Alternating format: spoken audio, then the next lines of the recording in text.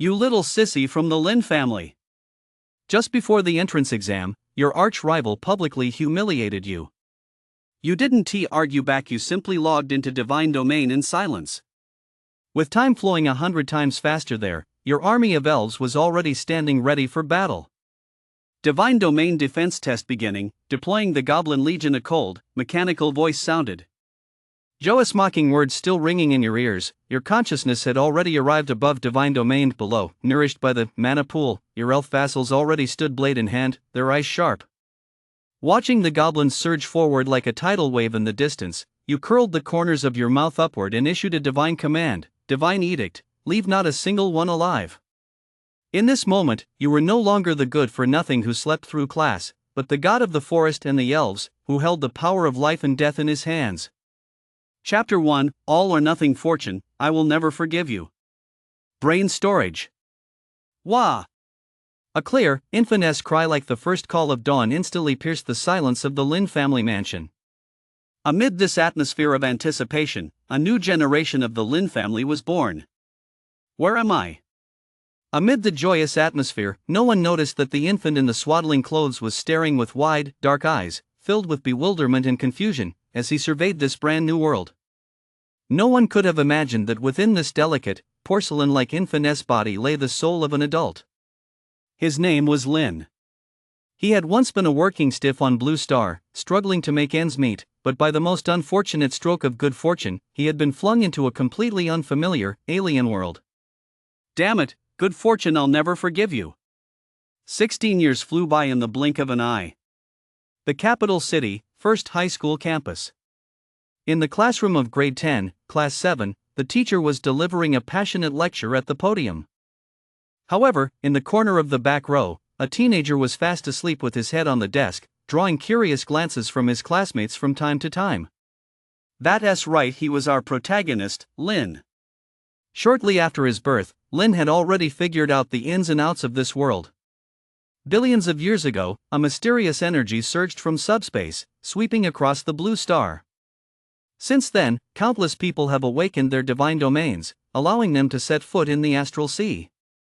People also came to understand the divisions of subspace, the astral sea, and the realm barrier.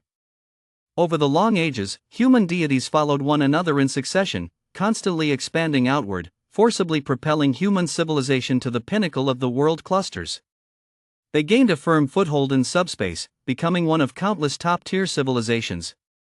What made Lin secretly grateful was that this reincarnation was nothing short of a stroke of luck. He had actually become the new generation scion of a renowned heavenly god stage family in the capital. It must be understood that in this era, where divine realms hover above subspace at the God King stage and beyond, the heavenly god stage already represented an immensely powerful force. As a direct descendant of the family, Lin stood from birth at a height that many gods could never reach in their entire lifetimes. Lin witnessed with his own eyes as his parents led a massive vassal army, sweeping through one alien world after another like a whirlwind. That earth-shattering power and supreme glory set his blood boiling. In that moment, he made a decision that defied his ancestors. He vowed fiercely in his heart, to hell with studying. Reading is for fools. I'm going to become a god and stand at the very pinnacle of this world. Ding-dong, the bell rang, shattering the classroom's stagnant air. Lin lifted his head groggily from his desk, rubbing his sleepy eyes, just as he was about to enjoy this pleasant break. Before he could even stretch, his ear was suddenly yanked violently. Lin! The pain snapped Lin awake instantly, and he whipped his head around. Behind him stood a beautiful girl in a school uniform, her almond-shaped eyes wide with fury, her delicate brows furrowed, her face etched with indignation. Lin, you were sleeping in class again. Do you even want to learn? The girl's chest rose and fell slightly with anger, her right hand still clutching Lin's ear tightly, showing no sign of letting go. Her name was Chu. She was in the same class as Lin. However, beyond being classmates, she held another special role: Lin's fiancée. The Lin and Chu families had shared a deep friendship for generations. Upon learning of the two children's births, their parents consulted and arranged a childhood engagement between them.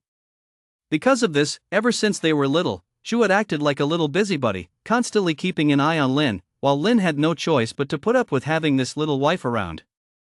As Lin tried to wriggle free from Chu's grip, he shouted at the top of his lungs. Can't you just leave me alone? I'm going to become a great divine point who dominates countless realm barriers. How can I waste my time on this useless knowledge? Hearing this, Chu tightened her grip even more and retorted, fuming. Stop daydreaming. Dominating realm barriers? The way you sleep through every class, you'll be lucky if the teacher doesn't call your parents. Lin winced in pain but still stuck out her chin and retorted. I don't buy any of that. Which of those older deities became a god by just studying? They all cut their teeth through real-world battles, time and time again.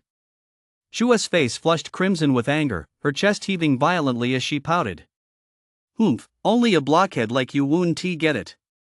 If anyone wanted this lady to look after them, I wouldn't even want to. I don't have time to argue with you right now. The homeroom teacher called us to the office. Hurry up, don't dawdle. With that, she yanked Lin, who was still standing there dumbfounded, to her feet and stormed off toward the office. Chapter 2: The Awakening Ceremony. The homeroom teacher saw Lin and Chu step into the office. His face instantly lit up with a warm smile, and he hurriedly waved them over. After all, these two were scions of the top heavenly god stage families in the capital. At school, their status was special, their every move drew attention, and certain privileges were an unspoken given.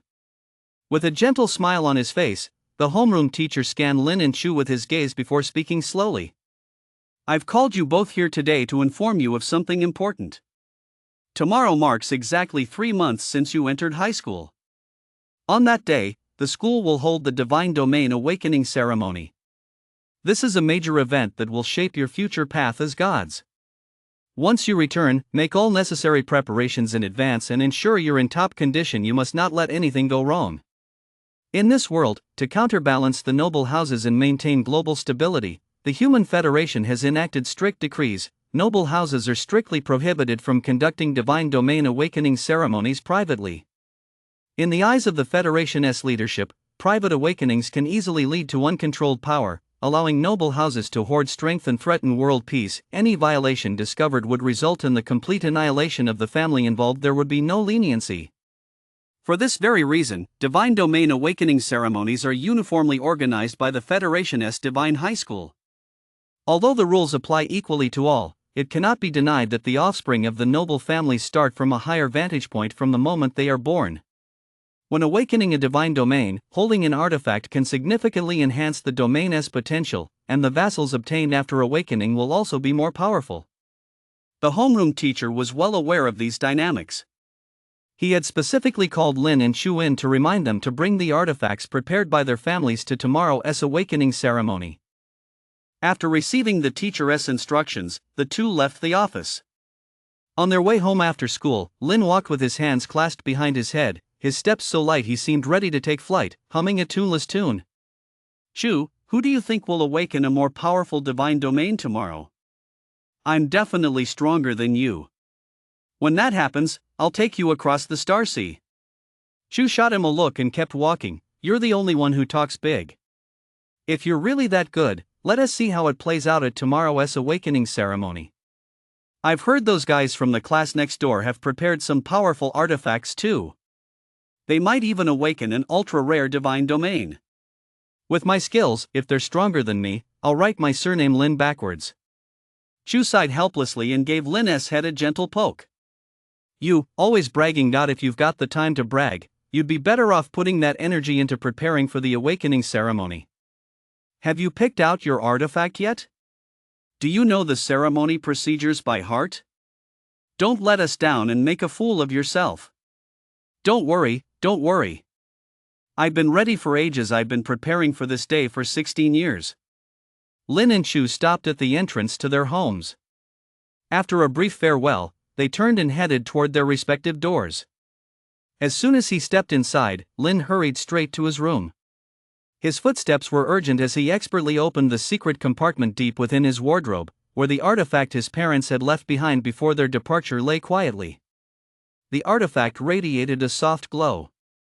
Lin carefully cradled it in his hands and placed it in his shoulder bag.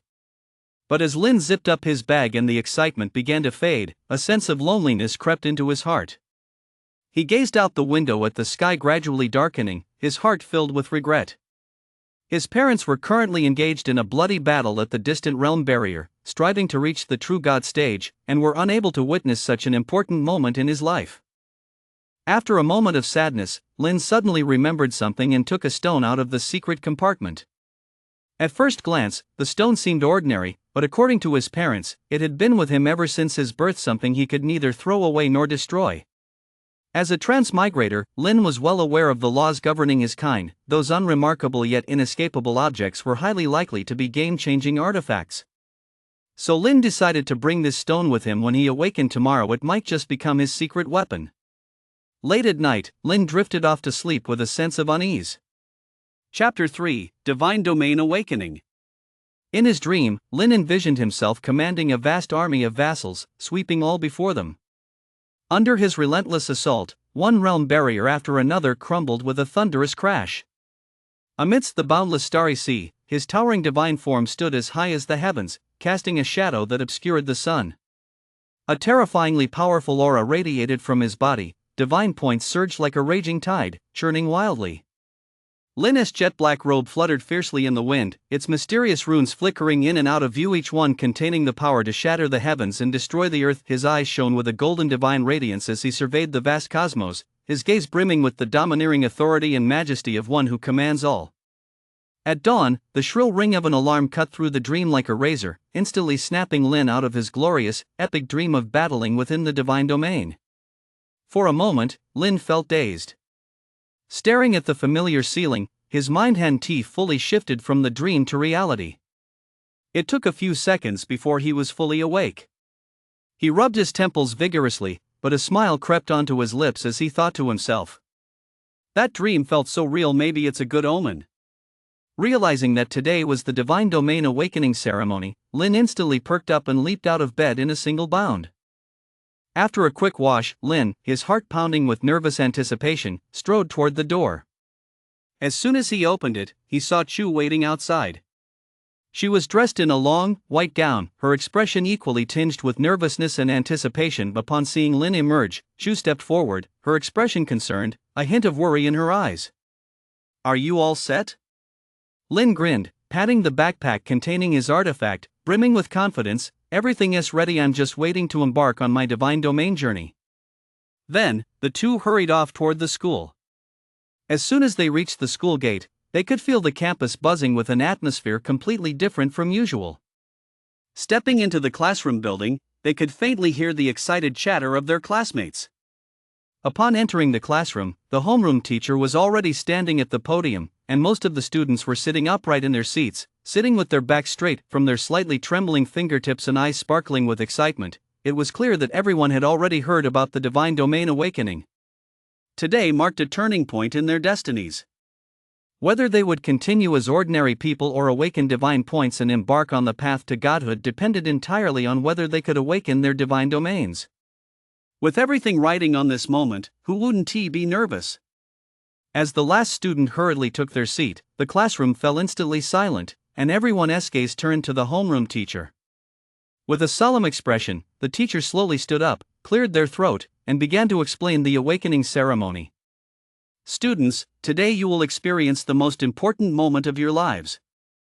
The awakening ceremony is the key to unlocking the gates of the divine domain. In a moment, I will use divine points to guide you into subspace. The source of the world will assist you in condensing your divine domain within subspace. You must keep your minds focused and do your utmost to establish the rules of your divine domain. The more refined the rules, the greater your chances of success. Remember, no matter the outcome, maintain a calm and composed mindset. Success is, of course, a tremendous stroke of luck. Failure does not mean your life is doomed." The homeroom teacher paused and added, "During the ceremony, everyone must strictly observe order. Are you ready?" "Ready." "Good. Class 7 of the first year will begin the Divine Domain Awakening. Request to lift the world suppression. Copy that." No sooner had the homeroom teacher finished speaking than a colossal aura of authority suddenly radiated from him. As the homeroom teacher of God High School, he was a true God stage being possessing elementary divine points. In the past, due to the existence of the world-S suppression, he appeared no different from ordinary people. There was not the slightest trace of a deity in his daily life, but now, with the world suppression lifted, the overwhelming divine pressure he possessed could no longer be concealed. It was released without restraint, thickening the air until it felt viscous. The students felt as if a boulder were pressing down on their chests, making it difficult to breathe, and they truly experienced the power of a god.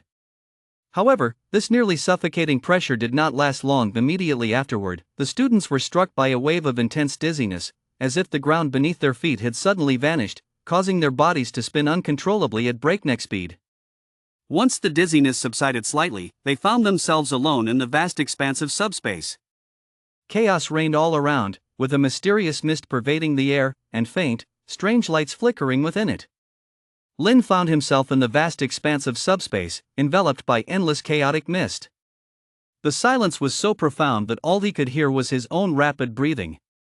Before he could gather his wits, a vast, ancient, and oppressive will as if traversing endless time and space crashed down upon him, weighing heavily on his spine. Immediately afterward, an extremely bright white dot suddenly appeared in his field of vision. The light was pure and dazzling, standing out strikingly against the chaos. Before Lin had time to think, the white dot expanded outward at a speed too fast for the naked eye to follow, gradually dispelling the chaos wherever it went. Lin instantly realized that this was the beginning of the evolution of the legendary divine domain. Chapter 4: The Continent of the Elves. In an instant, the rapidly expanding white speck exploded like a brilliant star, and surging light rushed outward like a tidal wave. Wherever it touched, the chaos melted away as swiftly as ice and snow under the scorching sun. The scene before Lin's eyes gradually came into focus. The first thing to fill his vision was an ancient forest so vast it obscured the sky. Massive, ancient trees soared skyward, their trunks etched with the marks of time. Lush branches and leaves intertwined, weaving a dense green canopy that completely obscured the sky. Not far from the forest, a mountain range rose high into the clouds, like a sharp sword piercing the heavens. Sunlight cascaded onto the snow-capped peak, reflecting a dazzling glow. At the same time, a clear spring gushed from the mountaintop, slowly gathering into a small river that meandered downward, carrying the fragrance of plants and trees along the way, until it converged into a lake at the edge of the divine domain. Within the forest, a vibrant aura of life gradually swirled and evolved. The artifact Lin clutched tightly suddenly transformed into a brilliant shooting star, plunging headfirst into the forest of the divine domain. The moment the artifact touched the ground, a massive sacred elven tree shot up from the earth. This artifact was a crucial aid left to him by his parents, ensuring he would awaken his elven vassal with absolute certainty. As a symbol of power passed down through generations, the family possessed extensive experience in nurturing the elven vassal. As a transmigrator, Lin was well aware of the elves' power and wholeheartedly accepted his parents' decision. Before long, nourished and summoned by the sacred elven tree, the dense life force transformed into specks of glowing light, gathering and merging one after another. The spirits burst forth from the light. Beep. Human Federation Citizen Lin, ID 9527 Malawian Kwaches, has awakened a divine domain. Activating divine domain system. Divine identity, Human Federation Citizen Lin. Faith points, God of forests and spirits. Divine name, Florax. Divine rank, Divine creature stage. Divine domain category, Forest of the Elves. Vassal, Elves. Just as Lin let out a long sigh, fully convinced that the awakening of his divine domain was now a settled matter, a sudden turn of events occurred. The stone he carried close to his body, which had shown no signs of abnormality until then, erupted without warning into a blindingly brilliant light. The light was blinding, instantly illuminating the surroundings as if it were broad daylight. Amidst this dazzling glow, the stone slowly twisted and warped, gradually transforming into the shape of an ancient alchemical furnace. As the light receded like a tide, the furnace transformed from the stone floated steadily into Lin's hands. It felt heavy in his hand. The furnace was engraved with mysterious runes, and its surface felt warm to the touch, as if it were alive. Before Lin had a chance to examine it closely, the crisp notification sound of the divine domain system rang in his mind. He hurriedly looked at the system interface and saw that a new artifact tab had appeared on the previously simple screen. Artifact, Creation Forge. Lin slowly reached out, his fingertips inch by inch drawing closer to the ancient alchemy furnace. The moment his palm finally touched the furnace's surface, a mysterious and overwhelming surge of information, like a raging tide, flooded into the depths of his consciousness without warning. In that split second, countless images flashed through Lin's mind like a kaleidoscope, and the overwhelming flood of information nearly shattered his consciousness. It was unclear how much time had passed before Lin slowly came to his senses, his face etched with shock. He could never have imagined that this seemingly ordinary alchemy furnace before him would have such a staggering origin. It had once been the artifact of a supreme god who commanded the realm barrier. Yet, a divine war that shook the heavens and earth had sealed that supreme god's fate. The ferocity of that brutal conflict was so immense that it shattered the artifact into pieces, scattering them into the mysterious and perilous subspace where Lin, the fortunate one, eventually stumbled upon it. Lin carefully sifted through the information transmitted by the alchemy furnace. Once he fully grasped its current formidable capabilities, a surge of delight instantly overwhelmed his rationality. The corners of his mouth curled upward uncontrollably, and his eyes sparkled with unbridled excitement. He nearly burst into a loud, triumphant laugh. Chapter 5: Creation Forge. After being ravaged by that divine war, the alchemy furnace was riddled with holes. Not even 1% of its once earth-shattering, world-upending capabilities remained. It had nearly become a worthless piece of junk. Yet one function miraculously remained intact. This fully preserved function was called fusion, and its efficacy was nothing short of miraculous. No matter the material, whether rare spirit ores, ancient treasures, or mysterious relics, simply place it within the alchemy furnace, infuse it with divine points, and the furnace would synthesize their strengths to compensate for their weaknesses, allowing the item to transcend its original limitations. Lin gazed at the furnace, a glint of inspiration flashing in his eyes. He couldn't wait to reach into his robe and pull out several faintly glowing cards. These cards looked ordinary, but they held a secret. Each one sealed a unique resource. They had been crafted using special methods to facilitate trade among the gods. The cards in Lin's hand were carefully selected and prepared by his parents to help him get off to a smooth start in the divine domain. A newly formed divine domain has fragile foundations and cannot withstand the loading of too many cards, which could very well cause it to collapse. However, this alchemy furnace seemed capable of solving this problem. With this in mind, Lin did not hesitate for a moment. He raised his hand and loaded a divine card. In an instant, a warm current surged through his body. As a newly born deity, he felt divine points flowing through his limbs and bones for the very first time. Immediately afterward, he placed the few faintly glowing F-rank cards in his hand into the alchemy furnace, simultaneously channeling the newly acquired divine points within his body and infusing them into the furnace. The runes on the furnace's surface flickered, and before long, the cards coalesced into a single new card. F-rank divine card, divine card. Lin's gaze locked onto the divine card that had just emerged from the alchemy furnace. His eyes widened instantly, his face filled with ecstatic disbelief. Originally, to populate the ecosystem of his divine domain, he would have needed to load several species cards. But now, this single divine card condensing the essence of numerous F-rank cards had effortlessly solved his problem. It saved him a tremendous amount of time. Without a moment's hesitation, Lin touched the divine card with his fingertip and decisively loaded it into the divine domain. In an instant, a brilliant light erupted, and one after another, the silhouettes of animals materialized like phantoms from the dense forest. There were elk galloping with agility, hares leaping with grace, and birds soaring with outstretched wings. With the addition of these creatures, the divine domain, which had previously been somewhat barren and lacked a complete ecological chain, gradually came to life. As soon as the divine card finished loading, Lin felt as if his head had been struck by a sledgehammer. A wave of intense dizziness washed over him, nearly causing him to lose his balance. He knew full well that today's loading limit had already been reached. Even a single additional attempt could cause his consciousness to be overwhelmed by divine points. With no other choice, he could only observe the development of the divine domain from above. Before long, Lin suddenly felt the world spinning. When he opened his eyes again, he found himself back in the classroom, where the homeroom teacher was smiling warmly at them from the podium. A look of satisfaction graced the homeroom teacher's face as his clear voice echoed through the classroom. "Students, our class has performed exceptionally well this time. Out of 50 students, a full 34 have successfully awakened their divine domains.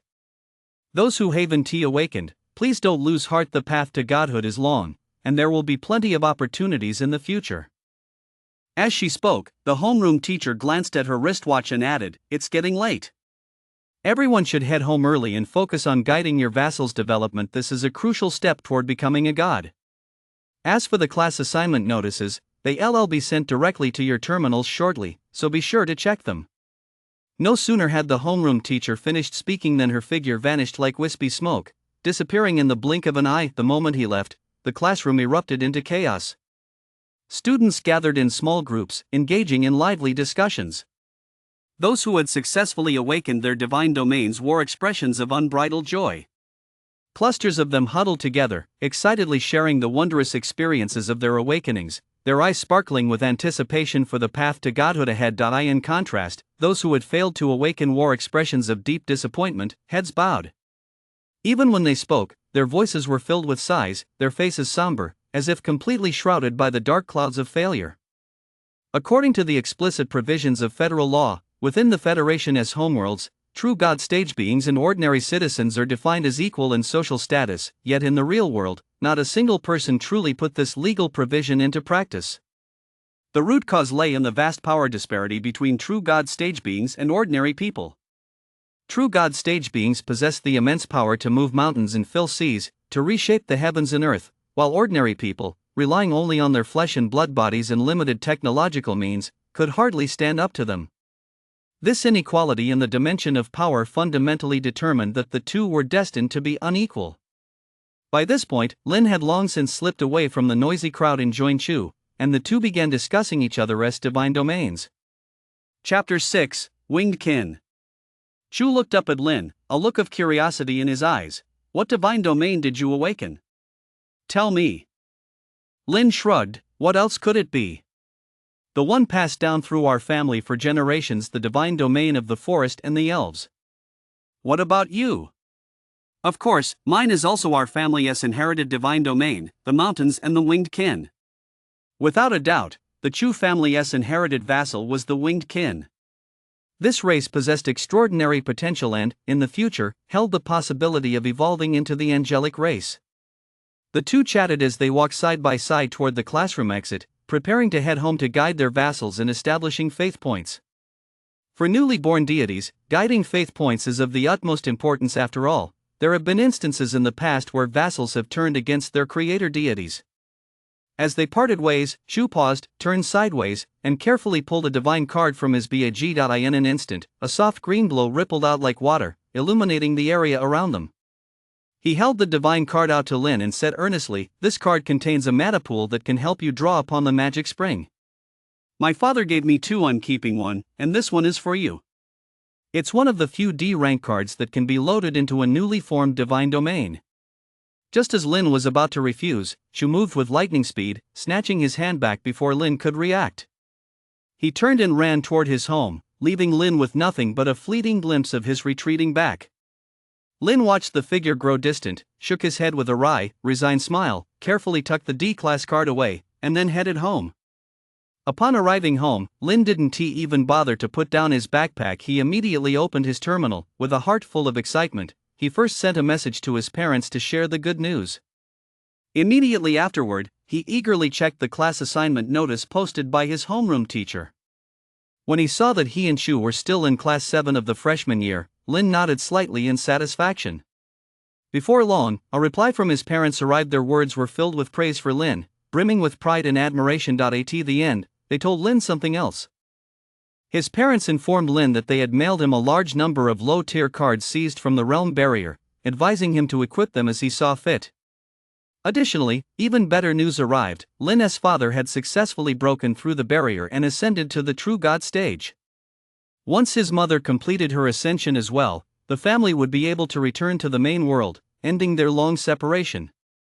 Upon seeing the message, Lin was genuinely happy for his parents. However, he quickly composed himself, realizing he had a more urgent matter at hand: channeling his vassal faith points. This concerned the very foundation of his path to godhood and could not be delayed for even a moment. With that in mind, Lin didn't hesitate for a second. He strode into his bedroom and slid effortlessly into the divine domain login pod. Citizen 9527 Malawian Quachas. Lin detected logging into the divine domain. In an instant, a powerful and mysterious force violently pulled Lin's consciousness inward. The next time he opened his eyes, he found himself floating above the divine domain. Due to the 1:100 time flow difference between the divine domain and the main world, the elves within the divine domain had already begun their initial interactions. Up below, elves of various forms had gathered, whispering to one another. One couldn't help but marvel at the elven race's striking beauty. The men stood tall and strikingly handsome, the women were graceful and ethereally beautiful. They were truly endearing. Seeing that the vast majority of the elves had already gathered beneath the sacred tree of the elves, Lin took a deep breath, focused his mind, and began to channel the few divine points at his disposal. In an instant, the sky churned with swirling clouds. The once clear expanse was agitated by a mysterious force. A massive golden beam pierced through the depths of the clouds. Within the halo of light, a face slowly materialized. It was Lin's likeness. The features were sharply defined, the eyes deep as if containing endless starry skies, radiating an aura of sacred awe that caused the elves below to look up in unison, their eyes filled with both fear and reverence. Lin's deep, authoritative voice, imbued with divine points, boomed across the heavens and earth. I am the god of the forest and the elves, and the creator who bestowed life upon you. From this moment forth, you shall regard me as your faith points. I shall bless you and safeguard the peace and prosperity of this divine domain. The elves all prostrated themselves on the ground, their foreheads lightly touching the earth, as they cried out in unison, we pay homage to the god of the forest and the elves. Notice, you have gained 47 new followers and 8 true believers. As the notification faded, the divine miracle Lin had just created began to slowly dissipate. The golden light gradually dimmed, and the gigantic face in the sky slowly vanished, leaving behind clouds that had not yet fully settled, as if still echoing the awe of moments past. Once the miracle had completely faded, the elves who had been kneeling on the ground slowly rose to their feet. At that moment, a tall, distinguished male elf strode forward to address the crowd. His gaze was resolute, and his voice boomed, to better serve the gods and ensure the survival of our people, I propose that we build dwellings and altars around the sacred tree. This will stabilize our lives and provide a foundation for our faith points. The other elves began whispering among themselves. Moments later, some nodded in agreement while others raised their arms in cheers, unanimously accepting the proposal. This action instantly caught Lin's attention. He looked closely and realized that this male elf was one of his 8 true followers. Lin nodded to himself, thinking that this man would be a suitable candidate for the position of tribal chieftain. Suddenly, Lin remembered something. Chapter 7, The Fountain of Magic. He reached into his robe, fumbled around for a moment, and pulled out a card. Instantly, a soft green glow emanated from it. This was the D-rank card that Chu had slipped into his hand when they parted ways. As one of the few D-class cards capable of hosting a nascent divine domain, it was a highly coveted treasure among the ranks of newly born deities. Its value, naturally, far surpassed that of ordinary D-class cards. Lin's fingertips gently caressed the card as he recalled Chua's hurried figure rushing home at their parting, and a faint smile involuntarily touched his lips. Lin took a deep breath, clutching the faintly glowing magic spring card in his hand. He raised his hand and slowly placed the card into the ancient, heavy creation forge. Immediately afterward, Lin channeled his divine points, sending them surging into the forge in an unending stream. In Lin's view, the competition within the divine domain was ruthlessly fierce, and the timing of loading a divine domain was of the utmost importance. For precious cards like the magic spring card, which could unlock a nascent divine domain, the earlier they were loaded, the greater the advantage one could accumulate during the early stages of growth, allowing one to pull ahead of peers at an early stage. However, after searching his entire body, Lin couldn't find a suitable card to fuse with the magic spring card. Since fusion wasn't possible, Lin didn't lose heart. He fixed his gaze on the magic spring card within the creation forge and made up his mind, for now, he would simply infuse it with divine points. Although the effect wouldn't be as dramatic as fusing cards, it would still slightly enhance the magic spring card. Soon after, Lin realized his divine points were running dry and couldn't help but smile wryly. Though the creation forge was extraordinarily powerful, it was a massive consumer of divine points, and each activation left him feeling utterly drained.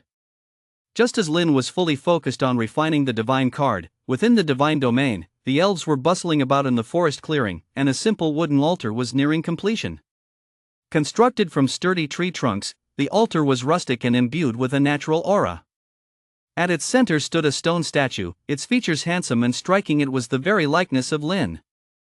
As the final axe fell, the statue was complete. In that instant, a mysterious and warm energy rippled through the divine domain. Lin, who was pouring all his energy into refining the spirit spring card, felt a sudden stir in his heart, as if gently tugged by an invisible thread. At the same moment, the magic spring card in the furnace was also fully refined, emitting a lustrous green glow. Divine card, Mana Pool. Great God of the forest and the elves, your faithful devotee humbly worships you and prays for your protection. With the statue completed, an elf with a tall, upright posture and eyes radiating determination and devotion slowly stepped forward.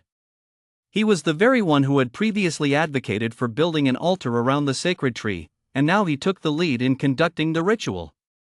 Lin hovered above the divine domain, his gaze piercing as he quietly surveyed the grand and solemn ritual unfolding below. As the ceremony progressed, he keenly sensed the power of faith points gathering within the stone statue like a trickling stream, constantly accumulating.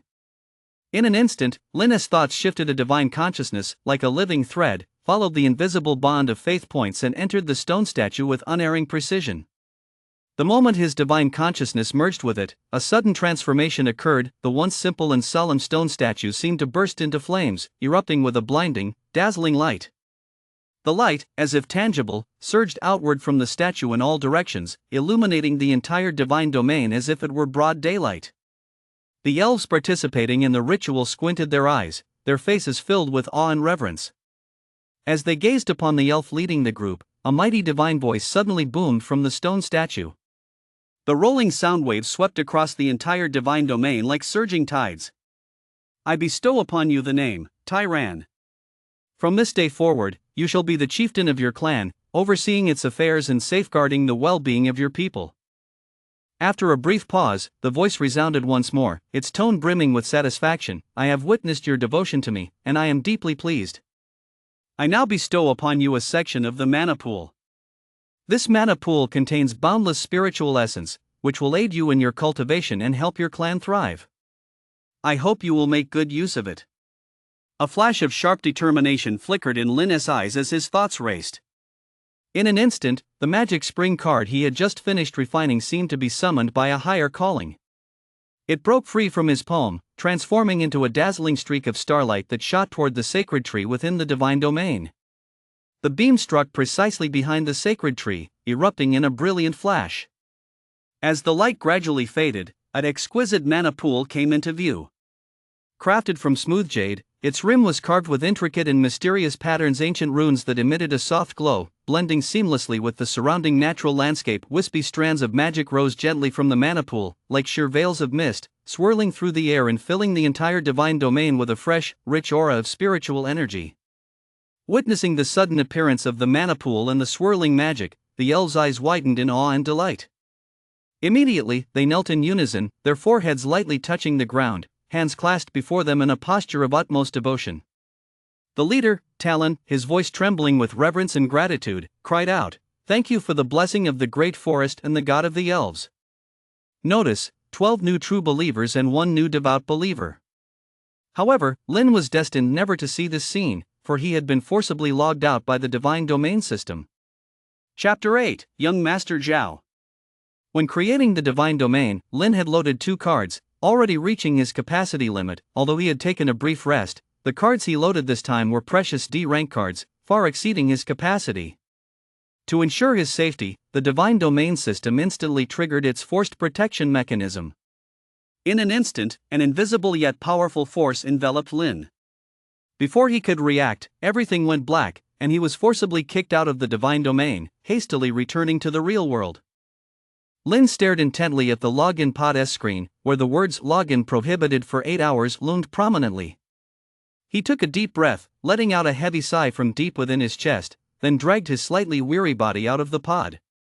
Lin raised a hand to rub his temples, a wry, exasperated smile on his face, and muttered under his breath, "I was so excited back then, my head was filled with thoughts of divine domain's future development, and I completely forgot I'd already loaded 2 cards.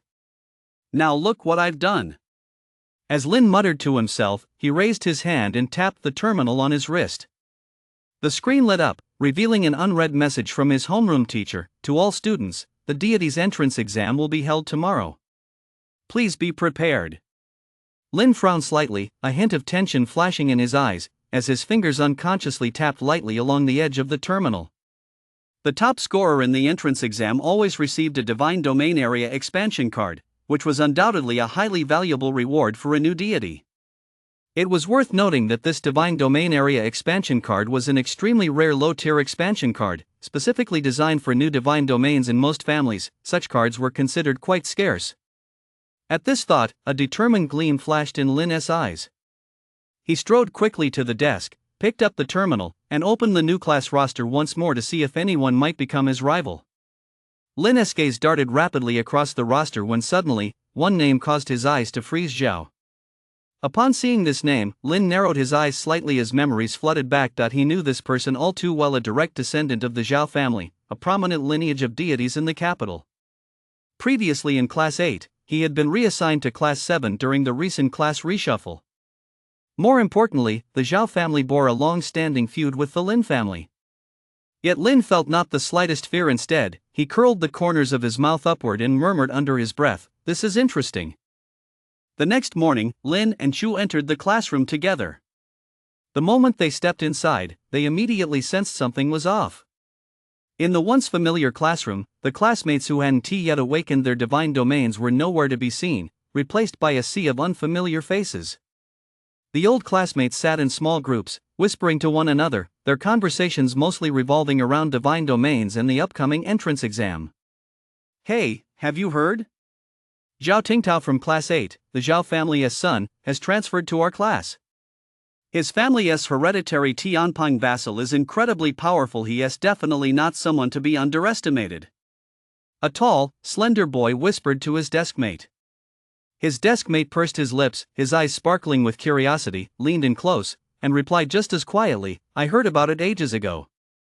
He is bound to get into a fight with that Lin family young master in our class.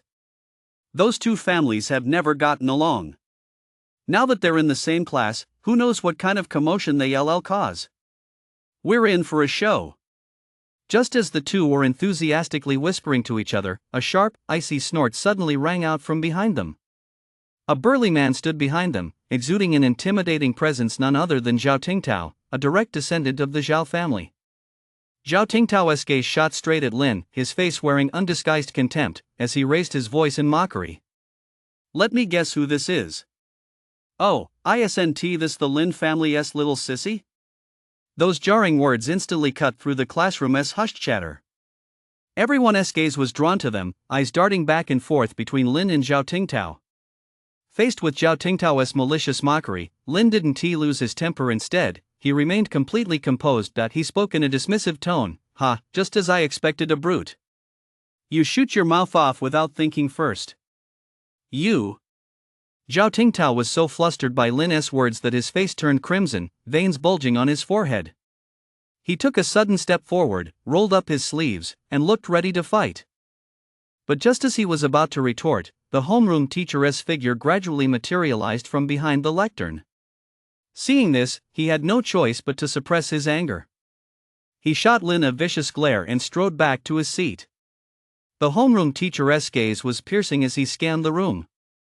Seeing that all the students were seated, he cleared his throat and prepared to speak. "All right, everyone.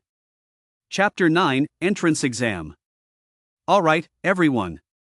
As I mentioned in the notice I sent out last night, our main task today is to complete the entrance exam. Now, please follow me to the Divine Domain login room." With that, the homeroom teacher turned and strode out of the classroom with purpose. Seeing this, the students rose one by one, lining up in single file and following behind him in an orderly stream. Lin and Chu were toward the back of the line. As Zhao passed by, he deliberately bumped into Lin's shoulder, narrowed his eyes, and said with a look of utter disdain, "Kid, I'll crush you under my feet in the entrance exam." Having delivered his threat, he turned up his nose and strode off, blending into the crowd. Hearing this, Lin's expression remained completely unruffled. In fact, a faint, almost imperceptible smile played at the corners of his mouth. He knew full well that the entrance exam's difficulty was limited, and the outcome was still far from certain. Stepping into the Divine Domain login room, he saw row upon row of Divine Domain login pods neatly arranged. Once all the students had gathered, the homeroom teacher cleared his throat and began explaining the rules of the entrance exam. This test is called Divine Domain Defense. I will deploy a goblin army of 100 units into each of your divine domains. Throughout the entire process, your vassals will be responsible for the defense as deities. You are strictly forbidden from intervening. Final scores will be determined by the order in which the goblin army is defeated. The sooner you complete the defense, the higher your score. Is that clear? Understood. Then let us begin. The students lined up and entered the Divine Domain login chamber one by one. When it was Zhao's turn, he had just stepped 1 foot into the chamber when he suddenly paused, turned his head, and fixed Lin with a defiant glare. Then, he snorted disdainfully and strode into the chamber. As the world spun around him, Lin found himself transported to the Divine Domain. He steadied himself, and before his eyes unfolded a bustling scene. A group of graceful elves were working in orderly fashion. Lin came to a stop. As a thought flashed through his mind, his consciousness felt like an invisible thread connecting to the divine statue on the Divine Domain altar. Immediately, a divine edict was issued. Lin's voice echoed softly from the divine statue, imbued with unquestionable majesty and sanctity. My people, heed the divine decree. In 3 days' time, the vassals of the alien evil god will set foot upon our divine domain. Driven by greed and malice, they seek to trample this sacred land. This is a grave trial, and the moment to demonstrate your loyalty and courage. Take up your weapons, ignite the fighting spirit within your hearts, and offer the blood of the invaders as a sacrifice to our glory, proving your boundless loyalty to me and to this land. The voice of the divine decree echoed throughout the divine domain, reaching the ears of every vassal. In an instant, the elves, who had been busy at their tasks, froze in their tracks. Then, in perfect unison, they knelt on one knee, clasped their hands before their chests, and bowed their heads before the divine statue in the most devout posture.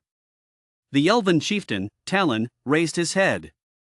His eyes shone with determination and reverence as he responded in a loud voice, Great God of the forest and the elves, your will hangs high like the sun and moon, illuminating the path before us. We swear by our lives to strictly obey your divine decree.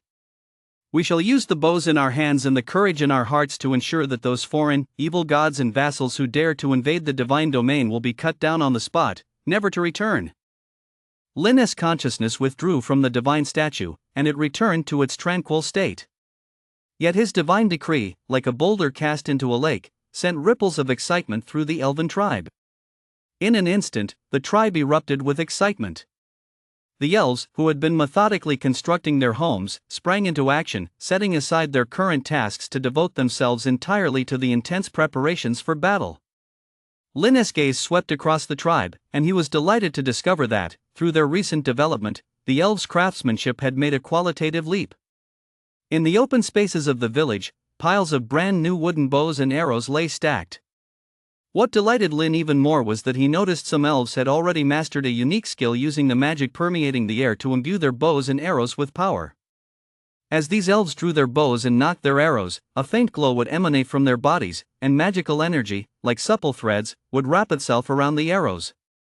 When the arrows were released, they not only traveled faster and with greater force but also carried a dazzling radiance.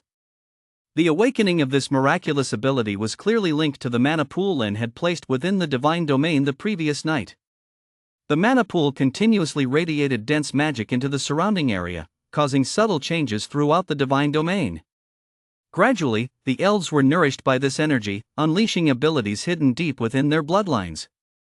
Just as the elves were fully immersed in their preparations, the shadowed side of the mountain within the divine domain suddenly rippled with an eerie disturbance. Space seemed to be being ruthlessly twisted by a pair of giant hands hidden in the darkness, emitting a teeth-grinding hissing sound. Immediately afterward, a mysterious portal slowly materialized. Chapter 10: The Battle Begins. The portal rippled with an eerie disturbance, and a pair of dark green feet covered in wrinkles and bumps slowly stepped out. Immediately after, a hunched goblin materialized. Its ears were sharp as blades, and its eyes glowed with a bloodthirsty, eerie light. As the first goblin emerged from the portal, the air around it seemed to be torn apart by an invisible force, emitting a faint hissing sound, and the opening of the portal expanded accordingly. One after another, the second, third, the goblins poured out in a somewhat disorganized line. Just as the 100th goblin stepped fully through, the spatial portal seemed to have fulfilled its purpose, suddenly bursting with a blinding light before vanishing. Immediately afterward, the goblin chieftain let out a series of shrill, ear-piercing screeches that sounded like metal scraping against metal. He slammed his wooden staff heavily against the ground. The scattered goblins, who had been darting about and jostling one another, were cowed by the shriek and huddled together, trembling. Seeing this, the chieftain let out another shriek, spun around abruptly, and led the charge into the forest. Behind him, a column of 100 goblins followed in a chaotic yet imposing procession. They let out a cacophony of shrieks as they surged like a tidal wave toward the quiet, deep forest. Meanwhile, the elves within the tranquil forest had long sensed their approach and were already bracing for battle. Moonlight filtered through the dense foliage, casting its glow upon the elves' resolute faces and illuminating their sparkling eyes. Each elf wore light yet sturdy vine armor and clutched a finely crafted longbow in hand, their quivers brimming with arrows, everyone sharpened to a razor's edge. Relying on their agility, the elves climbed silently up the towering trees, hiding within the dense canopy. The lush foliage served as their natural cover as they watched intently the goblin horde advancing in the distance, waiting for the intruders to step into the carefully laid traps. Deep within the forest, the stench of decay grew thicker as the goblins drew nearer. Hidden among the branches, the elves wore stern expressions as they began to move in perfect unison. Their movements were fluid and silent. Slender fingers drew sharp arrows from their full quivers, knocked them onto their longbows, and slowly drew the bowstrings. The arrowheads glinted coldly, locked firmly on the goblin column winding its way below. Even after all the goblins had entered the encirclement, the forest remained deathly silent, broken only by the goblins' chaotic footsteps and heavy panting. Suddenly, a piercing whistle cut through the air.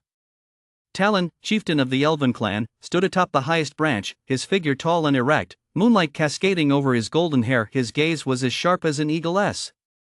In one fluid motion, he drew his bow and nocked an arrow, sending it whistling through the air. This arrow served as a signal. The other elves opened fire in unison. In an instant, bowstrings rang out, and arrows, laden with a chilling intent to kill, rained down on the goblins like a torrential downpour. The arrows pierced the goblins' coarse flesh with precision. The goblins in the front ranks were instantly felled, their piercing screams echoing through the forest. Those in the rear ranks were swept up in the chaos, trampling and shoving one another, resulting in countless casualties. After just one volley, the goblin horde, which had numbered in the hundreds, was reduced to a mere handful. The surviving goblins stared wide-eyed in terror, snarling as they tried to flee. But the elves would give them no chance. The bowstrings were drawn taut once more. At the chieftain's command, a second volley of arrows rained down. Before a few goblins could even turn around, they were pierced by sharp arrows, collapsing into a pool of dark green blood that reeked of acid. They twitched a few times before going still. When the last goblin lay still in the dark green pool of blood, a mechanical beep suddenly rang out, shattering the brief silence. Beep. Candidate Lin has completed the assessment. Time taken, 1 hour and 13 minutes. Beep.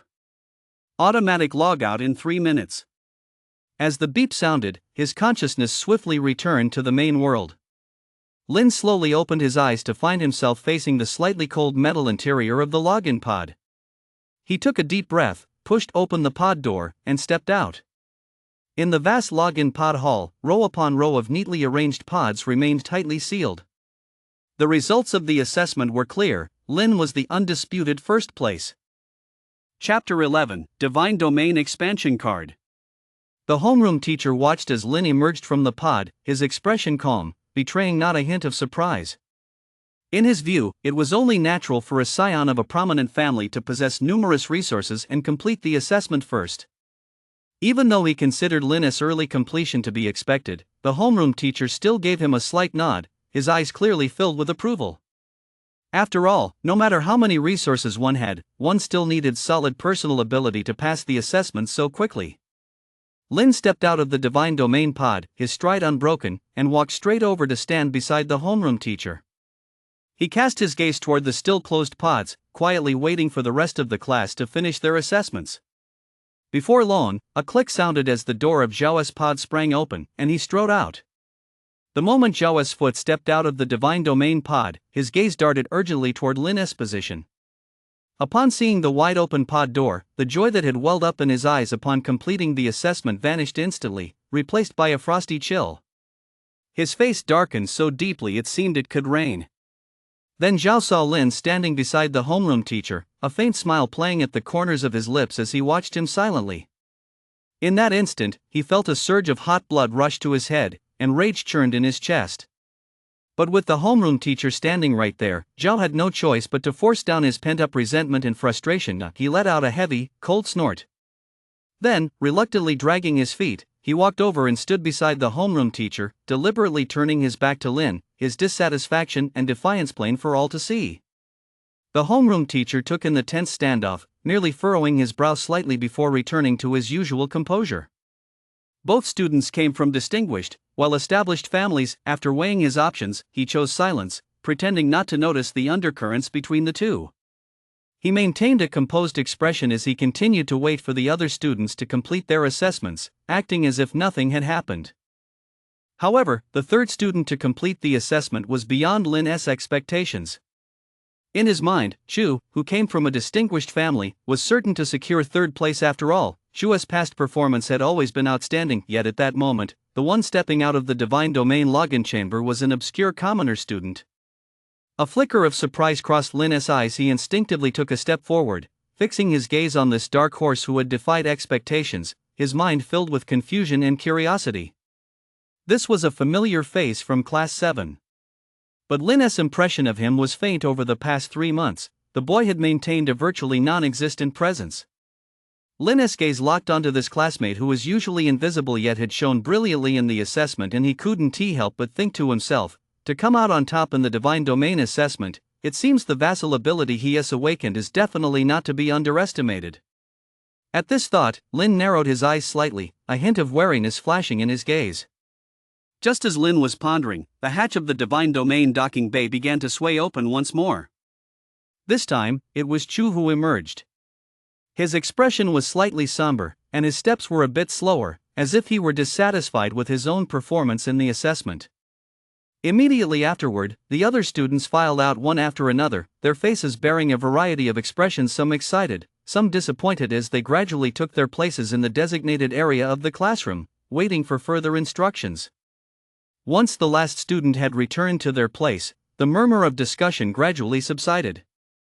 The homeroom teacher cleared his throat, his expression solemn, and raised his voice to announce, "Students, the results of this divine domain assessment are in." With that, he began to read out the rankings and corresponding rewards one by one. The homeroom teacher scanned the room and announced in a clear voice, "For this divine domain assessment, first place goes to Lin, who will receive 1 divine domain expansion card." Lin's lips curled slightly upward as he stepped forward to accept the card. Second place goes to Zhao, who will receive 1 iron ore card. Zhao snorted coldly and strode forward to claim his prize, though his gaze involuntarily flickered toward Lin, filled with resentment. Third place, Meng Qingfeng, receives 6 basic species cards. Meng Qingfeng's face lit up with delight as he accepted the cards with both hands, drawing a wave of envious murmurs from his classmates. Finally, the homeroom teacher added, "The rest of you will each receive 1 basic species card. I hope you'll all keep up the good work." Students, I will now announce the upcoming academic schedule. Considering that, as new deities, you need ample time to explore and develop your respective divine domains, the school will only hold in-person classes on Wednesdays and Fridays from 8 to 10 a.m. During these sessions, you are welcome to ask any questions you may have. The rest of the time is yours to manage independently as you focus on your development. Additionally, the first Divine Domain monthly exam will take place in 1 month. Students who achieve outstanding results in this exam will not only receive rare divine cards as rewards but also have the chance to win a mysterious grand prize. I hope everyone gives it their all. No sooner had the homeroom teacher finished speaking than he vanished from the spot. Upon hearing about the monthly exam, Zhao's eyes lit up. He shot Lin a sidelong glance, a mischievous smile curving his lips, and the next second, he turned impatiently and strode out of the classroom. As the students gradually left, Lin and Chu also departed the school and headed home. Chapter 12, The Resource Bonanza. In the school faculty lounge, the teachers who had finished proctoring the exam gathered around to discuss the students' performance. Lin took first place this time. As expected of a direct descendant of the Lin family, his vassal has ranged attacks, giving him a natural advantage against goblins, said one teacher, pushing his glasses up and speaking first. Another teacher took a light sip of tea and added, "Ja didn't tea do half bad either. He used Tianping's ability to fly to constantly attack the enemies, and it worked quite well." The biggest surprise was Meng Qingfeng. Who would have thought that this usually quiet kid would awaken as a titan, a senior teacher remarked with a sigh, his eyes filled with satisfaction. A teacher stretched and leaned back in his chair. Class 7's assessment has finally wrapped up smoothly. Still, we've got to prepare for Class 8's exam tomorrow. On their way home, Lin and Chu walked side by side. Lin keenly sensed that something was off with Chu. Usually full of energy, she now walked with her head bowed, an inescapable air of gloom surrounding her. Lin couldn't help but turn her head and look at Chu with concern. "Chu, what's wrong? You don't seem to be in a good mood." Hearing this, Chu merely forced a smile, one that looked worse than a cry, and stammered, "It's nothing. I just didn't do well on the exam, so I'm feeling a little down." With that, she silently lowered her head again and quickened her pace. Seeing Chu looking so dejected, Lin's heart tightened. She inwardly groaned, feeling completely overwhelmed. "It's okay, don't be so downcast. It's just an entrance exam, it doesn't prove anything." Chu paused in her tracks. Her voice was hoarse, and her eyes were slightly red. "Lin, am I just completely useless? I've got the vassal passed down from my clan, and the divine card my parents gave me I haven't missed a single thing. Yet when faced with a few goblins, I still took so long." She bit her lower lip tightly, her face full of despair. Lin quickly stepped in front of Chu, standing firmly face to face with her. She placed her hands firmly on Chu's shoulders and said with conviction, "Chu, no matter how your divine domain develops, I'll lead you to conquer the subspace." Seeing Lin's earnest, resolute expression, Chu couldn't help but burst out laughing. Chu brushed Lin's hands off her shoulders and set off toward home with a spring in her step. As she walked, she called out loudly without looking back, "Humph, I don't need you to carry me. Don't you dare come begging me to take you on a rampage through subspace later." Watching Chu's receding figure, which radiated renewed vitality, Lin took a deep breath. Carrying this good mood with her, she turned and walked toward her own home with a light step. As Lin approached her front door, she noticed a delivery robot parked steadily in front of it. Sensing her approach, the sensor light on top of the robot flashed rapidly, and a crisp electronic voice sounded. "Beep Citizen 9527 Malawian Kwaches, hello. You have an important package awaiting your signature." Lin's gaze fell on the sender's address marked on the package, Phantom Dream Crystal System. He knew instantly. No need to guess, it had to be a package from his cheapskate parents. As soon as Lin stepped inside, he eagerly tore open the delivery package. In an instant, a dozen divine cards spilled out onto the floor with a clatter, and white and yellow light instantly illuminated the dim living room. He crouched down, his eyes sparkling, and quickly sorted the cards into piles. After a flurry of activity, he found that most were ordinary divine cards and species cards, and he couldn't help but feel a little disappointed. However, at the bottom of this stack of divine cards, a few cards emitting a green glow caught his eye. He gently picked them up and examined them closely. Surprise and excitement reignited in his eyes, and the corners of his mouth curled upward involuntarily. D-rank divine card, time acceleration card. Adjusts time in the divine domain to a 1:200 ratio. Effective for 15 days in the main world after use. D-rank divine card, reproduction acceleration card. Accelerates the reproduction rate of vassals. Valid for 15 days in the main world after use. D-rank creature card, Gale Wolf. Upon use, releases 99 Gale Wolves, a supernal species, into the divine domain. D-rank divine card, Small Mithril Vein. Upon use, automatically generates a small mithril vein within the divine domain. Linus' fingers gently caressed those precious divine cards, his eyes betraying unhidden joy, his heart pounding with excitement. Chapter 13, Developing the Divine Domain 1. All of these cards were D rank, making it somewhat difficult for Lin's divine domain to accommodate them. However, fortunately, Lin had just obtained a divine domain expansion card during the assessment. If he integrated this expansion card into his divine domain, he could expand its capacity and enhance its strength. In that case, loading these D-rank divine cards would be just about manageable. With that in mind, Lin grabbed the divine cards and quickly lay down in the divine domain login pod. Beep Citizen 9527 Malawian Kwacha's Lin detected in logging in. The moment he stepped into the divine domain, Lin's gaze immediately fell upon the elves. He saw them busily shuttling across the battlefield, clearing away the post-battle debris. Catching a glimpse of Talon standing at the edge of the battlefield, calmly directing operations, Lin immediately focused his will. Like an invisible thread, it traversed space and shot toward him with pinpoint accuracy. "You did well in this battle." The voice was deep and carried an authority that brooked no argument. Hearing this, Talon dropped to his knees abruptly, prostrating himself with his forehead nearly touching the ground. "Great God of the forest and the elves, everything in this battle was due to your protection and guidance." The divine voice sounded again, brief yet forceful. "Hold a ritual in 3 months' time." "As you command." Withdrawing his consciousness, Lin prepared to begin condensing divine points. Previously, the divine points he had utilized had all come from the divine cards prepared by his parents.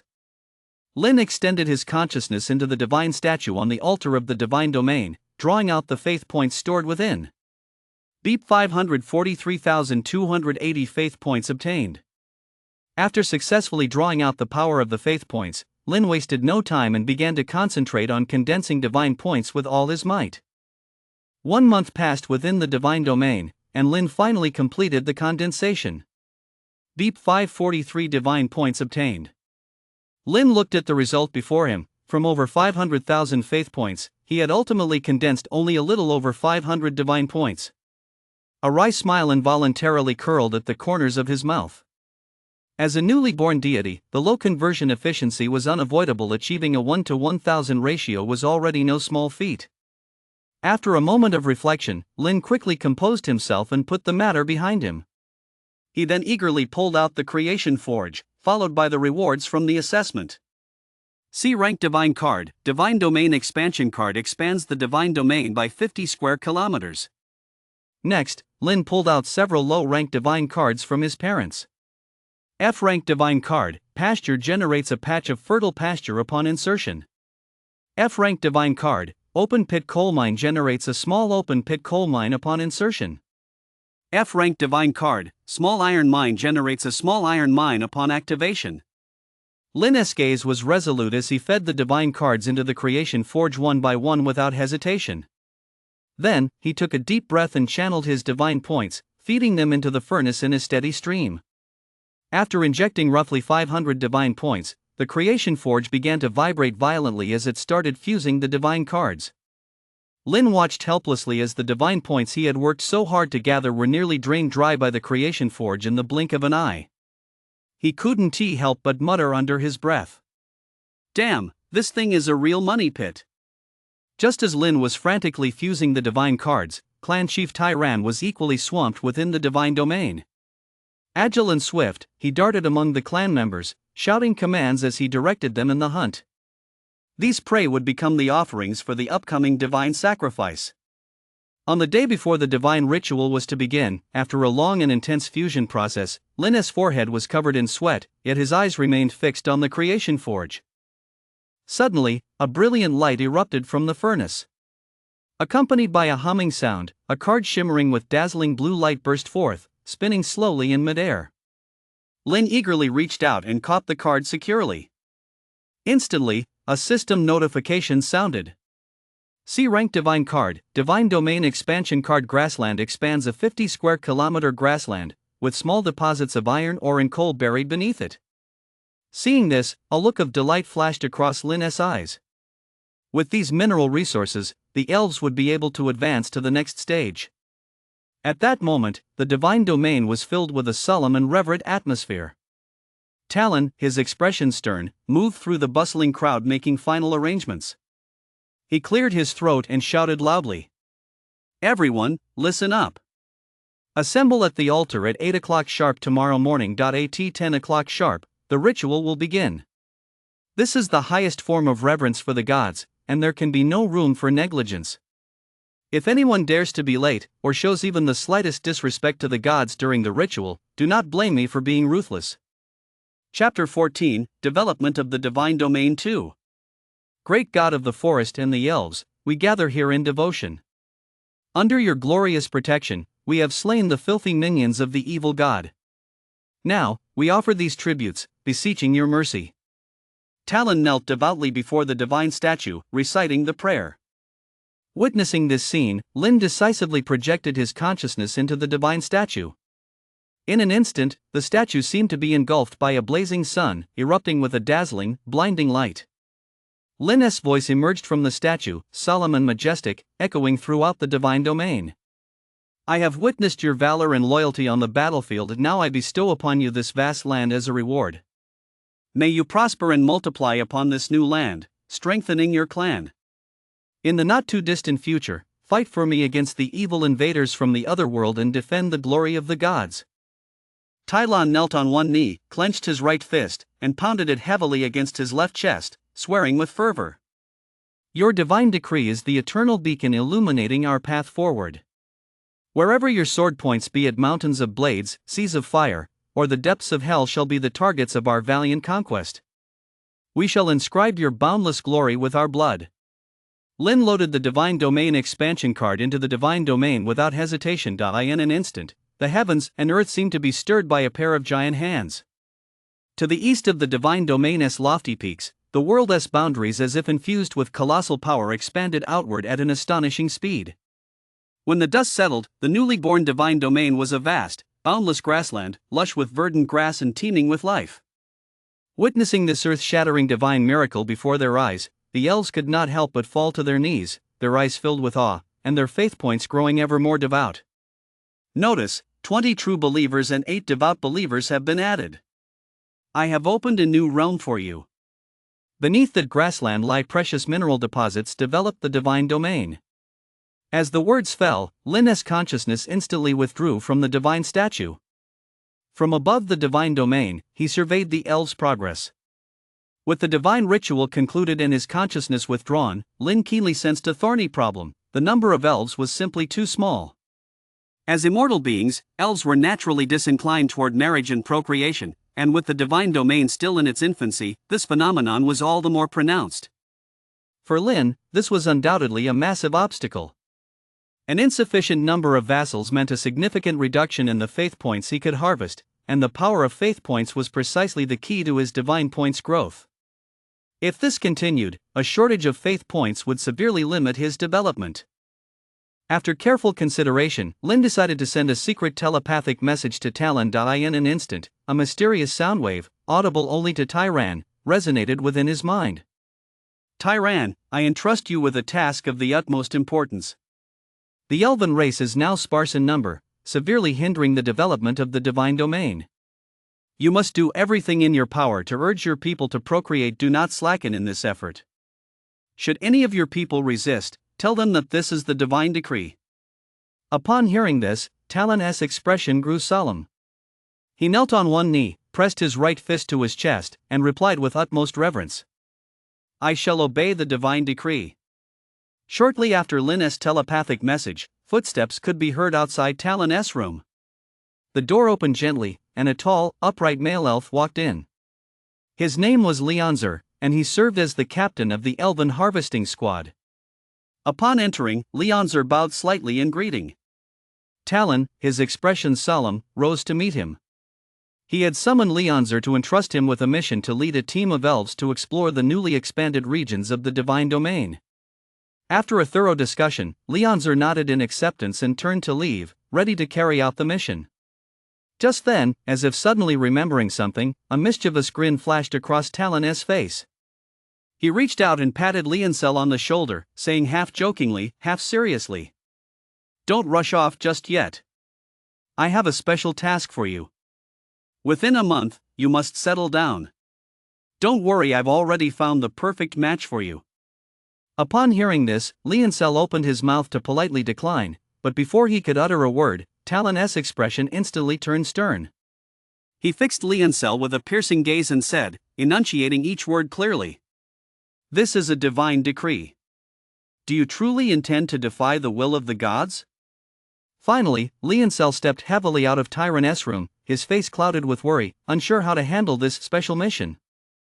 Inside the room, Tyron watched Leoncel's retreating figure, a mischievous grin spreading across his face. Chapter 15, Developing the Divine Domain 3. 3 months passed in the blink of an eye. The divine domain was filled with a unique, warm atmosphere. During this time, Talon had transformed into the busiest matchmaker around.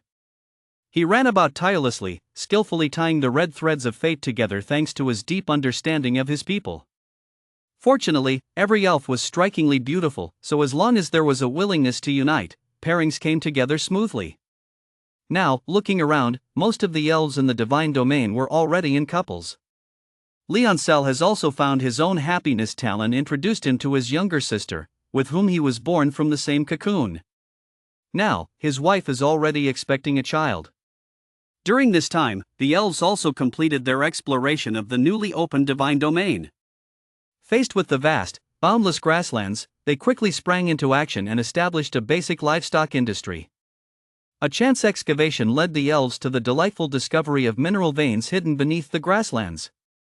However, a problem arose. The elves were not skilled in smelting, so even though they had found the veins, they had no way to make proper use of them. Upon realizing this, Lin was at a loss for words, his face darkening with frustration. After a moment's thought, he decided to log out of the divine domain and return to the main world to figure out a solution. Back in the main world, Lin stepped out of the login pod, stretched, and after a moment's thought, came up with a plan. He pulled out his terminal and called his old man. Yes, Lin hadn't forgotten he still had a dad. As soon as the call connected, Lin spoke with a smile. "Hey, Dad, how's it going? How's your promotion going with Mom?"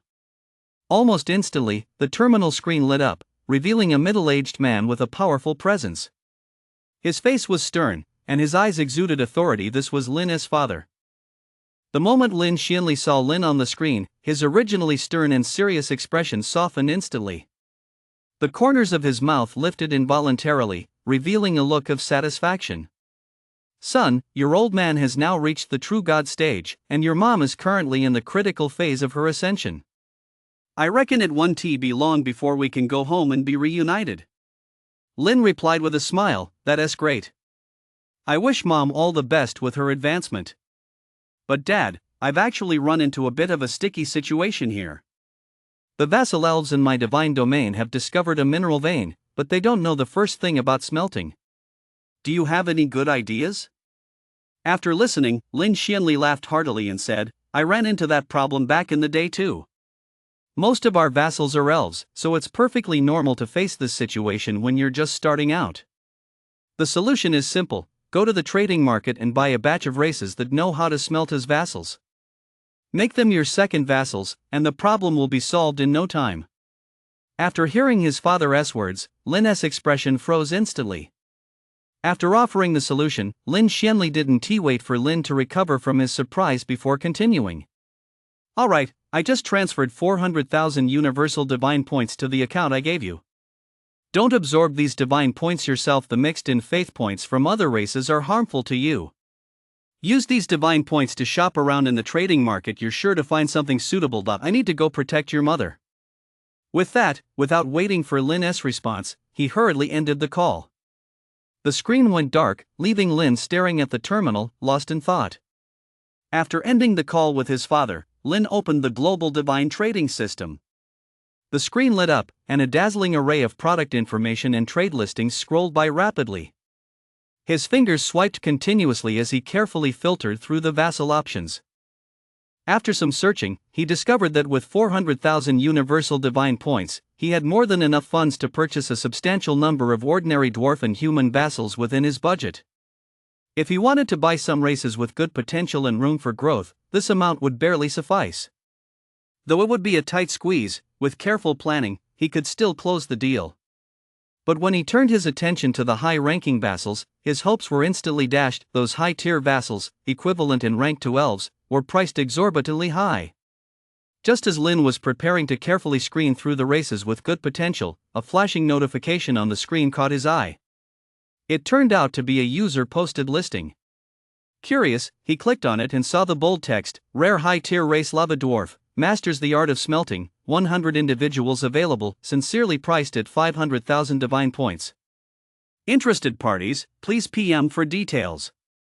Seeing this, Linus' eyes lit up, and he immediately sent a private message to the user named Your Dove.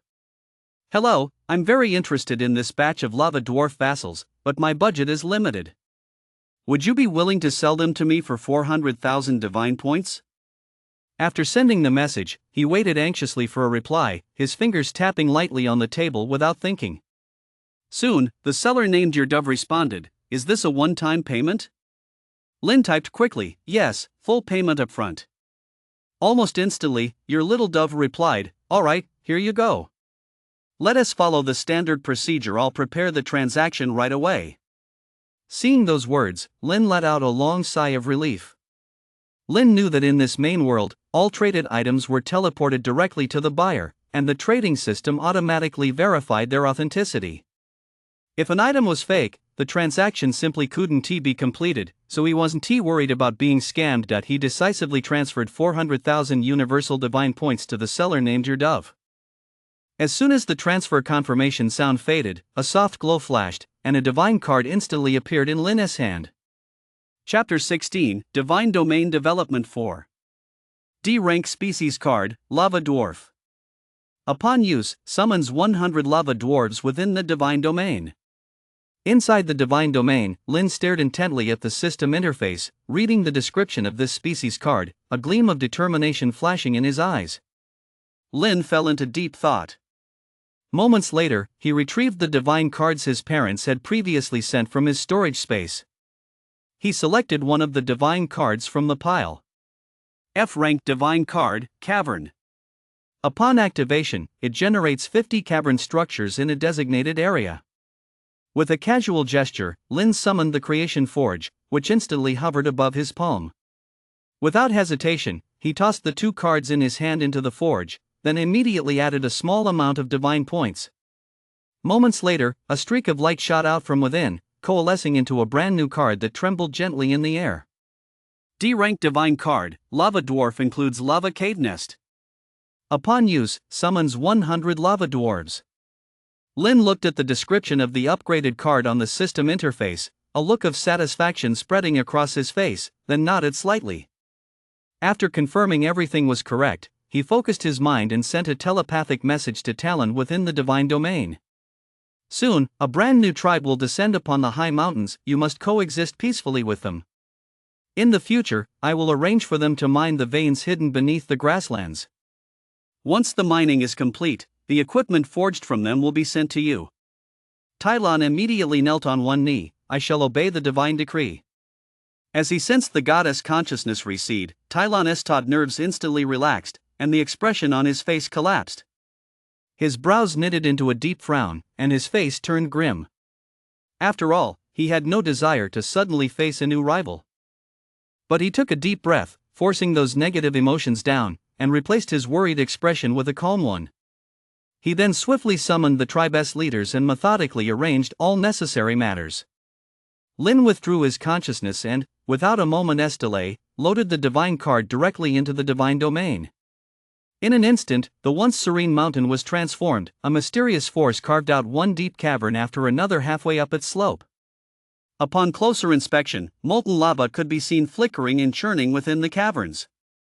In the blink of an eye, a beam of light shot straight down onto the open space before the caves. As the beam slowly faded, 100 lava dwarves materialized out of thin air. They were enveloped in surging heat, their skin resembling red copper forged by raging flames.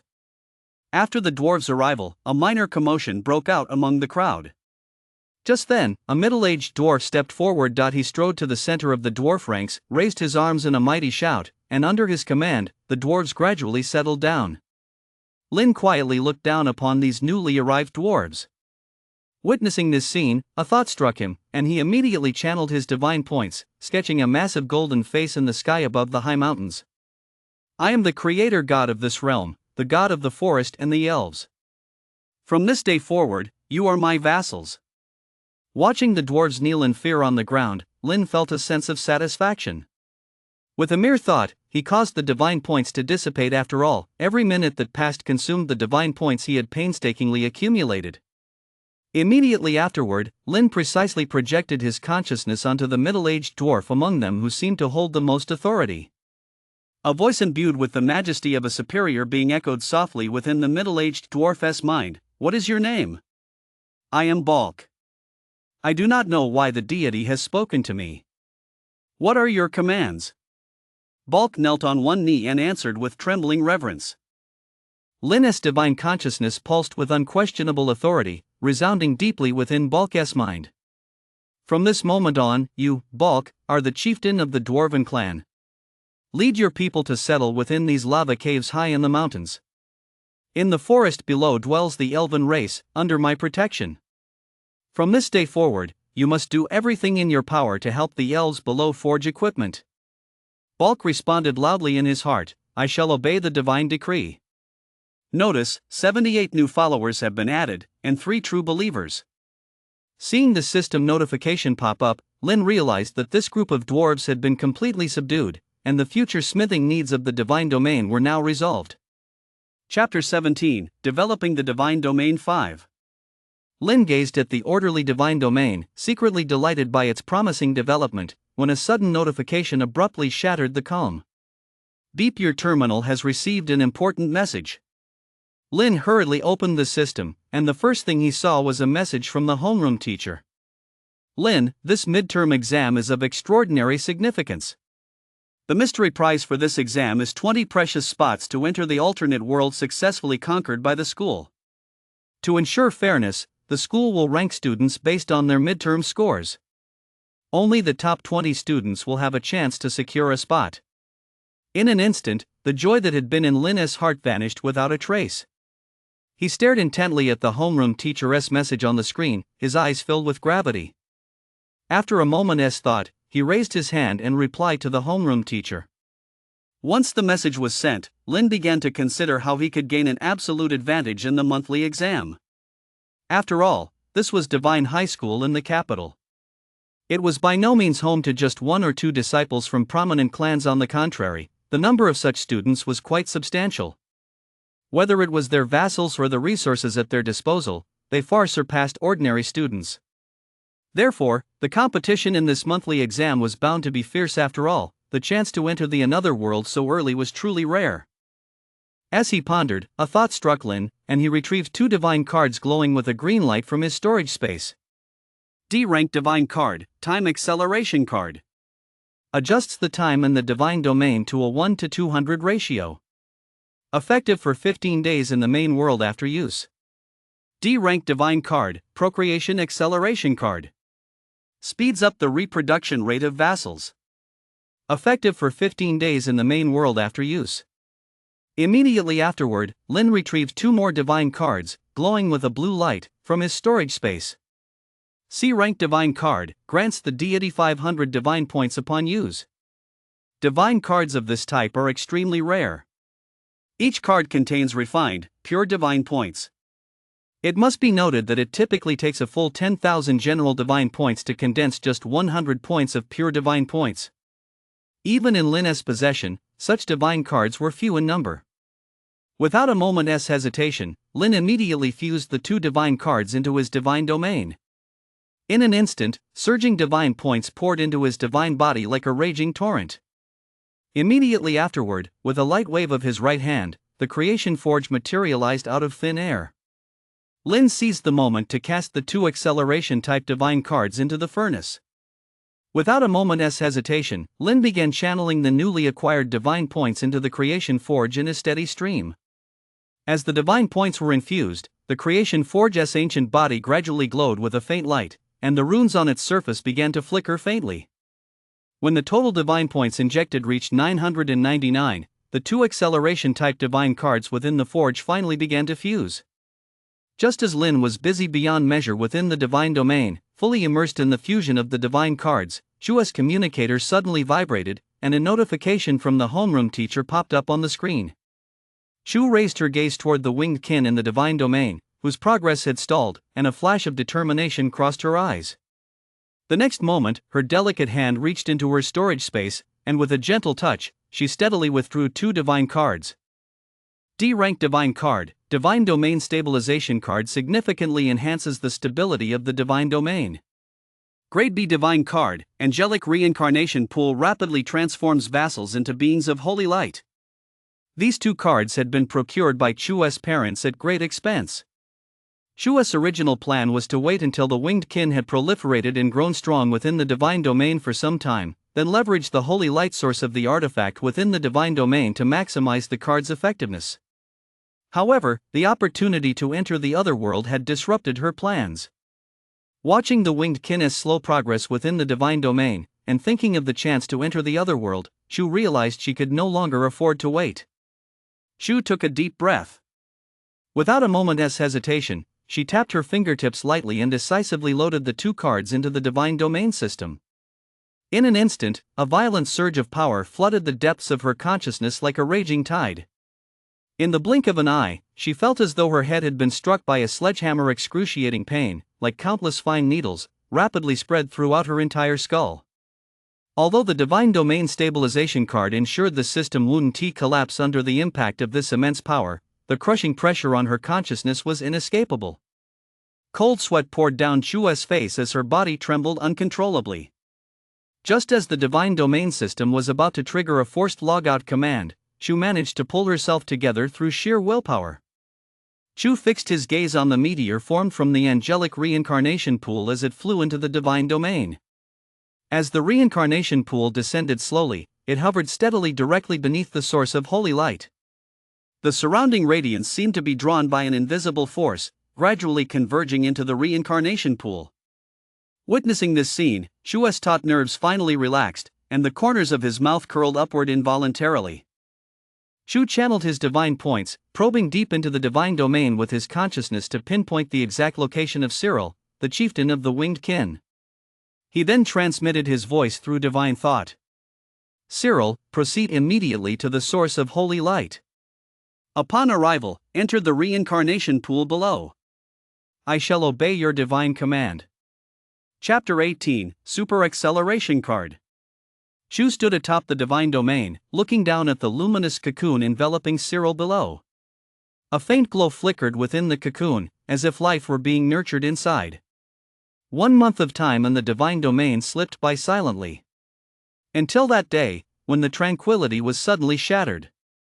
Without warning, the cocoon erupted with a blinding, dazzling light, like a newly born sun. Immediately afterward, the light gradually subsided. A tall angel, striding with elegant grace, slowly emerged from the cocoon. A pair of immaculate white wings spread out behind her, each feather shimmering with a soft glow. Cyril gracefully knelt, bowing her head slightly, her voice clear and full of reverence. Angel Cyril, by the grace of God. Chu transmitted his voice from above the divine domain. Return to your clan at once. Lead your people here to complete this sacred transformation. Cyril placed her right hand over her left chest, leaned forward slightly, and replied with reverence and resolve. I pledge my life to fulfill the divine will. At the same time, within the divine domains of other students who had received the homeroom teacher's notification, extraordinary miracles were unfolding. Zhao clutched a primordial golden feather in his hand, a feather derived from the divine attribute his father had mastered, now shrouded in mysterious power. His gaze focused as he raised the feather high. In an instant, it burst forth with a blinding golden light that swept toward his vassals like a surging tide. Bathed in this light, the vassals' bodies began to tremble, gradually undergoing a startling transformation. Meng Qingfeng, a genius from a commoner background, was scouted and recruited by a powerful private exploration company thanks to his exceptional talent. After signing the contract, Meng Qingfeng received substantial resource support. The numerous divine cards suitable for the Titan race were loaded one by one into his hands. Meanwhile, Lin remained completely unaware of all this. Within his divine domain, time flowed slowly, and nearly half a year slipped by unnoticed. During this period, he poured his heart and soul into refining the divine card. The moment the fusion was complete, the new divine card hovered quietly at the center of the divine domain, emitting gentle yet powerful energy fluctuations. Lin gazed at this hard-won achievement, and a genuine smile gradually spread across his weary face. D-rank divine card, speed card. Transformed by the interference of an unknown energy, it possesses dual divine effects. Upon use, its duration in the main world is 15 days. Not only does it significantly increase reproduction rates, accelerating the conception and growth of life, but it can also regulate the flow of time, increasing the original time ratio to 1 to 300. Lin stared intently at the system's detailed description of the super speed card. Excitement surged through him like a raging tide, and he could barely suppress the urge to laugh out loud. After regaining his composure, he channeled his divine points and swiftly sent a telepathic message to the two clan leaders, his voice carrying an air of unquestionable authority and urgency. From this moment forward, for the next 12 years, do everything in your power to encourage clan members to procreate. Should there be any sign of negligence, do not blame me for punishing you severely. I will show no leniency. Tai Lan and Balk replied, "We shall obey the divine decree. We will spare no effort and will not fail to fulfill our goddess command." Without a moment's hesitation, Lin loaded the hyper-speed card into the divine domain. In an instant, an invisible ripple radiated outward from the divine card, spreading to every corner of the divine domain. This was the power of time surging. Though imperceptible to the naked eye, it was genuinely altering the operational laws of the divine domain. If a high god were observing from the subspace outside the divine domain, they would see that the divine domain now seemed to have its fast-forward button pressed. Everything was shifting at breakneck speed. At the same time, a surge of procreation swept through the divine domain. All manner of creatures, who had previously lived in tranquility, seemed to be summoned by some mysterious force, and one after another, they began to perpetuate their lineages. Lin stood above the divine domain, looking down upon the vibrant, thriving scene within, his heart filled with satisfaction.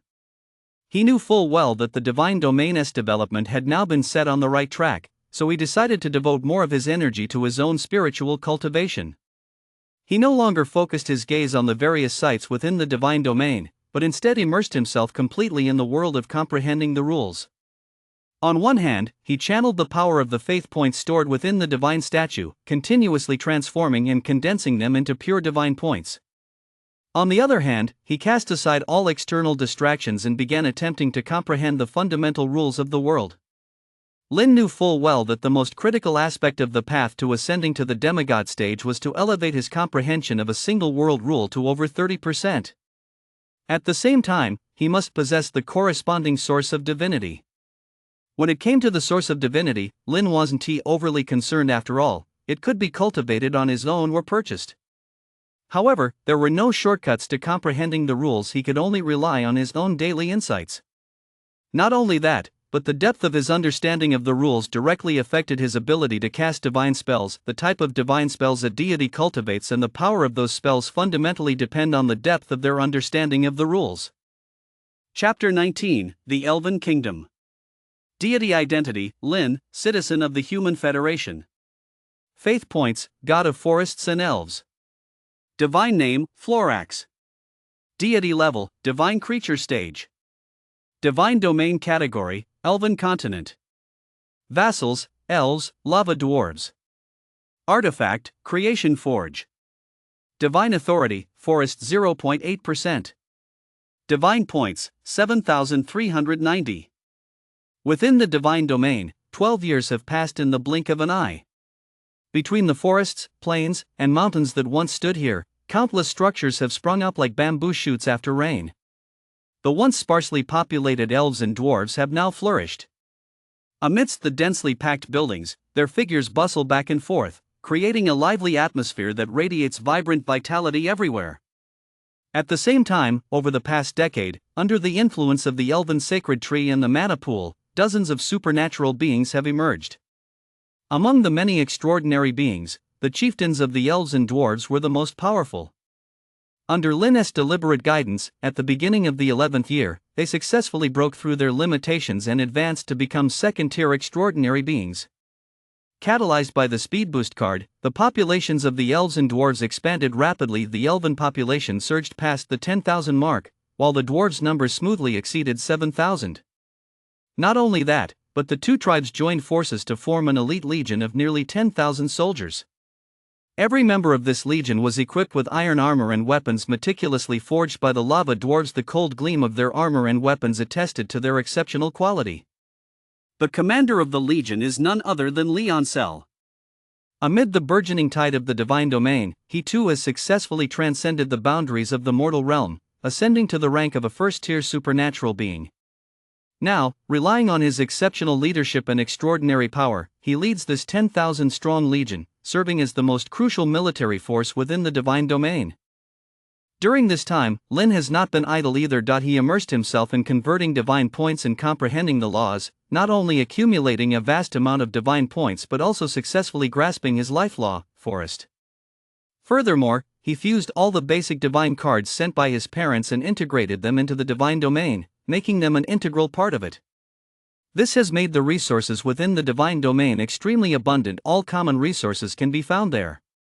Now, Lin has only 2 D-rank divine cards remaining. Initially, he intended to fuse them into the divine domain to further strengthen its power. However, after careful consideration, he realized there were no suitable divine cards to fuse with them. Ultimately, Lin decided to abandon the idea and return them to his storage space. Today holds extraordinary significance for Lin. 12 years have passed within the divine domain since he established it. On this very day, the Talon people within the divine domain, following the priestess' advice, are preparing to proclaim the establishment of the Elven Kingdom. This grand occasion marks a milestone in the divine domain's development. It signifies that the vassals within the divine domain have completely bid farewell to ignorance and have formally joined the ranks of civilization. Most exalted and supreme God, 12 years have passed in the blink of an eye. By your grace, your loyal servant, Talon, has been able to lead the people to grow and prosper. And today, I establish the Elven Kingdom and humbly assume the throne of Elven King. For the rest of my life, I shall spread the glory of our God throughout all realms. Witnessing the increasingly majestic Elven King Talon, Lin felt a deep sense of satisfaction. He immediately channeled divine points, manifesting a sacred image upon the altar. Talon, I have witnessed your loyalty. May you lead the elven race in the future to forge supreme glory and majesty, living up to everyone's expectations. Lifting his gaze toward the towering figure radiating divine light upon the altar, Talon's heart was filled with awe and reverence. He immediately knelt devoutly on the ground, responding with the utmost humility. Your divine teachings are words of wisdom. Talon shall engrave them upon my heart, never daring to forget them for a moment, and shall serve the deity for this life and the next. Looking down upon the elves kneeling in orderly rows, their faces filled with devotion, Lin's eyes betrayed a look of satisfaction, and he nodded slightly. Then, the sacred light radiating from his body gradually receded, and the divine points that had taken physical form slowly dissipated. After Lin withdrew his consciousness, he began to consider the upcoming monthly exam. Although he had full confidence in the vassal he had personally nurtured, to prevent any unexpected setbacks, Lin still planned to prepare a contingency plan. Chapter 20, Divine Arts. Lin glanced at his terminal and saw the 500,000 universal divine points his father had transferred to him. The corners of his mouth curled upward involuntarily. Immediately afterward, he expertly opened the global deity trading interface, his gaze sweeping over the vast array of items to see if there was anything suitable for his development. At first, Lin was eager to check the price of the acceleration cards, as they played a crucial role in the development of his divine domain. However, when the price of the acceleration cards popped up on the trading interface, the dense string of zeros instantly blinded him. Lin gasped, his anticipation freezing on his face. Without a word, he quickly closed the page selling the acceleration cards. After closing the page, Lin took a moment to compose himself and calm his nerves. He then turned his attention to the Divine Arts interface, intending to see if there were any basic divine arts suitable for the Forest Divine Authority. Just as Lin was browsing the shop for divine arts, within the divine domain, Balk and Talon sat facing each other, discussing the impending divine war. What are your thoughts on the divine war foretold by the deities? Talon leaned forward slightly, his gaze fixed on Balk, and was the first to break the silence between them. The oracle has foretold that a divine war will erupt in a few years' time, yet it has revealed nothing to us regarding the nature of this conflict. In my view, now is certainly not the time to sit idly by. We must make preparations in advance, Balk replied. Tylon furrowed his brow slightly, his eyes filled with contemplation. After a brief pause, he spoke. That may be so, but where exactly should we begin our preparations? Balk furrowed his brow, a hint of resignation crossing his face. He let out a heavy sigh before speaking. To be honest, Talon, my mind is a tangled mess as well. But there is one thing I can guarantee with my life: before the War of the Gods begins, I will do everything in my power to upgrade the Legioness equipment to the next tier. Tylon let out a slight sigh of relief, and the tension on his face eased somewhat. With that assurance from you, I feel a bit more at ease. That Leoncel fellow is already quite strict in his daily training. I'll send him a message right away and tell him to step it up a notch. Hopefully, he can figure out the ins and outs of this divine war and come up with some strategies to defeat the enemy. Balk's expression was grave. After a long silence, he spoke in a low voice. There is no other choice now. We can only hope that when the divine war finally breaks out, the efforts we've put in so far will pay off, giving our people more means to defend themselves on that brutal battlefield and minimizing casualties as much as possible. Within the divine domain, the sounds of Talon and Balk's discussion gradually faded, but a heavy atmosphere still lingered in the air. Meanwhile, Lin, browsing the global divine trading interface, had finally selected a basic divine spell suitable for him after a careful search through the vast sea of divine spells. Divine spell Emerald Shadow Protection significantly heals the injuries of vassals within the spell's range. Lin felt a deep sense of helplessness at that moment.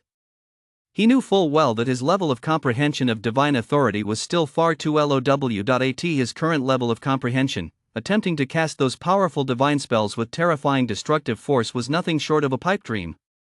Moreover, this forest divine authority inherently emphasized nurturing and protection compared to other divine authorities that followed a path of slaughter. It had an inherent weakness when it came to offensive spells.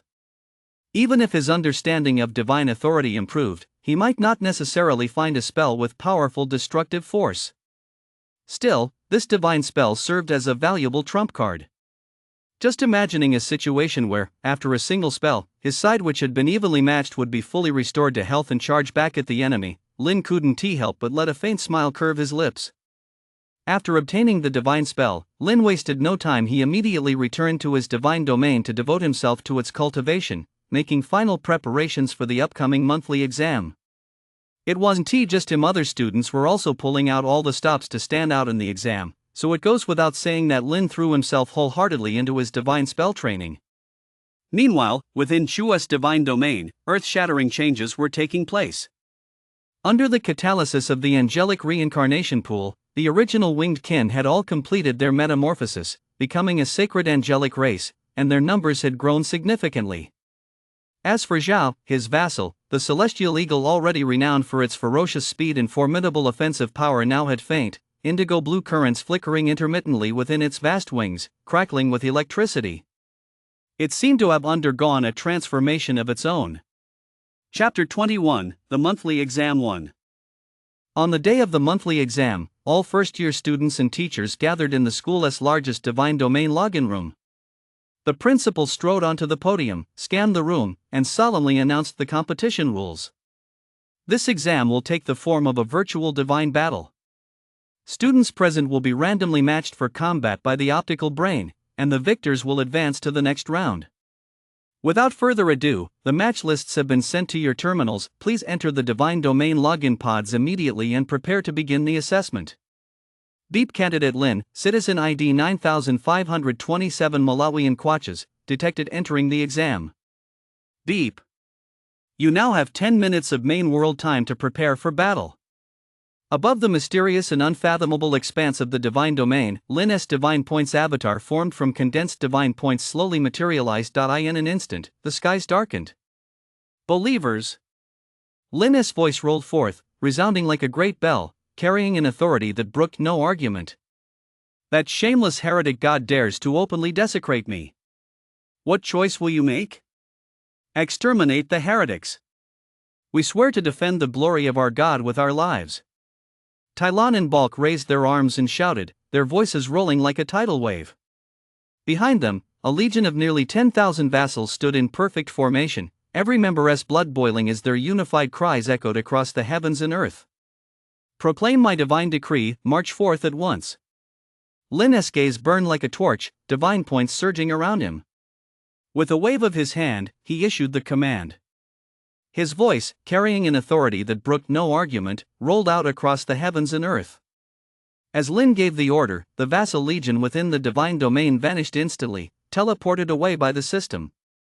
Deep candidate Lin has successfully completed the preparation process. Matching opponents now. Deep matching complete. Proceeding to the battlefield selection phase. No sooner had the system's voice faded than Lin replied in a deep, unwavering tone, "Plains. Candidate's terrain selection confirmed. System verification complete. Virtual combat is now officially initiated." In an instant, a flash of light appeared, and Lin vanished into thin air. When he reappeared, he found himself in a vast expanse. As far as the eye could see, the land beneath his feet was a vast plain dotted with numerous lakes. Lin's gaze sharpened slightly as he thought to himself, "It seems my opponent is a water-based vassal, that's why I specifically chose a water-based terrain." In the blink of an eye, a flash of light appeared, and a slightly frail-looking boy materialized silently before Lin. "Pleased to meet you, Lin, god of the ocean and fishfolk." Lin, god of the forest and elves. The air seemed to freeze instantly. The two locked eyes, their gazes intertwined with wariness and probing. Immediately afterward, they tacitly chose silence. After all, their vassals were about to engage in combat. Deep candidates ready. Deploy vassals immediately.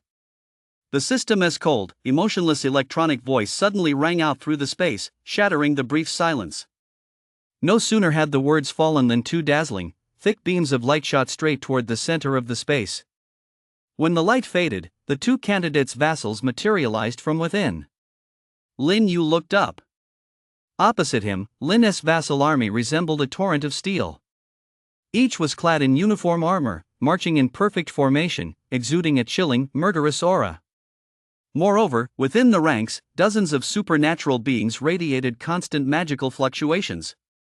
Glancing at his own side, Lin Yu saw his merfolk vassals standing haphazardly, clutching rough wooden clubs of varying lengths. The stark contrast made the corner of his mouth twitch involuntarily. Feeling utterly helpless, he steeled himself, bowed slightly to Lin, and asked, "Bro, judging by this display, you must be a scion of a prominent family, right?" His tone carried a mix of curiosity and a barely perceptible hint of envy. Lin nodded and replied, "Lin of the Lin family of the capital." A flicker of resignation and relief crossed Lin Yu's face. With a faint, wry smile, he said, "Just as I thought. Then let us not waste time beating around the bush. Let us face each other head on. That way, I can wrap this up quickly and get ready for the next battle." Agreed. Lin promptly issued orders to Leoncel, launch a direct frontal assault. Hold nothing back. Leonzer acknowledged the order and immediately bellowed, directing the vassal legion to spring into action. In an instant, the legion moved like a precision-engineered war machine, advancing steadily and in perfect unison. The elven warriors in the rear ranks were agile and nimble. They swiftly nocked arrows, their movements fluid and seamless. Their slender fingers gently drew the bowstrings until they were fully drawn. At a single command, the arrows shot forth like meteors chasing the moon, whistling sharply as they rained down upon the merfolk camp. The dense shower of arrows traced deadly arcs across the sky. After the volley of arrows, the vanguard closed in on the enemy. The dwarf warriors in the front row were all stocky and powerful. They quickly crouched, planting their broad, sturdy shields firmly before them, forming an impenetrable wall of shields that fit together almost seamlessly. At the same time, they gripped their spears tightly in their other hands and thrust them forward viciously through the narrow gaps in the shields. In an instant, blood spattered and screams rang out with every thrust of the spearhead. A large number of merfolk fell. The merfolk were not about to sit idly by and await their doom. Seeing the dwarves pressing forward relentlessly, they roared and brandished their crude, makeshift wooden clubs, charging madly toward the enemy. However, these wooden clubs were no match for the dwarves' shields forged from fine steel and several inches thick. The clubs struck the shields without causing a single scratch. In the blink of an eye, the merfolk on the battlefield were completely wiped out, while Lin's vassal legion emerged unscathed. Deep battle over. Lin wins. Chapter 22, Midterm Exam 2. Lin Yu looked at the pitiful state of his vassals in the battle arena and let out a helpless, wry smile. Bro, I'm impressed. A moment later, Lin Yu, and their vassals felt a flash of light before their eyes, and in the next instant, they were teleported out of the battle arena. Beep, you have 10 minutes of rest time in the main world. In 10 minutes, the second round of battles will begin. In the subsequent battles, Lin's vassal legion swept through the competition with overwhelming force, quickly securing multiple victories. Meanwhile, the students who had suffered consecutive losses and been eliminated were gathered in front of the screens, their faces filled with despondency. Their eyes were fixed on the screen, watching the spectacular performances of Lin and the other aristocratic heirs. The rapid succession of victories left them speechless. The eliminated students couldn't help but whisper among themselves, their exclamations rising in waves. The gap is just too huge. With that kind of skill, they win effortlessly. We really deserve to lose. Everyone chimed in, their words brimming with admiration and envy for the noble clan heirs. The discussion was in full swing. Suddenly, a cry of excitement erupted from the crowd. Look! Zhao Tingtao and Pei Zhe are facing off. That single shout instantly drew everyone's attention. Wow, finally a match between disciples of noble families. The Zhao and Pei clans are both household names in the noble circles. With these two young masters facing off, it's anyone's guess who'll come out on top. Within this battle arena, as far as the eye could see, lay a vast, flat grassland. Right there on that grassland, two powerful vassal legions stood in formation, facing each other in a standoff. Above the grasslands, Zhao Tingtao's vassals soared into the sky. Countless celestial eagles flapped their wings in unison for a moment, the powerful flapping of their wings intertwined with shrill cries, a sound that shook the very clouds. Particularly striking were the dozens of celestial eagles surrounded by purple electricity. They were clearly the extraordinary vassals under Zhao's command. On the other side of the grasslands, Pei Zhe's Griffin Legion stood equally ready for battle. These griffins were agile and muscular, their sharp claws scraping the ground with a series of sharp sounds. The double wings on their backs shone brilliantly in the sunlight. Amidst the flock, dozens of griffins radiated faint blue waves of wind magic. It seemed Pei Zhe also commanded a considerable number of extraordinary vassals. Zhao, god of the sky and the celestial eagles. Pei Zhe, god of the earth and the griffins. A flash of sharpness crossed Zhao's eyes as he looked at Pei Zhe and declared in a loud voice. We've known each other for quite some time now, so let us skip the pleasantries and get straight to the fight. Pei Zhe's expression was stern. He nodded slightly and replied in a deep voice, that suits me just fine. In an instant, the atmosphere on the battlefield became tense and explosive, on the verge of erupting. At Zhao's command, the Tianpeng faction launched the first attack. Dozens of extraordinary vassals, their bodies surrounded by purple electricity, shot out from the flanks of the legion like arrows leaving the bow, flying at lightning speed and creating a howling wind as they plunged toward the left and right flanks of the Griffin army, their shrill cries piercing the sky. Pei Zhe's Griffin Legion did not back down. The extraordinary beings among them radiated a brilliant pale blue glow of wind magic as they flapped their wings violently, charging straight forward to block Tianpeng's assault. In the blink of an eye, the two sides clashed in mid-air. Feathers flew everywhere as magical lights flashed and intertwined. Purple lightning and blue wind blades collided, erupting in a deafening roar. The Tianpeng's razor-sharp talons and the Griffin's razor-sharp claws swung back and forth in a relentless exchange, neither side yielding. The fierce battle made the entire sky seem to boil. As the extraordinary beings of both sides were locked in a fierce aerial struggle, the situation on the battlefield suddenly escalated. The vassal armies of the Celestial Eagles and the Griffins, like lit fuses, simultaneously charged with full force toward the opposing camp. In an instant, the sound of flapping wings and screeching cries intertwined into a deafening cacophony. The flock of Celestial Eagles screeched as they dove downward, their massive wings churning powerful air currents, their talons like hooks, attempting to tear through the Griffin army's defenses. The Griffins, unwilling to be outdone, tensed their muscles and slammed their forepaws with tremendous force against the Celestial Eagles, capable of inflicting severe injuries with a single strike. In the blink of an eye, the two massive armies collided with a thunderous crash. The clangor of battle was deafening, feathers and blood splattered through the air, and the fighting reached a fever pitch. The entire battlefield was shrouded in thick smoke and a grim, deadly atmosphere. Chapter 23, Midterm Exam 3. However, as time passed, the Sky Eagles who had initially taken the offensive began to lose ground. The reason was clear: in this brutal close-quarters melee, the Griffin clan's superior physical prowess began to shine through, and the balance of the war gradually shifted in their favor. At that moment, high above the battlefield, Zhao hovered silently in the sky, his gaze piercing as he looked down upon the fierce, intense struggle below, a scene that resembled a battlefield of the Azura. However, as the situation on the battlefield became increasingly clear, the Sky Eagles' once high morale deflated rapidly, like a punctured balloon, and they retreated step by step. Seeing this, a shadow of gloom seemed to quietly settle over Zhao's face, and his expression slowly darkened. Immediately afterward, he silently channeled his divine points and sent out a covert telepathic message: "Send Will into battle." The voice pierced the void like a cold, sharp arrow, reaching the ears of his vassals. In an instant, a deafening, sky-rending bolt of lightning erupted without warning within the dense formation of the Griffin Legion. The raging currents of electricity, like silver serpents hunting for prey, slithered and leapt with reckless abandon. Wherever they struck, the harpies' piercing screams rose in waves, and the acrid stench of scorched feathers instantly filled the air.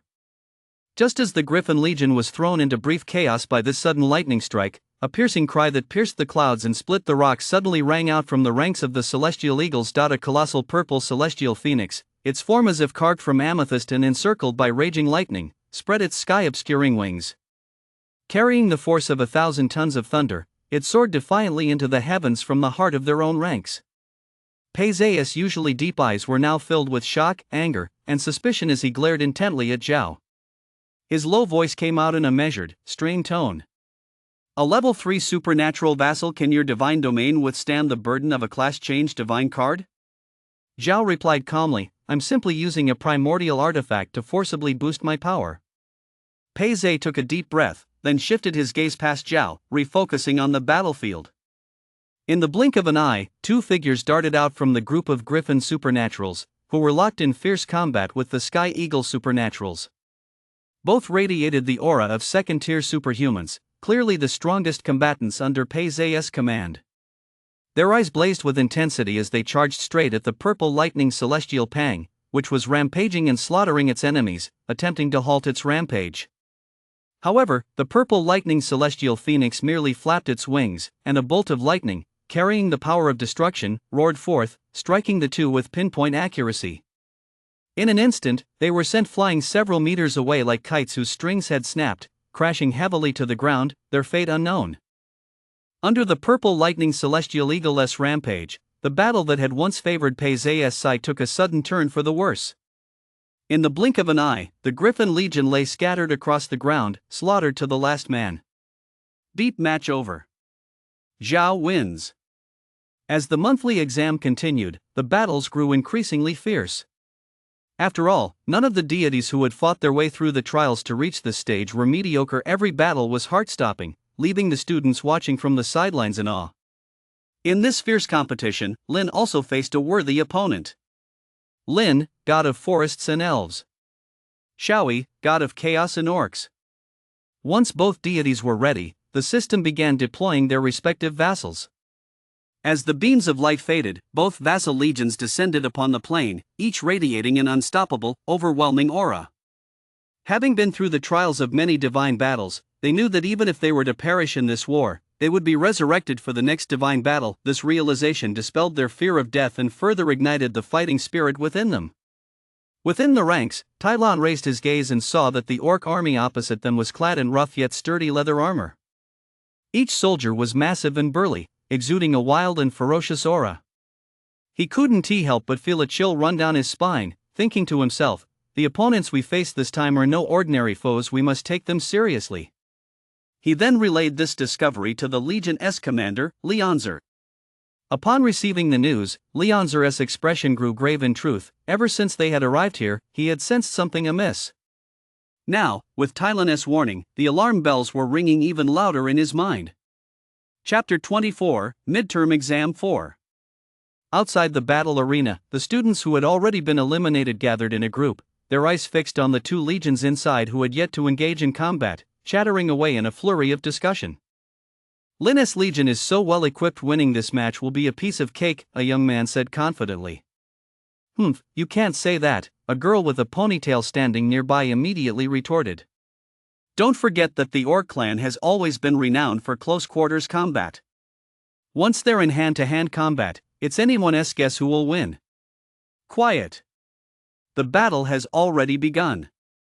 Someone in the crowd suddenly shouted, and everyone fell silent instantly, their eyes turning back to the battlefield. Lin's side struck first. The stocky dwarf warriors in the front ranks quickly formed a tight, orderly single file line and slowly advanced toward the enemy. At the same time, the elves in the rear ranks wasted no time. Their slender, pale fingers flew to the bowstrings, and at a single command, the bowstrings sang in unison, unleashing a hail of arrows upon the orcs. The arrowheads glinted coldly as they sliced through the air, reaching the orcs' heads in an instant, like a dark cloud of death descending upon them. Faced with the elves' first volley of arrows, which came like a sudden storm, the orcs were somewhat caught off guard, yet they did not panic. In haste, they raised their mismatched shields, which appeared precariously unstable under the onslaught of the arrows. A barrage of sharp arrows, whistling piercingly, pierced the shield's weak spots and struck the orcs' exposed bodies. In an instant, there was a series of thuds as blood spattered everywhere. Many orcs groaned and fell to the ground, struck by arrows. However, the orcs' innate, formidable vitality was now on full display. The orcs who had been struck merely let out a furious roar. Their massive hands, like pincers, wrenched the arrows deeply embedded in their bodies out by the roots. The ferocity in their eyes intensified, and their fighting prowess seemed undiminished. Instead, seizing the brief lull before the next volley of arrows, the orcs seized the opportunity. Wielding their battle axes and maces both riddled with notches, they strode forward in great strides, advancing ferociously toward Lin's camp. A deafening roar seemed to tear the air apart. After withstanding several waves of arrows, the orcs, trampling through the blood of their fallen comrades, finally reached the front lines of the dwarves' single-file serpent formation. At that moment, the atmosphere on the battlefield instantly reached a boiling point among the orc horde. A dozen or so particularly massive and burly orc warriors were suddenly enveloped in a thick aura of bloodlust. Their already colossal frames swelled even further, radiating a terrifyingly savage aura. Before the dwarf warriors could prepare, these dozen or so frenzied orcs launched their attack, raising their maces each as thick as a man's waist high above their heads. They roared and smashed them down with all their might into the dwarven ranks. A thunderous boom echoed, as if lightning had struck the ground, tearing gaping holes in the dwarven formation. The front-line dwarf warriors, unable to dodge in time, were sent flying and crashed heavily to the ground, spitting blood. Witnessing this, the dwarf extraordinary warriors who had been holding the rear lines could no longer contain themselves. In an instant, they shot forward like arrows leaving the bowstring, carrying an unstoppable momentum as they charged from all directions toward the berserk orcs at the gaps in the formation. When the front-line dwarves and orcs collided with a roar, engaging in close-quarters combat, the battle reached a fever pitch. Seeing this, the elves in the rear ranks decisively set down their bows and arrows. Their slender fingers swiftly slid to their waists, and with a flash of cold steel, sharp blades were drawn from their sheaths. In the next instant, their movements were as agile as ever, and in the blink of an eye, they split into three well-drilled formations. The vanguard of elven warriors, each with a lithe and agile build, charged like silver lightning straight into the heart of the battlefield, joining the dwarves in withstanding the orcs' ferocious onslaught. At the same time, the other two groups of elves swiftly flanked the orc army from both sides, moving with ghostly speed. Just as the elves on the left and right flanks successfully took their positions, forming a three-sided encirclement of the orc army, the elven extrasensory ones who had been concealed deep within the ranks finally ceased to hide their forms, shedding the auras of concealment that had shrouded them. In an instant, immense energy erupted unreservedly from these elven extraordinary beings. Immediately afterward, they shot forward like arrows leaving the bowstring, leading the elves on both flanks to charge toward the heart of the orc army, intent on eliminating the orcs' commander. Just as this decapitation strike was about to strike the orc army's vital point, a sudden turn of events occurred. Chapter 25, The Orc King. In the heart of the Orc Legion, a surge of intense blood energy suddenly erupted, followed by a thunderous roar. A massive Orc King emerged from the center, wearing a crown fashioned from animal bones and radiating a terrifying aura. Facing the combined assault of several elven extraordinary beings, the Orc King swung his battle axe with equal ferocity, holding his own against them. Lin, surveying the battlefield from high above, saw his previously calm eyes suddenly narrow. His gaze locked onto the Orc King in the midst of the fierce battle, and he thought to himself, a third-tier extraordinary? No, he hasn't mastered his class change skill yet, he must be a pseudo-third tier. Immediately, Lin sent a telepathic message to Talon and Bulk within the Legion, ordering the two to act immediately and eliminate the Orc King. Upon receiving the divine command, the two charged fiercely into the Orc Legion from the left and right flanks. Some orcs, seeing this, roared and swung their weapons to block their path. Yet Talon and Bulk were like the Grim Reaper incarnate in the flash of blades. The defenders fell into pools of blood within moments. In the blink of an eye, the two reached the heart of the Orc army and lunged toward the Orc King without hesitation. Roar! The Orc King reacted with lightning speed, swinging his battle axe with his massive arms. With a clang, he barely managed to block Talon's sword strike, which carried lethal force. But just then, a gust of wind swept past his ear as Bulk swooped down, landing a heavy blow on the Orc King's back. The Orc King winced in pain, his body swaying violently as he let out a deafening roar to the heavens. As the Orc King, when had he ever suffered such humiliation? In an instant, a crimson mist as thick as blood surged and spread from his body. Oh no, he is going to unleash his blood. Talon's expression changed abruptly as he shouted toward Bulk. Immediately, he drew his longbow from his back, knocked an arrow, and channeled magic into it like a surging tide. In the blink of an eye, the arrow burst into a blinding, dazzling light, poised to strike. Hearing Tyrannus shout, Bulk felt magic surge through his body, pouring entirely into the long sword in his hand. The blade instantly blazed with such intense light that it was nearly impossible to look at directly. At the very same moment, Talon drew his longbow to its full limit, the arrow imbued with immense magical power humming incessantly. The two exchanged a glance, then without hesitation, charged at the Orc King from left and right. Seeing this, the Orc King did not flinch in the slightest. Instead, he threw back his head and let out a deafening roar. A mist of blood, erupting from his body, surged forth and collided with the duo's onslaught. As the dust in the sky slowly settled, the gruesome scene on the battlefield was laid bare. The Orc King stood where he fell, a horrifying gaping hole torn open in his chest, while a deep gash on his neck cut down to the bone. As for Talon and Bulk, they were equally battered. Both had been knocked several meters away by the Orc King's ferocious counterattack, crashing heavily to the ground. Blood trickled from their lips as they staggered, barely managing to support themselves with their weapons. Witnessing the Orc King crash to the ground and draw his last breath, the Orc army instantly lost its leader. Their once high morale was shattered in an instant. At that very moment, the three armies seized the opportunity to launch a simultaneous assault, advancing forcefully toward the heart of the Orc Legion. Wherever they went, flesh and blood flew. After a brutal and fierce battle, Lin's vassal legion finally annihilated the Orc Legion. The battle ended, with the corpses of soldiers from both sides strewn haphazardly across the battlefield, their blood pooling into rivers. The vassal legion soldiers, their bodies covered in wounds, gathered together. Deep match ended. Lin wins. High above the battle arena, Xiaoyi raised his gaze to look at Lin beside him. Lin, in this match, I concede defeat. I am fully convinced and hope we'll have the chance to face off again in the future. As soon as he finished speaking, the system S-beam once again enveloped Lin, Xiaoyi, and their vassals. Deep candidate Lin has won 20 consecutive matches, triggering a hidden condition. They advanced directly to the top 20 finals. Please wait for the finals to begin. Just as Lin waited for the top 20 finals to begin, Shu encountered a minor setback. High above the battle arena, Shu watched her angel clan scour the entire world for the mole spirits hiding underground. She abruptly turned her head to look at the hunched, shifty-eyed, sleazy man beside her. Her eyes brimmed with disgust as she said in a cold, angry tone, "Can't you have a little self-respect?" The man's lips curled into a sleazy grin. He leaned closer to Chu and said with a cocky air, "What's the rush? I've got plenty of time to wear you down. Besides, having such a beautiful deity by my side is better than anything else. It's a real treat." Hearing this, Chu felt a chill run up his spine, and his stomach began to churn violently. In an instant, the rage he had been holding back for so long flared up with a sudden burst. Chapter 26, The Angelic Judgment Array. Without a word, Chu delivered a heavy kick to the man's side. A piercing scream rang out as the man was sent flying 7 or 8 meters away. Having dealt with this repulsive creature, Chu began to chant, and a wave of divine points rapidly spread out from her. In the blink of an eye, the angels who had been meticulously searching every corner of the battle arena flapped their wings and soared toward the center of the arena.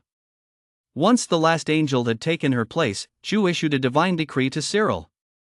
Cyril, immediately assemble all the angels and form the angelic judgment array. As you command. With that, she rose swiftly, raised her arm, and led the angels into rapid action. Immediately, under Cyril's command, the angels spread out rapidly. The divine power surrounding them intertwined like threads, and in an exquisitely complex formation, they gradually encircled the area to form a rough circle. As the last angel took her place, the battle arena fell instantly silent. Then, all the angels slowly bowed their heads, closed their eyes tightly, and with lips trembling slightly, began to pray devoutly. As they did so, a dense aura of divine power rose from within them. I descend from the blazing fire of justice, bearing a sacred mission to eradicate all evil in the world. My eternally burning wings shall aid you in escaping the depths of the mortal realm. Divine power surged and coalesced above the angels' heads. Before long, the ethereal form of an angel wielding the rod of judgment slowly materialized. As the figure solidified, it raised the ancient and majestic rod of judgment in its hand, pointing it steadily at an unremarkable hill within the battle arena. Boom! A deafening explosion erupted as a blinding beam of divine light shot from the tip of the scepter of judgment, striking the unremarkable hill with devastating force. The intense light surged like a raging tide, instantly engulfing everything and making it impossible to look directly at the scene. As the light gradually faded, the scene before them was staggering. The low hill had vanished without a trace, leaving only a massive crater, with wisps of blue smoke rising from the surrounding earth. The mole spirit that had been hiding within the hill had been utterly obliterated by this terrifying power, leaving not even a shred of residue behind. Deep match over. Chu wins. In the login hall, the hatches of the login pods emitted a continuous hissing sound as they slowly slid open. The deities stepped out one after another. Some looked exhausted, others dejected, but this also signaled the imminent conclusion of the monthly exam. Deep, all remaining exams have been completed. The top 20 final round is now commencing. In the first match, Lin was extremely lucky. His opponent Espasal was a lava lizard. Although these lava lizards possessed formidable melee attack power, their weaknesses were equally obvious. Their thick limbs made them incredibly clumsy when moving, so these lava lizards moved extremely slowly. Shortly after arriving, Leoncel had already noticed this weakness in the lava lizards. He acted decisively, commanding, "Order the dwarves in the front line to quickly fall back and tighten the defensive line. Don't give them a chance to close in." At the same time, Leoncel organized the elves to unleash wave after wave of arrows toward the lava lizards. In an instant, a dense swarm of arrows, like a deadly dark cloud, swept toward the lava giant lizards with a whistling roar. No sooner had one volley landed than another followed, leaving the enemy no chance to catch their breath. One by one, the massive lava lizards sensed the approaching danger. Their enormous bodies began to twist clumsily, attempting to dodge the howling barrage of arrows. However, this vast, open battlefield offered no cover. The terrain was flat all around, and their sluggish movements seemed utterly helpless against the swift rain of arrows. Before long, amid a chorus of piercing screams, the lava lizards were slaughtered to the last. Deep match over. Lin wins. The victory in this match came so easily that it truly took Lin by surprise. But when he saw the name of his next opponent, the smile on his face froze instantly. He then tugged at the corners of his mouth in resignation, letting out a wry chuckle. Indeed, the opponent awaiting him in the next match was none other than Chu. Just as Lin furrowed his brow, pondering a solution, a cold system notification suddenly rang out in his ear without warning. Your opponent has chosen to surrender. You will automatically advance to the next round. Lin froze for a moment, then shook his head helplessly, a complex, wry smile spreading across his face. Chu had chosen to let him advance directly, sparing them the need to face off on the battlefield. Chapter 27, The Final Showdown 1. In the third round draw, Lin's little stroke of luck struck again, granting him a bye and securing his spot in the finals, successfully advancing him to the final showdown. However, at that moment, Lin was completely unaware that his two acquaintances Zhao and Meng Qingfeng had already begun a heart-pounding duel on the battlefield. Zhao's celestial vassal, its wings whipping up howling gales, charged like streaks of black lightning toward Meng Qingfeng's titan vassal. Meng Qingfeng's titan vassal stood his ground, towering like a mountain. As he swung his massive fists, he unleashed waves of violent air currents, slamming them down on his opponent with brutal force. The battle was at a stalemate, the scales of victory teetering back and forth, when Zhao issued a divine command to his vassal, Purple Lightning Celestial Eagle, strike.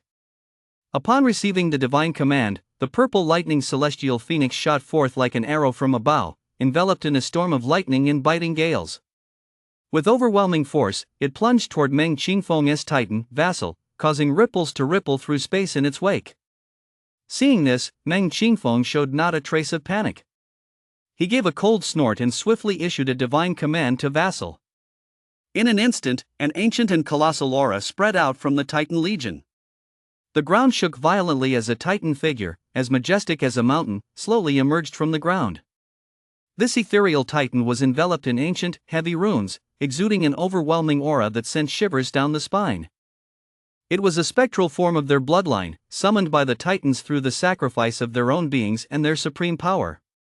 The violet lightning celestial phoenix and the Titan's spectral form collided with a thunderous crash in the air, as if two stars had smashed together, unleashing an energy wave powerful enough to shatter the heavens and destroy the earth. Lightning and runes intertwined and flickered, their brilliance so intense it was impossible to look upon directly. Violent air currents swept wildly like a tornado, and the ground of the battlefield was torn by harrowing fissures from the scattered energy.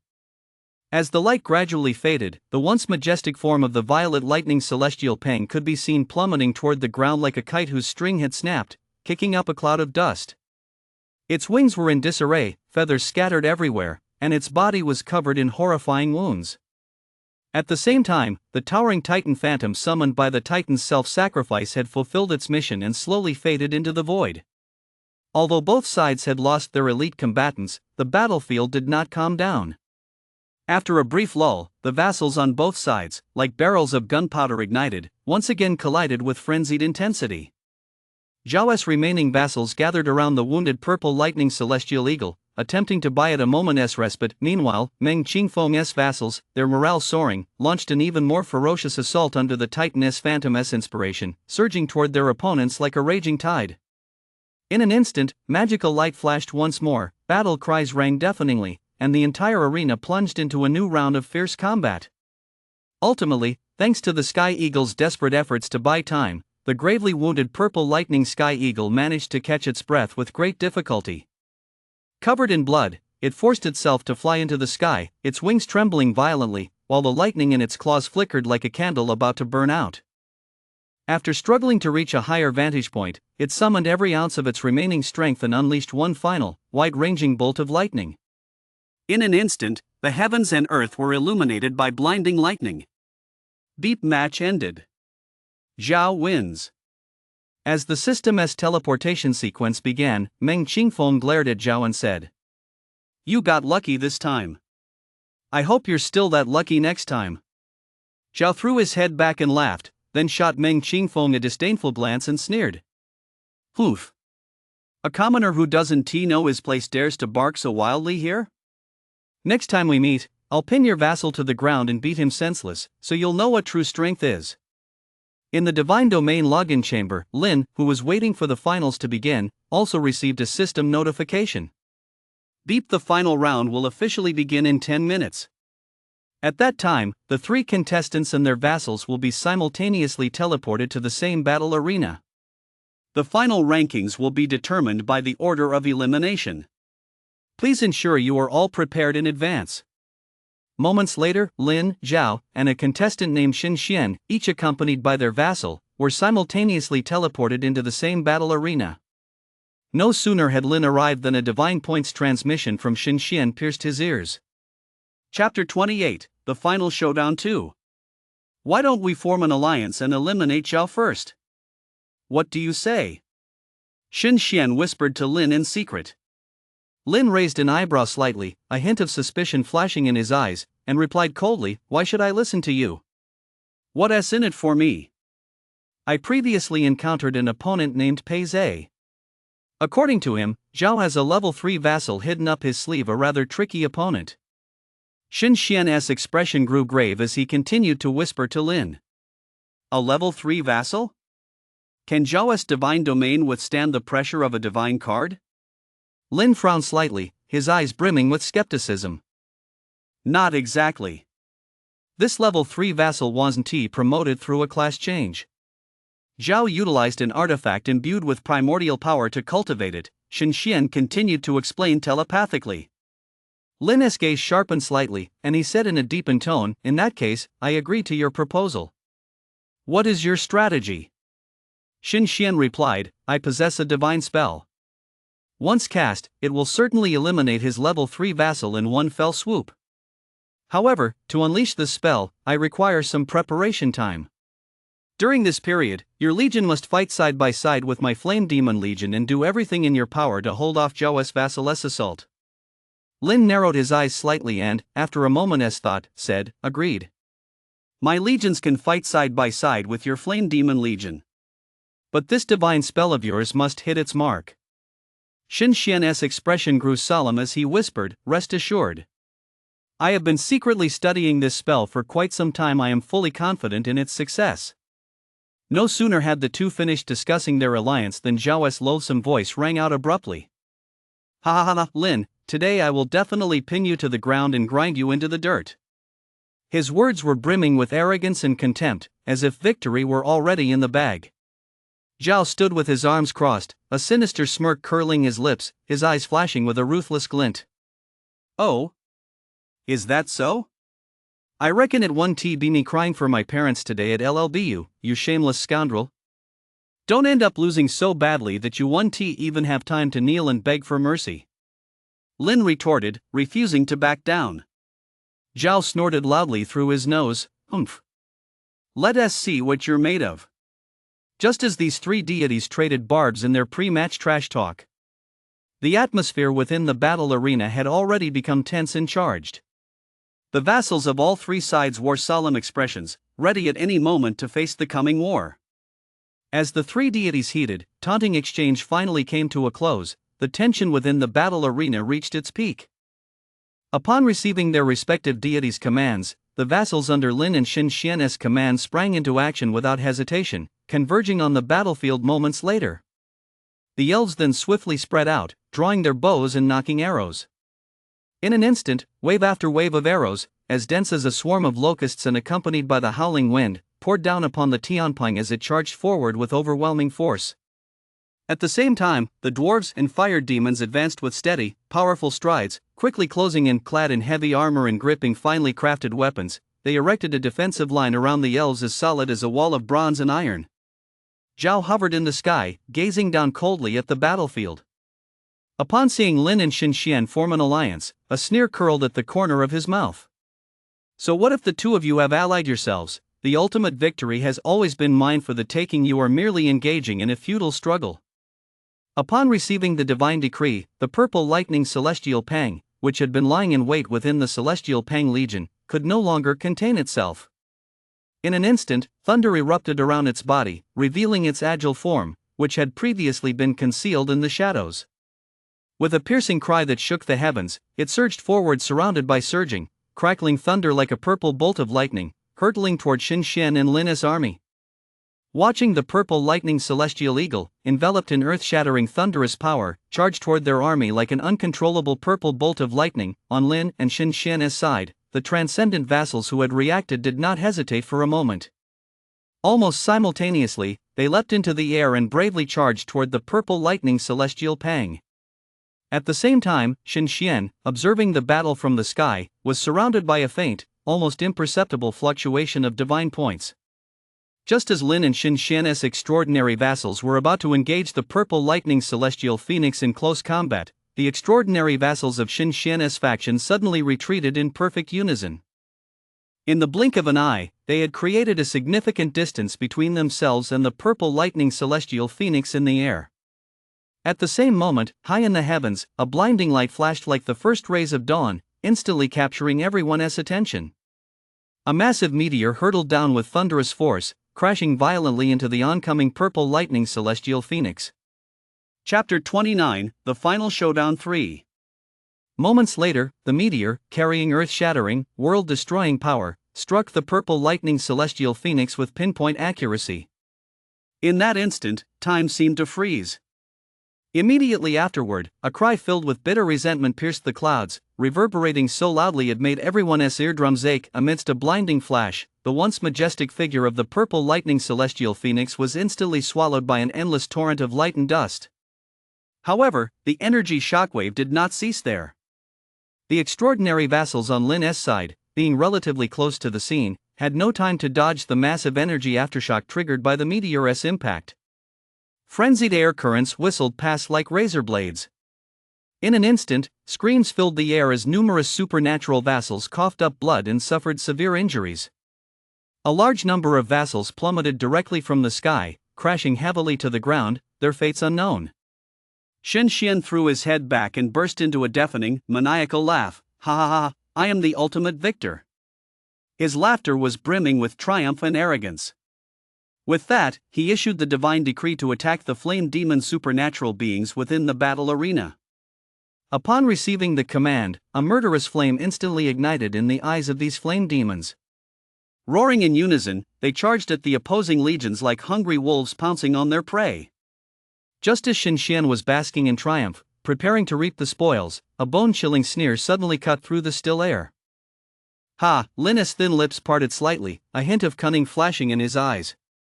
Do you really think victory is assured? Before his words had even faded, a powerful surge of divine points emanated from his body, and a blinding emerald light shot skyward from the palm of his hand, its radiance seeming to contain countless vibrant, swaying branches and leaves. Divine Art Emerald Shadow Protection. Instantly, the emerald light in Lin's hand exploded like a shattering jade star, surging outward in all directions with a thunderous roar. In the blink of an eye, it coalesced into a massive barrier, enveloping the gravely wounded dwarves and elven vassals. Wispy, faint emerald glows peeled away from the barrier and drifted gently onto the wounded. Their wounds healed at a visible pace in mere moments. Not only had these extraordinary vassals' injuries completely vanished, but their vitality had also returned to its peak. At the same time, two powerful auras suddenly erupted from Lin's vassal legion. The figures of Talon and Bulk slowly materialized. It turned out that Lin had meticulously planned this long before the battle began, discreetly hiding these two clan leaders, waiting specifically for this moment to deliver a fatal blow to their opponents. In an instant, Talon and Bulk appeared like two war gods emerging from the depths of hell, leading the vassal legion as they pounced on the flame demon legion like tigers striking their prey. The fire demon faction's supernatural vassals, sensing the danger, attempted to retreat. However, the moment they turned, the supernatural vassals protected by the emerald light barrier closed in on them with ghostly speed. With their agile movements, they firmly held back the fire demon supernatural vassals' retreat. Deep Shen Xian is eliminated. After successfully eliminating Shen Xian, Lin's lips curled slightly into a meaningful, mischievous grin as he turned his gaze leisurely toward Zhao. The situation was now crystal clear. With his third-tier vassal having fallen, the remaining vassals under Zhao's command were clearly outmatched by Lin's elite forces. However, Zhao's face betrayed not a hint of fear. Clenching his jaw, his eyes burning with defiance and resolve, he issued his final divine decree to his vassals. Upon receiving the decree, the remaining Tianping on the battlefield charged at Lin's vassal legion like a pack of ravenous wolves, heedless of the consequences. Deep Zhao is eliminated. Deep match over. Congratulations to candidate Lin for winning first place in this monthly exam. As the system's beep sounded in Lin's ears, it signaled the end of this thrilling monthly exam. Clap, clap, clap. The moment Lin stepped out of the Divine Domain login pod, he was enveloped by a thunderous round of applause. As far as the eye could see, the area was filled with the excited and thrilled faces of his classmates. Admiration shone in their eyes after witnessing Lin's spectacular performance in the finals. Many had been completely captivated by his heroic demeanor. However, just as Lin was basking in the joy of victory and the enthusiastic applause and cheers of his classmates, A few earth-shattering words suddenly rang out from the crowd. Several female students, their faces flushed red and their eyes gleaming with fervor and adoration, shouted at the top of their lungs, "Lynn, you're so amazing, I want to have your baby." This outrageous outburst struck like a bolt from the blue, instantly making the air around them seem to freeze for a moment. Lynn, who had been beaming with joy, heard these words and felt the smile on his lips freeze instantly. His face alternated between pale and flushed.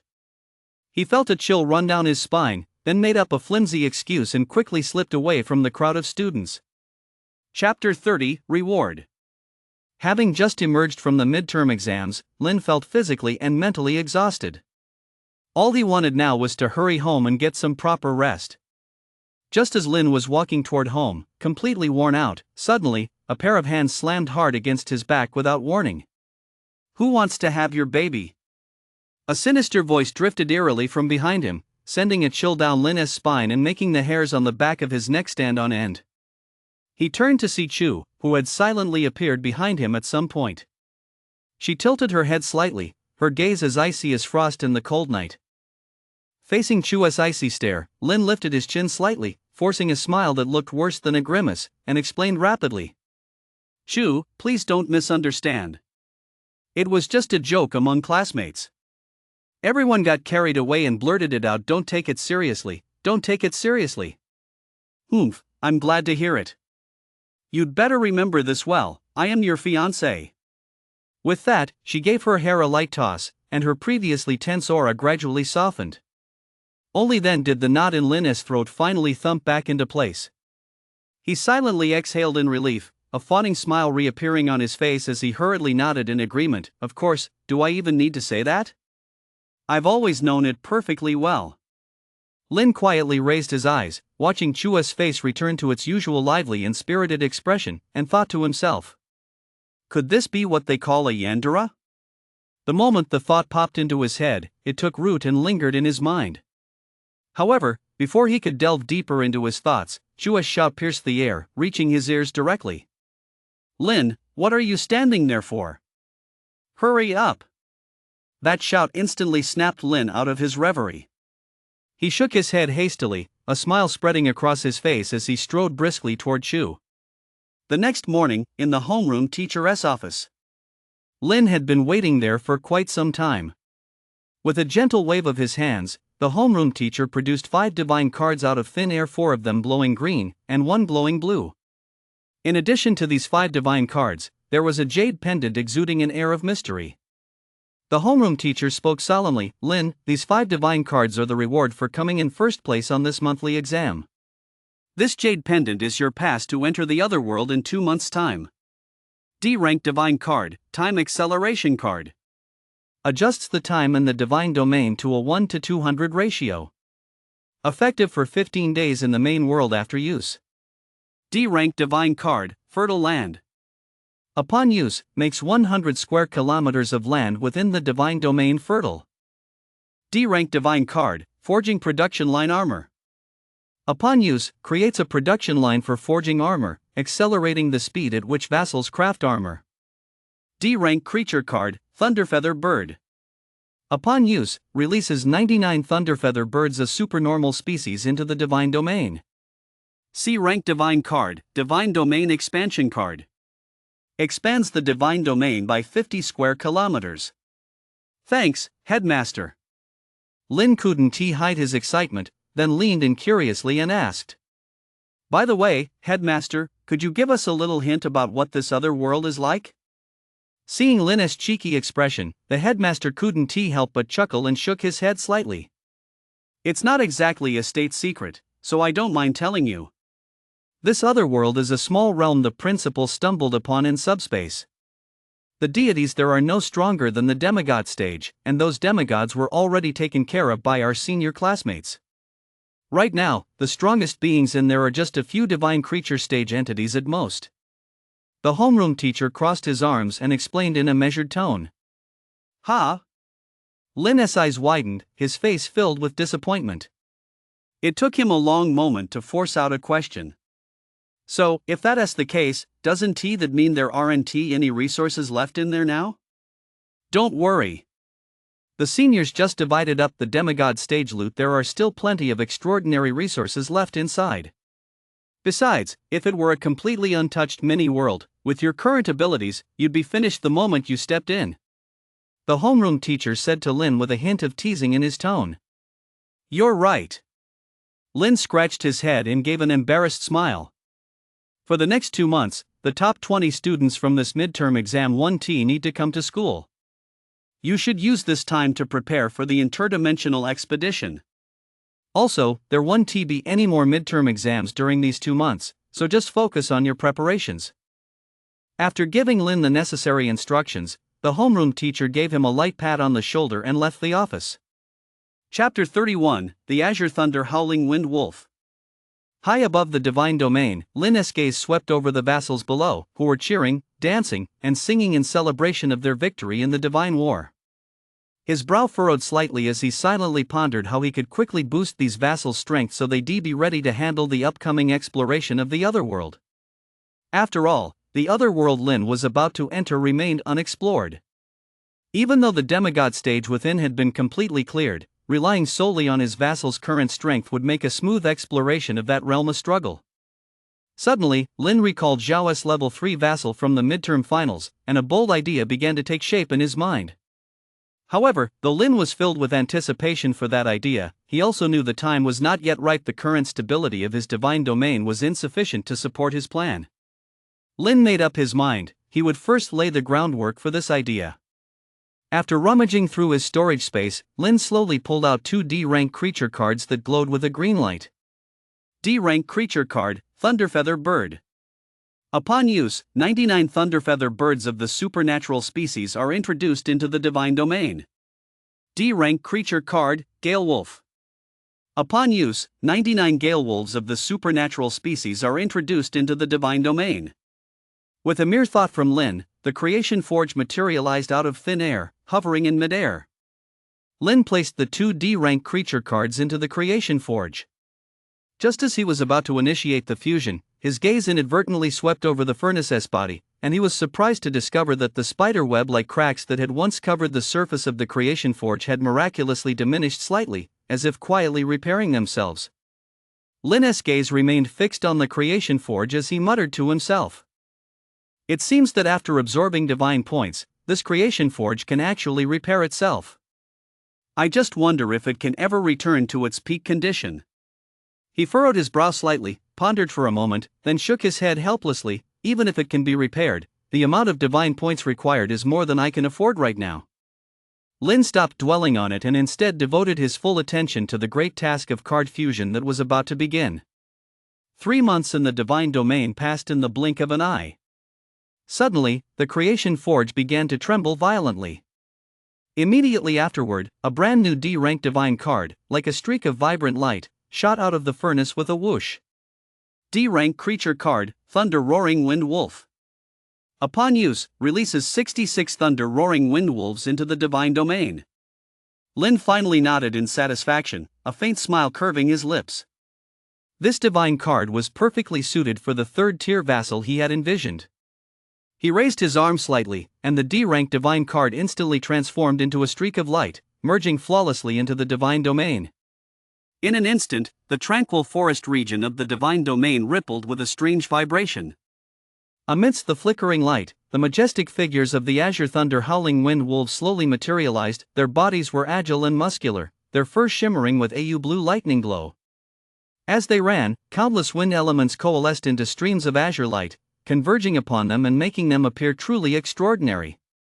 Woohoo! A deep, commanding wolf howl suddenly pierced the silence of the divine domain forest, signaling their official arrival within this realm.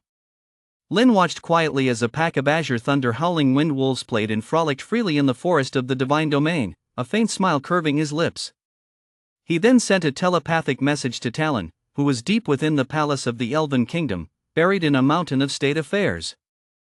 Talon, a pack of Azure Thunder Howling Wind Wolves has arrived deep within the forest. Select your finest troops immediately to capture them and assist them in breeding, thereby expanding their population.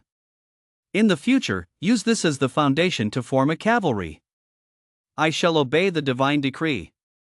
Far away in the palace of the Elven Kingdom, upon hearing this divine decree from Lin, Talon immediately stopped the administrative work he had been busy reviewing, knelt on one knee, his expression one of utmost reverence, and responded with the utmost solemnity. Once Lin ended the mental transmission, Talon quickly rose to his feet. His gaze swept over the assembled ministers in the hall, finally settling on Leoncel, whom he immediately ordered to lead a squad of elves to carry out the mission. Lin watched as the azure thunder howling wolves in the divine domain gradually calmed under the elves' guidance, then withdrew his attention. He retrieved another divine card from his storage space. Chapter 32, The Mithril Vein. C-rank divine card, divine domain expansion card, capable of expanding the divine domain by 50 square kilometers. Looking at the divine card in his hand, Lin furrowed his brow slightly. His mind raced through the divine cards he possessed, pondering which one he should fuse with this divine domain expansion card to unlock its full potential. After some deliberation, Lin opened his storage space. After rummaging through it for a moment, he slowly pulled out a stack of cards. Most of these were relatively low-level resource mining cards, but among them, one divine card stood out like a sore thumb, emitting an unusual green glow. D-rank divine card, small mithril vein. Upon use, a small mithril vein will automatically generate within the divine domain. Exactly, Lin decided to infuse all the minerals from this stack of cards into this divine domain expansion card. This way, he could carve out a rich mining district within his divine domain, producing an endless supply of ore specifically for the dwarves to craft various pieces of equipment. Just as he was about to act, he suddenly realized a problem: his divine points were nearly depleted. Looking back, during the decisive battle of the previous monthly exam, he had been forced to cast a divine spell to turn the tide. That spell had consumed a massive amount of his divine points. Immediately afterward, he had rushed to fuse the azure thunder howling wind wolf. With such heavy expenditure, his divine points were now completely depleted. Lin stared intently at the pitiful, double-digit divine points figure on his divine panel, a bitter expression crossing his face. He sighed helplessly and returned the divine domain expansion card and mineral card in his hand to his storage space. Immediately, Lin took a deep breath and decided to put his current plans on hold for the time being, choosing instead to convert the faith points accumulated in his divine domain into divine points. After 3 years within the divine domain, Lin finally opened the system panel once more. Divine identity, Lin, citizen of the Human Federation. Faith points, god of forests and elves. Divine name, Florax. Divine rank, divine creature stage. Divine domain category, Elven continent. Vassals, elves, lava dwarves. Supernatural species, storm wolf. Artifact, creation forge. Divine authority, forest 1%. Divine points, 11,304. Over these 3 years, Lin had not only pushed his divine points past the 5-digit mark but had also deepened his understanding of the forest rules. Looking at the 5-digit figure of divine points, Lin decided to begin executing his original plan. Under his command, a vast stream of divine points flowed ceaselessly into the creation forge. In an instant, the furnace blazed with intense light, and one divine card after another merged in an orderly fashion into the divine domain expansion card at its very center. Half a year later, as the final trace of divine points was precisely infused, the last divine card shot out with a whoosh and settled firmly into the divine domain expansion card. In that instant, a blinding flash of light erupted from the furnace, and immediately afterward, the divine domain expansion card shot out of the furnace like an arrow leaving the bow. C-rank divine card, divine domain expansion card mithril mine. Upon use, the divine domain S area expands by 50 square kilometers and contains a mithril mine. Lin stared intently at the description of the divine domain expansion card on the system panel, his eyes filled with confusion. If it were just a mithril vein, Lin could understand. After all, he had fused a small mithril vein into the divine domain expansion card. But the term mithril mining district left him completely baffled. Lin furrowed his brows, pondered for a moment, and gradually made up his mind. Rather than speculating here, he might as well test it out directly. With that in mind, he loaded the divine domain expansion card directly into the divine domain.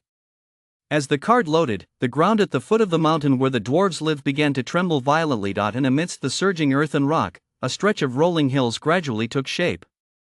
Upon closer inspection, several dark mine shafts were scattered among the hills, each emitting wispy trails of magical energy. The moment Lin sensed the underground vein, his eyes widened in surprise, his delight evident on his face. It turned out that the ordinary minerals incorporated into the Divine Domain expansion card were now tightly encircling the outer perimeter of the mithril vein, constantly merging with it. As the magic within the vein seeped into them, these once ordinary minerals underwent a remarkable transformation, gradually being imbued with magical properties and turning into magical metals. No wonder this Divine Domain expansion card was called the Mithril Mining District. It ingeniously fused ordinary minerals with the mithril vein, successfully expanding what was originally a small mithril vein into a mining district of magical metals. I've really struck gold this time, Lin thought to himself with quiet delight. Chapter 33, Magical Weapons. As the commotion caused by the Divine Domain expansion card slowly subsided, Lin immediately sent a telepathic message to Balk. Beneath the high mountains lies a rich mining district.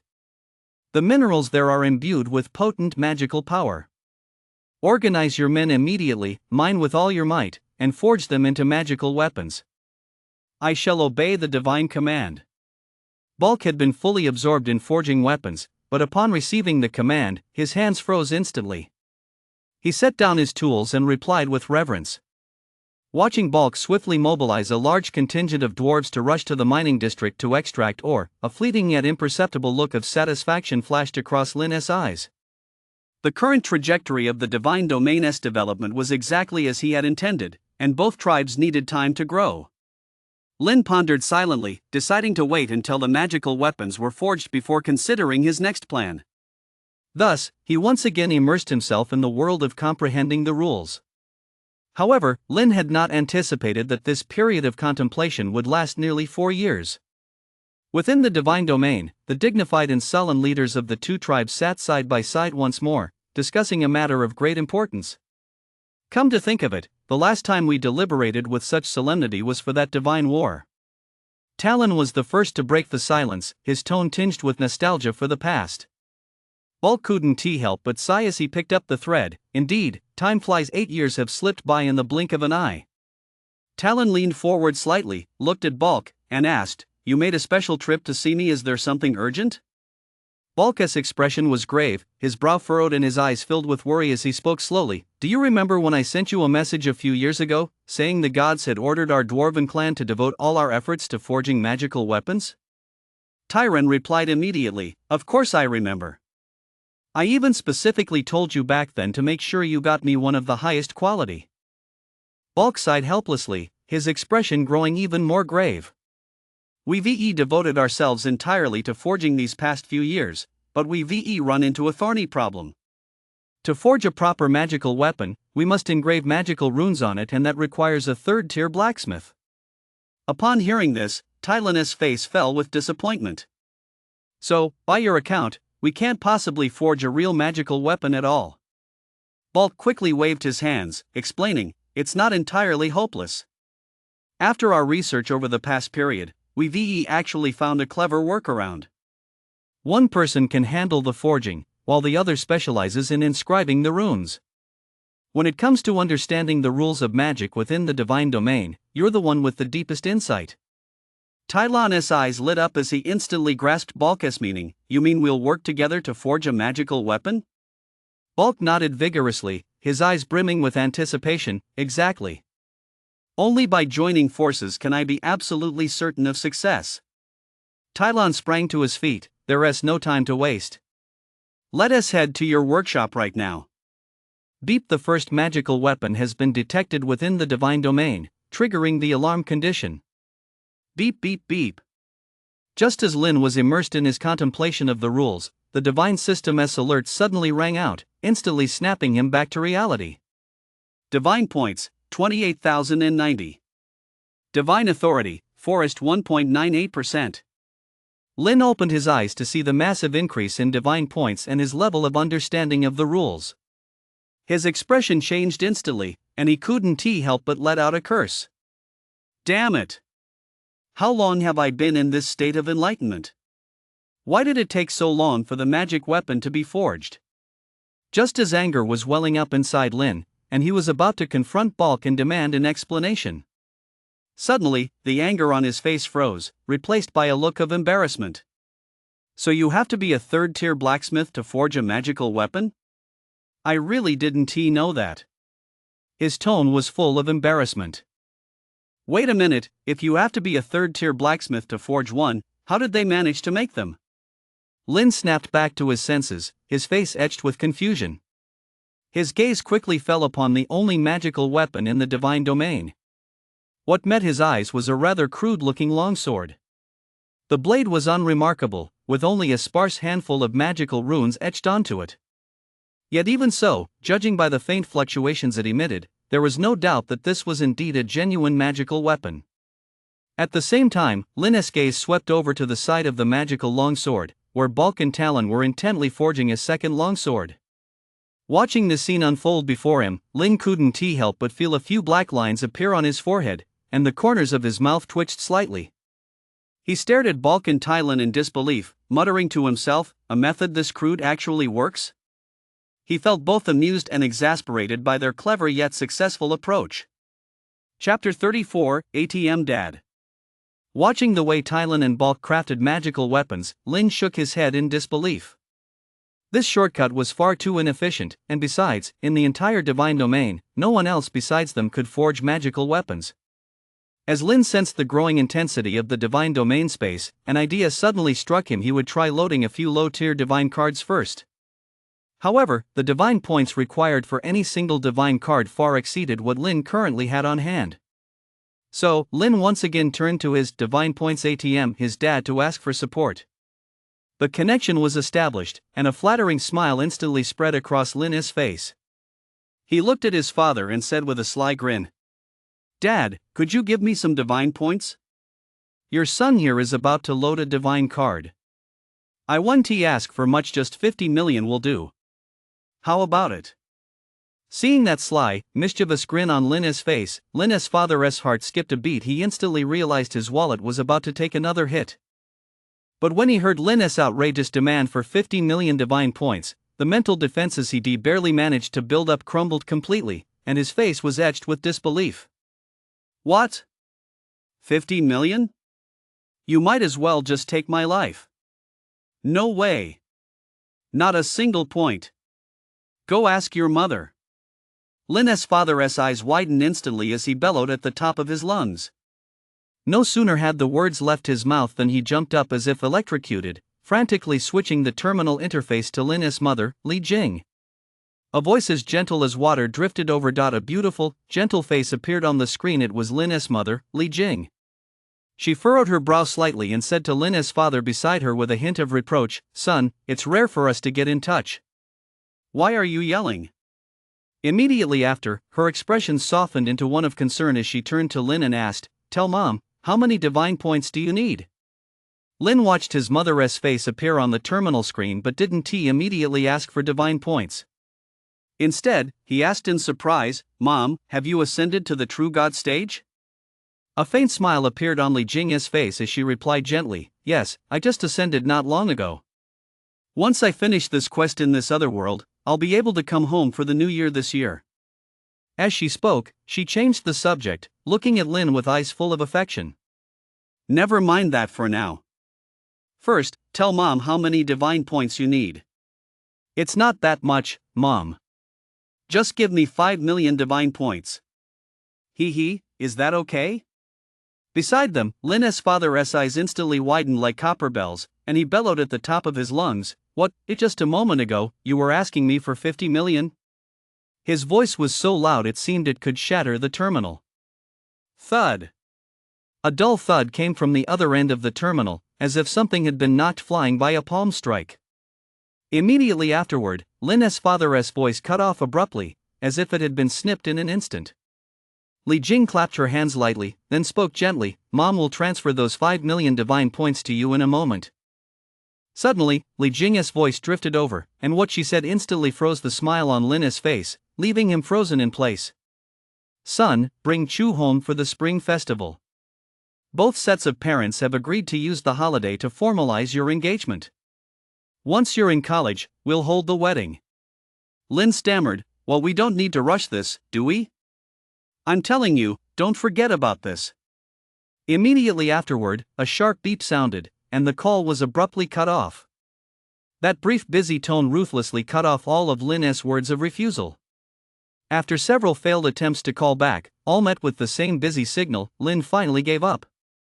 His fingers slid listlessly across the screen as he switched to Chu's contact. Staring at the familiar profile picture, his finger hovered over the call button as he debated whether to tell her about this. After mulling it over for what felt like an eternity, Lin ultimately chose to play the coward for a while longer. I'll wait until before winter break to tell her, Lin thought to himself. Chapter 35, Purchasing a Divine Card. Having made his decision, Lin stopped dwelling on the matter. He would simply play it by ear when the time came. The immediate priority was to purchase a divine card.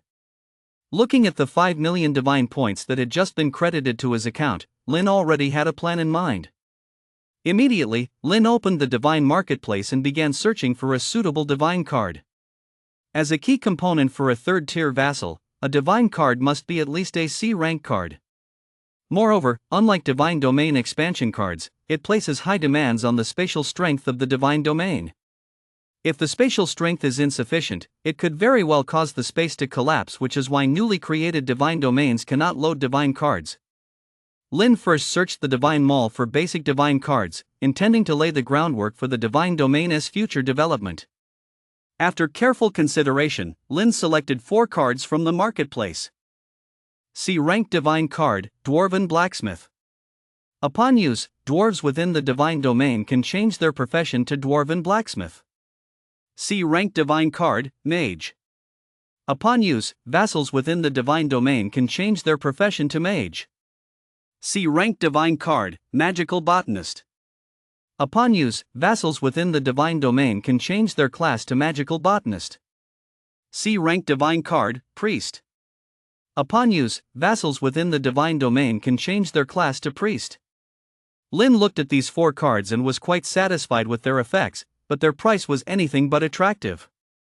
Even at the so-called bundle discount, these 4 divine cards cost a whopping 3 million divine points, eating up more than half of the 5 million divine points Lin had just acquired. Still, Lin felt that you have to spend money to make money. These 3 million divine points were well worth the investment. Next, Lin set his sights on combat divine cards, aiming to prepare his main combat vassal for a class change.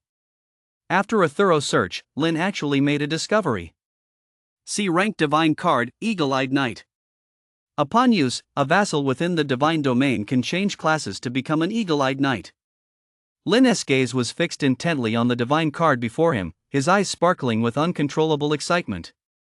This divine card perfectly matched the vision he had in mind. Although the price was a staggering 1 million divine points, in Lin's eyes, the value of this divine card in his hands far exceeded that million divine points.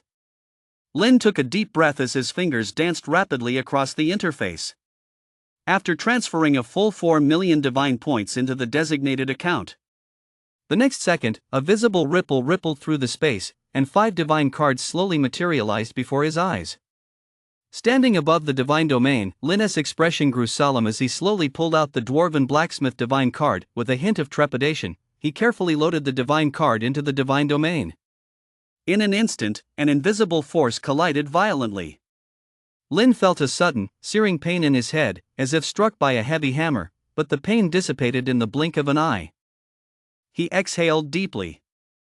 It seemed that although the divine domain was struggling, it had ultimately withstood this initial impact. At the same time, the space within the divine domain rippled with an invisible fluctuation imperceptible to the naked eye yet distinctly palpable. Inside the forge, Balk and Talon were fully absorbed in crafting a magical weapon. Suddenly, Balk seemed to be struck by lightning. His entire body shook, and a colossal, staggering aura surged from within him like a burst dam, causing the surrounding air to hum as if compressed by the force. Talon stopped what he was doing in astonishment and looked at Balk. In just a moment, that surging aura receded like a tide, returning to calm. Looking more closely, a faint glow shone around Balk. He had successfully changed his class to Dwarven Blacksmith. His aura was now deep and powerful, having clearly broken through to the 3rd tier. Standing there, he resembled a master blacksmith, radiating a profound sense of authority. Tylen's gaze was fixed on Balk, who had successfully broken through to the third tier, and the envy in his eyes was plain to see.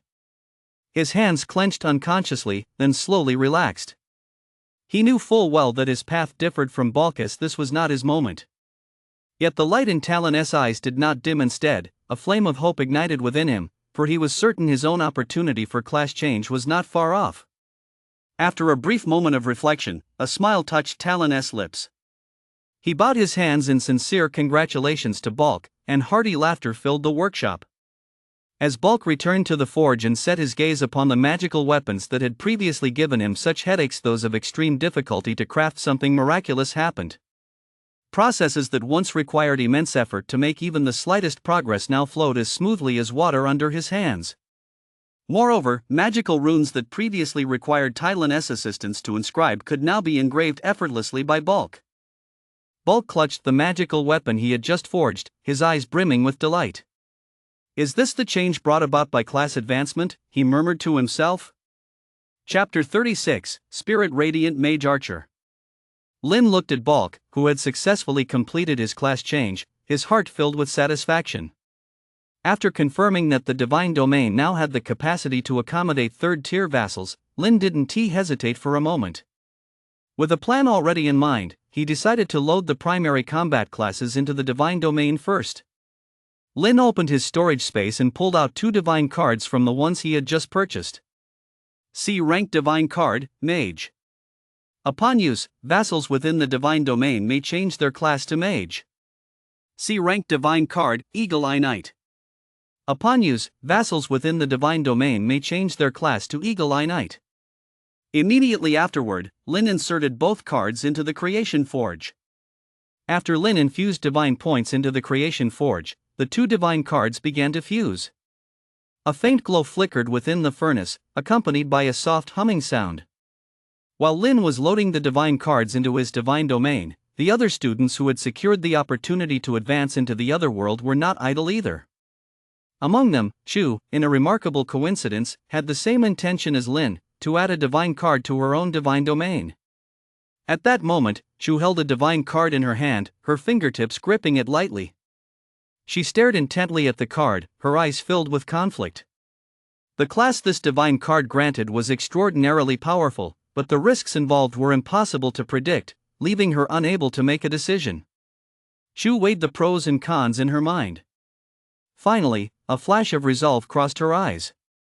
Without further hesitation, she loaded the divine card directly into her divine domain. C rank divine card, Battle Angel. Upon use, angels within the divine domain may reclassify as battle angels. Just as Chu braced herself, preparing to grit her teeth and endure the immense mental strain of loading the divine card, suddenly, without warning, the divine card transformed into a dazzling streak of light and shot into the angel reincarnation pool nearby. Immediately, ripples spread across the calm surface of the pool, and a mysterious, colossal wave of energy radiated outward, causing the surrounding air to tremble faintly. In the blink of an eye, the ripples emanating from the angelic reincarnation pool spread in all directions at an astonishing speed, permeating the entire divine domain in an instant. Chu, who had been bracing himself for the mental shock, realized that the expected impact had not materialized. Within the divine domain, Cyril keenly sensed that peculiar fluctuation. In that instant, her aura surged violently. Her wings spread wide, each feather standing on end, as golden light erupted from her body like a surging tide. Accompanied by blinding divine power, her form soared upward, and the wings on her back multiplied from 2 to 4, proclaiming her successful advancement to a third-tier battle angel. Chu gazed at Cyril, who was enveloped in a divine radiance. With a wave of her hand, a colossal sword of light instantly coalesced, and she brought it down with a devastating strike that shook the earth and sent sand and stones flying. Witnessing this scene, Chu was now filled with confidence in this journey to the other world. Meanwhile, the divine card that Lin had spent half a year refining. At that moment, accompanied by a faint flicker of light within the furnace, it slowly materialized and drifted out. C rank divine card, Spirit Radiant Mage Archer. Upon use, vassals within the divine domain may class change into Spirit Radiant Mage Archers. Lin's gaze was fixed intently on the divine card, where a vague, menacing figure flickered on the surface. Without a moment's hesitation, he he raised his hand and loaded this divine card, imbued with immense power, into his divine domain. The instant the divine card was loaded, a powerful mental shockwave surged toward Lin like a raging tide. He had braced himself for this, clenching his jaw, and with veins bulging on his forehead, he fought back with all his might. As the shockwave gradually subsided, Lin had no time to catch his breath. He immediately focused his mind, using his divine sense to scan the situation within the divine domain. In that instant, a subtle ripple suddenly erupted from the core of the divine domain and spread rapidly toward its four corners. As that ripple silently passed through the depths of the elven palace, Talon, who had been deeply immersed in his cultivation, felt a sudden jolt in his heart. In that instant, the aura surrounding him surged violently.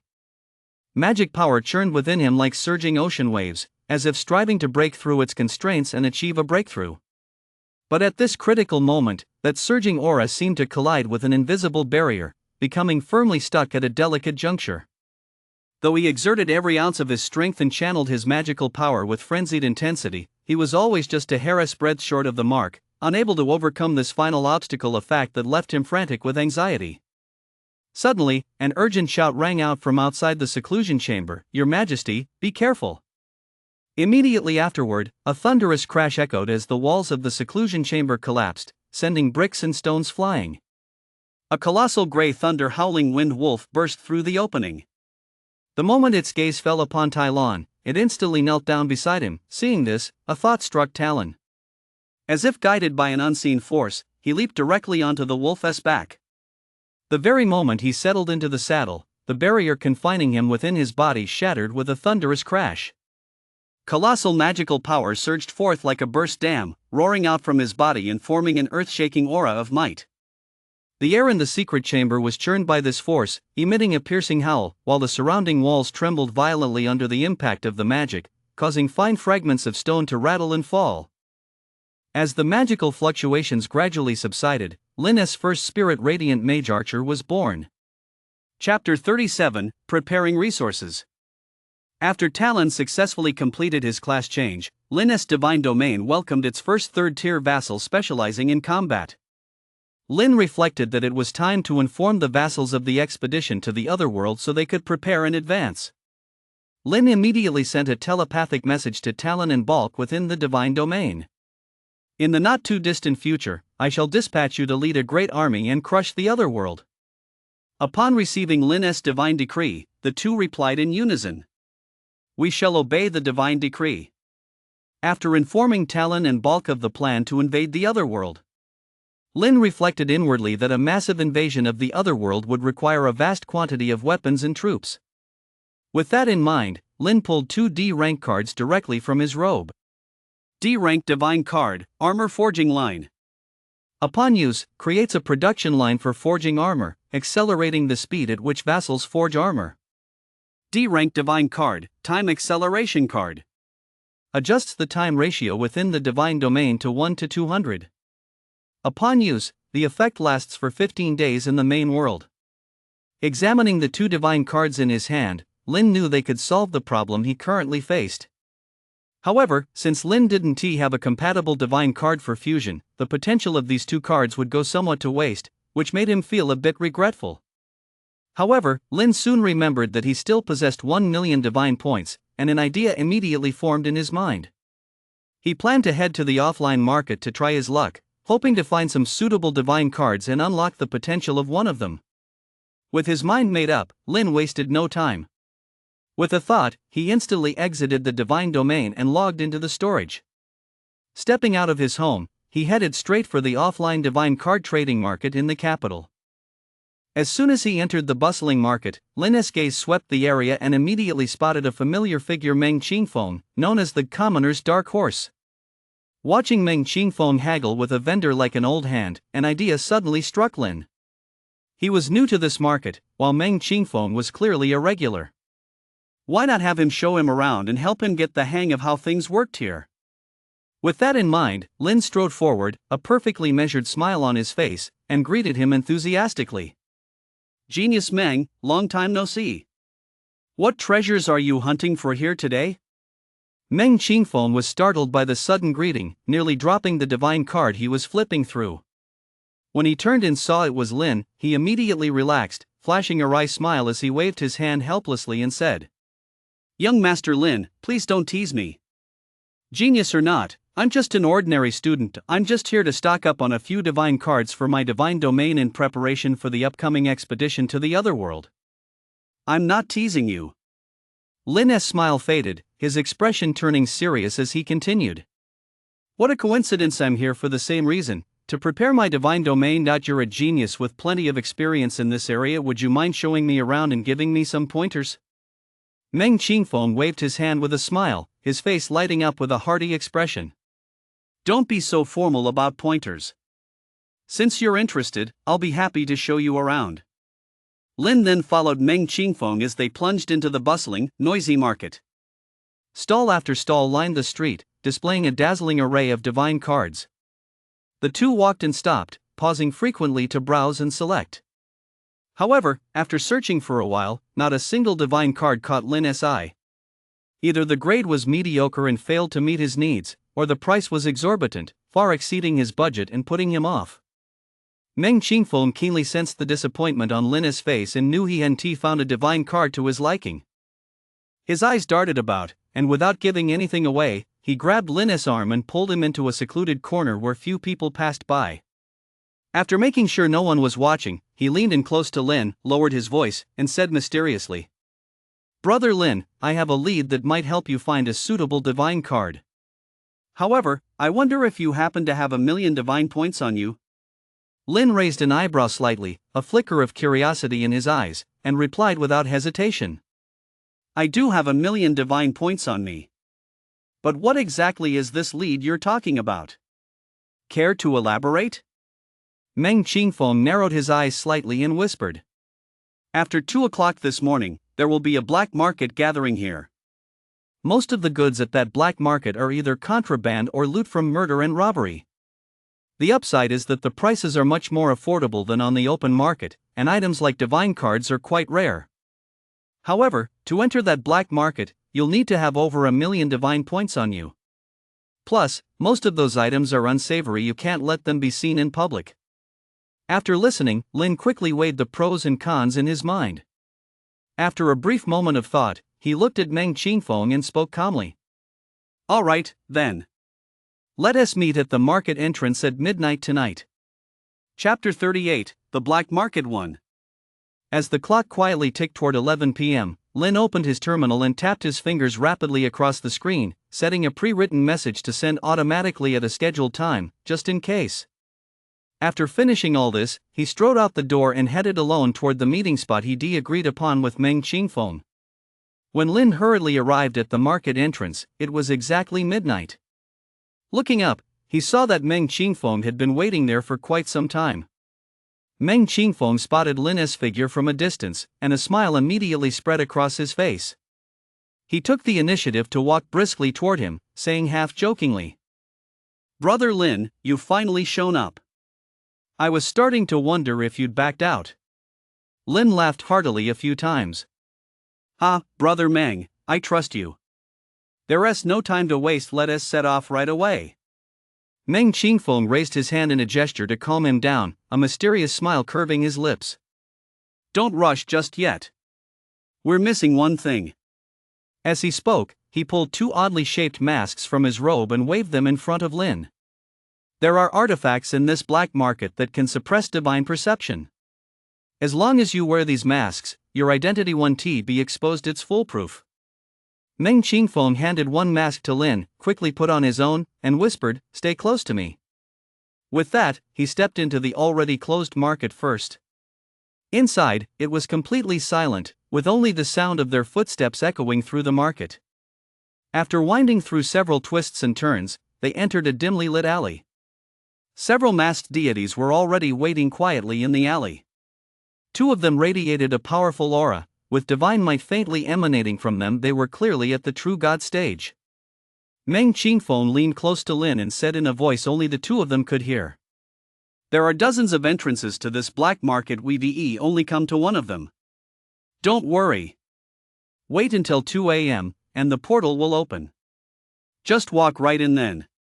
But be careful, when you enter, the portal will automatically scan your terminal. It will only let you in if it confirms you have over 1 million divine points. Lin nodded slightly and replied in a low voice, "Got it." Meng Qingfeng, along with Lin and the other deities, waited quietly in the alley. Finally, the clock quietly struck 2 in the morning. In an instant, a strange ripple rippled through the previously empty end of the alley, and a portal as black as ink slowly materialized.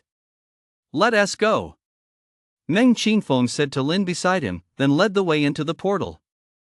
Seeing this, Lin didn't hesitate for a moment and stepped into the portal as well.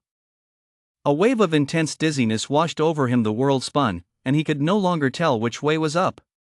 When he finally regained his footing, he realized he had successfully entered the black market. Yet the scene before him was vastly different from what he had imagined. He had expected the black market to be gloomy and oppressive, but when he looked up, the sky was filled with multicolored lights flickering and dancing, with light and shadow intertwining as lively as a nightclub. Meng Qingfeng couldn't help but laugh at Lin's stunned expression. He patted him on the shoulder and teased, "Surprised?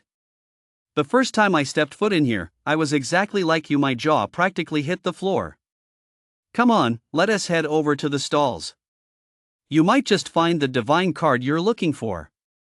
Meng Qingfeng led Lin into the bustling crowd. The deeper they went, the louder the din became, and Lin finally sensed a palpable air of gravity. After all, most of the goods sold here weren't obtained through legitimate means, and the vendors were mostly outlaws. But Lin had to admit that the items on display were incredibly tempting. Every divine card offered exceptional value for money, far surpassing the ones he browsed earlier that day. It didn't take long before Lin spotted several divine cards that suited him perfectly. Chapter 39, The Black Market 2. Faced with so many divine cards that caught his eye, Lin hesitated. Although none of these divine cards were particularly expensive, he only had enough money in his pocket to buy one. Just as Lin was weighing his options, he caught a glimpse of a stall out of the corner of his eye. The stall was deserted, with only a single C-rank divine card emitting a blue glow displayed on it. However, a sign stood in front of the stall, reading, "Top-tier C-rank divine card, only one available." The sign instantly caught Lin's attention. A top-tier C-rank divine card? Such cards were rare indeed. Driven by curiosity, Lin walked toward the stall. Behind the stall stood an old man. Though he looked ordinary, he exuded an aura of authority that could not be underestimated. Clearly, he had already reached the true god stage. Lin reached out, picked up the C-rank divine card, and used the god system to examine its attributes. C-rank divine card, Magic Workshop. Upon use, generates 5 magic workshops within the divine domain. Significantly accelerates the forging speed of magical equipment. The effects of this divine card perfectly matched Lin's requirements, striking a chord deep within him. He couldn't wait to ask the old man for the price. The old man raised his eyes, scanned Lin from head to toe, and spoke slowly. "Young man, let me be blunt from the start, this card is contraband. If you use it within the divine domain, there is a high probability the divine system will detect it. When that happens, don't say I didn't warn you." Lin remained composed and replied, "Rest assured, sir. I have my own ways of handling it. Just tell me how much this divine card costs." "Alright, since you seem genuinely interested," the old man held up a finger, his tone firm. "Non-negotiable, 120,000 universal divine points." Lin replied calmly.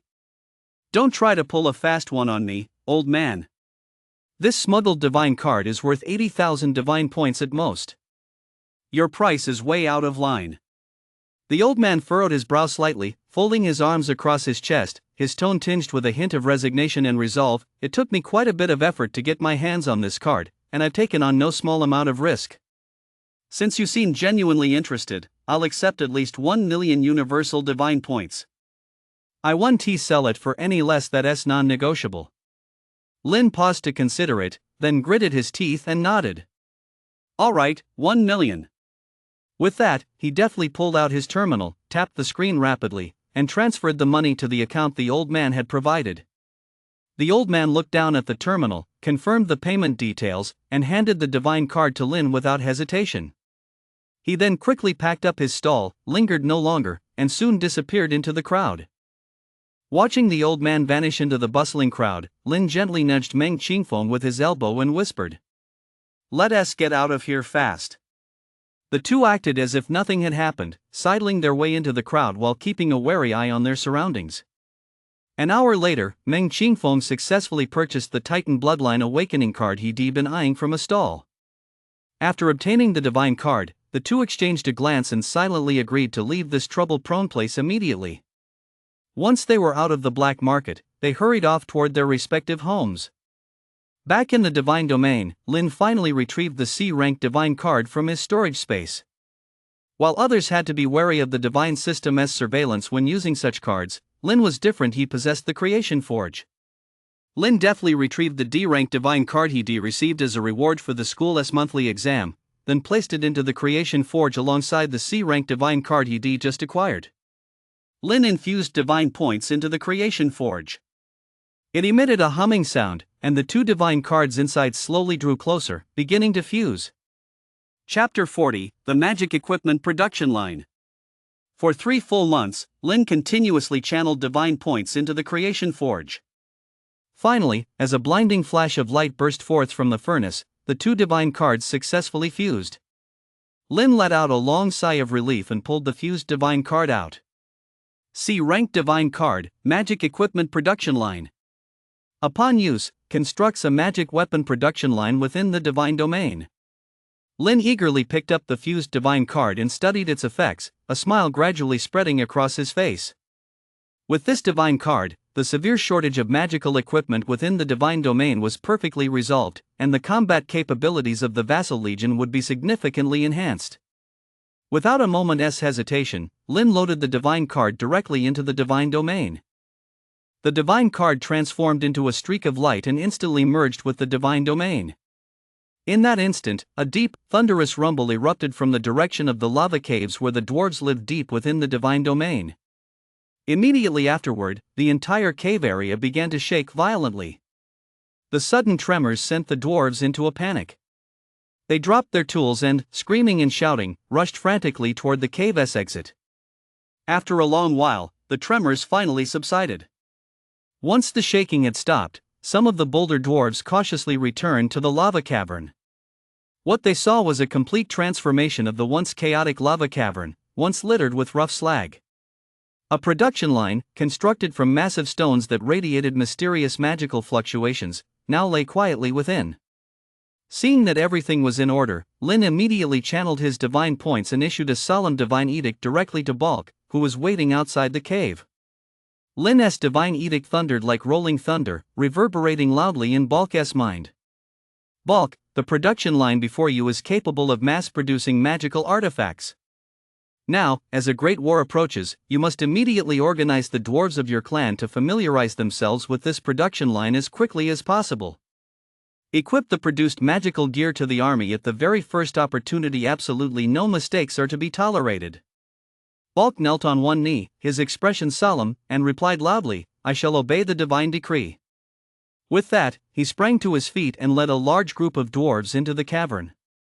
From above the divine domain, Lin's gaze pierced through the thick layers of rock, watching the bustling weapons production line.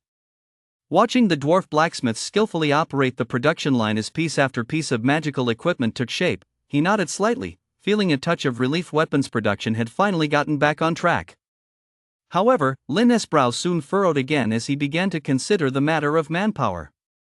To rapidly achieve a population explosion in the divine domain, time acceleration cards and procreation acceleration cards were key. He knew full well that if he could gather both cards, fuse them into a hyper-speed card, and then use it, the results would be twice as effective with half the effort. But time was of the essence now. The impending journey to the other world hung over him like a sword of Damocles, leaving no room for the slightest hesitation or delay. Lin's gaze was resolute. There was not a trace of hesitation left in his heart. He immediately loaded the time acceleration card into the divine domain. In an instant, the entire divine domain seemed to be stirred by an invisible giant hand. A strange temporal fluctuation radiated out in concentric ripples from the point where the card had been integrated, much like waves on water, and the flow of time within the divine domain accelerated dramatically in its wake. Lin quietly gazed at the divine domain before him, which was expanding at an astonishing rate. Just as he was about to immerse himself, as he always did, in the mysterious world of comprehending the laws of the universe, the system's notification sound rang out. Beep, you have a package from the main world awaiting delivery. Upon opening the door and seeing the familiar delivery logo on the delivery robot, Lin instantly realized this must be from his parents, who were far away at the realm barrier. After bringing the package back home, Lin gently placed it on the table and muttered to himself, "I wonder what good things Mom and Dad sent me this time." Full of anticipation, Lin opened the package. A divine card glowing with a purple light slid out and landed lightly on the floor. He paused for a moment, his gaze immediately drawn to the card, and quickly bent down to pick it up. Grade B Divinity Card, 1 point of Thunder Divinity. After a moment of stunned silence, Lin could no longer contain his emotions. He blurted out, his voice brimming with disbelief, "Holy shit!" In the vast expanse of subspace, divinity is the most crucial element on the path to ascension for deities. Its rarity is beyond imagination, it is virtually priceless. The divinity that occasionally surfaced on the market almost without exception was condensed from the remains of fallen outer gods from other realms. Yet this divinity contained the resentment of those fallen deities. Before absorbing and fusing it, users had to expend immense effort to purify it. The slightest misstep would allow that resentment to corrode their minds, plunging them into a state of no return. However, the divinity card Lin now held sent all the way from his parents was entirely different. The divinity it contained had been meticulously condensed from pure divine points, without a trace of impurity, and was, moreover, the extremely rare Thunder Divinity. Chapter 41, Thunder Divinity. Lin clutched the divinity card, which emitted a mysterious glow, his fingers trembling slightly as the excitement within him surged like an unstoppable tide. His eyes were fixed intently on the card. After a moment, as if finally snapping back to reality, he quickly raised his hand to open the terminal and, without hesitation, initiated a video call to his mom. The call connected, and the familiar face of his mother, Li Jing, gradually came into focus. Lin took a deep breath. Before his mother could speak, he blurted out eagerly, "Mom, what's the deal with this divinity card? Don't you guys need it?"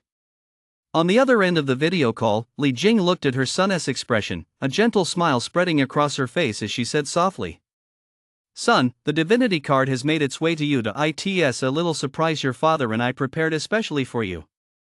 As you know, we've been giving it our all to conquer the other world within the realm barrier lately. Though the process has been arduous, we've reaped rich rewards and, by a stroke of luck, obtained some world essence. A few days ago, a true God stage practitioner from the Thunder Divine Authority was on the verge of a breakthrough and needed some world essence. He was willing to trade this divinity card for it. Your father and I aren't involved with the Thunder Divine Authority, so keeping this divinity card was pointless. After much thought, we decided to send it straight back to you." Lin listened quietly as his mother, Li Jing, explained, a warm wave surging through his heart as a bright smile spread across his face. "Mom," she said happily, "thank you and Dad so much. I was just worried about not having a suitable divine authority to advance to." Lin chatted with her mother about family matters for quite a while longer, until her mother had to attend to something else. Reluctantly, Lin ended the call. The moment he put down the terminal, he could no longer contain his eagerness. He took a quick step toward the Divine Domain login pod and entered the Divine Domain. As soon as Lin entered the Divine Domain, he eagerly took out the Thunder Divinity card and loaded it into the Divine Domain. Although the Divinity card was a B-rank Divine card, it had no effect on the stability of the Divine Domain, allowing it to be loaded and used immediately. Lin looked up and saw a dazzling divinity, resembling solidified purple lightning, floating quietly in the void before him. It was surging with the violent and pure power of the Thunder Law. Without a moment's hesitation, Lin began to channel divine points. As he moved, ripples spread through the surrounding space, and a gentle yet powerful gravitational pull emerged, carefully drawing the divinity which contained a vast amount of thunderous law energy toward him. Immediately afterward, Lin threw his arms wide, allowing the divinity to sink into his divine body like a streak of light. In that instant, his body trembled slightly, and a fine layer of electric sparks flickered across his skin, as if he had established a preliminary resonance with the divinity. This was the advantage of pure divinity: it could be drawn directly into the divine body, allowing one to devote oneself entirely to its comprehension. Had it been divinity condensed from the remains of a fallen outer god, it would inevitably have been imbued with the colossal resentment of that god's final moments. Such divinity, if rashly drawn into the body, would instantly corrode the soul and threaten one's very life. As this thunderous divinity sank into Lin's body, he plunged into a profoundly mysterious and wondrous state. Lin felt as though his consciousness had broken free from the constraints of his physical form, swept into a vast, boundless sea of thunder. Within this sea of thunder, countless lightning laws, shimmering with blinding radiance, darted through the depths of his mind like agile fish. Lin held his breath and stilled his breath, immersing himself wholly in the experience, allowing these laws to emerge, collide, and merge one by one within his divine consciousness. Time flowed slowly as Lin delved deeply into the divinity of thunder. It seemed to pass in the blink of an eye, and before he knew it, 5 years had gone by. During those 5 long yet fleeting years, Lin's consciousness was completely immersed in those mysterious laws of thunder. Finally, Lin slowly snapped back to reality from that profoundly mysterious state. His eyelids fluttered slightly as he opened his eyes. A fierce, thunderous light flashed within them, as if countless fine arcs of electricity were dancing there. Upon regaining consciousness, Lin wasted no time and immediately opened the system interface. Divine identity: Lin, citizen of the Human Federation. Faith points: god of forests and elves. Divine name: Florax. Divine rank: divine creature stage. Divine domain category: Elven continent. Vassals: elves, lava dwarves. Supernatural species: storm wolf. Artifact: creation forge. Divine authority: forest 2.3%, thunder 8.9%. Divinity: 1 point of thunder divinity. Divine points: 89,078 points. Lin's gaze was fixed intently on the faintly glowing system panel before him. He noticed that a new divine authority had appeared in the divine authority section: thunder divine authority. Lin couldn't help but let out a soft click of his tongue, remarking, "The boost divinity provides to deities is truly remarkable. Rules that would normally take ages to comprehend are now as clear as day under the influence of divinity." Chapter 42, Chu Zihong. Now that he had successfully grasped the thunder divine authority, the immediate priority was to find a thunder divine spell to accompany it. But a thorny problem stood in Lin's way: he was out of money. Recently, Lin had spent all 5 million divine points he'd received from his mother on purchasing divine cards. Although Lin could ask his parents for more divine points, they had only just sent him a divinity card. At this thought, Lin began to hesitate. Asking for more money would simply be inappropriate. Furthermore, Thunder Divine Arts and Forest Divine Arts were fundamentally different. Thunder Divine Arts were generally immensely powerful, and those with latent potential were treasured by their owners. Very few were ever sold on the market. The more Lin thought about it, the more overwhelmed he felt. Just as he was about to put the search for a Thunder Divine Art on hold, a figure suddenly flashed through his mind: Chu Zihong, Chu's father. Chu Zihong was a master of Thunder Divine Authority. Perhaps he had a divine art that would suit him. With that in mind, Lin wasted no time and quickly dialed Chu's number. "Hello." The moment the call connected, Chu's voice, tinged with a touch of laziness, drifted over the line. As a man with a strong sense of pride, Lin didn't know how to broach the subject of the divine arts. After hesitating for a moment, he could only tentatively ask, "What have you been up to lately?" "Humph, stop pretending to care. Spit it out already. If you really had nothing to say, I bet you'd have forgotten all about me by now, maybe even found yourself a new flame." On the other end of the line, Chu snorted, mercilessly exposing Lin's true intentions. Haha. Lin gave a few nervous laughs. "Here's the thing, could you ask my uncle if he has any Thunder Divine Arts suitable for a new deity to practice?" "Oh really? You've actually awakened the Thunder Divine Authority?" Chu sounded slightly surprised, then teased. "I just don't get it. How come you're just like that roughneck, both of you so fond of such violent divine authorities?" "Alright, I'll ask him for you. I'll let you know later." Lin scratched his head, his voice tinged with nervousness, and continued. There's one more thing I need to tell you. My parents want me to bring you home for the spring festival so we can set the date for our wedding. Once we're in college, we'll go and officially register our marriage. As soon as he finished speaking, Lin decisively hung up the phone. Just before the busy tone sounded in the receiver, he could still hear Chu exclaim in surprise, "What did you say?" Chu held the now disconnected phone, her cheeks instantly flushing with two rosy blushes. She pouted indignantly, "Humph, men are all such jerks." Though Chu grumbled under her breath, her actions spoke louder than words as she dialed her father's number. The moment the call connected, a formidable figure at the True God stage, surrounded by dazzling lightning, appeared clearly on the screen of the communication terminal. "Dearest Daddy," Chu cooed. "Your adorable little daughter has a question for you. Do you happen to have any thunder divine arts suitable for a newly ascended deity to practice?" "Yes, of course I do." Before Chu could say another word, a divine art card materialized out of thin air in her room. Immediately afterward, she gazed expectantly at Chu Zihang on the communication terminal and asked, "Daddy, isn't it time to set a date for Lin and my wedding this year?" The moment Chu mentioned marriage, Chu Zihang's face, which had been full of smiles, instantly darkened, as if shrouded by a layer of dark clouds. He gave a soft snort, his tone full of resignation.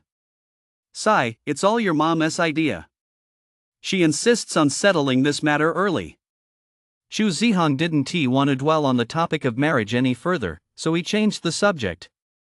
His eyes betrayed concern and curiosity as he asked earnestly, "Sweetheart, you suddenly brought up the Thunder Divine Art. Could it be that you've awakened the Thunder Divine Authority?"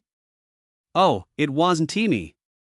It was Lin who awakened the Thunder Divine Authority," Chu replied with a smile. Before her father could say another word, she quickly hung up the phone.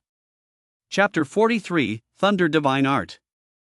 However, what Chu didn't know was that the moment she hung up, far away, within a divine realm ruled by a true god stage being, the sky suddenly darkened, a frenzied thunder gathered with overwhelming force, and in the blink of an eye, a world-shattering thunderstorm raged wildly throughout the divine realm. Chu dialed Lin's number with an air of superiority. Before he could say a word, she declared triumphantly, "I've already sent you the divine art card. Humph. Whether I come home with you for the spring festival depends entirely on how you behave from now on." Lin immediately forced a smile, his tone dripping with flattery. "Got it, my little goddess." On the other end of the line, Chu muttered a few playful complaints, and then the two chatted affectionately for quite a while. Finally, they hung up the phone with a touch of reluctance. The moment the busy tone rang out, Lin reached out and picked up the divine art card Chu had sent. C-rank divine art card Thunderous Might. Upon use, it summons a storm of thunderbolts to carpet bomb a designated area. Lin read the system's description of the spell with a smile in his eyes. As an area of effect spell, it held immense potential for future development. Lin immediately decided to begin learning the spell and, until the effects of the time acceleration card wore off, paid no further attention to the changes within the divine domain. While Lin was fully immersed in mastering the spell, the divine domain underwent earth-shattering changes. The first major event was Bulk leading the dwarves in establishing the Dwarven Kingdom, with Bulk serving as its first king. The second major event concerned the vassal legion's weaponry and equipment. Thanks to the dwarves' magical equipment production lines operating day and night, ordinary metal gear had been completely phased out and replaced by a wide variety of magical equipment. The third major development centered on the transformation of the extraordinary beings. The once ordinary first and second tier extraordinary beings, having undergone years of rigorous training, had now achieved a qualitative leap in their power.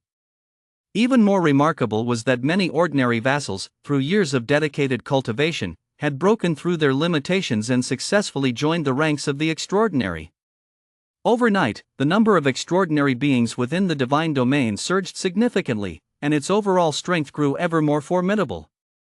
By the time the time acceleration card was about to expire, the military might of Lin's divine domain had more than tripled compared to before. Beep, time acceleration card has expired. The system alert sounded abruptly, rousing Lin from his focused state of studying divine arts.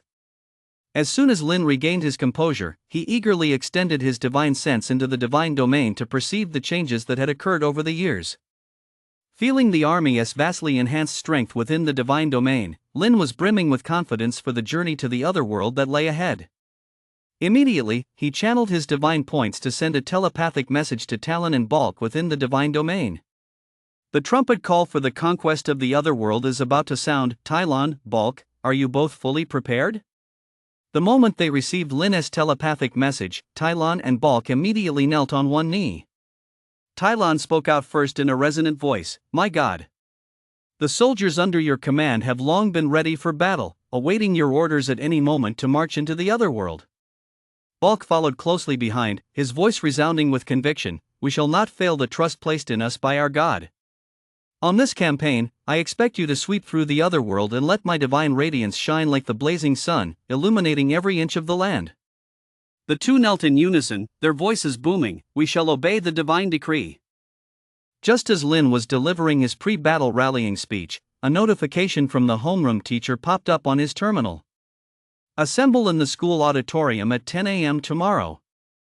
No latecomers will be admitted." Chapter 44, The Luoza World. The next day, in the school auditorium, the top 20 students from the monthly exam gathered together.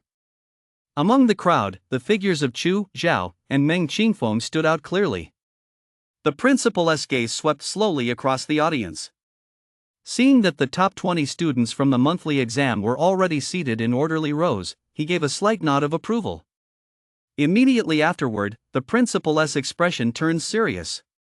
Clearing his throat, his booming voice instantly echoed throughout the auditorium, "Students, I have gathered you here today to announce the details of our expedition to another world. The world we are about to conquer is called the Luoza world. It is a micro-world." The principal paused briefly, his gaze sweeping over the students' attentive faces, before continuing, "According to information obtained by our senior class seniors, the Luoza world is guarded by 3 demigod stage beings, who are assisted by 4 divine creature stage beings in maintaining their rule."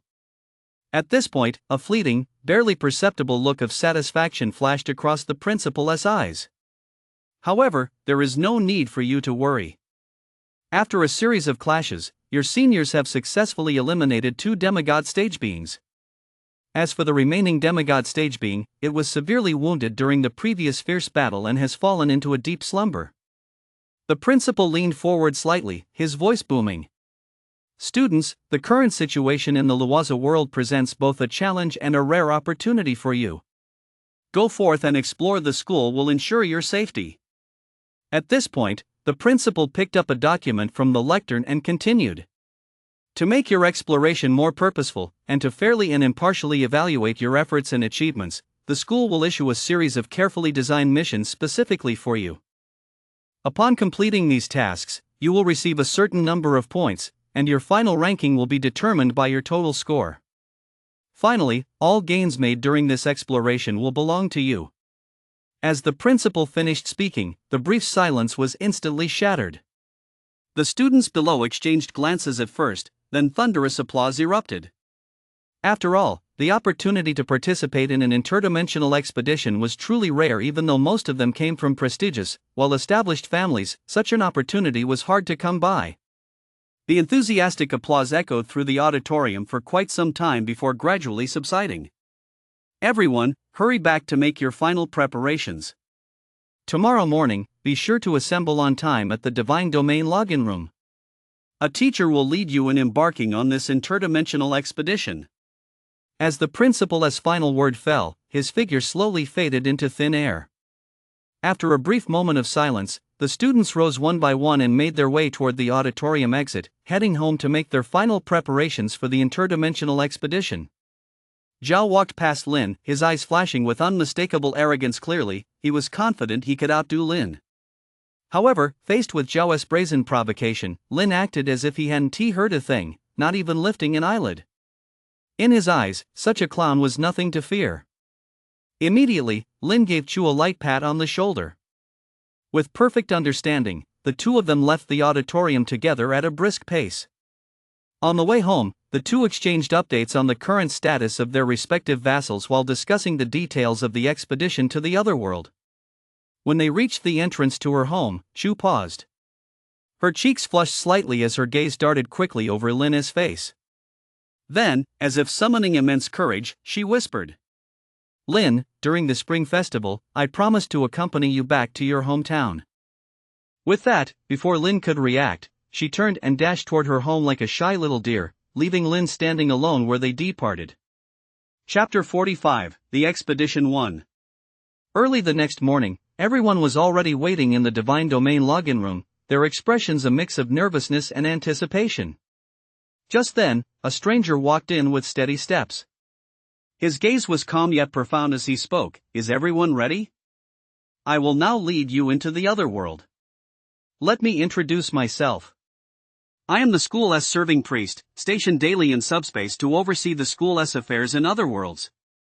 Since we rarely have the chance to meet, it's only natural that you're unfamiliar with me. I am fundamentally different from the other teachers at the school. First of all, I am a true God stage."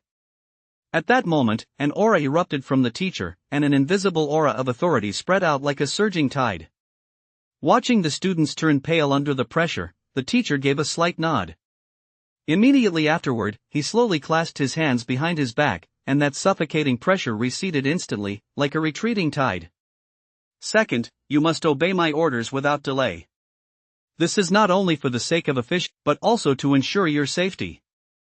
Finally, I possess extensive experience in exploring other worlds. The Lawaza world is one of the realms under my jurisdiction. If you encounter difficulties during your exploration, simply activate your divine points to contact me, and I will provide immediate support." Noticing the respect in his student's eyes, he crossed his arms and continued in a calm, methodical tone. "Next, let me explain how you will enter other worlds. Since your physical bodies have not yet reached the demigod stage, you cannot enter subspace. Therefore, there are only two viable options. The first option is to project your consciousness onto a vassal, allowing for an indirect descent. This method is extremely safe. Even if the vassal unfortunately perishes in the other world, you yourselves will not suffer any harm.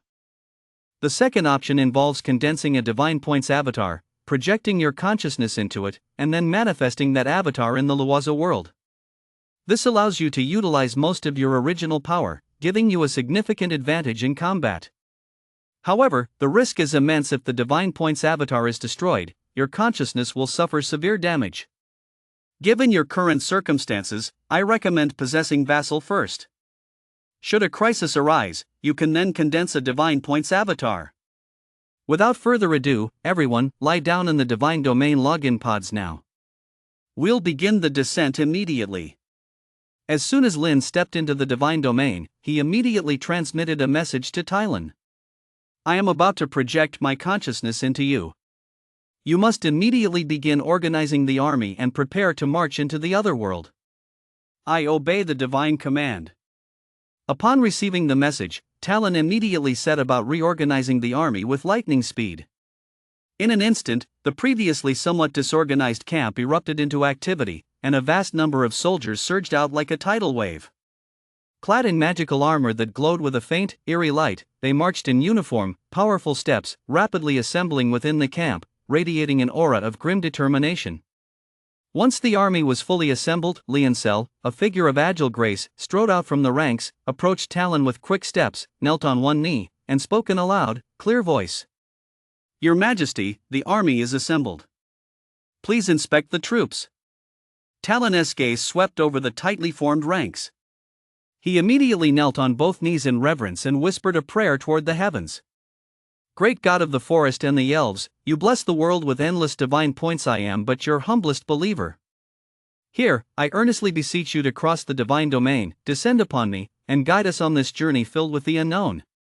Above the divine domain, Lin had been waiting for quite some time. The moment Talon's prayer faded, his colossal divine consciousness surged through the faith points channel, striking Talon like a bolt of lightning. In an instant, Talon's body trembled, and a strange golden glow flashed in his eyes. "I am aware. Prepare to depart." The words came from Talon's mouth, sounding like a completely different person from before. Leoncel's heart skipped a beat. He instinctively looked up and saw golden light surging deep within Talon's eyes. His entire being seemed enveloped in a layer of sacred radiance. In that instant, he snapped back to his senses and hurriedly lowered his head. His heart pounded wildly as he pretended not to have seen anything, afraid of disturbing the majesty emanating from the divine. Chapter 46, The Expedition 2. Beep, the divine domain portal is about to open. Citizen Lin, please prepare. The system alert sounded abruptly. Before Lin, space slowly tore open, revealing a brand new world beyond the portal. Lin's gaze burned with intensity as he surveyed the unknown realm, issuing the command without hesitation, "All units, attention! Move out!" Lin clamped his legs against the thunder-roaring wind wolf. The wolf, its body wrapped in lightning, threw back its head and let out a howl, charging first toward the slowly opening divine domain portal. Behind him, the vassal army followed like a surging tide. The rhythmic clatter of footsteps and the clang of weapons intertwined, creating a deafening roar. In an instant, Lin felt the world spinning and the wind howling in his ears. When everything settled, he had successfully entered the Luoza microcosm. Lin's sharp gaze swept the surroundings. Satisfied that the wilderness was completely deserted, he allowed his taut nerves to relax slightly.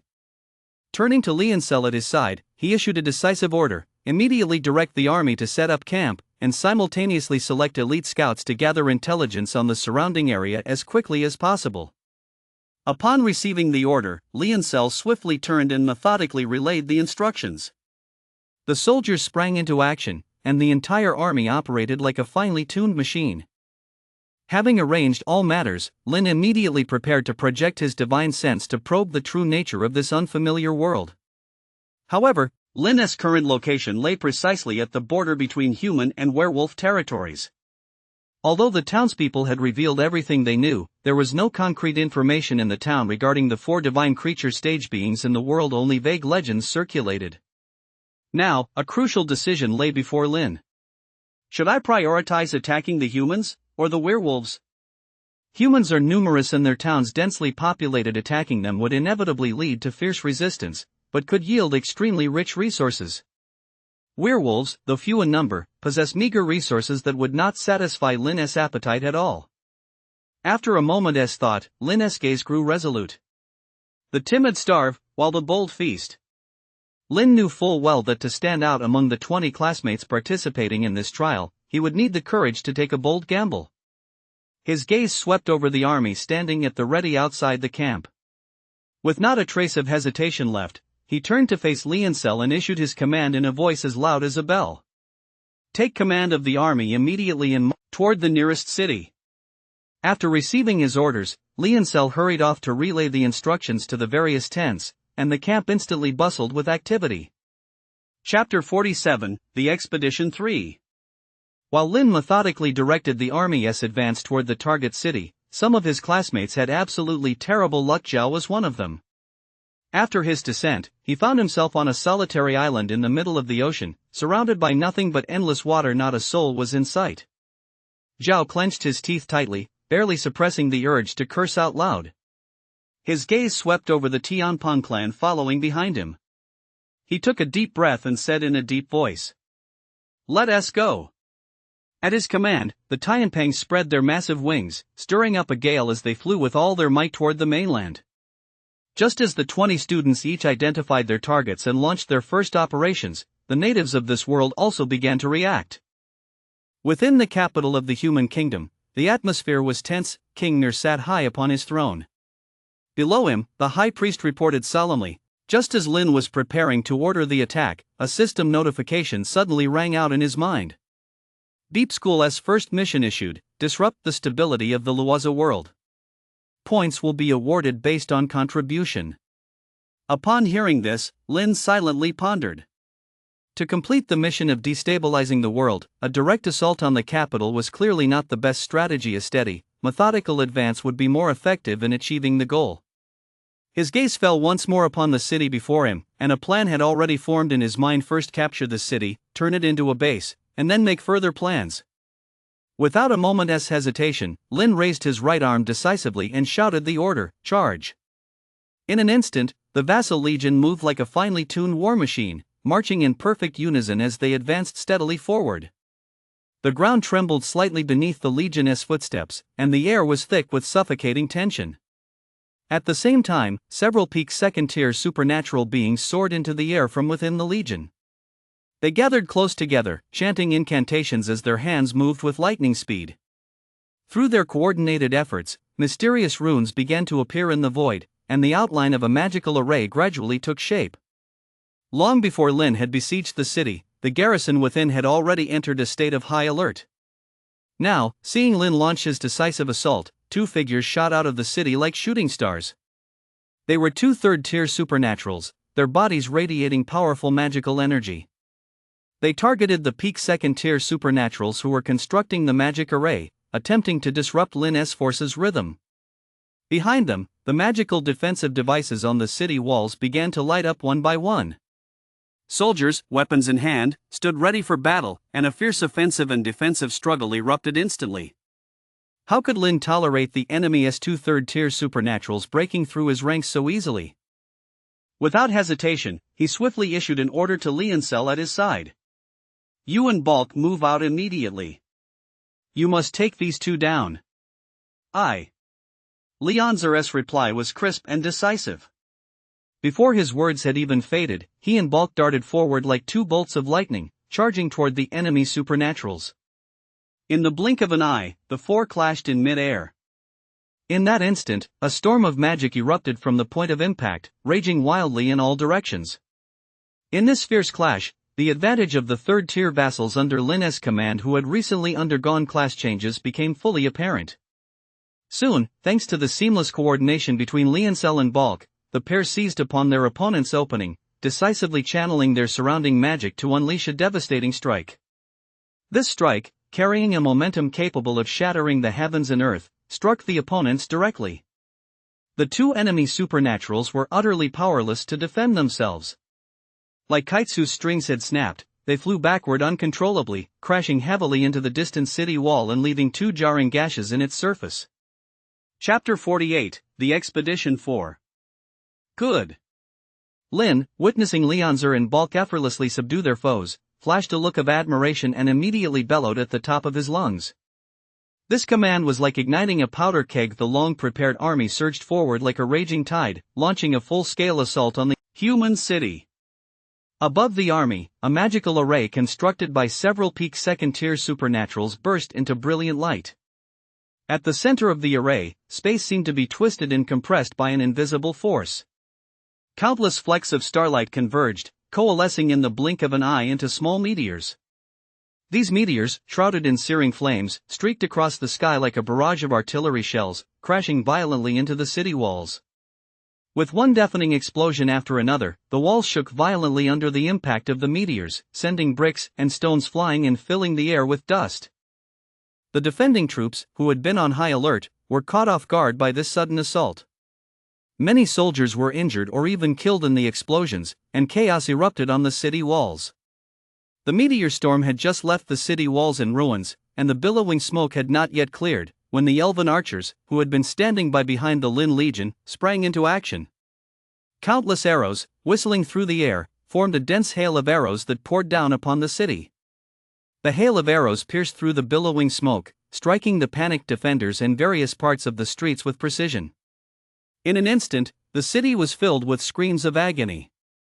Many soldiers and civilians who had no time to dodge were struck by the arrows and fell to the ground in pain, plunging the entire city into chaos. The dwarves in the front ranks seized this opportunity with keen instinct, forming tight formations and charging swiftly into the city. Seeing this, the defenders on the city walls hurriedly drew their bows and hurled stones, attempting a counterattack.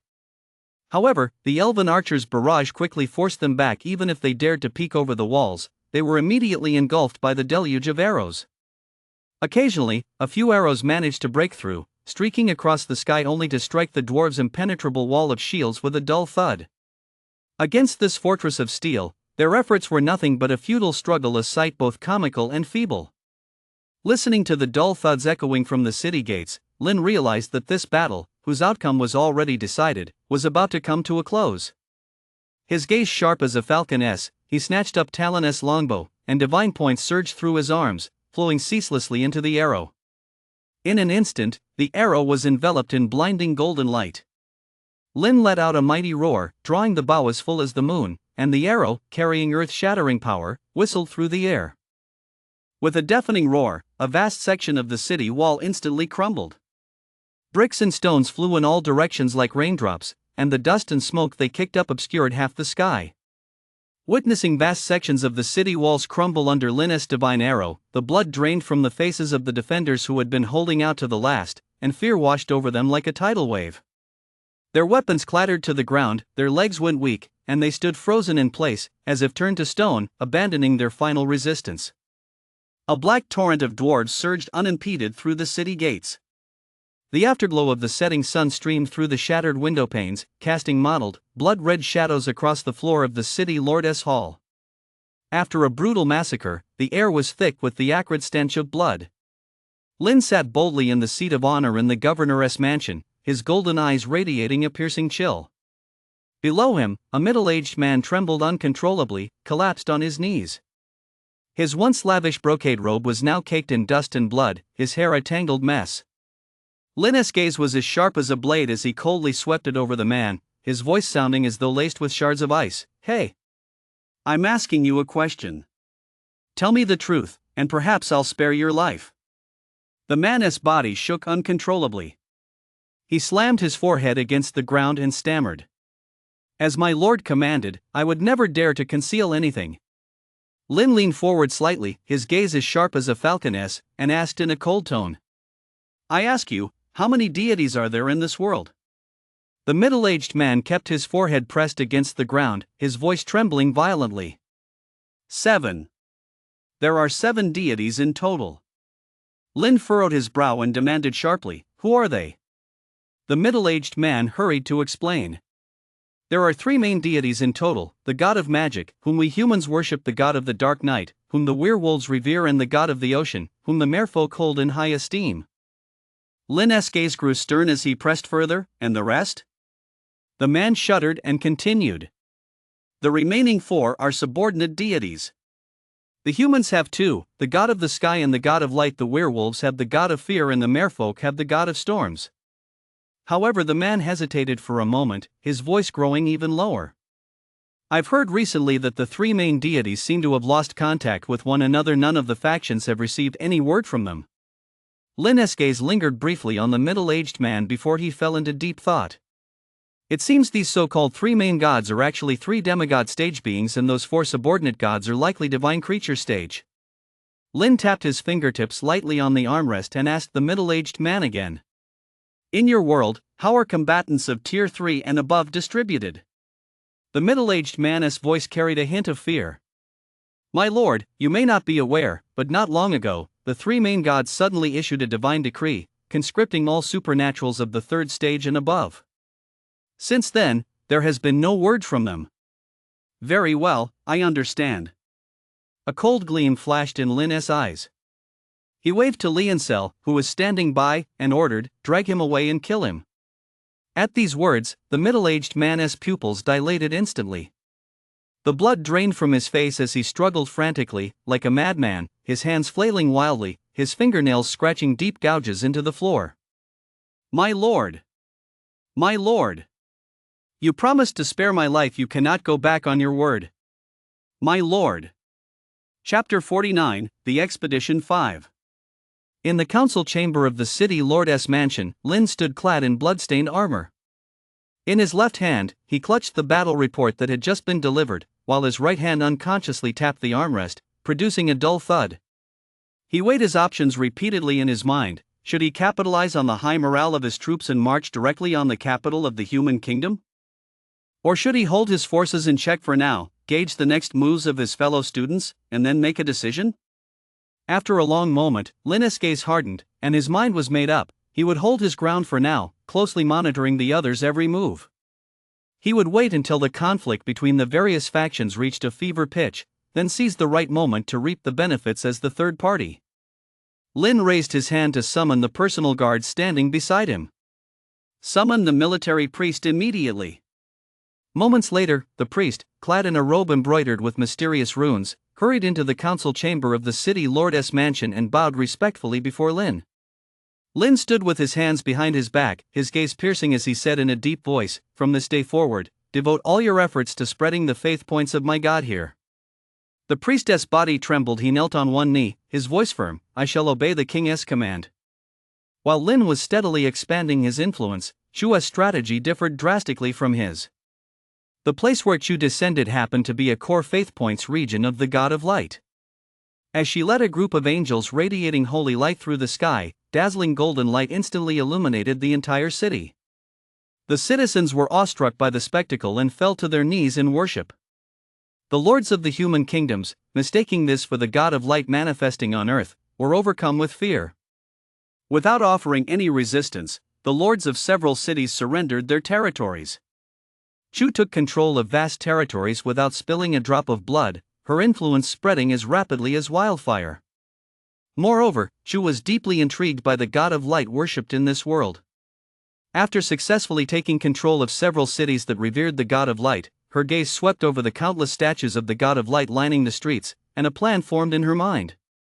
Chu immediately summoned her angels and ordered them firmly, "Take complete control of the God of Light as faith points zones, leave no corner untouched. I intend to uncover exactly where this God of Light is hiding." It wasn't just Chu and Lin. The rest of the students were equally busy, each employing their own strategies within the Luozo world.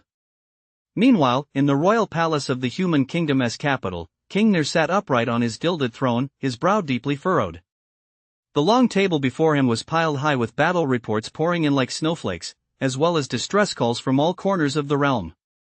Ner asked grimly, "What is the current situation on the front lines?"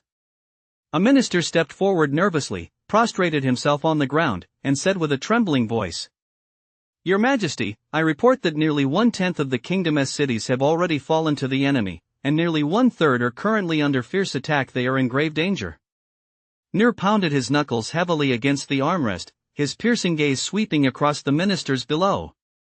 "Have you sent messengers to the werewolf and merfolk clans for aid? Have you received any response? Those invaders from another realm are seizing our lands. Surely the werewolves and merfolk cannot turn a blind eye to this?" Another minister staggered out of the ranks and fell to his knees with a thud. "Your Majesty," the minister's voice trembled, with tears. "We have just received word from the werewolf and merfolk clans. They too are mired in war and unable to come to our aid. The werewolf clan's plight is particularly dire. Nearly half their territory has fallen, and they are now struggling to survive. Though the merfolk are faring slightly better, they are fighting the invasion with all their might and simply cannot spare the troops to help us." Upon hearing this, Ner's body shook violently. The color drained from his face as he leaned back against the chair, remaining silent for a long time. Ner's voice was hoarse, "With the situation this dire, do any of you have a sound strategy to help the kingdom turn the tide?" No sooner had the words left his mouth than a general strode forward from the ranks. He knelt on one knee, his voice booming like a bell. "Your Majesty! The enemy is advancing with overwhelming force, and our scattered troops are no match for them. In my humble opinion, we must immediately contract our defensive lines, gather our main forces in the heartland of the kingdom, and fight to the death against the invaders. Until the God of Magic responds, let us pray for a divine miracle to help our kingdom weather this crisis." Ner let out a deep sigh. His gaze slowly swept over the ministers below, their expressions grave, and he said in a solemn voice, "At this point, we have no choice but to follow the general's advice. Transmit my orders. The priests must immediately intensify their rituals to the God of Magic, communicating with the deity day and night. I absolutely refuse to believe that the deity who has protected our kingdom for so many years would abandon us at a time like this." With that, he braced himself on the arms of the throne and rose slowly, gazing out at the overcast sky beyond the hall, his eyes filled with reluctance and resolve. Chapter 50, World Nodes. Just as Lin was resting his eyes, a sharp beep suddenly rang out in his mind. "Beep, new mission from the school. Please check." Following a comprehensive investigation by the school, the exact location of this World's node has been pinpointed. Relevant information has been sent to the student system. All students are urged to swiftly secure the world node. For each node successfully captured, you will receive 1,000 points, and the world's suppression in that area will decrease by 1%. The sudden release of this mission shattered Lin's plan to reap the rewards without lifting a finger. Reading the mission requirements, Lin knew that to earn points, he had no choice but to take the initiative. Just as Lin was pondering where to make his first breakthrough, he heard a rush of hurried footsteps. It was the scout he had sent out earlier, who knelt with a thud and reported. "Your Majesty! The garrison of the nearby city has completely withdrawn. Only a large number of civilians remain inside." "Oh?" Lin stroked his chin upon hearing this, his gaze instantly sharpening as he fell into deep thought. What kind of conspiracy lay behind this? But after a brief moment of contemplation, he decisively abandoned further inquiry. There were more pressing matters at hand. Lin quickly opened the system map and fixed his gaze on the flickering world nodes. After carefully comparing the Scout's report on the unguarded cities with the system map, Lin discovered that 2 of those cities coincidentally overlapped with 2 world nodes. He acted decisively, immediately summoning Leonzer and issuing a firm order. "Dispatch troops immediately. You must capture these 2 cities swiftly. As for the remaining cities, we'll advance and occupy them gradually." "As you command, Your Majesty." Leoncel knelt on one knee to accept the order. He then swiftly assembled his elite troops and raced toward the 2 cities marked with world nodes. Upon receiving their assignments from the school, the other students also acted without hesitation, each keeping a close watch on the nearest world nodes and dispatching vassals to seize them. But among these 20 students, Zhao was by far the unluckiest. At that moment, he had just managed to struggle ashore from the raging sea with his Tianping vassal, looking utterly bedraggled. Zhao looked at the new mission sent by the system. He clenched his teeth, a flash of determination crossing his eyes. With a sweeping gesture, he immediately set off with his Tianping vassal toward the nearest world node. He intended to make up for all the time he had wasted. While his classmates were methodically progressing through their tasks, the world consciousness of Luoza seemed to sense a fatal threat. Instantly, the world space shook violently. Without hesitation, the world consciousness channeled the last shred of its primordial essence into the body of the god of magic, who lay hidden deep within the world space. The god of magic, who had fallen into an endless slumber due to severe injuries, felt a slight tremor in his fingertips as a sliver of consciousness returned. At the same moment, within the grand hall of sacrifice in the human kingdom, the high priest of the god of magic had already performed countless communication rituals here, each accompanied by the consumption of vast quantities of precious offerings. Just as he was filled with disappointment, believing this sacrifice would once again go unanswered, a faint, almost imperceptible divine thought quietly drifted into his mind. The priestess' body shook violently, the staff in his hand clattered to the floor, and his face was filled with ecstatic disbelief. "God, is it truly you?" The priestess' voice trembled, his eyes brimming with disbelief. At that moment, a faint, weak voice slowly entered his mind. "It is I. At present, my severe injuries have not yet healed, and my life hangs by a thread." The priest prostrated himself on the ground, his voice quivering. "God! The kingdom is now in deep crisis, under attack by a powerful enemy. I implore you to reveal, can you still perform miracles to protect your people? Are there still supernatural beings of tier 3 or higher at your command? Not long ago, I, along with the god of the ocean and the god of the night, were suddenly attacked by a foreign god. That battle was utterly brutal. They fell on the spot, and our high-ranking vassals were slaughtered to the last. Even the treasures we had cherished for years were plundered and stripped bare.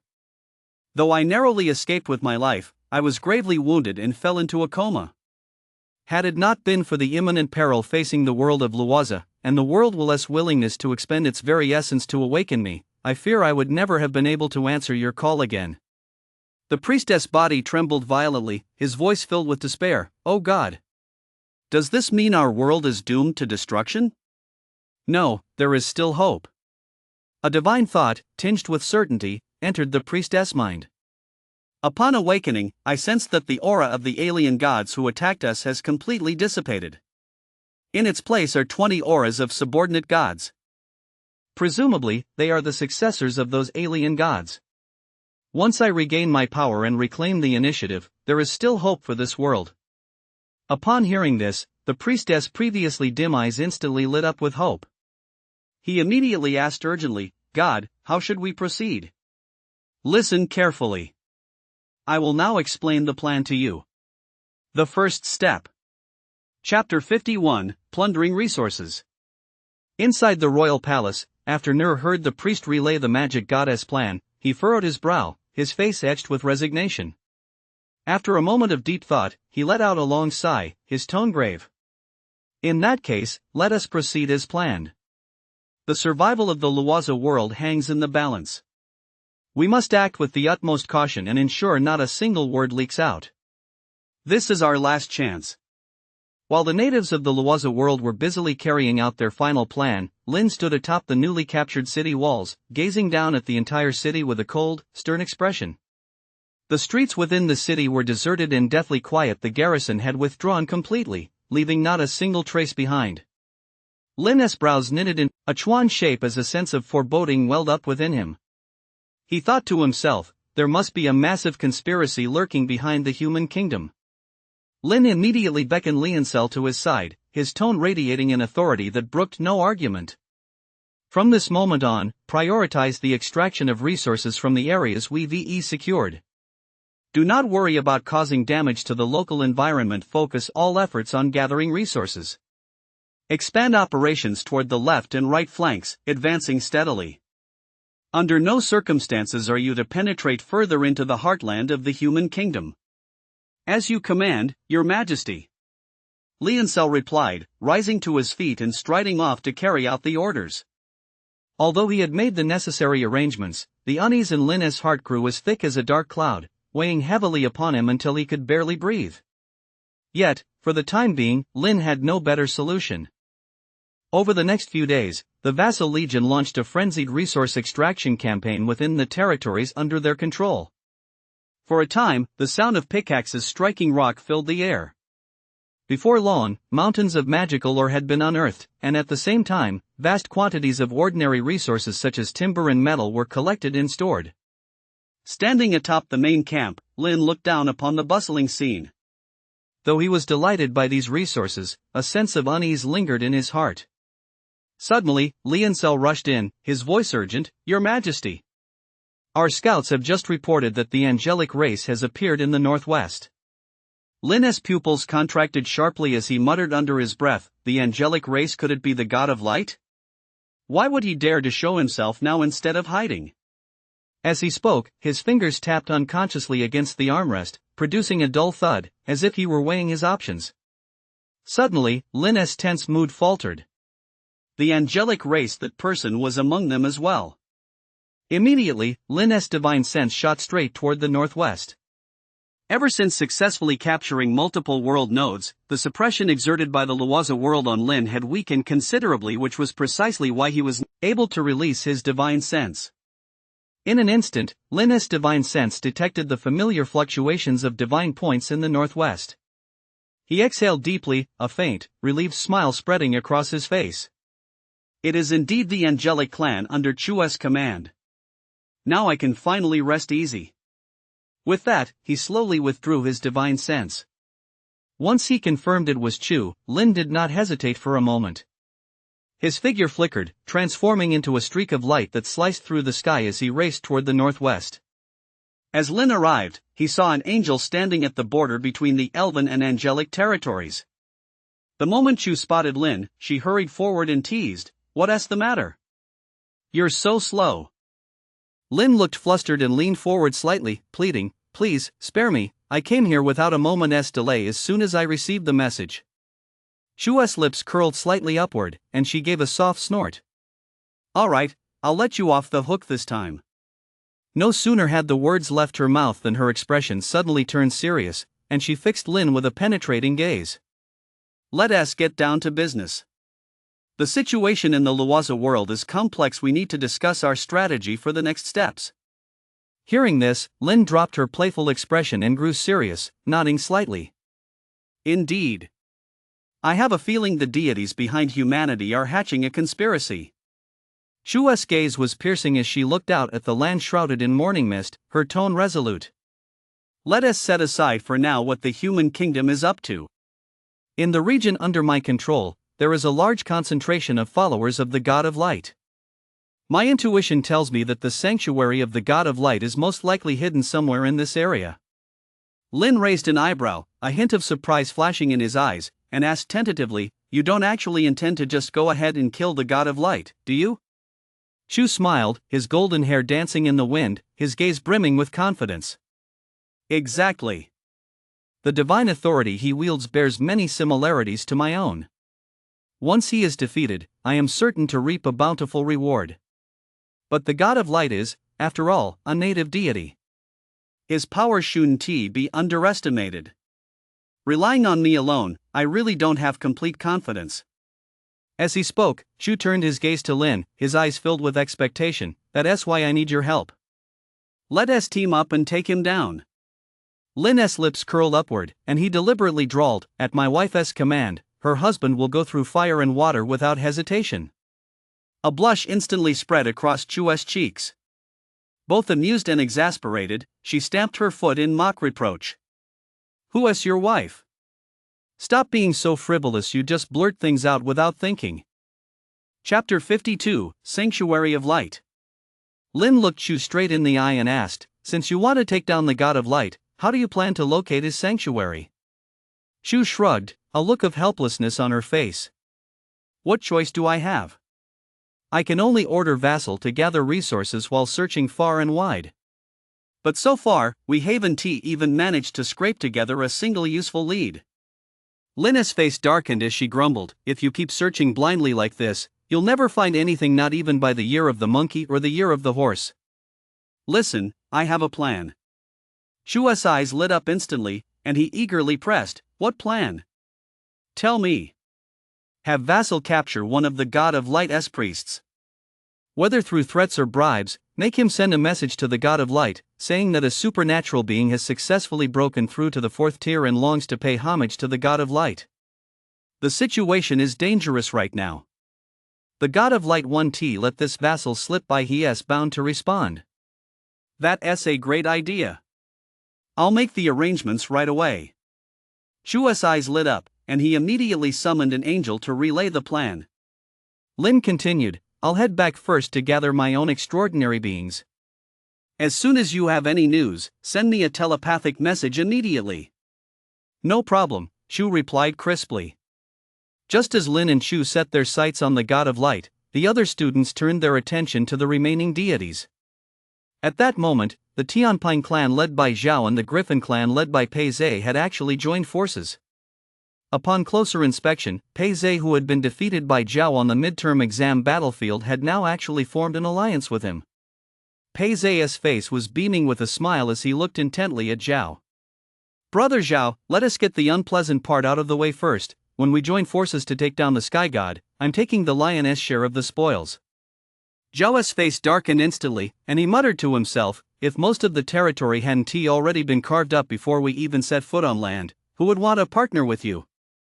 But on the surface, he forced a smile and nodded in agreement, "Of course." However, as soon as he turned away, a barely perceptible chill flashed across Zhao. With that, she hesitated no longer. Flapping her wings, she hovered in midair, her voice booming like a great bell. "Angelic Legion, form the Angelic Judgment Array." Upon receiving Chu's command, the Angelic Legion began to assemble the Angelic Judgment Array. In an instant, divine power surged forth, and a towering figure of a judgment angel slowly materialized from the light. The overwhelming aura emanating from it caused the surrounding air to tremble.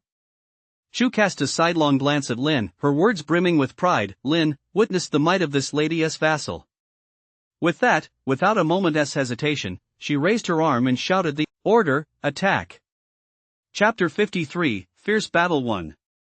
As Chu's command echoed across the battlefield, the judgment angels within the formation slowly raised their seepers. The runes on the seepers began to glow, and streams of divine power intertwined, coalescing into a colossal pillar of holy light. The pillar, carrying the power to purify all, roared as it shot toward the summit of the snow-capped mountain. However, the expected scene of it striking the peak did not materialize. An invisible barrier suddenly appeared, forcibly blocking the pillar. As the pillar continued to strike, energy and the barrier collided violently, sending out ring after ring of blinding ripples. Under the impact of the beam, a rapid succession of crackling sounds rang in the ears of everyone on the snow-capped mountain. In the blink of an eye, the invisible barrier crumbled completely. The moment it shattered, a pure white temple, radiating a gentle glow, slowly materialized on the once desolate mountaintop. Built from flawless white boulders, the temple's exquisite reliefs and ornate patterns spoke of the vicissitudes of time. Chu gazed at the temple, a cold smile curving his lips as he muttered, "Humph. You've been hiding deep enough. I've finally dragged you out." The moment the temple fully materialized atop the mountain, an aura of solemnity and majesty instantly spread throughout the area. Immediately afterward, a deep, resonant voice boomed from the depths of the temple, causing the surrounding air to hum. "Who is this audacious intruder who dares to trespass upon the supreme sanctuary of the God of Light?" The voice rolled like thunder, carrying an undeniable air of authority as it echoed across the snow-capped peaks. Upon hearing this, Linus' laughter rang out like a great bell echoing through the mountains, his tone dripping with sarcasm. "At a time like this, you're still trying to intimidate us? Your reinforcements have arrived." Lin said to Chu at his side, "Hurry and summon your Divine Points avatar. I'll hold them off here for now." Chu didn't hesitate for a moment, replying crisply, "Got it." No sooner had the words left her mouth than layers of sacred light began to radiate from her body as she began the summoning. Seeing the light around Chu grow intense, Lin wasted no more time. With a low growl, he unleashed the Divine Point hidden within the Tai Lon. In an instant, Lin's aura surged wildly. His originally third-tier aura instantly broke through its constraints, soaring all the way to the seventh-tier transcendent level, causing the surrounding space to warp slightly under the impact of this power. "Ha ha ha ha! You old villain, today is the day you die." Lin let out a wild, roaring laugh. He drew the long sword from his waist with a backhand motion. The moment the blade left its sheath, a cold gleam sliced through the air. Immediately afterward, his figure moved like lightning, carrying a torrent of divine points as he charged toward the temple. The hems of his robes fluttered wildly, creating a powerful gust of wind. As Lin burst into the temple, the radiant divine light within instantly enveloped him. Looking up, he saw a human deity seated upon the divine throne, radiating a dazzling glow. The deity's features were sharp and stern, eyes as deep as an abyss. Every movement exuded boundless majesty. "You audacious upstart!" The deity's voice boomed like a great bell, laced with unquestionable fury. "I shall make you understand that there is an unbridgeable chasm between an ant and a deity." As the words fell, the light surrounding the divine throne churned violently, as if poised to shatter the heavens and destroy the earth. "A deity? What a coincidence, I am one as well." A defiant smirk curled at the corner of Lin's lips, and divine points surged around him like a raging golden tide, converging madly upon the longsword in his hand. In an instant, the sword blazed with blinding golden light. Unable to bear the strain, the blade emitted a shrill hum.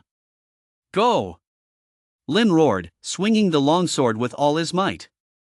A sword beam, carrying an aura capable of shattering the heavens and obliterating the earth, tore through the thick power of light within the temple. With unstoppable momentum, it lunged toward the God of Light like a golden dragon, tearing a pitch-black fissure through space wherever it passed. The God of Light's pupils contracted sharply as he swiftly erected a defensive barrier shimmering with sacred light. The sword beam crashed heavily against the barrier, erupting in a deafening roar. The God of Light staggered back several steps, and the divine throne beneath his feet dimmed slightly. His face filled with panic, he cried out in shock, "This is impossible! You clearly haven't yet transformed into the divine creature stage. How on earth are you mobilizing divine points?" Lin stood his ground, divine points surging ceaselessly around him. Hearing this, he let out a contemptuous, cold laugh. "It seems the world consciousness never revealed our origins to you. Let me tell you the truth, from the very beginning, we have been gods."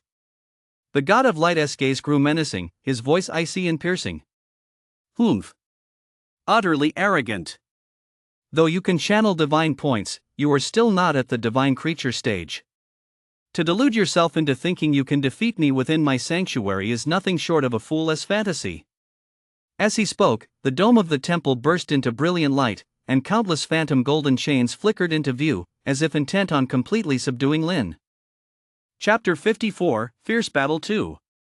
Lin raised his gaze to the surging golden chains on the temple's dome, his expression calm and composed, a confident smile curved. In an instant, divine points surged wildly around her, and countless runes materialized out of thin air, intertwining and converging. In the blink of an eye, a shield condensed from dense divine points slowly took shape. Boom! The light of judgment slammed into Chu's divine points shield. In that instant, golden light spattered at the point of impact, ripples of energy radiated outward in concentric circles, and the air screeched sharply. The surface of Chu's shield flickered violently, the runes flickering in and out of view, as if it might shatter at any moment. Chu's face flushed crimson after continuously channeling divine points. He barely managed to withstand this strike of the light of judgment. Just as the god of light unleashed the light of judgment, and its aftereffects had not yet dissipated. Suddenly, divine points surged wildly around Lin, and a deep, blue light flashed in his eyes. With a thunderous shout, divine art thunderous might. The surrounding space was instantly torn apart by eerie dark purple lightning, and countless bolts of thunder struck the god of light with devastating force. The god of light had just finished unleashing the judgment light. His divine points had not yet recovered. Sensing the deadly crisis bearing down on him, his expression changed abruptly. In this life or death moment, he had no time to rely on the reserves he had accumulated over the years. Accompanied by a dazzling glow, the divine throne that had borne him through countless ages stood firmly before him. Runes shone all around the divine throne as it attempted to withstand the fierce thunderous assault. To Lin's surprise, the power of light surging from that radiant divine throne actually managed to block the countless bolts of lightning. Just as Lin was preparing to mobilize more divine points to increase his attack output, a familiar chant suddenly rang out. Light elements surged wildly around Chu. Divine spell Sacred Crimson Flame, she roared, and a ball of crimson flame instantly coalesced in her palm. As the last of her divine points poured in, the crimson flame in her palm swelled violently. In an instant, it coalesced into a sea of fire above the throne of light, obscuring the sky. Under Chu's control, the sea of fire surged toward the throne of light, filling the air with scorching heat. Under the dual assault of thunder and fire, the throne of light could no longer withstand the onslaught. The light on its surface grew increasingly dim, and cracks spread rapidly across its surface like a spiderweb.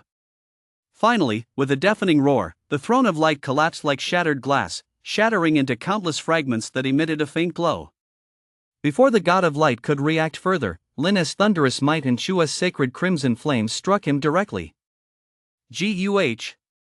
The god of light's body convulsed violently, and a mouthful of blood tinged with gold spurted from his lips. After suffering the devastating blow of the dual divine spells, the god of light's divine form was now covered in scorch marks and wounds, with wisps of smoke still rising from his injuries. He raised his head, his eyes burning with a sinister fury as he glared intently at Lin and Chu. His voice was hoarse yet laced with menace. You should show mercy while you still can.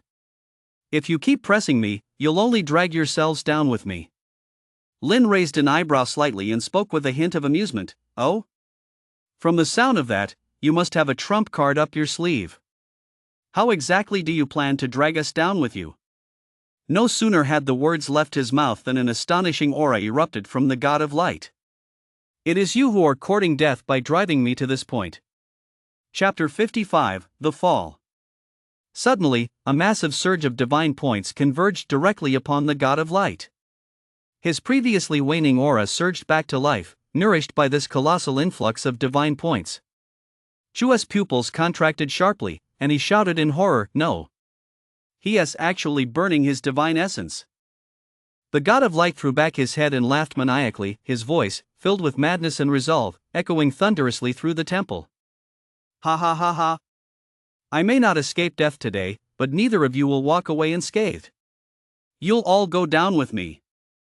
No sooner had the god of light's voice faded than his hands traced eerie, arcane patterns. In an instant, the divine points drifting in the air seemed to answer an invisible summons, converging madly to coalesce behind him into a blinding, soul-seizing glow. Watching the divine points swirl around the god of light, Chu shouted to Lin without hesitation, "Retreat!" Lin, however, seemed not to hear him. He raised a finger toward the sky above the temple and said to Chu with absolute certainty, "Look up." Chu followed the direction of Lin's finger and saw a massive meteorite, shrouded in an aura of destruction and trailing a long trail of flames, hurtling toward the god of light's head inside the temple. It turned out that Lin had foreseen this and, to prevent the god of light from resorting to desperate measures, had arranged for Vassal to set up a summoning array outside the temple in advance. Under normal circumstances, given the god of light's power, he would have easily dodged the meteorite before it even came within range. But at that moment, the god of light was fully absorbed in the ritual to unleash his ultimate divine spell. With divine points surging wildly around him, he simply had no time to heed the approaching danger overhead. The god of light's crimson gaze swept back and forth between Chu and Lin. Seeing that the two showed no intention of evading the ultimate divine spell he had poured his entire being into, a maniacal laugh instantly tore through the deathly silence. Ha ha ha ha. You refused the path to heaven, yet you've barged into hell's gates. Since that is the case, both of you shall be reduced to dust and buried with me. Divine art light of world destruction. As his roar faded, a golden wheel of light, 100 zhang in diameter, materialized behind him. Countless beams of light, imbued with the power to shatter the heavens and destroy the earth, burst forth from the wheel and swept toward Chu and Lin with overwhelming force. Just as those beams of world-shattering power were about to strike Lin and Chu, the god of light felt his blood run cold. A sense of unprecedented danger surged up his spine. His pupils contracted as he keenly sensed a deadly anomaly. The god of light jerked his head up to see a meteorite, vast enough to block out the sky, hurtling toward him with thunderous force. How dare you! The god of light's roar, filled with defiance, was cut short by a deafening explosion. In an instant, the colossal meteorite crashed down, crushing him completely into the ground. At the same moment, the light of destruction that had been hurtling toward Lin and Chu dissolved into countless golden specks, vanishing into thin air. Chu stared at the meteorite that had literally crushed half the temple, then turned to Lin and asked, "With that guy should be dead, right?" Lin furrowed his brow, pondered for a moment, then replied, 9 times out of 10. No sooner had Chu and Lin finished speaking than countless tiny golden rays began seeping from the surface of the meteorite, which had previously remained completely still. Immediately afterward, a deafening roar erupted, and the meteorite shattered into countless fragments, scattering in all directions. Seeing this, Lin shouted in disbelief, how is he still alive? However, things did not unfold as Lin had anticipated. After the meteorite shattered with a thunderous crash, the god of light was nowhere to be seen. Lin furrowed his brow and instantly darted to the edge of the crater. Glancing down, he saw the god of light slumped at the bottom, his breath faint, on the verge of death at any moment. The god of light struggled to lift his head. Lin's figure was reflected in his dim eyes. His parched lips trembled, and his voice was broken and hoarse. "Do it, kill me, asa deity, I absolutely refuse to fade away in such humiliation." Lin stared at the god of light, clinging to life at the bottom of the pit, and ultimately decided to grant this deity a final measure of dignity. In an instant, a purple pillar of lightning as thick as a water jar tore through the sky and crashed down with a thunderous roar. The pillar struck the god of light with pinpoint accuracy, and blinding lightning instantly engulfed his body. Amid the deafening roar, the god of light's form gradually faded away, leaving only a charred patch at the bottom of the pit. Chapter 56, Spoils of War. Above the scorched earth where the god of light had perished, space seemed to be violently churned by an invisible giant hand, twisting violently. Immediately afterward, accompanied by the sound of space tearing, countless items gushed out of the twisted spatial fissure like a flood bursting through a dam. Lin's gaze swept over the items scattered across the ground. He raised his hand and beckoned to Chu, who was standing nearby. "Chu, come here quickly." Chu hurried over, a hint of regret flashing in his eyes as he sighed softly. In the end, it was just a divine creature stage. If it had been able to condense, we would ve struck it rich this time. Lin teased, "Chinger, we're already lucky to have gotten this much. If we defaced a demigod stage, the two of us might been crushed to death by a single palm strike before we even saw each other. You go through these first and see if anything matches your divine authority." Lin raised his hand, gathering the items scattered on the ground and directing them toward Chu. Chu didn't hesitate, her gaze sweeping over the array of treasures. Before long, Chu's eyes lit up as she dug out 2 smooth jade tokens from a pile of odds and ends. She picked up the jade tablets with both hands, closed her eyes, and concentrated as faint, almost imperceptible beams of light flowed along her divine points and merged into the tablets. After a moment, Chu suddenly opened her eyes, her gaze brimming with delight. These 2 jade tablets contain the divine arts of light mastered by the God of Light. They align perfectly with my divine authority. I'll take them. Once Chu had finished selecting, Lin crouched down and began sorting through the remaining items. But after a thorough inspection, he found that 9 out of 10 of these objects possessed light and holy attributes, making them of little use to him. So, with a sweeping gesture, he declared, "Qinger, these are a better match for your divine authority. They're all yours." In the end, Lin selected only a few high-quality magical materials from the spoils. But just as Lin was about to hand the rest of the items over to Chu in one go, he spotted a seemingly ordinary bead among them. Lin was about to shove the remaining items all at once into Chu's hands when his gaze was suddenly drawn to an unremarkable bead in the corner. The bead was covered in a layer of dust at first glance. It looked no different from an ordinary pebble. On a whim, Lin reached out to pick it up, ran his fingers over it a few times, and felt a surge of inexplicable anticipation. He immediately summoned the system to appraise it. In an instant, a line of clear text appeared in Lin's mind. Source of magic upon use significantly increases the concentration of magic within the divine domain. Lin stared intently at the source of magic in his hand, deeply surprised. After all, as an outsider deity, he never expected to possess an item capable of enhancing his divine domain. Without further hesitation, Lin decided to take the source of magic, treating it as the greatest prize of this expedition. Once the spoils were divided, Chu and Lin's gazes turned, almost in unison, toward the ruined temple. Lin stroked his chin thoughtfully and mused, "Qinger, to break through to the demigod stage and establish a divine realm, we'll certainly need a vast amount of magical materials, one tiwi?" Chu caught his drift. A flicker in her beautiful eyes revealed that she had already grasped Lin's intention. The 2 swiftly summoned their vassals and began methodically organizing the demolition work. While Chu and Lin were plundering the relics of the God of Light, fierce battles were also raging in other corners of the Luoza world. Inside the sanctuary of the werewolf God of Fear, thick darkness, like viscous ink, permeated every inch of the air, and the putrid stench was almost enough to make one vomit. At that moment, Meng Qingfeng, accompanied by 2 other students, slipped in quietly. The moment the 3 took their positions, divine points surged wildly around them. Meng Qingfeng struck first, darting toward the God of Fear like a bolt of lightning, carrying a massive surge of divine points. At the same time, his 2 companions acted in perfect unison. One unleashed an ice-blue binding spell, crystal-clear chains radiating a bone-chilling cold, attempting to immobilize the God of Fear. The other manipulated a fiery red blade, accompanied by a wave of scorching heat, launching a flanking attack. The God of Fear clearly hadn't anticipated such a swift ambush. Caught off guard, he was struck hard by the divine spell. For a moment, he was left reeling from the trio's assault. But immediately, the God of Fear reacted with blinding speed.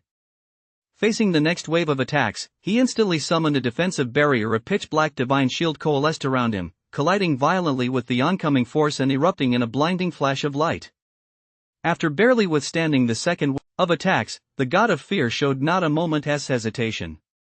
A flash of savagery flickered in his crimson eyes as he opened his massive, fanged maw and let out a deafening roar. Immediately afterward, countless arrows forged from the power of fear, shrouded in billowing black mist, flew toward Meng Qingfeng and his 2 companions. Chapter 57, Blood Sacrifice. Setting aside for the moment Meng Qingfeng and the others' attack on the God of Fear, Lin had already successfully completed the demolition of the Temple of the God of Light. Looking at the once solemn and majestic Temple of the God of Light, now vanished without a trace, leaving only an empty, barren plain in its place, Lin brushed the snow from his shoulder and began discussing their next plan with Chu. Crossing his arms, Lin gazed intently toward the direction of the human kingdom, his voice firm and resolute. "Next, I intend to lead the Legion and advance deep into the heart of the human kingdom." Chu responded without hesitation, "This plan is feasible, I'll go with you." Lin furrowed his brows, gazing into the distance, his voice unconsciously lowering. "But I can't shake this intense unease. I have a feeling that deep within the human kingdom, a grand conspiracy is being hatched." Chu placed a hand on Lin's shoulder, his expression relaxed. "There's no need to worry so much. In the world of Luwaza, there is no force capable of threatening the two of us. Lin's brow remained furrowed, the worry still lingering in his eyes, as he murmured softly, "I hope I'm overthinking this." Just as Lin and Chu were making their plans atop the snow-capped mountain, the heart of the human kingdom, the capital, was being enveloped by a strange and oppressive atmosphere. Recently, large numbers of commoners had vanished without a trace, as if they had simply evaporated into thin air. Rumors swirled through the streets and alleys, and the city's once bustling scenes had vanished. In the inner chambers of the royal palace, candlelight flickered in the gloom, casting shifting shadows of Nur and the high priest of the god of magic. Leaning back in a gilded chair, Nur's deep voice echoed through the empty hall, "What has been done with those vanished citizens?" The priest leaned forward slightly, his eyes glinting eerily beneath his hood, and replied in a hushed voice, "Everything is under control." A sharp gleam flashed in Nur's eyes as he said in a deep voice, "What exactly is the god of magic's current condition?" The priest bowed respectfully, his tone tinged with a hint of delight. "Your Majesty, the god's injuries have improved significantly. He is now able to barely command divine points." Upon hearing this, a flash of ruthlessness crossed Nur's eyes as he asked coldly, "In that case, is it still necessary to continue sacrificing my subjects?" Hearing Nur's words, the priest raised his head slightly. From within the shadow of his hood, a faint glow flickered in his eyes as he spoke in a low voice, yet with an unwavering certainty. "Your Majesty, the 20 subordinate gods are advancing with great ferocity. With the god of magic's current level of recovery, he is absolutely incapable of fully protecting the kingdom. To successfully repel them, we must sacrifice more of our people to help the god of magic regain his full power." Nur's expression darkened instantly. He gripped the armrests of his throne so tightly his knuckles turned white. After a long silence, he snorted coldly, his tone filled with reluctance and resignation, "Umph. I hope the god of magic does not betray my good intentions and truly protects the kingdom's peace. Otherwise..." The priest stepped forward, his tone growing deeper, tinged with a hint of persuasion. "Your Majesty, you bear the heavy responsibility for the survival of the Luwaza world. Sacrificing your subjects to aid the god of magic in his restoration is not merely to protect the kingdom, but to safeguard the entire Luwaza world. At this critical juncture, sacrifice is unavoidable, and the people will forever remember the choice you make today." Nur's eyes flickered as he fell into deep thought. Within the world's origin realm, the god of magic hovered, his body hunched and shrouded in a faint, ethereal mist of blood. As he absorbed this mist, it transformed into streams of blood energy that flowed into his body. With each stream of blood energy absorbed, his injuries healed a little more, and his once damaged divine form gradually regained its radiance. Just as Nur was lost in a sweet dream of the god of magic protecting the nation, completely unaware, deep within the world's origin space, the god of magic was hatching his own plans. Although his divine body was rapidly healing thanks to the ceaseless sacrifices of humanity, there was not a shred of intention to protect the human kingdom in his eyes, which glowed with a faint blue light. Recalling that crushing defeat, the god of magic still felt a chill run down his spine. Those foreign gods who had left him gravely wounded were ruthless and possessed terrifying power. He knew full well that if he were to annihilate the deities of the Luwaza world, it would inevitably alert the foreign gods. When that happened, their wrath would surely sweep in like a tidal wave, and he would be utterly powerless to withstand it. Rather than take such a risk, it would be better to conserve his strength in secret and seek another path to survival. At this thought, a cold smile curled at the corner of the god of magic's lips, and the blood mist swirling around him grew even more violent. Yet the god of magic was also well aware that it was unrealistic to remain completely uninvolved in the conflicts of the Luwaza world. The previous fierce battle had severely damaged his divine essence. Even with the aid of sacrificial blood energy, it was impossible for him to return to his peak condition. To fully recover, he must absorb the divine essence of other deities. The god of magic thought to himself, he cannot act rashly. He must wait for the right moment to quietly eliminate a few weaker deities.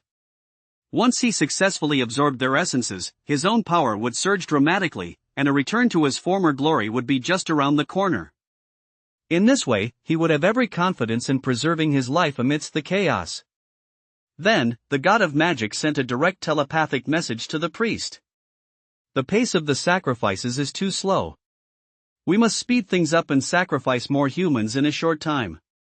The priest trembled violently within the palace, raising his eyes to the gloomy sky as if he could pierce through the clouds and see the god of magic's hideous visage.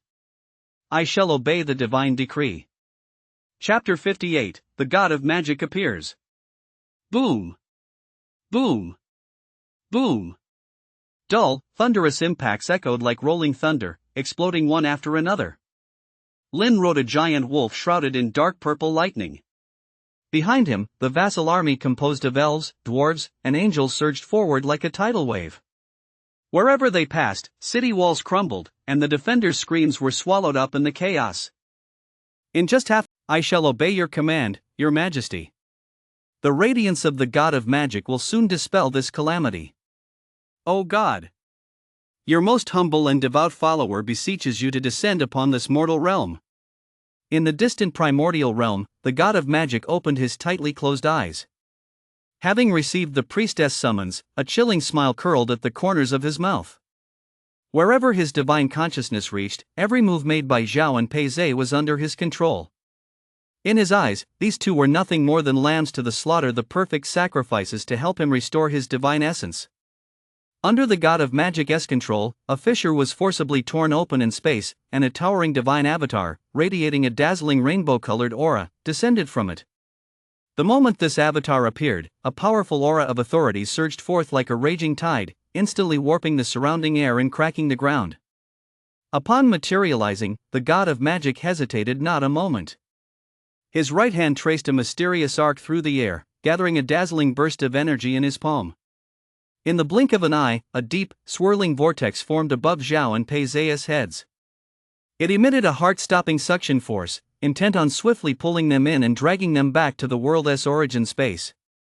In fact, the moment the god of magic's avatar appeared, Zhao had already sensed that something was terribly wrong. The moment he saw the god of magic attempting to snatch them away, he roared at the deathly pale Pei Zhe beside him, "Retreat!" The two erupted with unprecedented speed, racing frantically toward the distance. At the same time, Zhao frantically cried out to the god system in his mind, "Save us, quick!" Deep within the endless void, the true god stage responsible for overseeing these students felt his very soul tremble. Without hesitation, this true god stage immediately focused his divine consciousness, attempting to summon an avatar to come to their aid. But the moment his divine consciousness touched this world, a surging will met him. It was the world will, resisting with all its might. Although, with the power of a true god stage, breaking through the barrier of the world's will was merely a matter of time. Zhao and Pei Zhe's divine bodies were already hurtling uncontrollably toward the center of the vortex. Although the destruction of their divine points avatars wouldn't directly take their lives, Zhao and Pei Zhe knew full well that once their divine points avatars were destroyed, their consciousnesses would suffer a severe blow. Chapter 59, A Sneak Attack. You have no honor. In the blink of an eye, divine points surged wildly around Zhao as a divine spell coalesced in his hand. Seeing this, hope flared in Pei Zhe's eyes. Just as he was about to breathe a sigh of relief, Zhao suddenly spun around, a sinister, cold smile curving his lips. "You die first." Before Zhao's roar had even faded, the divine spell shot forth like an arrow from a bow, striking Pei Zhe head-on. The spell struck Pei Zhe. He let out an agonized scream, lost all ability to resist, and was instantly sucked into the vortex. Zhao seized this fleeting opportunity, flapping the wings of the celestial pang on his back with all his might, fleeing desperately into the distance. The god of magic was about to unleash the vortex's full power upon Zhao. A warning from the world consciousness pierced his mind like a dagger. A powerful alien god is about to descend upon this realm.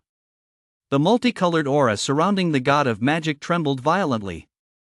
Gritting his teeth, he muttered under his breath, "Damn it, how could they arrive so quickly?"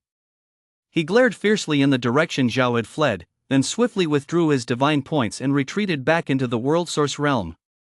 Watching the god of magic's avatar dissipate, Zhao let out a long, relieved sigh. Suddenly, ripples spread through the void once more, and a figure shrouded in boundless might slowly stepped forward. Just as Zhao was about to summon his divine points to defend himself, his tense body suddenly relaxed the moment he recognized the figure's face. It was none other than the guardian of the true god stage. The true god stage gave a slight nod, and a steady voice echoed in Zhao's mind, "There is no need to panic." Although this true god stage had witnessed the entire scene of Zhao betraying Pei Zhe. After a brief moment as thought, the true god stage spoke calmly to Zhao, "This calamity arose from my own negligence, I cannot escape blame." Upon hearing this, Zhao felt a surge of secret joy, though he put on a look of remorse. The true god stage continued, "The clans behind you and Pei Zhe are vast and powerful, a single move affects the whole. Now that Pei Zhe's divine points avatar has perished, I will personally handle the fallout once we return." He furrowed his brow slightly, a hint of warning in his tone. "But in the future, you must never act so short-sightedly again." Zhao knew full well that this was a gamble. For an ordinary student, betraying a classmate might have been an easy way out. But Pei Zhe also came from a prominent family in the capital, the slightest misstep in his earlier actions would surely invite retaliation. The true god stage's words were like a soothing balm for Zhao. They implied that the true god stage had no intention of publicizing the matter. Zhao's tense back finally relaxed. He lifted his head, his face lit with a fawning smile. "Thank you, senior, for your protection. From now on, I will strictly follow the rules and never make such a foolish mistake again." True God Stage did not respond, instead casting his gaze toward the human capital. At that moment, the priest of the god of magic lay collapsed on the ground, trembling uncontrollably, while King Nur leaned against the city wall, struggling to support his tottering body, his eyes filled with terror. The chill in True God Stage's eyes grew ever more intense. A voice, cold and imbued with supreme authority, boomed across the heavens and earth, "Those who plot against the gods shall be executed." No sooner had the words fallen than a dazzling golden light tore through the sky, hurtling toward the capital. When the golden light faded, the place where the human capital once stood had been completely transformed. The once majestic city walls, the densely packed palaces, and the bustling streets had all vanished without a trace. In their place was a massive crater, billowing with wispy blue smoke. True God Stage looked down upon the capital, now reduced to a crater, his gaze calm, his heart utterly unmoved. After all, destroying the human capital was merely a way to vent his anger. To truly settle the score with the Pei family, he had to eliminate the god of magic once and for all.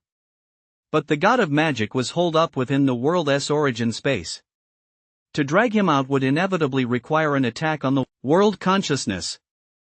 However, the Luoza world belonged to the school, and as a faculty member, he had no authority to act on his own. The True God Stage furrowed his brow, his divine sense repeatedly scanning the world, attempting to find a loophole to silently infiltrate the world origin space. But the world will of Luoza's world was extremely vigilant. Every attempt was keenly detected by the world consciousness, and chains of laws abruptly materialized from the void, forcing his divine sense back. For the moment, this left him in a dilemma. Chapter 60, The Bait. Just as this True God Stage being found himself in a predicament, dust and smoke suddenly billowed in the distance as a mighty army rapidly approached. The arrivals were none other than the vassal legion under Lin's command. Lin arrived at the former site of the human kingdom's capital and froze in place. The once standing capital had been reduced to a massive crater. Just as he was reeling from the shock, he suddenly heard a commotion in the sky.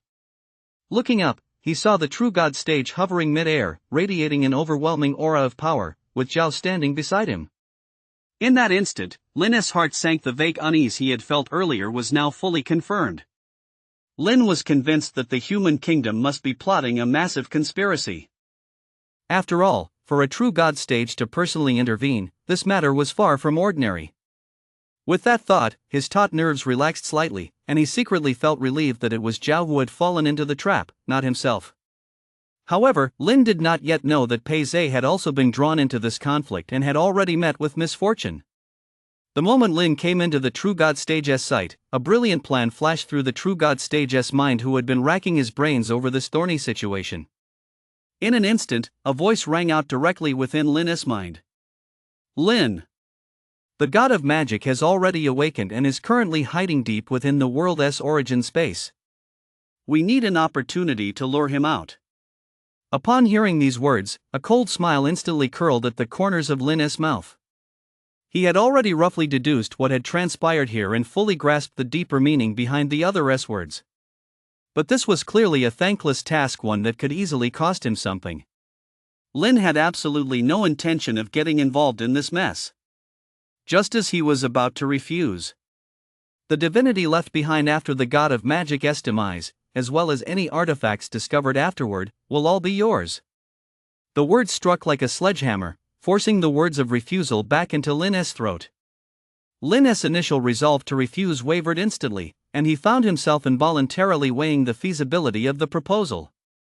Noticing a flicker of hesitation in Lin's eyes, the true god stage pressed his advantage, his tone carrying an air of unquestionable certainty. As long as you agree to this, first place in the expedition's ranking points will also be yours. Faced with this string of highly tempting promises, Lin didn't hesitate for a moment and decisively nodded in agreement to the plan.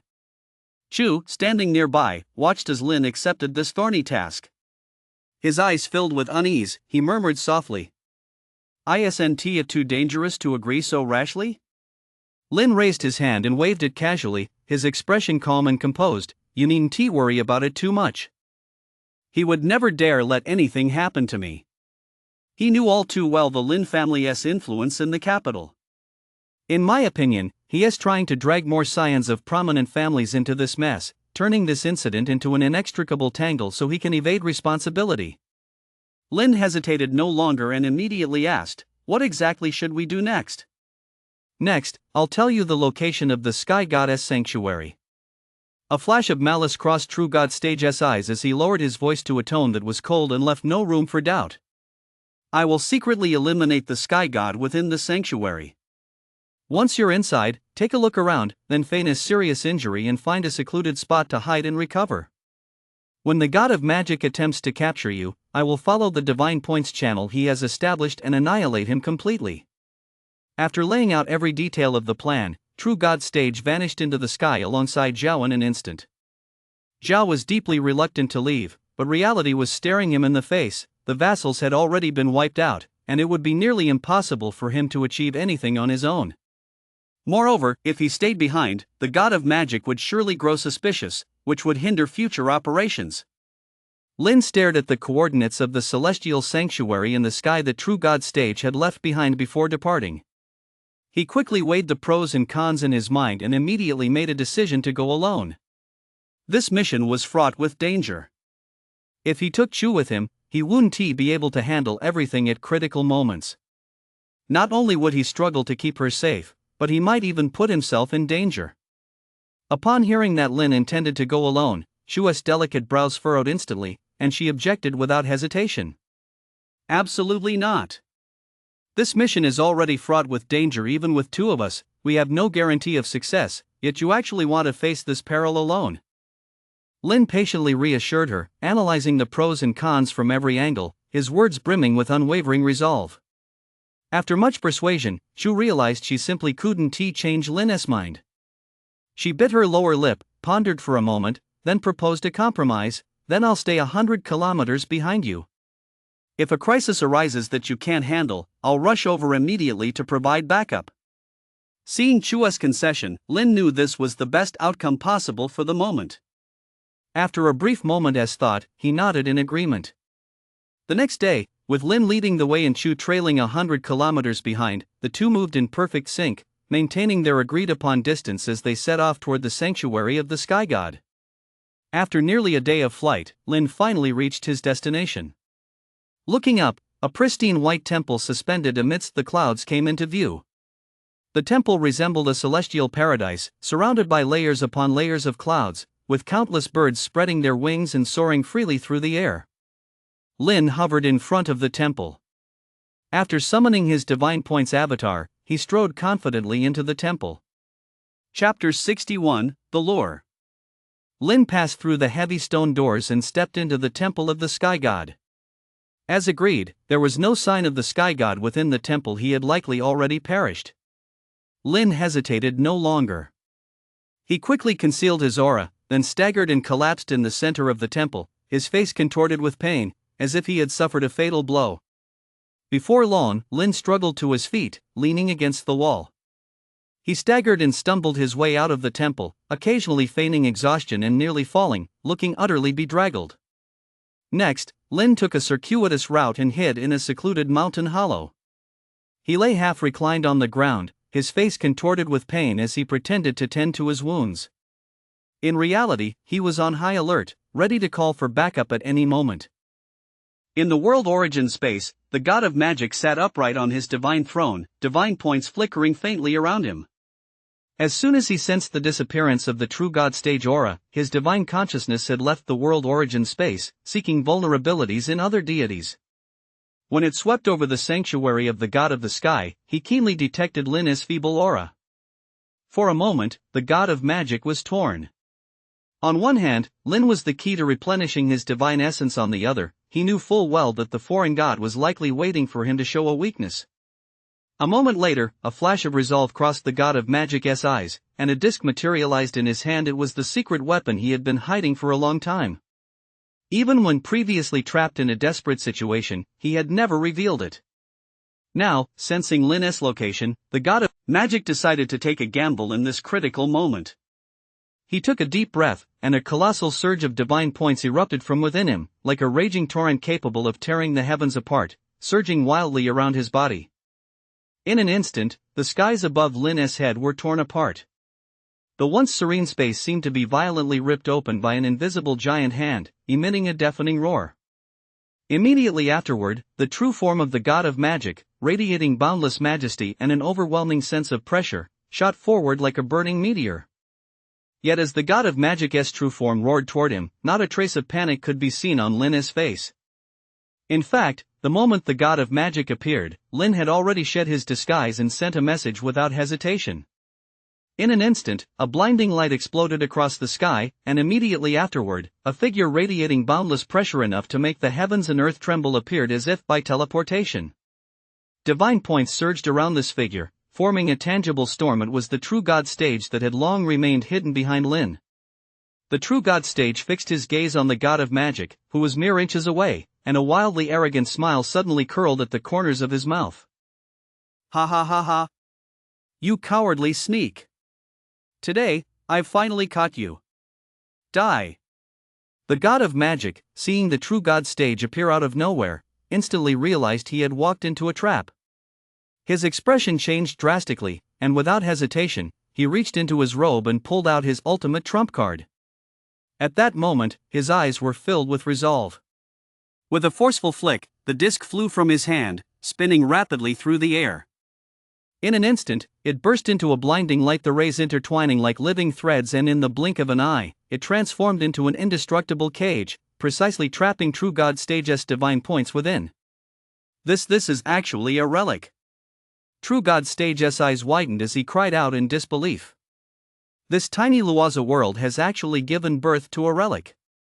He never would have imagined that the god of magic could be hiding such a world-defying artifact. Although breaking this confinement would be no challenge for him, he knew that even this brief delay could very well plunge Lin into a desperate situation. In an instant, true god stage's gaze blazed with intensity. Without a moment's hesitation, he swept his sleeve, and a long sword, its hilt shimmering with the light of brilliant stars, suddenly materialized. True god stage brandished the sword and thrust it fiercely toward the source of the strongest restraining force, simultaneously bellowing at Lin, "Lin, hold on for 3 breaths." Chapter 62, The Demise of the God of Magic. Upon hearing true god stage's shout, Lin's heart sank. He instantly realized he was in extreme danger. With no time to think, Lin quickly gathered his composure and mobilized all his divine points. Suddenly, lightning flashed and thunder roared in the sky as several bolts of lightning, as thick as giant pillars, crashed down, striking directly at the god of magic. This was the most powerful divine spell he could cast at his current stage, thunderous might. That pillar of lightning, seemingly capable of tearing the heavens apart, struck the god of magic with overwhelming force. In an instant, a blinding flash of light erupted. Yet, to his horror, the god of magic merely staggered for a moment before recovering in the blink of an eye. He continued to charge toward Lin with undiminished speed. With life hanging by a thread, Lin's eyes turned bloodshot. He had no time to think of anything else. In that moment, he steeled his resolve, clenched his teeth, and decisively detonated all the remaining divine points within his body before him, as if igniting a barrel of gunpowder. In an instant, a violent energy storm roared to life with him at its center. The surrounding air was violently compressed, emitting a piercing roar that halted the god of magic's rapid advance. Seeing this, the god of magic cursed furiously, "Damn it." Realizing the situation was now extremely dire for him and that staying any longer might cost him his life, he hesitated not a moment longer. He attempted to forcibly tear open the space before him and retreat back into the world's origin realm. Did I say you could leave? Just as the god of magic was about to succeed in tearing open the space, a roar of utmost majesty as if emanating from the depths of the underworld suddenly rang out behind him. "Stay right there!" True God Stage, holding a long sword whose blade blazed with intense light, thrusted fiercely toward the god of magic's back. Seeing the sword light strike with lightning-like ferocity, the god of magic turned pale with shock, yet unwilling to sit idly and await his doom, he hastily mobilized his divine points to conjure a defensive barrier. However, he seemed to have forgotten a cruel reality: the chasm in power between the true God Stage and the demigod stage was as vast as a gulf, far beyond what his hastily erected defense could bridge. The seemingly solid defense shattered like fragile foam the moment the sword's glow touched it, proving utterly could not withstand a single blow. Immediately afterward, the long sword cut through like a bamboo shoot, piercing the god of magic's body without the slightest resistance and severing his divine form to oblivion. As a rain of blood fell from the sky, the last demigod stage in the Loaza world had thus perished. But the true God Stage had no time to catch his breath. He whipped his head around, staring straight at the spot where Lin's divine points had just self-detonated. At that moment, his heart was filled with anxiety and hope, silently praying that Lin would be all right. After all, this operation against the god of magic had been entirely his doing, and Pei's severe injuries sustained during the expedition had already drawn the displeasure of some of the teachers. Now, if Lin, a scion of the Lin family, were to meet with misfortune on this expedition as well, he would be finished. Just as he was convinced that Lin's fate was sealed, a figure slightly ethereal yet unmistakably familiar slowly emerged from the thick cloud of smoke and dust. Upon closer inspection, it was none other than Lin's gravely wounded divine points avatar. In that instant, True God Stage felt the taut strings of his heart snap with a snap, and he let out a long sigh of relief. As everyone knows, as long as a divine points avatar hasn't been completely destroyed and its consciousness remains, its true form will not suffer any substantial harm. So while Lin looked utterly wretched, his true form was actually unharmed. He had merely lost a vast amount of divine points. Precisely for this reason, the first thing Lin did after emerging from the smoke was not to tend to his wounds, but to fix his gaze directly on True God Stage. At the same time, a gleam of anticipation flashed in his eyes. Anyone could see what he had in mind. Sure enough, the very first words out of Lin's mouth were a bold demand for the reward previously promised by True God Stage. Seeing this, True God Stage's lips curled slightly into a resigned smile, and he couldn't help but chuckle softly. "Look at you, you're such a money grubber." At that moment, True God Stage wasted no more time. With a wave of his hand, he summoned the god of magic's divine form before him. Then, with a flick of his fingertip, a cluster of flames flared up with a whoosh on the god of magic's divine form. As time ticked by, the god of magic's divine form gradually transformed under the scorching heat of the divine flame.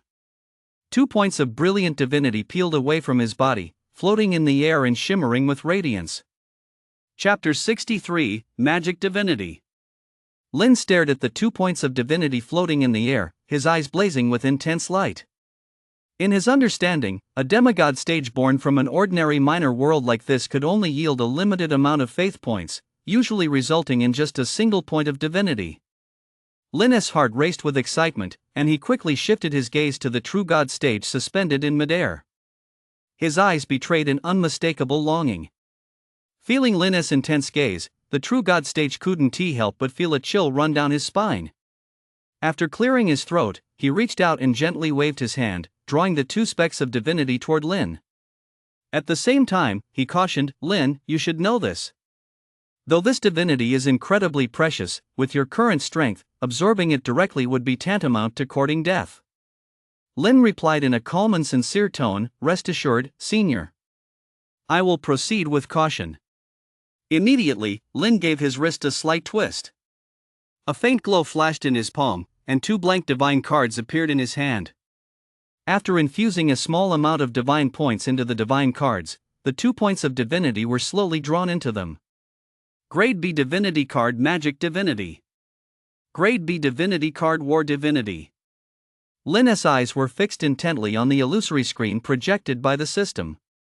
When the words Magic Divinity and War Divinity appeared, a burst of light flashed deep within his eyes, and his face was filled with uncontrollable ecstasy. Both were top-tier divinities highly sought after in the main world. Whether Lin chose to sell them on the market or save them for future absorption, they would undoubtedly bring him immense profits. Seeing Lin's face flush with excitement, True God Stage had already made up his mind, surmising that the attributes of these 2 points of divinity must be extraordinary. However, True God Stage was not one to seize a junior's spoils. Instead, he pulled a circular disc from his storage space. He then addressed Lin slowly. "Lin, as I promised you before, the artifact of the God of Magic and the other items are yours to keep. I just didn't expect the God of Magic to be so shabby he didn't even have a single artifact blank. Still, this relic does have some value. As per our previous agreement, I'll give it to you now. Based on my assessment, this relic can easily trap a demigod stage cultivator. It can even briefly confine a true god stage avatar for a few breaths. It's certainly a life-saving artifact." Then, the true god stage figure narrowed his eyes slightly as he looked at Lin and spoke slowly. "Lin, the last promise I made to you was that you would rank first in points during this operation. You'll naturally find out the results once you return to the main world. At that time, not a single reward will be withheld." With that, a faint glow flickered around him.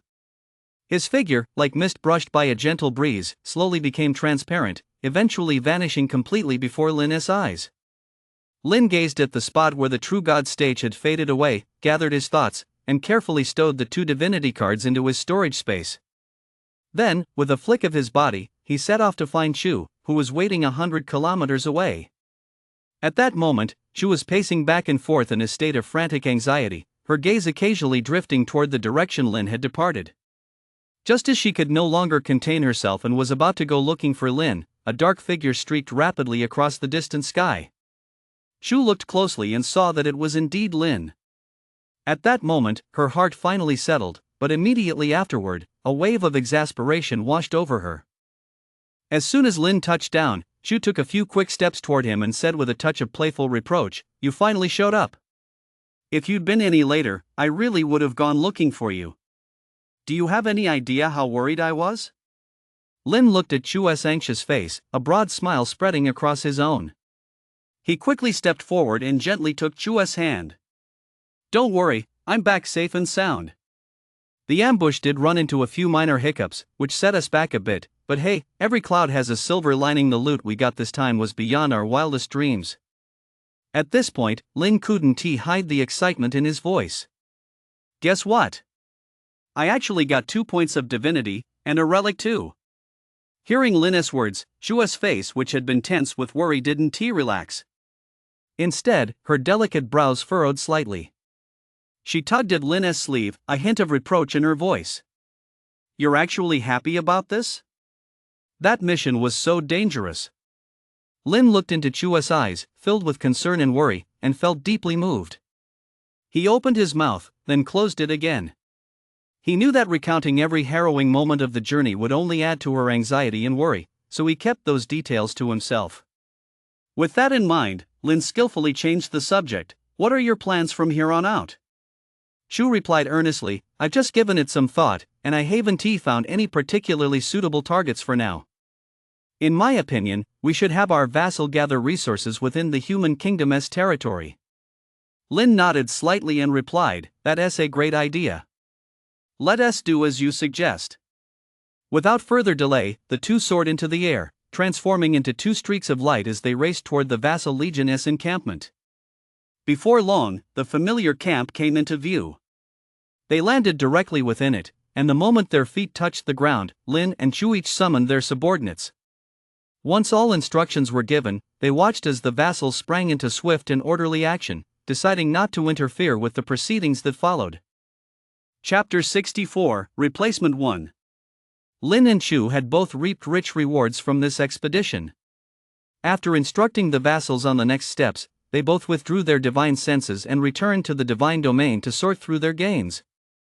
As their divine senses departed, the sacred aura surrounding Cyril and Tylan rapidly faded, dropping back to the 3rd tier level in the blink of an eye. When their consciousness returned to their physical bodies, the injuries sustained while Lin and Chu had possessed them flared up instantly, causing them immense pain. Fortunately, though the injuries were severe, they were not life-threatening. The divine points remaining within their bodies would even aid them in their future advancement. Meanwhile, Lin, who had just returned to the divine domain, fixed his gaze on the system interface, a wry, resigned smile involuntarily curving his lips. Divine identity, Lin, citizen of the Human Federation. Faith points, god of forests and elves. Divine name, Florax. Divine rank, divine creature stage. Divine domain category, Elven continent. Vassals, elves, lava dwarves. Supernatural species, storm wolf. Artifact, creation forge. Divine authority, forest 2.3%, thunder 9.1%. Divinity, 1 point of thunder divinity. Divine points, 24 points. Indeed, the divine points he had painstakingly accumulated over a long period were now reduced to a mere 24 points. This massive drain made his heart ache. However, when he thought of the gains from this expedition, he felt somewhat comforted. After all, even though his divine points were nearly depleted, he had gained 2 points of divinity and a rare artifact. All in all, he had come out ahead. With that thought, Lin completely forgot that he was still on campus. He quickly accessed the global deity trading market through his terminal to check the value of the 2 points of divinity he had acquired. After entering magic divinity and war divinity into the terminal, Lin hoped to see prices set by others, but the result left him stunned. The market was empty, with no listings. He paused to think for a moment, then realized, with divinity like this, anyone who gets their hands on it will surely keep it for themselves. Why would they part with it? It's definitely a case of high demand but no supply. Realizing this, Lin quickly switched to the item exchange page. He reasoned to himself that since no one was selling these 2 types of divinity, there must be people looking to trade for them. Sure enough, the moment Lin opened the exchange page, a dense stream of orders instantly filled his screen. Trading 2A rank divine cards for a bit of magic divinity. PM me if interested. Willing to trade 5B rank divine spells for a bit of war divinity. PM for details. Desperately need 3B rank divine domain expansion cards for a bit of war divinity. PM me. Lin's gaze swept over the jaw-droppingly high-priced trade offers on the page, and he couldn't help but gasp. Only now did he truly realize the staggering value contained within the 2 points of divinity he held in his hands. Deep down, he silently thanked the god of magic, his old buddy. The god of magic had earned the MVP, and Lin was the one reaping the rewards without lifting a finger. V. However, as he browsed through these tempting trade offers, Lin found himself at a loss. The reason was that the divine cards listed for trade in these posts were all too high level with his current strength. He simply couldn't equip them. After searching in vain, Lin decided to take matters into his own hands and post a trade offer himself, to see if he could attract some people to trade with him. After careful consideration, Lin posted the following message. I possess a small amount of magical divinity and am seeking 8C rank divine domain expansion cards. Serious inquiries only. Lin watched the send successfully notification, closed the terminal window, and all that was left to do was wait patiently. At that moment, thousands of miles away in Ronqing, Zhang Yu, a young scion of the Zhang family, spotted the post. But when his eyes fell on the line reading only 8C rank divine domain expansion cards required, Zhang Yu couldn't help but pause, a nagging doubt creeping into his mind. In this day and age, could this be a scam? Who would trade precious divinity for such low-level cards? Considering that he was currently in need of divinity to advance to the demigod stage, Zhang Yu hesitated for a moment before sending a message to Lin. He thought to himself, I'll take a chance. What if it's real? Chapter 65, Exchange 2. The trade channel's message notification chimed. A private message popped up for Zhang Yu. Are you really planning to take 8C rank divine domain expansion cards? I have 2B rank ones here. In terms of expansion area, 2B rank cards are at least as good as 8C rank ones. Lin replied, I'm definitely taking 8C rank cards. Don't ask why. If you want to trade, I'm ready anytime. Zhang Yu stared at Lin's reply, growing increasingly wary. This person wanted 8C grade cards but refused to discuss the reason. Could it be some kind of trap? The more he thought about it, the more uneasy he felt. He quickly typed a response. Alright, but I only use the official trading platform. I 1T consider any other channels. Lin replied almost instantly, alright. I only recognize official channels as well. That way, we can both rest easy. Zhang Yu looked at the reply, and his doubts not only remained unresolved but grew even stronger. A thought flashed through his mind: could this person actually be holding onto a magical divinity? Considering they agreed to use official channels, Zhang Yu stopped hesitating and replied directly. Hold on a moment. I don't have that many low-tier divine domain expansion cards in stock. I'll have to round some up. Alright. Zhang Yu immediately opened his friends list and began contacting them one by one. Old Joe, do you have any C-rank divine domain expansion cards on hand? I need 8 of them urgently. Brother Wang, I'm in a tight spot. If you have any low-tier divine domain expansion cards, please spare me a few. However, most of his friends were in the critical stage of igniting their divine flame and had virtually no such low-tier divine cards on hand. Zhang Yu had no choice but to turn to the trading forum and post a high price by request. After several hours of searching, Zhang Yu finally managed to gather 8C rank divine domain expansion cards. Looking at the 8C rank divine domain expansion cards floating in the air, Zhang Yu thought to himself, I hope he really has magical divinity. If he dares to trick me, I'll track this scammer down to the ends of the earth. After calming himself slightly, Zhang Yu opened the chat window with Lin and sent a message: I've gathered all the cards.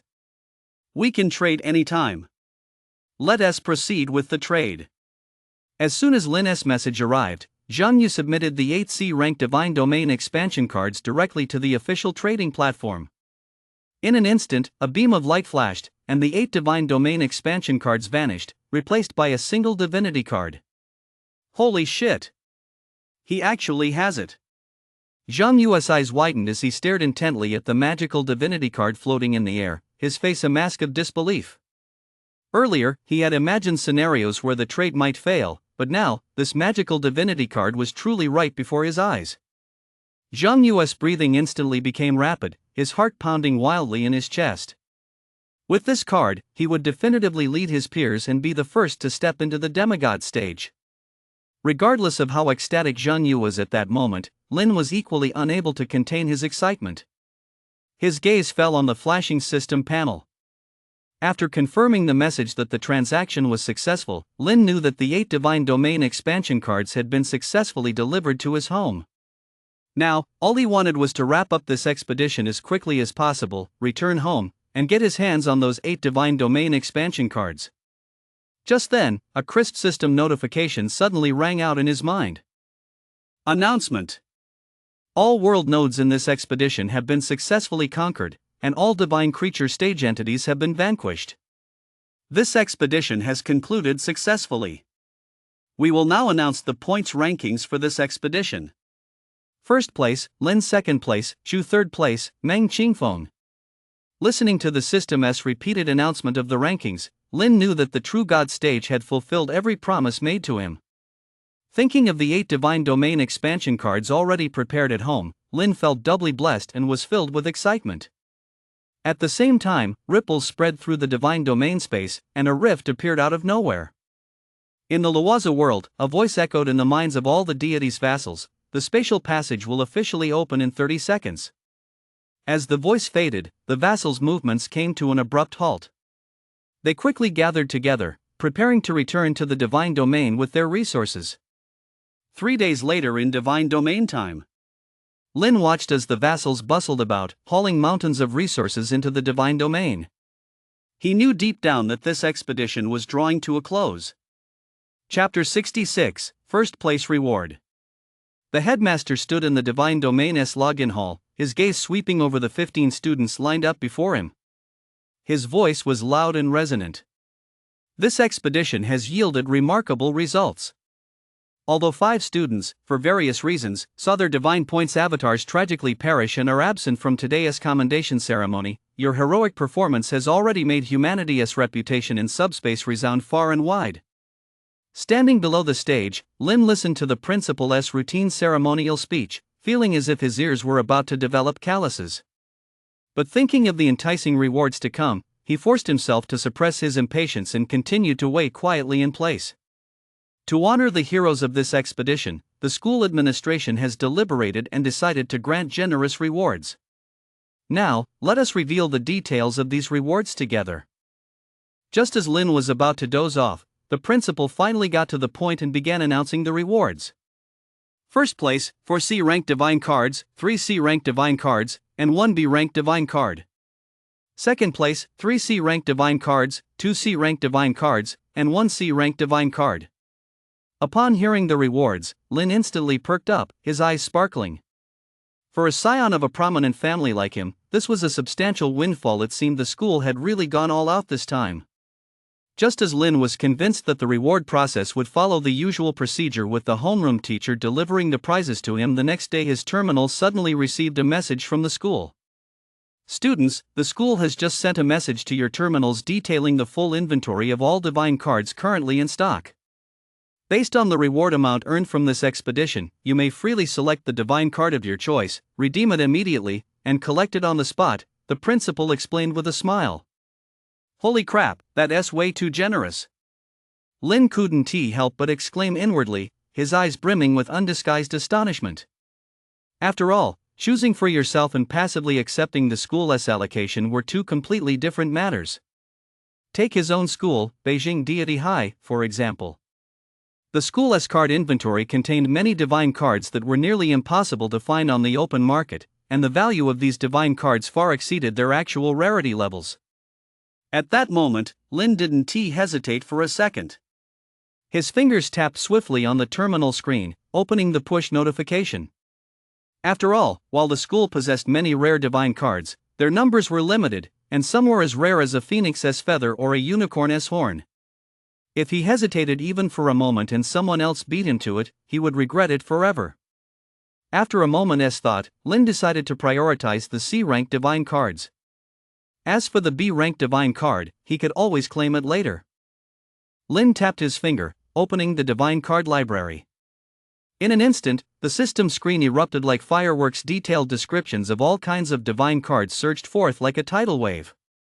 The dense text and dazzling illustrations left him dazzled. He hurriedly typed C rank into the filter bar, attempting to narrow down the vast amount of information. The page refreshed. Although the display was slightly less overwhelming than before, the cards were still densely packed. A quick glance revealed there were still hundreds of pages. Lin couldn't help but gasp in astonishment. Only now did he truly grasp the immense depth of resources hidden within this capital city divine high school. Lin then composed himself and, following his earlier plan, quickly typed forest into the search bar to begin a precise filter for C-rank divine cards. The divine cards on the page scrolled and changed continuously, and information on cards containing forest elements came into view one after another. Finally, after some scrutiny, Lin fixed his gaze on an extremely unique divine card. C-rank divine card, Enchanted Forest. Upon activation, it generates a magical forest filled with all manner of strange trees imbued with magic, providing an endless supply of magic to a divine domain. Seeing that there were only 3 in stock, Lin instantly realized the rarity of this divine card. It was likely a commodity that was in high demand but scarce on the market. Moreover, this magical forest divine card was a perfect match for the characteristics of his divine domain. Without a moment's hesitation, Lin added the magical forest divine card to his inventory. As the system's crisp notification sounded, the inventory count dropped from 3 to 2. Lin then quickly adjusted his strategy, ceasing his search for forest-type divine cards and turning his attention to water-related ones instead. However, before long, a hint of disappointment flashed across Lin's eyes. It turned out that most of these cards focused on resources for aquatic vassals, such as the water demon stone used to evolve yikshaws. But what Lin wanted were ecological water-type divine cards capable of building a complete water cycle system to nourish the divine domain from its very foundations. Although he felt a bit disappointed, Lin did not give up. He believed that with the school's divine card library being so extensive, there was no reason why there wouldn't be a single water-type divine card that met his needs. So, he patiently continued to search through the vast array of divine card information. Just as Lin was about to lose patience, his eyes suddenly lit up. A divine card that met his requirements appeared on the screen. Lin's heart leapt with joy, and he thought to himself, I've finally found it. Chapter 67, Coral Sea. C-Class Divine Card, Coral Sea. Upon use, it generates a coral ocean that continuously produces water spirit magic. After checking the card library, Lin discovered that there was only a single copy of this card in stock. However, the reason it was one of a kind wasn't because it was rare, but because its practicality was lacking, making it unpopular. Although this divine card was useless to others, to Lin, it perfectly met his requirements. Lin didn't hesitate for a moment and immediately added it to his collection. After selecting the Coral Sea Divine card, Lin was still allowed to choose 2 more C-rank Divine cards, 3 C-rank Divine cards, and 1 B-rank Divine card. After some deliberation, Lin decided to select the Divine cards first, considering the limited number of suitable options. Unlike the Divine card he had already clearly identified, Lin had no plan in mind when faced with the vast array of C-rank Divine cards. With no other choice, he dove into the database, reviewing each card one by one in the hope of finding one that suited him. After a thorough search, Lin narrowed it down to 2 C-rank Divine cards. C-rank Divine card, Battlefield, increases vassal combat experience. C-rank Divine card, Battle Arena, increases vassal's combat experience. Among them, Battle Arena was a rare card type. Many students had already snapped it up, leaving only 4 remaining in the card pool. The other card, Temple of Class Change, had ample stock, so there was no need to worry about it being snatched up. Lin decisively chose Battle Arena, then continued searching the Divine card database, hoping to find one last Divine card that suited his needs. Next, Lin came across many Divine cards with extraordinary effects, but they were all vastly different from what his vassals needed, so he had no choice but to give up. Just as he was about to settle on the Temple of Transcendence and move on to selecting another Divine card, a piece of information suddenly caught his eye. C-rank Divine card, Forest Cabin, increases the success rate of forest vassals transcending into mages. Oh wow! The moment he saw this Divine card, Lin's eyes lit up. This card was practically tailor-made for his elves. Lin quickly added this Divine card and the Class Change Shrine to his inventory, concluding his selection of Divine cards. He then returned to the Divine card section, quickly scanned through it, picked out 2 suitable Divine cards, and wrapped up his selection. C-rank Divine card, Small Meteorite Crystal Vein. Upon use, generates a meteorite crystal vein. C-rank Divine card, Starbeam Magic Vine. Upon use, generates a patch of wild starbeam magic vines. Lin rubbed his hands together, eager to open the Divine card page and begin filtering through the B-rank Divine cards. His first search was for a Divine card called Starlight Mage. Previously, Lin had witnessed the power of a Starlight Mage through his mother's vassal. The potent spells it cast had left a profound impression on him. However, the Starlight Mage Divine card was a B rank, and with Lin's previous abilities, he simply couldn't handle or use it. Furthermore, this Divine card was extremely rare. The one Lin's mother possessed had been obtained only after his grandfather had searched high and low for it. With such a golden opportunity now presenting itself, Lin wanted to see if the school's card library had any Starlight Mage cards in stock. Holy crap, it's actually here, he exclaimed when the system screen suddenly popped up with the message stock 1. Lin's face was filled with disbelief. He hadn't expected the school's card repository to actually hold this rare Starlight Mage Divine card. Without hesitation, Lin clicked confirm and added it to his collection. With that, Lin had exhausted his reward quota. He stood to the side, his gaze sweeping over the classmates still making their selections, quietly waiting for everyone to finish. Tick-tock, feeling so good. On the way back, Chu noticed Lin humming a tune off-key as it was with a beaming smile on his face, and couldn't help but tease him. Whoa! Has our great god Lin advanced to the demigod stage? Look how happy you are. Lin's lips curled up, and he immediately retorted. I may not have advanced to the demigod stage yet, but I'm happier now than I'd be if I actually had. Chu raised an eyebrow and said calmly. Oof. If you're this happy now, just wait until you actually become a demigod. Your tail will be in the air. The two bantered back and forth as they walked toward home. Chapter 68, Fusion Work. As soon as Lin stepped through the door, his gaze was drawn to the 8C rank Divine Domain expansion cards lying quietly on the table. Recalling the rewards he'd just received, Lin could hardly contain his excitement. Without pausing, he strode directly toward the Divine Domain login pod in his bedroom. Upon entering the Divine Domain, Lin glanced around and saw his vassals busily gathering the spoils of battle. He paused briefly, then realized that the most urgent task was to quickly condense divine points. After all, the divine cards in his possession were waiting to be fused, and without sufficient divine points to support the process, it simply wouldn't work. Immediately, Lin made up his mind and, without hesitation, drew upon the stored power of faith points from the divine statue at the center of the Divine Domain. Time passed slowly, and before he knew it, a full year had elapsed within the Divine Domain. Finally, a flash of light surrounded Lin, marking the end of this refinement. He slowly opened his eyes and checked the system panel. He saw that his once pitiful 24 divine points had now returned to a 5-digit figure. Feeling the divine points surging within him, Lin knew in his heart that this was the perfect moment to refine the divine cards. With a casual wave of his hand, a blinding flash of light erupted, and the Creation Forge materialized, hovering steadily at his side. Lin's gaze fell upon the Creation Forge, and he examined it closely. His memory flashed back to the first time he had seen this furnace. It had been covered in jarring cracks, dull and lifeless, a picture of decay.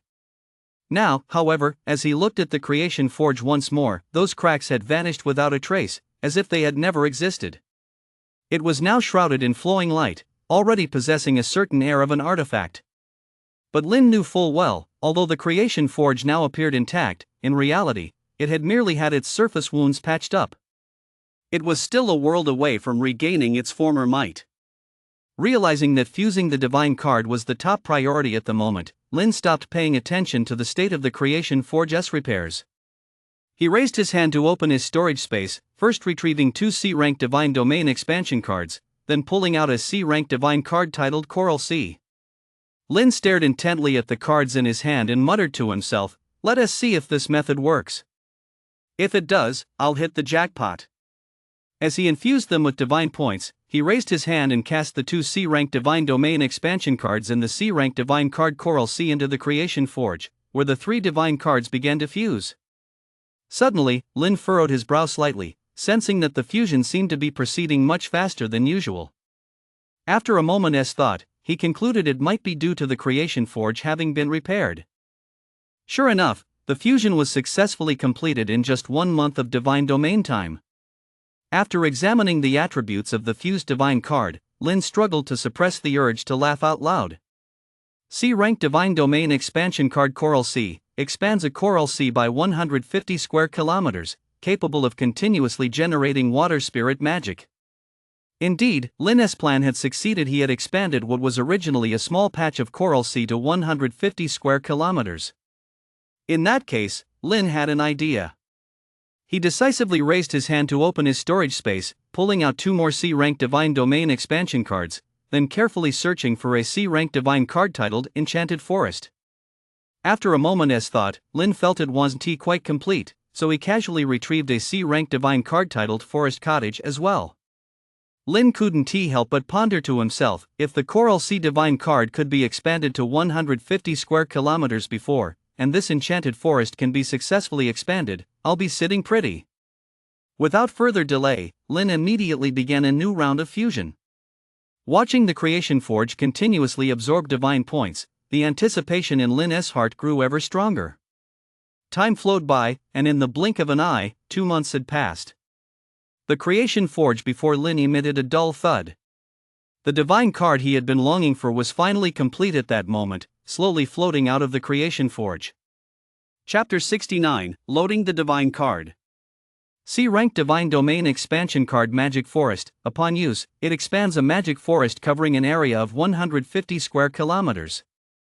Hidden within the forest are 3 mage towers, which can significantly increase the success rate of mages' class changes. Nice! Lin's face flushed with excitement. The result of this divine card fusion was nothing short of spectacular. Not only had he successfully expanded the magical forest S area to a full 150 square kilometers, but he had also achieved an unexpected upgrade, transforming what was originally a single forest cabin into 3 mage towers. For now, Lin decided to set the fusion aside. After all, following these 2 fusions, the divine points he had painstakingly accumulated were nearly depleted. So Lin pulled out the Coral Sea Divine Domain expansion card, intending to load it into the divine domain first. As Lin slowly activated it, in an instant, the world barrier on the northern side of the divine domain seemed to be struck by a colossal force, causing it to tremble violently. Immediately afterward, accompanied by a deep rumbling, the barrier rapidly expanded and stretched outward at a speed visible to the naked eye. Inside the divine domain, many of the newly born vassals had never witnessed such a breathtaking scene. One by one, they turned pale with fear, and some even huddled together in panic. At the same time, in the void beyond the expanded northern barrier of the divine domain, streams of water quietly emerged, converging and spreading out. Before long, this void transformed into a vast coral sea, its waters crystal clear and dotted with colorful coral reefs. Upon closer inspection, one could see vast amounts of aquatic magic slowly rising from the water, increasing the concentration of magic within the divine domain. Standing atop the divine domain, Lin gazed at the newly expanded coral sea, pondering silently. If a suitable opportunity arose in the future, he might well seek out some aquatic vassals for this coral sea. Next, Lin assessed the spatial status of the divine domain. He soon discovered that the divine domain still had enough capacity to load a C-class divine card. Without delay, Lin retrieved the newly crafted Magic Forest Divine Domain expansion card from his storage space and loaded it immediately. The divine domain, which had just begun to settle, began to tremble once more. This time, the change occurred in the world wall adjacent to the divine domain's native forest. Just as when the Coral Sea had expanded earlier, that section of the world wall rapidly extended outward, and before long, it had carved out a new void. Within the void, vast amounts of magic-infused soil slowly materialized. The soil spontaneously coalesced, and in no time, it had formed a landmass brimming with magic. Immediately afterward, magical plants began to sprout from the soil on this land, spreading rapidly to form a lush magical forest.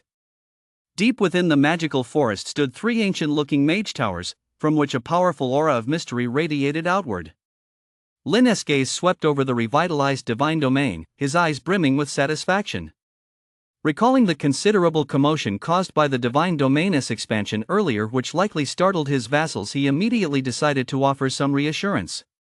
With a mere thought, Lin transmitted his voice directly into the ears of the 2 kings. Talon, Balk, I have opened up a resource-rich ocean to the north of the divine domain, and deep within the forest, I have created a magical forest brimming with magic. This is a reward for your outstanding performance during the expedition. I hope you will make good use of it and not let it go to waste. In their respective palaces, upon hearing the divine decree, Talon and Balk immediately knelt reverently and cried out, Our God, wherever your gaze falls, that is the direction we shall charge into battle. Every word of your divine decree, we shall engrave upon our hearts and never forget for all eternity. Hearing his vassals respond so devoutly to the divine decree, the corners of Lin's mouth curled upward involuntarily, and a hint of unmistakable self-satisfaction flashed across his eyes. After all, anyone would feel a bit pleased to hear such flattery, and he, Lin, was no exception. However, before that smugness could linger on his face for even a moment, Lin's expression took a sharp turn, instantly turning into a grim, sour look. This was because a crucial thought suddenly flashed through his mind earlier. In order to fuse those 2 divine cards, he had nearly exhausted all his divine points. Now, his reserves were completely depleted, and if he wanted to continue fusing divine cards, he would have to start accumulating divine points all over again from scratch. At the thought of the long and tedious process of accumulating divine points that lay ahead, his brows knitted tightly together, and he felt utterly helpless. But Lin knew deep down that this was a necessary process for all deities before advancing to the demigod stage. As long as he ignited the divine flame and successfully ascended to the demigod stage, things would be completely different. At that point, the faith points of his followers would be automatically refined into divine points by the divine flame, and he would no longer have to go through such arduous effort.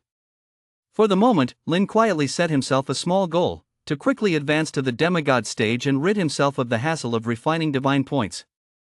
But for now. Lin glanced at the vast number of divine cards in his storage space, quickly composed himself, and began refining divine points.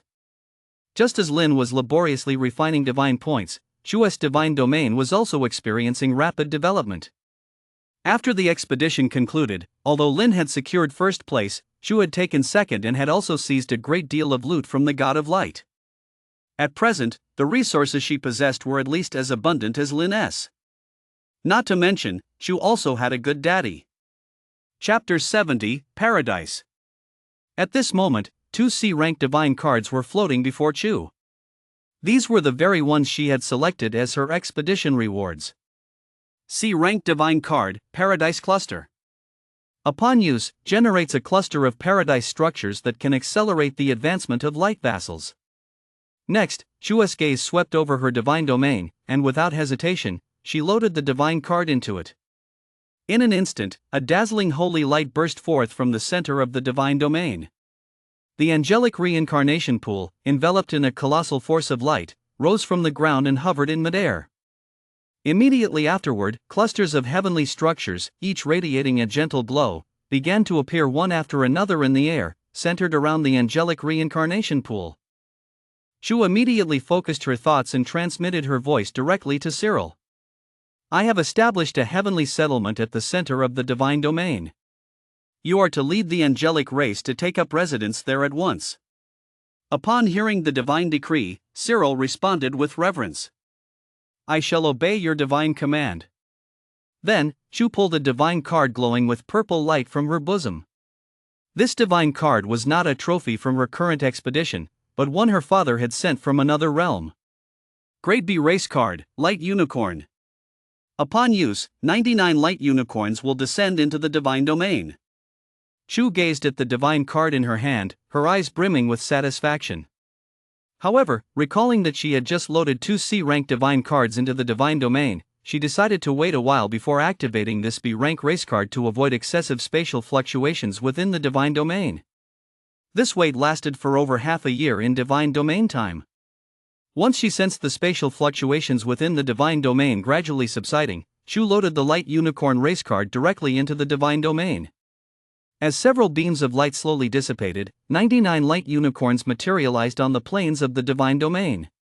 They radiated a soft glow, their lively eyes curiously surveying their new home. Watching the light unicorns gradually acclimate to their new home, Chu gave a brief report to Ziriel before shifting her attention away from this place. For there was still one most important task she had yet to complete. She reached into the relics of the God of Light and retrieved the 2 jade pendants resting on top. These pendants contained the records of 2 divine spells of the God of Light, the greatest reward of Chu's expedition. For now, Chu's primary task was to master the 2 divine spells inscribed on the jade pendants. Suddenly, as if she just remembered something, her expression turned slightly peculiar. Once she mastered these 2 spells, she would possess one more divine spell than Lin, and without exception, they were all single-target offensive spells. Chu couldn't help but mutter to herself, could it be I'm turning into a melee mage? The very thought of the brutal, savage fighting style of melee deities in divine battles sent a shiver down Chu's spine. She hurriedly began frantically telling herself, I am the radiant goddess of light, how could I possibly be associated with a melee mage? After a bout of self-hypnosis, Chu successfully convinced herself and continued studying her divine spells with a composed expression. However, if anyone had been watching from the sidelines, they would have noticed that her agile movements while casting the judgment beam were identical to the fighting style of a melee deity. At that moment, poor Lin was completely oblivious to the domestic violence about to engulf his life. Instead, he was staring intently at the system panel, a smile spreading uncontrollably across his lips. There, a notification stood out clearly on the screen. Beep. The first Tier 4 supernatural vassal has awakened in your divine domain. Lin never imagined that the divine domain space, expanded by the divine domain expansion card, would successfully nurture a Tier 4 supernatural vassal. This 4th tier vassal was none other than Talon, whom Lin had possessed during his expedition. With the aid of the divine points Lin had left behind, Talon had stepped into the 4th tier without a hitch. Lin turned his gaze toward the divine domain. There, Talon stood high above the kingdom, his mighty aura radiating freely. Below, countless elves knelt on the ground, worshipping him with devotion. Witnessing this scene, Lin realized it was time to introduce a new class system to the divine domain. Next, Lin retrieved the Starlight Mage divine card he had obtained at school from his storage space. Previously, he had struggled to find a suitable divine card for fusion and had intended to keep this one for a while. Now, Lin hesitated no longer and decisively chose to load this divine card directly into the divine domain.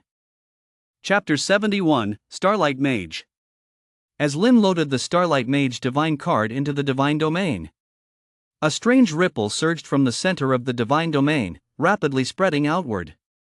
In just a moment, many vassals within the divine domain who possessed a profound understanding of magic yet had long been stuck at the second tier of the supernatural realm successively broke through their limits and advanced to the third tier of the supernatural realm. Witnessing the continuous breakthroughs occurring throughout the divine domain, a look of satisfaction spread across Lin's face. Immediately afterward, Lin channeled his divine consciousness to send a telepathic message to Talon and Balk within the divine domain.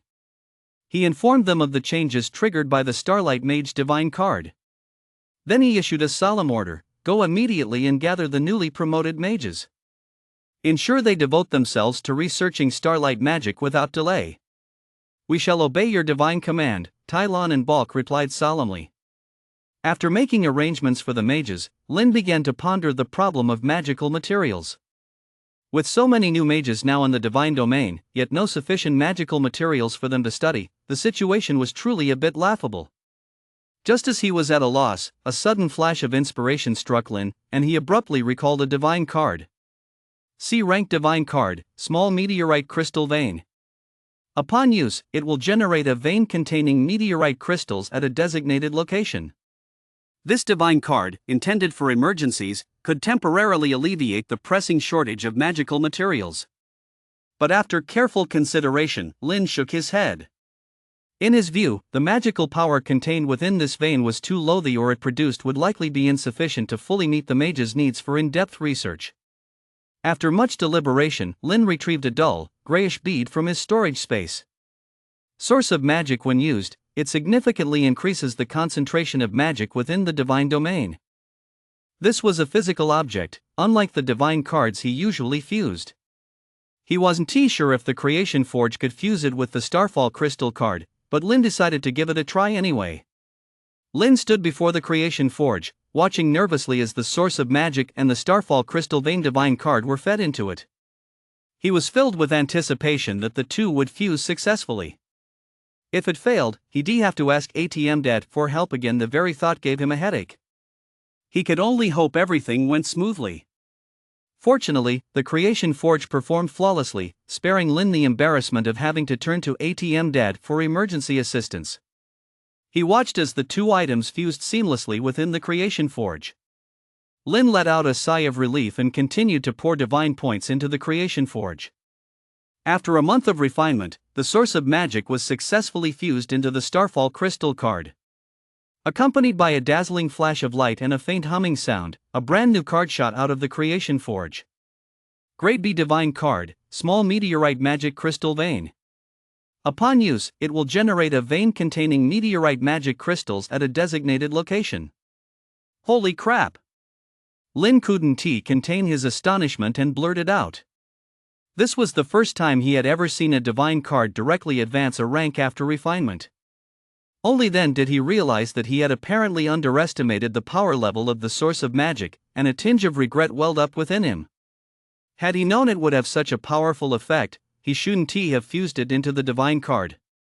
But since it had come to this, Lin couldn't be bothered to dwell on it any longer. He simply picked up the divine card, preparing to load it into the divine domain. In an instant, the divine domain shook violently. At the foot of Dwarf Mountain, within the once peaceful mithril mining area, the earth churned like waves. Accompanied by a rumbling roar, a small vein of meteorite magic crystals, emitting a mysterious gloomy glow, quietly formed underground. At the same time, imbued by the energy of the Starfall magic crystal vein, the existing mithril and other magical metal veins in the mining area seemed to be infused with new vitality. Impurities within the veins were rapidly purged, the concentration of magical power inside steadily rose, and the quality improved significantly. Watching the astonishing changes in the mining area, Lin never expected such a pleasant surprise. Overjoyed, he immediately channeled his divine consciousness to send a telepathic message to Bulk. Bulk, I've placed a meteorite magic crystal vein in the mining area at the foot of the mountain. Arrange for people to start mining immediately, then transport the harvest to the Starlight Mages so they can use these materials to study the principles of magic. As you command. Chapter 72, The Magical Gardener 1. Now that the shortage of mineral-based magical materials had been resolved, the next step was to address the lack of plant-based magical materials. But magical plants were not like minerals, they couldn't simply be loaded into the divine domain and left to fend for themselves. To cultivate magical plants on a large scale, one must have a corresponding extraordinary vassal to tend to them.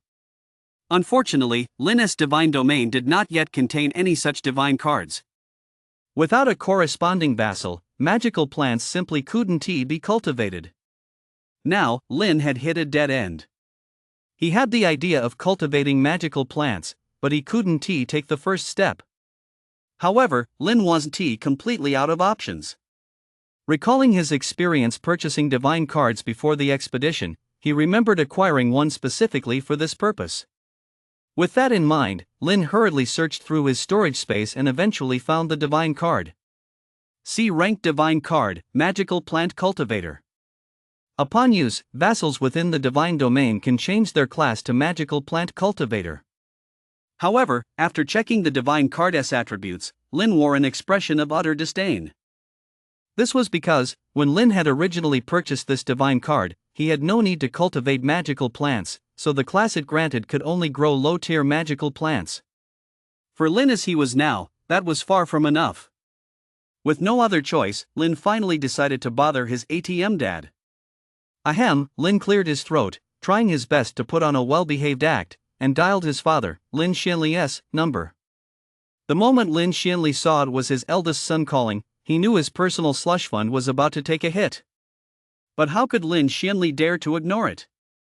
If Lin's mother, Li Jing, found out he'd ignored his son's call, he'd be in big trouble. Thinking of Li Jing's angry expression, Lin Xianli shuddered and quickly pressed the answer button. As soon as the call connected, Lin saw the exasperated look on his father's face and knew immediately that his father had already guessed the reason for his call. Lin immediately forced a sheepish smile. Dad, I'm really strapped for cash. I need a quick loan. Little did he know that Lin Xianli wasn't buying it at all. Without even lifting an eyelid, he flatly refused. No way. Figure it out yourself. Stop always coming to me for money. I'm hanging up. Seeing that his dad was really about to hang up, Lin panicked instantly and blurted out. Dad, if you don't help me, I'm going to Mom. Then I'll spill the beans about your secret stash. Let us see what you'll do then. Hearing this, Lin Xianli nearly collapsed on the spot from rage. His chest heaved violently as he snapped. You little brat. Spit it out. How much do you want? I can't come up with a lot. Lin immediately put on a fawning expression and said with a smirk. He, not much, just enough to buy a support-type divine card. You're so awesome, Dad, this is definitely a piece of cake for you. 1,500,000. I'll transfer it to your terminal. Take it or leave it. That's all. No more. If you don't want it, transfer it back to me right now. With that, before Lin could respond, he hurriedly hung up the phone, afraid Lin might make any more unreasonable demands.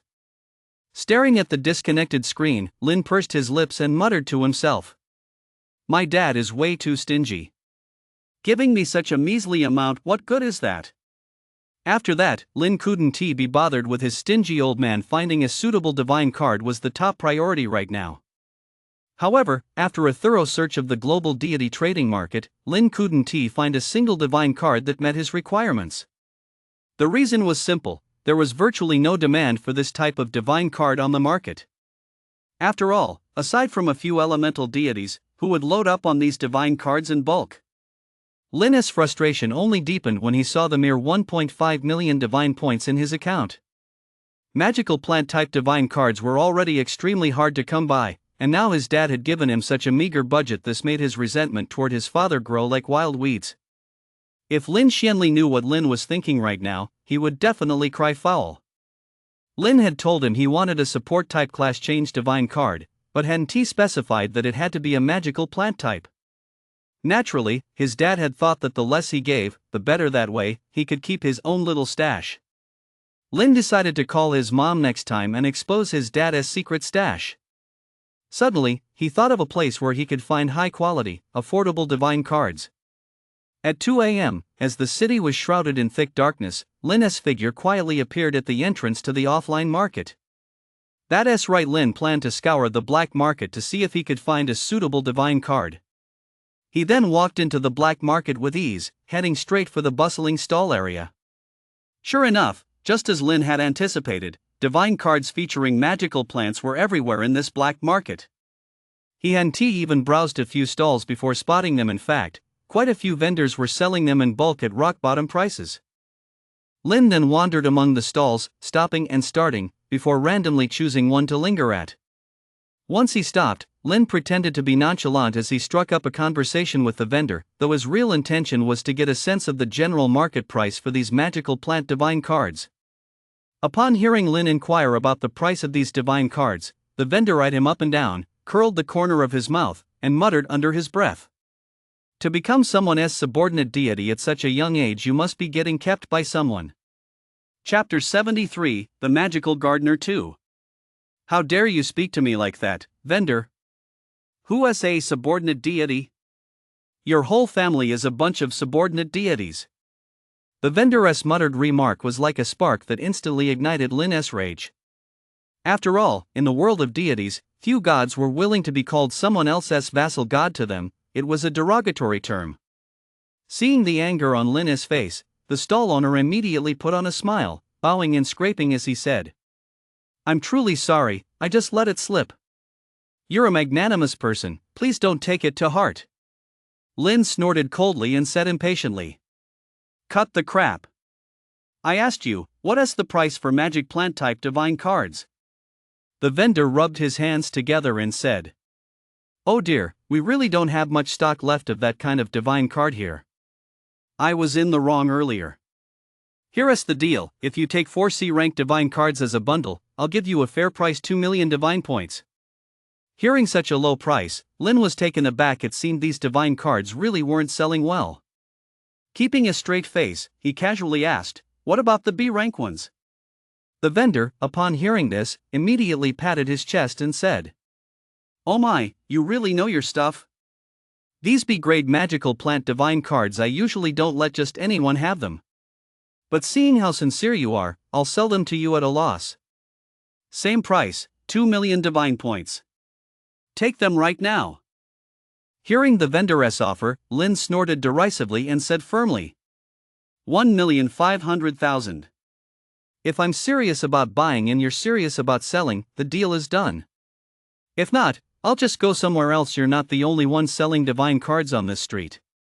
With that, Lin pretended to turn and walk away, but kept a close watch on the vendor out of the corner of his eye, waiting for his response. The vendor's expression instantly darkened. After a moment's hesitation, he sighed helplessly. "Fine. It's my fault for being unreasonable earlier. Let us just call it a favor to a friend. I'll sell it to you at a loss." They then exchanged money for the card, quickly wrapping up the transaction. As soon as Lin received the divine card, he didn't waste a moment and hurriedly left the black market. He had no desire to linger in such a seedy place. Little did Lin realize, however, that the moment his back turned, the vendor who had looked pained just seconds before suddenly broke into a broad grin. "Finally got rid of that hidden gem in my stock. And for 1.5 million? I hit the jackpot." So while Lin felt he scored a major bargain, the vendor was convinced he found a sucker. Hey, both of them were the MVP. Back home, Lin couldn't wait a moment longer. He immediately equipped his newly purchased divine card and stepped into the divine domain login chamber. Upon entering the divine domain, Lin read the system's detailed description of the divine card. His heart swelled with pride as he silently praised his own keen eye for selecting the card. Grade B Divine Card, Master of Magical Plants. Upon use, vassals within the divine domain can change their class to Master of Magical Plants, allowing them to cultivate the vast majority of common magical plants. Next, Lin pulled out the Grade C Divine Card from his storage space. Grade C Divine Card, Magical Plant Cultivator. Upon use, vassals within the divine domain can change their class to Magical Plant Cultivator. Then, he placed both cards into the Creation Forge to begin the fusion process. As usual, after about a month of refinement, a brand new divine card shot out of the Creation Forge with a whoosh. Lin acted quickly, snatching the card the moment it emerged from the Creation Forge, and eagerly used the system to appraise it. Grade B Divine Card, Magical Gardener. Upon use, vassals within the divine domain may change their class to Magical Gardener, allowing them to cultivate magical plants according to their specific characteristics. At first glance, the Magical Gardener and the Magical Plant Master might seem similar, but in reality, they are worlds apart. Magical gardeners can cultivate plants based on their specific characteristics, meaning they have the ability to breed and propagate entirely new varieties of magical plants. This would not only significantly increase the variety of magical plants within the divine domain but also save Lin a considerable amount of divine points.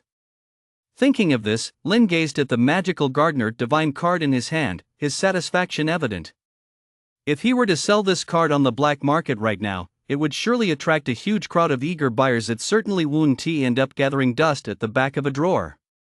However, Lin knew full well that if he were to casually sell a divine card produced by the Creation Forge, he would soon find it difficult to even step outside the Lin family gates. For the moment he set foot outside, countless people would be watching him. Chapter 74, The Magical Plant Industry.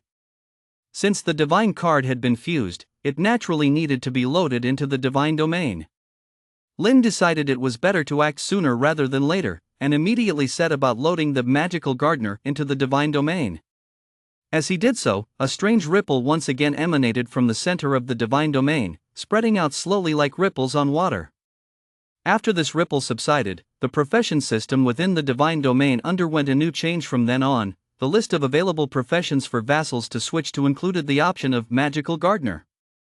Lin reflected that no magical plants had ever been cultivated in the divine domain, and since his divine domain followed a Western-style magical path, materials produced by magical plants were crucial resources. He felt it was essential to give specific instructions to ensure everything went smoothly. Without a moment's hesitation, Lin cast a telepathic spell, transmitting his voice directly to Tyran's ears. Tyran, I have established the position of Magical Gardener within the divine domain. In the future, should any member of our clan choose to change their profession to this one, you are to arrange for them to go to the magical forest, where they must devote themselves entirely to the study of magical plants and undertake large-scale cultivation. This matter is of the utmost importance. There can be no room for error. Lin paused for a moment before continuing. One more thing. A few days ago, I ordered you to gather the Starlight Mages. How is that progressing? Tylon replied respectfully. My lord, 5 Starlight Mages have already arrived at the Elven Royal City in response to the summons. 2 others are still en route. Since the group is not yet complete, we have not yet proceeded with the subsequent plans. Lin furrowed his brow slightly and pressed further. Do you know how many Balk has managed to gather? The dwarves are naturally less attuned to magic than the elves so far. Only 3 Starlight Mages have been born. Tyran's voice carried the reply, and upon hearing it, Lin couldn't help but feel a twinge of disappointment. He recalled the frequent anomalies in the divine domain when he first loaded the Starlight Mage divine card. That spectacular sight had filled him with anticipation, leading him to believe that numerous vassals would successfully change their classes. But now, upon tallying the numbers, there were only 10 people combined from both races. Still, it was a start. After a moment's reflection, Lin gave Talon his instructions. Send a message to Balk later and have him send those 3 dwarf mages over as well.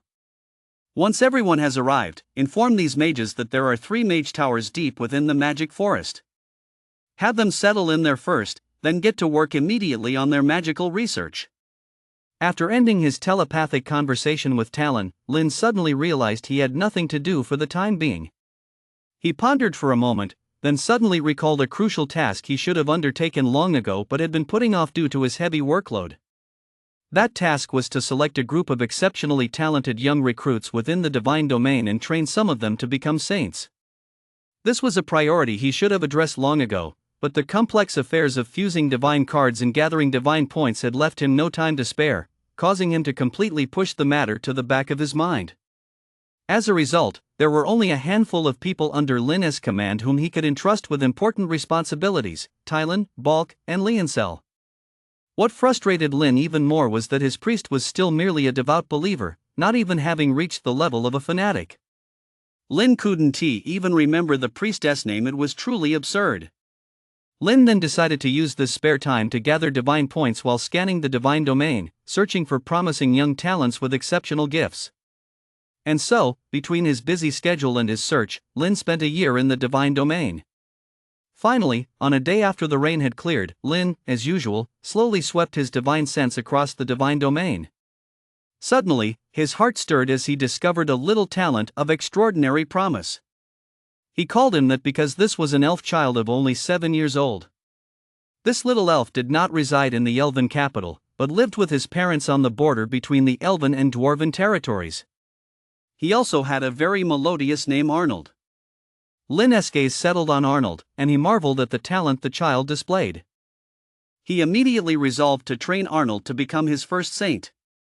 Chapter 75, Arnold. Arnold's talent was simple yet extraordinarily powerful, an extraordinary sensitivity to magical ability that none of Lin's other vassals, such as Tyran, possessed. It was precisely this talent that allowed Lin to discover Arnold. Who could have imagined the shock Lin felt when he saw a child of only 7 years old able to manipulate magic with such skill? From that moment on, Lin knew he absolutely could not let Arnold's talent go to waste. Watching Arnold's back as he walked home, an idea formed in Lin's mind. That's great. Lots of people love watching me do magic tricks. Arnold tilted his rosy little face upward, his eyes sparkling with pride. What he called performing magic was actually simple spells he cast unconsciously. Others simply saw them as novel and entertaining tricks. All done? Go wash your hands and get ready for dinner. No sooner had Arnold finished speaking than a tall, upright male elf emerged from the kitchen, a warm smile on his face. The family of 3 walked toward the dining room, chatting and laughing, a warm atmosphere filling the entire house. Suddenly, without warning, a blinding golden light shot straight into Arnold's home. Immediately afterward, the golden light slowly faded, revealing Lin's divine points manifestation. He radiated a gentle glow, his expression serene, his eyes as deep as the endless universe. Though he had already reigned in his overwhelming aura, the colossal presence of a source deity still caused the air in the room to freeze instantly. Arnold and his mother were so terrified by this sudden turn of events that they collapsed where they stood. Only Arnold's father, being a supernatural being, clenched his jaw and, through sheer willpower, managed to remain standing. But beads of sweat the size of soybeans rolled down his forehead, revealing the immense pressure he was enduring. Seeing this, Lin, fearing that his divine presence might crush the family of 3 to death, hurriedly spoke. I am the god of the forest and the elves, and also your creator. Arnold's father, mustering every ounce of strength, managed to squeeze out a few words with great difficulty. We were unaware of your divine presence today and are utterly unprepared. Please forgive us. It matters not. I have descended today for one purpose alone. Your son, Arnold, possesses extraordinary talent. I wish to anoint him as the chosen one. In time, he shall journey to the Mage's Tower deep within the enchanted forest to devote himself to study and achieve greatness. Thank you, O God, for your grace. Arnold's father replied devoutly, his voice trembling. Upon hearing this, Lin nodded slightly. With a mere thought, his divine points form instantly dissipated like mist. The suffocating aura of authority faded just as quietly, and the 3 members of the Arnold family finally let out a silent sigh of relief. Once everything had settled, Arnold's mother carefully pulled him close, her eyes filled with worry and helplessness. She looked at Arnold's father and whispered, "What are we to do now?" You ask me, and I don't know either. It's been so long since a deity manifested in the divine domain I can't be sure if this was the real thing. But judging by the aura of authority he exuded, it's highly likely he really is a deity. After all, not even the king could make me feel that overwhelmed. Upon hearing this, Arnold's mother's eyes suddenly welled up with tears. Her face filled with reluctance as she urgently pressed. So are we really going to send Arnold to the enchanted forest to study? Arnold's father looked utterly helpless. He sighed heavily and spoke slowly. Let us wait a few more days. Let us see what happens in the royal capital. By then, we'll naturally know whether it's real or not. If it is real, then it's Arnold's destiny. As his parents, we truly have no reason to stand in his way. Just as the Arnold family was deep in worry over this matter, Talon, who was in the royal city, also sensed the aura of a deity's descent. Immediately, Talon rose from his mountain of official business, his expression shifting between worry and concern. In Talon's view, the fact that a deity had descended without prior notice to him meant that something terrible must have occurred within the divine domain, forcing the deity to intervene. Just as he was about to order an investigation, Lin's telepathic message reached his ears. In the place where I have descended, there is a boy named Arnold. Bring him here and send him to the mage's tower in the enchanted forest to study. After respectfully acknowledging Lin's divine decree, Talon's brow furrowed deeply, and his expression grew even darker. As king, not even his own children had received the favor of the deity, yet the son of a commoner was being singled out for special attention. This stirred a vague sense of unease within him. But a deity's command was absolute despite his deep concerns. Talon dared not disobey in the slightest.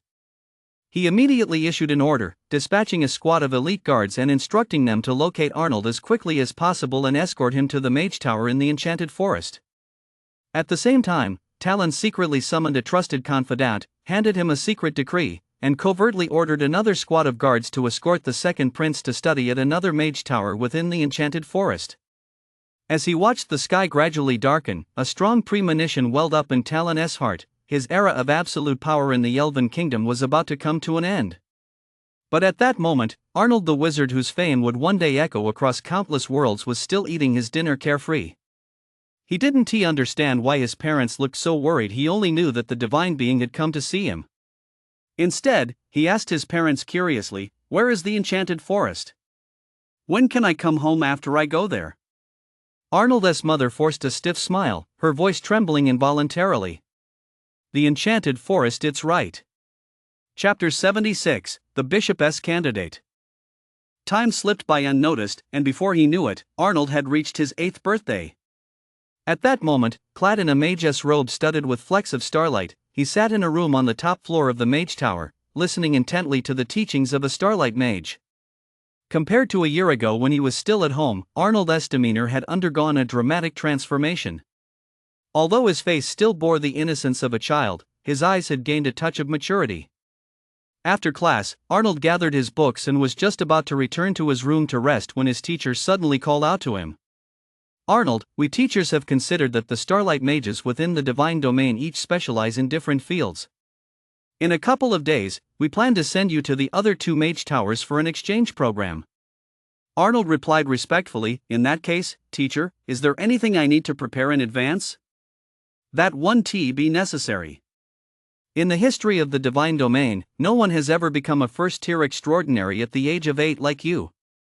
But what I mainly want to remind you of is that in one of those 2 mage towers, there is an apprentice roughly your age. He is the king's second prince. When you interact with him, do not make him lose face.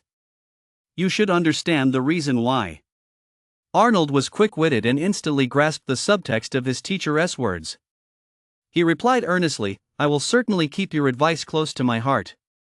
3 days later, a carriage slowly pulled away from the mage tower, heading toward other parts of the enchanted forest.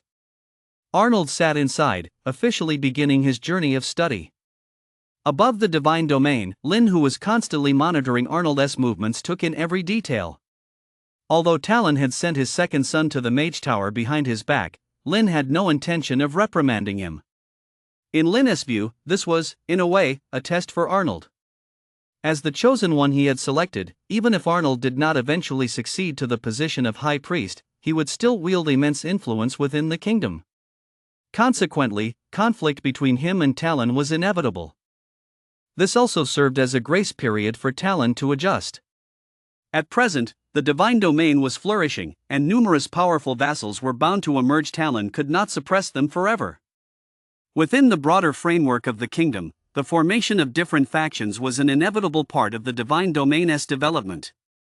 Furthermore, as the variety of vassals grew in the future, Lin could not limit the delivery of divine decrees to Talon alone. To prevent Talon from making arbitrary decisions to benefit his own kingdom, a dedicated channel for conveying Lin's will must be established. In Lin's view, establishing a religious order is the optimal solution, a common approach taken by most deities to address such matters. At the same time, the formation of a religious order can provide Lin with purer faith points, further aiding Lin in accumulating divine points and advancing to the demigod stage. Initially, Lin intended to grant the position of bishop to Arnold. However, through his observations over the past few days, he discovered a candidate even more suited for the role. This individual was also an elven child, but unlike Arnold, he was not of common birth, rather, he was a descendant of the royal city's nobility. Lin believed him to be a better fit for the position of bishop, not because he possessed the same innate talent for sensing magic as Arnold. Lin was purely captivated by his devout faith points and exceptional eloquence. In Lin's eyes, this 8 or 9-year-old child radiated a glow of faith points that outshone that of most adult elves. Not only that, but the child possessed extraordinary eloquence through his persuasion. He had actually succeeded in transforming his parents from true believers into devout believers, a truly astonishing feat. However, Lin had no intention of nurturing this young elf named Eaton in the same way he had Arnold. Eaton lacked Arnold's exceptional magical talent, relying solely on eloquence and faith points. Rising to prominence too early would likely place him in danger. Furthermore, Lin intended to test Eaton, to see if he could uphold his inner faith points and principles amidst the complexities of the secular world. After all, only by passing such a test could he, as a future bishop, remain unshaken in the face of various temptations. It was in this environment that Lin's future first pope, Eaton, took his first steps toward maturity. Chapter 77, The Battle Won. With the creak of the carriage wheels, the carriage carrying Arnold finally arrived at the second mage tower in the enchanted forest. Along the way, Arnold had encountered several fierce attacks from beasts, but fortunately, the Starlight Mage traveling with him was exceptionally skilled and was able to easily repel the beasts each time. At the entrance to this mage tower, a dwarven Starlight Mage had been waiting for quite some time. Spotting Arnold's carriage approaching from afar, he immediately broke into a broad smile and rushed forward to greet him. As soon as the carriage came to a stop, he couldn't wait to strike up a conversation with the Starlight Mage stepping out. "Your Highness's presence truly graces this tower." "Please don't say that. The gods have tasked us with instructing your Highness, but they haven't designated a specific master. We are all equal, we are all your Highness's teachers." Ha ha ha ha. After exchanging a few polite pleasantries, the dwarven Starlight Mage suddenly grew serious. He discreetly pulled the Starlight Mage accompanying Arnold aside, lowered his voice, and spoke in a mysterious tone. "You should know that His Majesty Talon's second prince is here in this tower. It is not convenient for the elven Starlight Mage to speak openly, so I am the one informing you of this. Some time ago, His Majesty Talon secretly shipped a large batch of potions here. At first, we all assumed His Majesty had sent them specifically to help the second prince strengthen his physique. But just a few days ago, the second prince unexpectedly broke through to become a first-tier supernatural being without any warning, which really made us suspect something was amiss. After some investigation, we discovered the true effect of these potions: they actually enhance magical power." The Starlight Mage escorting Arnold looked utterly incredulous upon hearing this. "Boost magical power? Could it be a potion developed at the third mage tower? We haven't heard a single whisper about such a major development." The dwarf replied with a grave expression. "We also feel there is something fishy about this. After conducting a secret investigation, there are signs indicating it's highly likely that His Majesty Talon ordered the information to be suppressed. Besides, these past few days, the second prince has been constantly muttering about wanting to have a duel with Prince Arnold once he arrives." A hint of exasperation flashed across the dwarf's face as he pursed his lips and continued. "Has he gone mad? He is 12 years old himself, yet he wants to spar with an 8-year-old. What kind of nonsense is that?" The Starlight Mage escorting Arnold raised his voice, his eyes brimming with disbelief. In my opinion, there's a 9 in 10 chance that His Majesty Thailand is pulling the strings behind the scenes. What on earth is His Majesty Thailand up to?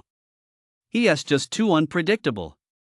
The mage escorting Arnold looked utterly perplexed, his brows knitted into a deep frown as he paced anxiously back and forth. The dwarf mage narrowed his eyes slightly, a meaningful smile playing on his lips. It seems your elf king is getting old after all. Upon hearing this, the man froze in place. It must be said that the 3 mage towers in the enchanted forest each specialize in different fields. The one Arnold had originally been in focused on magical theory and sorcery research. The one he hadn't visited yet was unrivaled in the study of materials and potions, and the one he was currently in specialized in the research of magical arrays and artifacts. So now, after being led into the tower by the dwarven starlight mage, Arnold immediately spotted numerous glowing magical arrays. Seeing the curiosity in Arnold's eyes, the dwarven starlight mage explained. These are all basic arrays, things like illumination and magic purification. As you study here later, your teachers will naturally teach you in detail. Arnold bowed slightly and replied respectfully, "Thank you, Master, for your guidance." Just then, hurried footsteps echoed from the stairs, and a youth dressed in lavish attire rushed down. The youth's gaze locked onto Arnold immediately, and he blurted out impatiently, "Arnold, I want to duel you." Chapter 78, The Duel 2. Tyran, stop this nonsense. Seeing this, the dwarven starlight mage's expression darkened, and he hurriedly spoke up, scolding him sharply. "Teacher, I certainly didn't mean to be disrespectful. I simply admire the Holy Sun deeply and really want to spar and exchange techniques with him." Tyran looked sincere, but anyone listening could tell these words were nothing more than an excuse. Don't even think about it. You're a full 4 years older than Arnold. Even if you win, people will say it's an unfair victory, but if you lose, where will you hide your face? Tyran then turned to the dwarven starlight mage and said, "Master, if I win, I promise not to make a fuss of it. If I lose, I'll accept the outcome gracefully. Please, just give me a chance." The mage looked at Tyran, whose intentions were practically written all over his face, and couldn't help but curse inwardly. This kid isn't usually this foolish. What's gotten into him this time? Little did he know that at that very moment, second Prince Tyran was also a bundle of nerves, nervous as hell. "If it weren't for Father's repeated insistence that I duel Arnold, I wouldn't have wanted to get involved in this mess." Tyran grumbled to himself, filled with helplessness and frustration. Just as the dwarven mage was about to refuse Tyran's request again, Arnold's voice rang out. "Master, I agree to duel with His Royal Highness the Second Prince.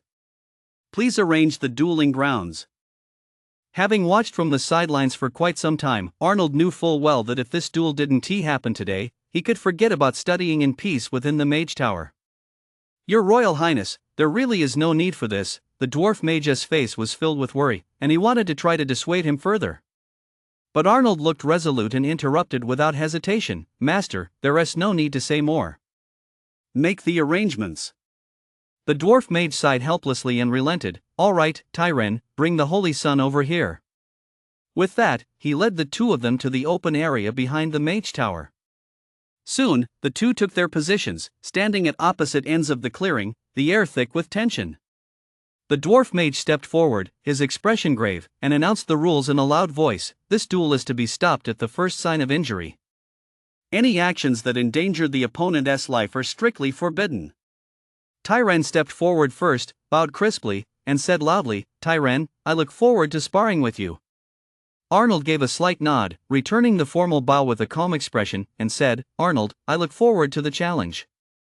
As soon as the words fell, a surge of magical energy rippled around both of them. Arnold struck first. He raised his right hand slightly, and magic rapidly coalesced in his palm. A fire serpent as thick as an arm shot out instantly, roaring toward Tyran. Facing the onrushing fire serpent, Tyran's gaze remained calm, showing not a trace of panic. He swiftly raised his hand and murmured a spell.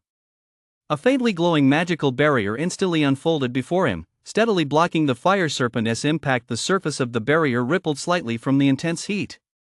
Almost at the same moment, a bolt of lightning as thick as an arm, accompanied by a crackling sound, shot toward Arnold like a sharp blade.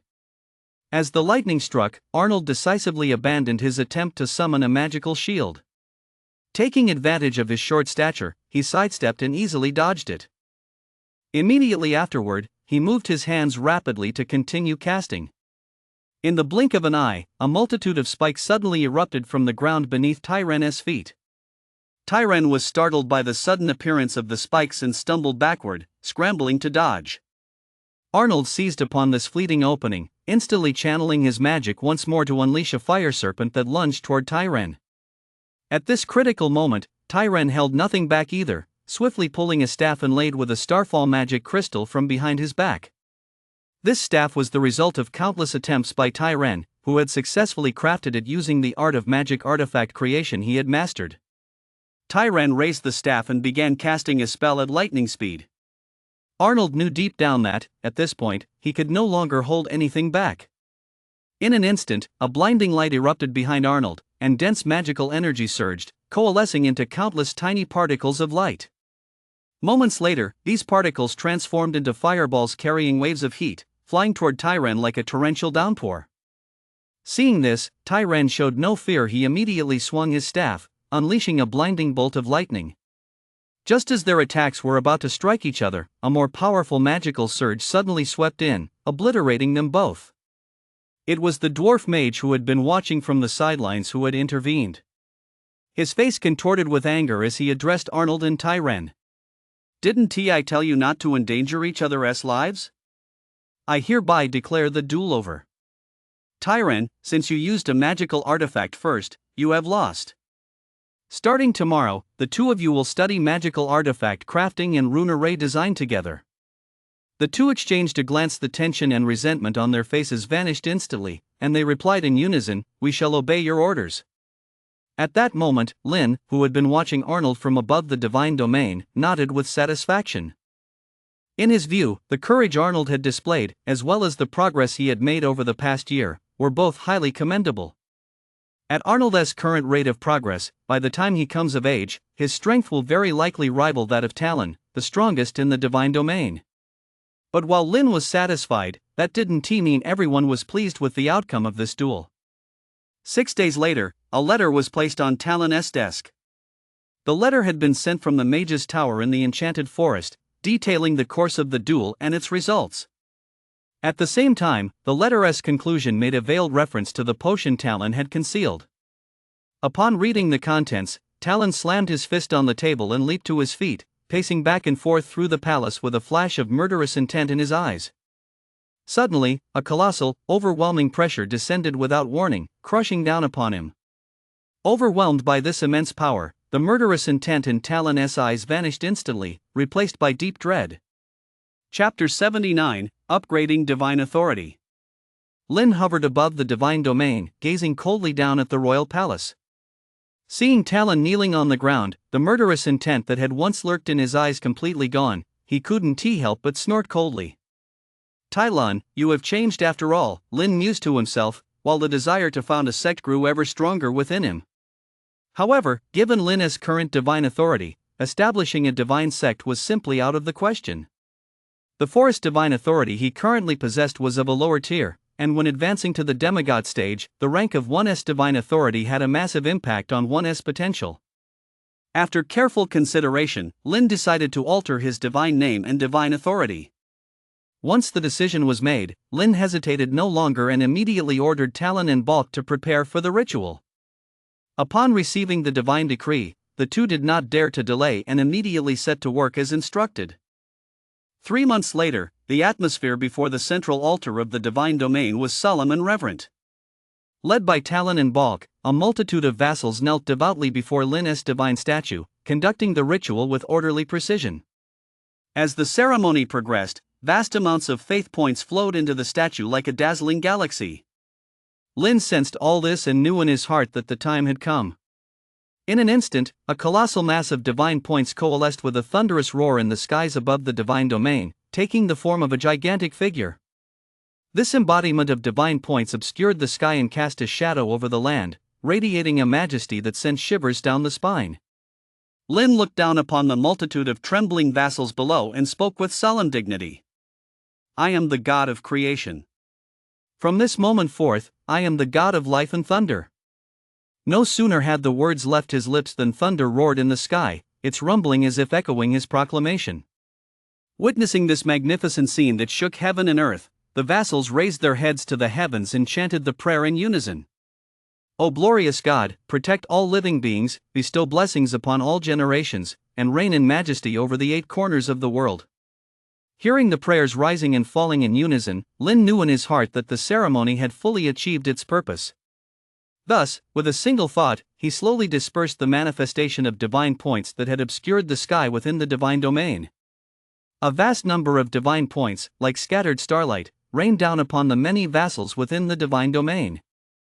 Bathed in the divine points, the vassals felt a warm current enveloping their bodies and minds, and their faith points toward Lin grew ever deeper. After withdrawing his consciousness, Lin's first action was to open the deity system. Divine identity, Lin, citizen of the Human Federation. Faith points, God of life and thunder. Divine name, Florax. Divine rank, divine creature stage. Divine domain type, Elven continent. Vassals, elves, lava dwarves.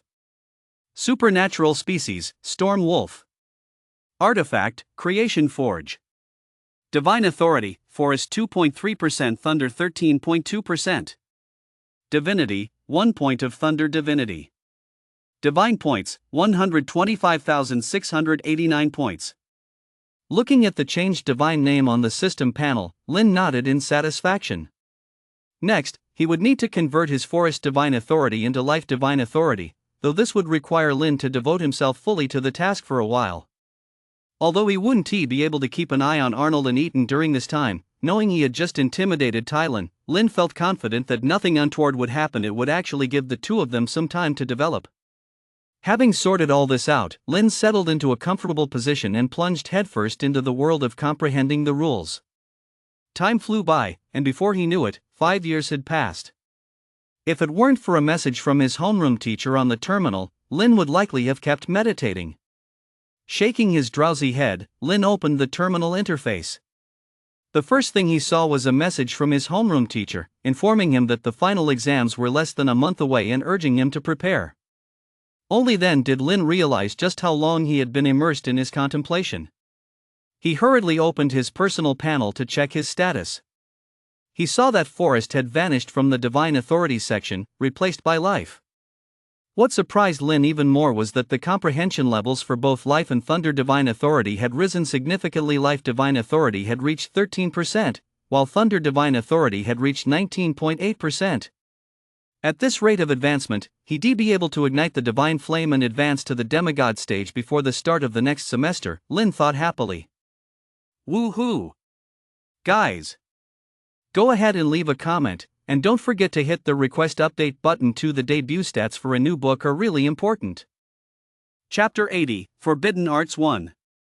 In the magical forest of the Divine Domain, the room on the top floor of the Mage Tower that had once been Arnold's classroom had now been transformed into his own workshop. 5 years had flown by in the Divine Domain. Now 13 years old, Arnold had grown into a strikingly handsome young man and had become a bona fide third-tier Starlight Mage. The teachers who once instructed him are now his colleagues. After officially advancing to a third-tier Starlight Mage, Arnold's innate talent for sensing magic was fully revealed. Through his dedicated research, many new spells have been created by him. At the same time, Arnold now not only possesses a profound understanding of magic but also possesses advanced skills in crafting magical artifacts and brewing potions. It's safe to say that no one in the Starlight Mage class is as well-rounded as Arnold. Right now, Arnold is alone in his workshop, fully immersed in researching a new spell. His expression is grave, and it's clear he is grappling with some kind of dilemma. Just then, a knock on the door suddenly breaks the silence in the room. The visitor was none other than Tyran, who had once dueled with Arnold. Recalling the days they spent studying together, Tyran remembered when his father, King Tyran, had sent word telling him he no longer needed to target Arnold. During their time together, Tyran had also been deeply impressed by Arnold's talent. So, just as Arnold was about to leave, Tyran volunteered to become his assistant. Over the past 5 years, Tyran had studied diligently and made remarkable progress in magic. At the same time, he had become highly proficient in the arrangement of magical arrays, an area in which Arnold could not hold a candle to him.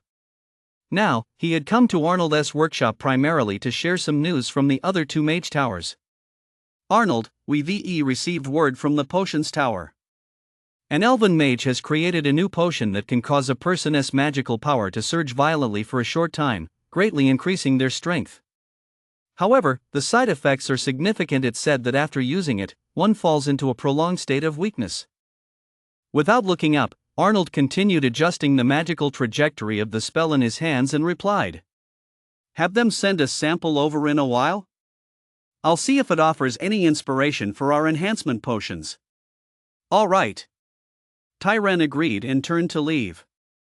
In an instant, a powerful and chaotic surge of magic erupted from Arnold's hands, distorting the very air around him. "Damn it, cast his shield." Arnold's pupils contracted sharply.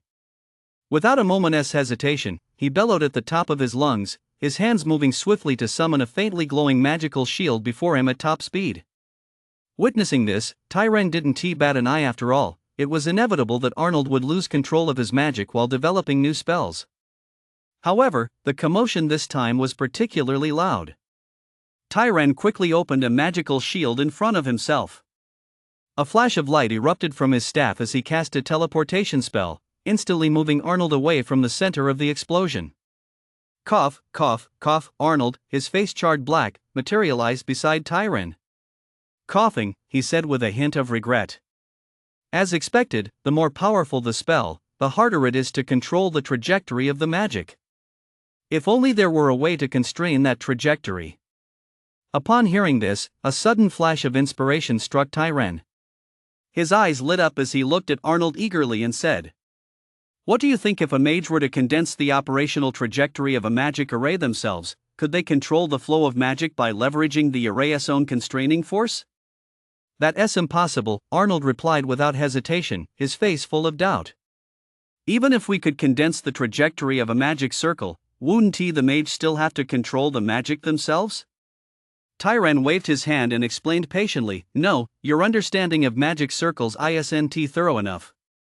Once a magic circle is formed, it exerts a natural constraining force on magic. That's why, once a magic array is constructed, it only requires an infusion of magical energy when in use, and can remain dormant when not needed." These findings were only discovered after the emergence of the Starlight Mage. Before that, even though the extraordinary ones could form magic arrays to launch attacks, they failed to grasp the underlying mysteries. Even large-scale, high-damage magic arrays formed by several people working together were merely relying on sheer magical power to force out damage, completely wasting the intricate mechanisms inherent in the array. Listening to Tyran's words, Arnold fell into a brief contemplation. The more he thought about it, the more feasible the idea seemed, and a spark of excitement flashed in his eyes. He immediately turned to Tyran and said eagerly, "Quick, let us try it right away. I happen to have a large-scale fire spell still in the experimental stage. See if you can convert it into a magic array." The spell Arnold referred to was nothing new. During past expeditions, several second-tier supernaturals had already cast it together. It was the meteor summoning spell. Initially, this spell required several supernaturals to work together using a magic array to successfully summon a meteorite.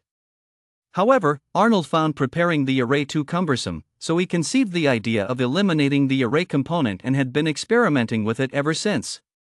Prompted by Tyran's suggestion, Arnold decided to reintroduce the magic array. He planned to modify the array, which originally required the combined efforts of several people, so that a single person could complete it, while simultaneously significantly increasing the magical power input.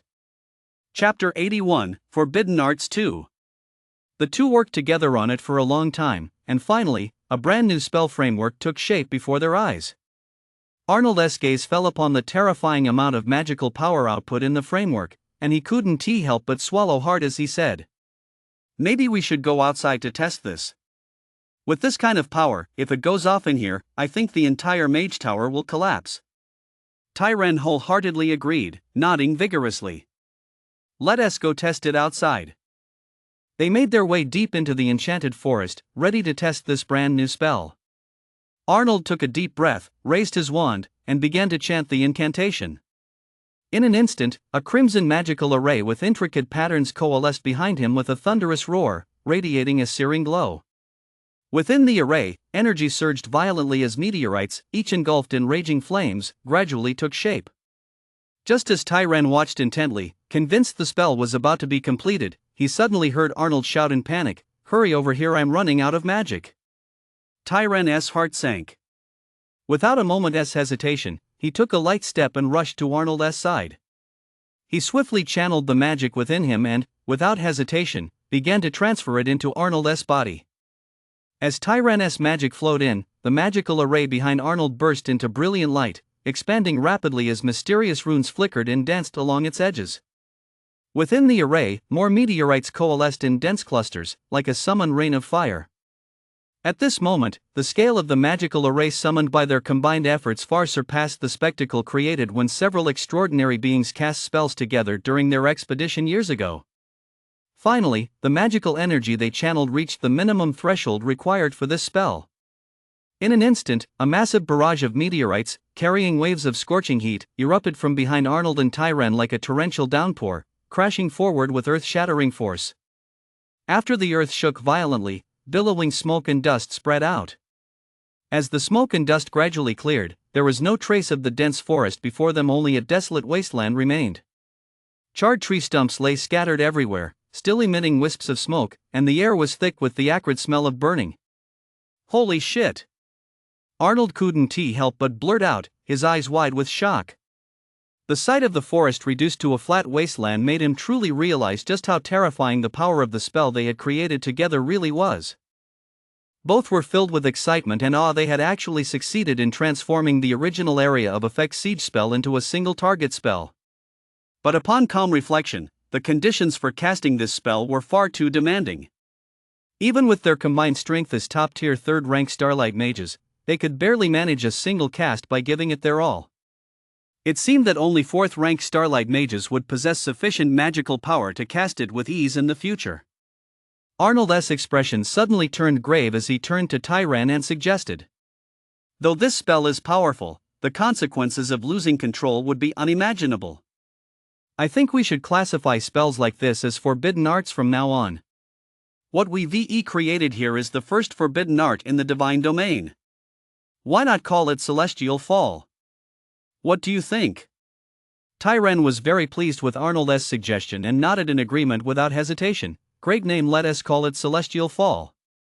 Thus, through their joint efforts, a groundbreaking foundational forbidden spell was born within the divine domain. No one could have foreseen that this forbidden spell, named Celestial Fall, would become the catalyst for countless legends and conflicts in the future history of the divine domain. Above the divine domain, Lin witnessed the forbidden spell's emergence, a flash of delight crossing his eyes. He mused to himself, the potential of the Starlight mages is truly immeasurable. In just a few short years, they've managed to build such a complete magical system within the divine domain, and now they've even succeeded in creating a forbidden spell. It's truly astonishing. Lin was brimming with confidence regarding the upcoming midterm exams. However, to ensure nothing went wrong, Lin immediately sent a telepathic message to Arnold, who was just about to return to the Mage Tower within the divine domain. "Arnold, do you know who I am?" Hearing this sudden voice, Arnold instantly realized who it was and replied respectfully, "Venerable God of life and thunder, your devotee awaits your divine decree."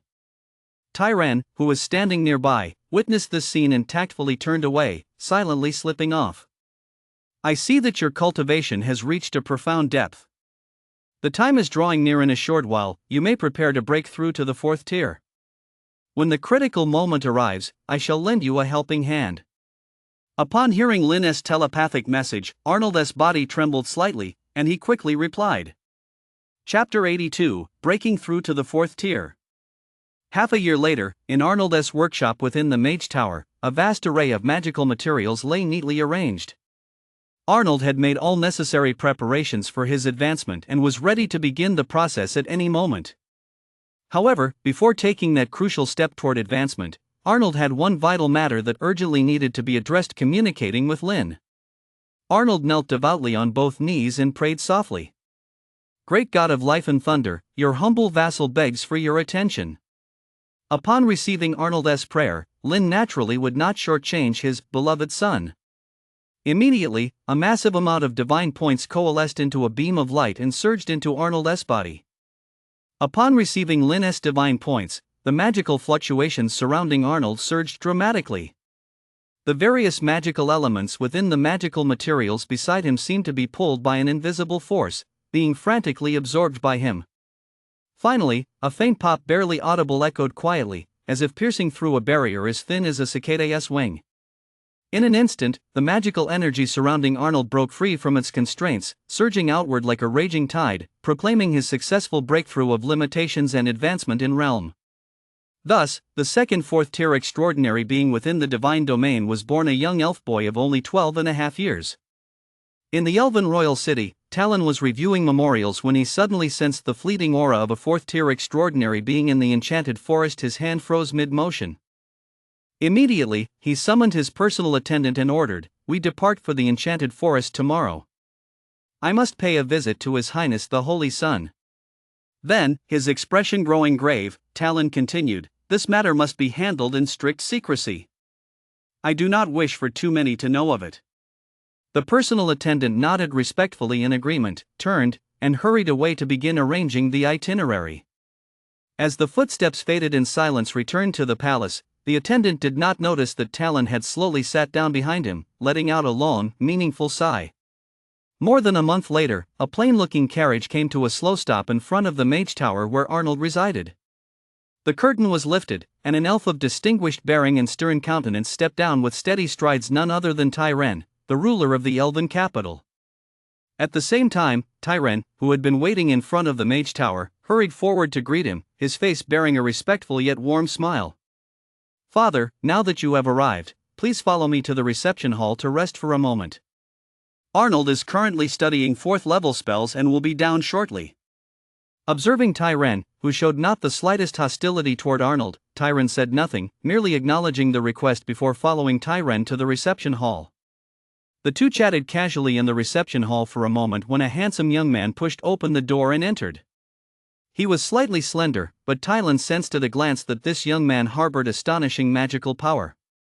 Upon seeing Arnold enter, Tyren immediately stood up and introduced him to Tylen. "Father, this is Arnold." Before Tylen could react, Arnold spoke first. "Arnold, I greet His Majesty the King." Seeing Arnold's respectful and courteous demeanor, Tyren couldn't possibly maintain an air of superiority. He quickly raised his hand in a gesture of dismissal and replied with a smile, "Please, no need for formalities. We are both 4th-tier supernaturals. There is no need for such formalities in the future. I must say, heroes truly do emerge from the young. To have achieved so much at your age, your future is boundless." Arnold nodded slightly and continued his respectful reply, "Your Majesty, you flatter me. Everything I have achieved is due to the favor and blessings of the great deity." Tylen laughed heartily, "Ha, you speak the truth. The grace of the gods is boundless. May they continue to watch over us." As the laughter died down, an eerie silence fell over the reception hall. Then, Talon's expression suddenly changed. He looked at Arnold with a grave expression and said in a deep voice, "Your Highness, the Divine Son, how do you think I have governed the Elven Kingdom?" Upon hearing this, Arnold instantly grasped Talon's intent and replied with neither humility nor arrogance, "Your Majesty's governance is, of course, excellent. Having been born in the Elven Kingdom, I feel this deeply." Chapter 83, The Royal Advisor. Tyren's gaze was piercing as he fixed his eyes on Arnold's, speaking slowly and deliberately. "Tell me, is there anyone in this kingdom more suited to sit upon this throne than I?" His words struck like a sledgehammer, instantly causing the air around them to seem to freeze. The atmosphere grew tense, as if sparks were about to fly at any moment. Seeing his father confront Arnold so directly, Tyren's heart sank, and he hurried forward to intervene. "Father, you..." Tyren's expression darkened, and he snapped at Tyren, "Shut up. This is no place for you to speak." Arnold looked up at the stern-faced Tyren and suddenly smiled lightly. This unexpected laugh instantly broke the deadlock.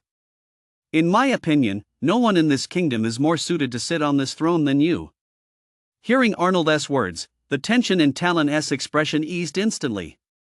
A hint of a smile blossomed on his stern face, and he burst into hearty laughter. "Ah, Your Highness the Holy Sun, you are truly a master of words. But our elven kingdom is full of hidden talents. I am certain there is someone more suitable than I to shoulder the heavy responsibility of being king." Tylon's smile faded, and he looked at Arnold with earnest eyes. "Without further ado, I have come here today to discuss a matter and seek Your Highness's consent. The situation in our kingdom has recently become delicate. After careful consideration, I wish to appoint you as our royal advisor. What are your thoughts on this, Your Highness?" Upon hearing this, a humble and gentle smile spread across Arnold's face. He bowed slightly and replied respectfully. "As the ancients say, one does not refuse a gift from an elder. With His Majesty the King holding me in such high regard and extending such a sincere invitation, how could I possibly decline?" Talon could not help but exclaim with emotion, "Having the Holy Sun's assistance is like adding wings to a mighty tiger. In the future, my elven kingdom is sure to flourish even more." Arnold saw that the important matters had been discussed to a large extent, so he rose, clasped his hands, and said respectfully, "Your Majesty, to be frank, I am currently in the critical phase of researching a spell, and I am truly itching to get back to it. Please allow me to take my leave first. Your visit is a rare honor. Please do stay a while longer. Later, I shall certainly fulfill my duty as host and hold a banquet in your honor." Tyron waved his hand dismissively and said, "Since Your Highness has matters to attend to, please do go. However, tonight, I must share a drink and a cheerful conversation with Your Highness. We won't call it a night until we're drunk." Tyron watched Arnold's receding figure. The smile on his face vanished instantly, replaced by a look of deep contemplation. He slowly turned to face Tyron at his side and said, "The Crown Prince is often ill. You must encourage him." With that, he paid no heed to Tyron's reaction and walked away, wandering aimlessly through the Mage Tower on his own. Tyron stood frozen in place, watching his father's retreating figure. A flame gradually ignited in his eyes, the fire of ambition burning fiercely. Lin, perched atop the divine domain, took in the entire scene and couldn't help but breathe a slight sigh of relief. Thankfully, Tyron had not lost his senses. He had not allowed the scenario Lin feared most to unfold. Having resolved the immediate matter, Lin began to contemplate the future direction of the divine domain. After weighing the pros and cons, he ultimately decided to focus on enhancing his high-end combat capabilities. After all, his current strength already far surpassed that of most students at the academy. Further improvement was primarily intended to prevent unexpected contingencies. However, enhancing high-end combat capabilities inevitably required strengthening the divine domain. Currently, the only way to rapidly increase the divine domain's strength was to fuse the remaining 4 C-rank divine domain expansion cards into it. However, Lin had not used these 4 divine cards until now, primarily because he lacked a compatible divine card for fusion. Even now, after searching through his inventory, he still couldn't find a suitable divine card, leaving him in a dilemma. Finally, Lin's gaze settled on 2 divine cards that had long gone unused.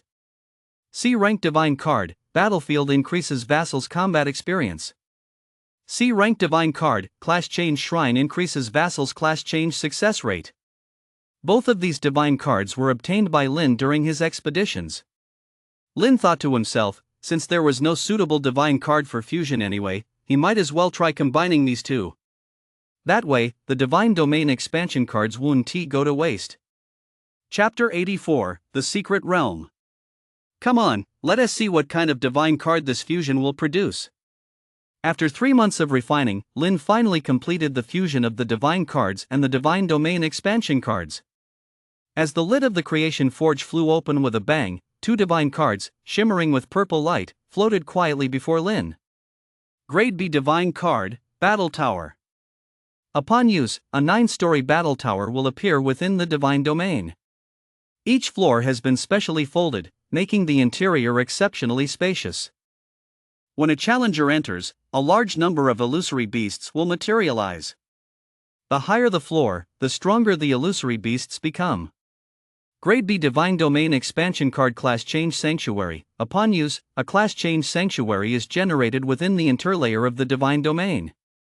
It contains class change statues for all professions already loaded into the divine domain, significantly increasing the success rate of vassal class changes. After the system appraised them, Lin learned that the two divine cards before him were a Grade B divine card and a Grade B divine domain expansion card. Upon understanding their effects, he was so stunned he froze in place. These two divine cards were practically tailor-made for Lin, perfectly aligning with his plan to cultivate high-tier vassals. Without further hesitation, Lin immediately loaded the divine domain expansion card, which boosted vassal class change success rates into his divine domain. In an instant, a faint spatial ripple rippled through the center of the divine domain, and a secret realm slowly unfolded within the spatial void. The realm wasn't too large, only a few hundred square meters, and within it stood several statues arranged in a scattered pattern, each exuding an ancient aura. These statues were dressed in various styles. Some wore mage robes shimmering with starlight, their hands hovering as if channeling mysterious spells. Others rode majestic giant wolves, drawing their bows toward the sky, poised to strike. Still others held hammers, striking materials in their hands with such force that sparks flew. Lin surveyed this newly created class change sanctuary, his eyes brimming with satisfaction. After a moment's thought, he focused his will and instantly placed the sanctuary's entrance directly in front of his divine statue. Then, Lin channeled his divine points, and a majestic, resounding divine voice boomed throughout the divine domain. My vassals, I have established a class change realm upon the central altar of the divine domain.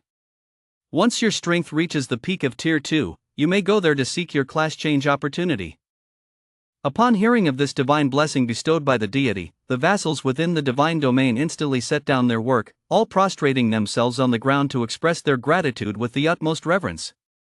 Once the expressions of gratitude concluded, a large group of vassals who had already reached the second tier could not wait. They immediately rose to their feet and hurried toward the central altar of the divine domain. However, the first to arrive at the central altar of the divine domain were not those second-tier supernaturals racing against the clock, but Arnold and Tylan. After all, as fourth-tier supernaturals, their speed far surpassed that of second-tier supernaturals. Upon arriving, the two exchanged a knowing glance. Without a word, they walked side by side into the entrance to the secret realm, which glowed with a mysterious light atop the divine domain's altar. With a dizzying spin, their figures appeared within the secret realm. Upon entering the secret realm, perhaps because they had already completed their class changes, they were not drawn to the auras of the various statues. Instead, the statues representing their respective classes suddenly emitted a dazzling beam of light. Like living threads, these beams guided them forward with unerring precision. When they were led to the statues corresponding to their classes, a vast amount of knowledge surged into their minds through the beams in an instant. As the knowledge was fully imparted, their auras surged abruptly, and their understanding of their respective classes deepened considerably. As fourth-tier supernaturals, they had already reached the pinnacle of power within the divine domain. Conventional resources within the realm could scarcely help them improve any further. Yet now, a single beam of light from the class transformation statues had significantly enhanced their strength. Instantly, they grasped the immense potential contained within this secret realm. At that very moment, a thought arose spontaneously in their minds: they must protect this secret realm with all their might, for it would become the foundation of the divine domain's future. After a brief silence, Tylan was the first to break the stillness, his tone carrying an unquestionable resolve. State Master, I ask that you remain here to guard this secret realm for a time. Arnold understood immediately and accepted without hesitation. Rest assured, as long as I am here, nothing will go wrong in this secret realm. As he spoke, a hint of resolve flashed in his eyes. Very well, thank you, State Master. I'll go out right away to muster the army. With that, magic surged around Talon, transforming him into a streak of light as he shot toward the exit of the secret realm at lightning speed. Arnold watched the direction of Tylan's departure, his expression grave. His hands moved swiftly to form seals, and magical energy surged around him, slowly summoning the magical array for the forbidden spell Meteor Fall behind him. The array was precisely aimed at the entrance to the secret realm, ready at any moment to repel any invading enemies. Lin watched Tylan and Arnold's reactions from above the divine domain, feeling somewhat surprised. He hadn't expected this class change secret realm to actually offer benefits to fourth-tier supernaturals as well. But Lin was very satisfied with Tylan and Arnold's reactions. Their actions truly demonstrated their unreserved loyalty to the divine domain and to him, the deity. Several days later, at the altar in the center of the divine domain, a large number of second-tier supernaturals eager to change their classes finally arrived, weary from their journey. Mixed in with the crowd were several third-tier supernaturals who had come simply to watch the spectacle. But at that moment, the altar was already surrounded by a large contingent of elven soldiers, and no one was allowed to enter. As more and more people gathered at the scene, the pent-up frustration finally erupted. An elf stepped forward from the crowd, his face flushed red, and protested angrily at the top of his lungs. "This is an opportunity bestowed upon all of us by the deity, not just you, the Elf King. On what grounds are you barring us from entering?" Seeing that the situation was about to spiral out of control, the elven army suddenly parted to form a path, and Tylan strode out from the center. Chapter 85, The Tower of Babel 1. As the vassals watched Talon emerge from the passage cleared by the army, their initial fury gradually subsided. Seeing the tense atmosphere slowly ease, Talon stepped forward, cleared his throat, and declared in a loud voice, "I understand that you all long to enter the secret realm as soon as possible to seek the opportunity for class change. However, before that, after thorough investigation by myself and the state preceptor, we have discovered that this secret realm is no ordinary place. Not only can it assist you all in achieving class changes, but for vassals who have already successfully changed classes, it also holds opportunities to further enhance your strength. Therefore, after consultation between myself and the state preceptor, we have decided to designate this secret realm as a critical divine domain. Those wishing to enter the secret realm must first pass a rigorous screening by these soldiers before being granted access. This is to prevent those with ill intent from infiltrating and disrupting this rare opportunity. I ask for your understanding and cooperation." Upon hearing the words of the Elven King, Talon, the crowd's expressions gradually softened. From within the crowd, the elf who had initially stepped forward to protest now walked steadily to the front of the group. With a calm expression, he respectfully asked Talon, "Your Majesty, may I ask, is there a limit on the number of people allowed to enter this secret realm?"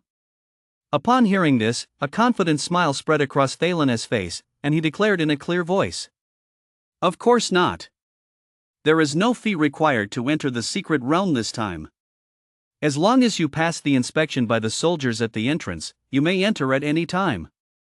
Just as we are doing now, you may all proceed to the inspection area to be checked and enter the secret realm." The moment he spoke, the crowd erupted into excitement, surging toward the inspection area like a tidal wave. As large numbers of vassals passed through the inspection, the light pillars within the secret realm flashed rapidly, teleporting in batch after batch of second-tier supernaturals. Several second-tier supernaturals with deep cultivation, upon entering the secret realm, were immediately drawn by the auras of certain statues and walked straight to the statues corresponding to their respective professions. As they came to a halt before their respective statues, beams of light radiated from the statues, enveloping the supernatural beings standing before them. When the light faded, gasps of astonishment erupted from the supernatural beings. "I did it! I'm a third-tier supernatural being now. I've advanced successfully. Suewa, wait for me, I'll be there to marry you soon." Above the divine domain, Lin sensed the surging waves of breakthrough energy within the secret realm. The corners of his mouth curled upward involuntarily, forming a satisfied smile. After briefly basking in this joy, Lin swiftly withdrew his attention from the secret realm and turned it to the chaotic spatial fluctuations within the divine domain. In the past, whenever loading a divine card caused spatial turbulence, he would simply wait for the fluctuations to subside naturally. But this time was different. He planned to activate 2B-ranked divine cards in quick succession, which required him to intervene proactively and use divine points to quell the disturbances. Fortunately, the divine points he had accumulated previously were still plentiful, which solved the immediate problem. As Lin continued to expend divine points, the spatial fluctuations invisible to the naked eye gradually subsided. Not only that, but thanks to the presence of the secret realm, the divine domain's inherent spatial stability had also been significantly enhanced. Finally, after consuming nearly 15,000 divine points, Lin successfully completed the process of stabilizing the space. But when he looked at the system panel and saw his drastically depleted divine points, he began to regret his decision. However, it was too late for regrets. Lin took a deep breath and pressed on with his plan. He reached into his storage space and pulled out the B-rank divine card, the Battle Tower. Once the Battle Tower card was loaded, a towering, ethereal image of a battle tower slowly materialized above the central altar of the divine domain. The tower had 9 levels, each outer wall intricately carved with diverse magical beast runes. As the battle tower solidified, deafening beast roars thundered from deep within its structure. This spectacle stunned the vassals below who were queuing to enter the secret realm. Just as the situation was about to spiral out of control, Lin's voice drifted down from the sky. You need not panic. This is Chapter 86, The Tower of Babel 2. You need not panic. This is the Tower of Babel, a tower of combat. Lin's voice thundered like rolling thunder, exploding across the skies of the divine domain. Immediately afterward, his voice rolled out once more. Supernatural beings of Tier 3 and above may enter to challenge it. The more levels you climb, the more you will earn my favor and receive the blessing of divine points. As Lin's voice echoed through the divine domain, the previously ethereal silhouette of the tower slowly took shape in the sky, its contours growing increasingly distinct. Suddenly, a surge of unparalleled energy erupted with a thunderous boom, causing the entire divine domain to tremble. Amidst this overwhelming burst of energy, the tower solidified completely, hovering steadily high in the heavens. Lin gazed at the Tower of Babel, suspended firmly in the sky, knowing full well that he must dispatch several vassals to lead the charge and set an example for the others to follow. Thus, he secretly sent a thread of divine consciousness to Tyran and Arnold, who stood upon the altar. You too shall enter the Tower of Babel first and set an example for the others. Lin's voice resonated softly within their minds. Upon receiving the divine command, Talon and Arnold dared not delay for a moment. Magic surged around them, and in the blink of an eye, they transformed into 2 streaks of light, racing toward the Tower of Babel high in the sky. As they neared the Tower of Babel, an invisible force, like a surging vortex, instantly engulfed them. By the time they regained their senses, the scenery before them had abruptly changed. They found themselves inside the Tower of Babel. At the very moment Tyran and Arnold stepped into the tower, a strange shimmer suddenly rippled across its exterior, and 2 watery reflections slowly emerged. The watery mirrors clearly reflected their current situation. Each of them found themselves in the midst of a vast plain, with nothing but open space before them. Just as they were speculating about what challenges the Tower of Babel might hold, flying magical beasts materialized out of thin air without warning. Baring their fangs and claws, they roared and charged ferociously toward the 2. Immediately afterward, hundreds of tiger-like land beasts surged forth from the horizon, letting out deafening roars as they charged toward the pair with unbridled ferocity. Facing the tidal wave of beasts, Arnold and Tylan remained calm, showing not a trace of panic, each entering a state of readiness. Beside Tylan, a strange ripple rippled through the space around him, and a massive, burly wolf stepped out, none other than his battle companion, the Azure Thunder howling wind wolf. Tylan nimbly leaped onto the wolf's back in one fluid motion. Immediately afterward, he swiftly drew the longbow from his back, instantly infusing it with surging magical power, causing the bow to blaze with intense light. In the blink of an eye, arrows rained down from Talon's hands like a torrential downpour, forming a dense, impenetrable wall that bore down on the horde of beasts. Arnold's response was even more decisive.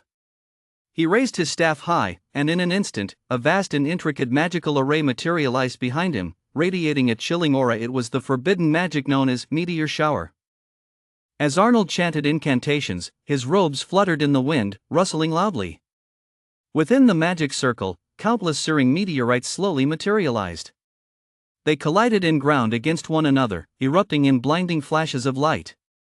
In the blink of an eye, a meteor shower darkening the sky, carrying a force capable of obliterating the world, crashed down upon the surging tide of beasts. In mere moments, the 2 had successfully vanquished the tidal wave of beasts before them. The plain lay in deathly silence, littered with corpses and suffused with a thick, pungent stench of blood. Arnold sat cross-legged on the ground, eyes tightly closed, entering a meditative state to fully replenish the vast amount of magical energy expended from casting the forbidden spell.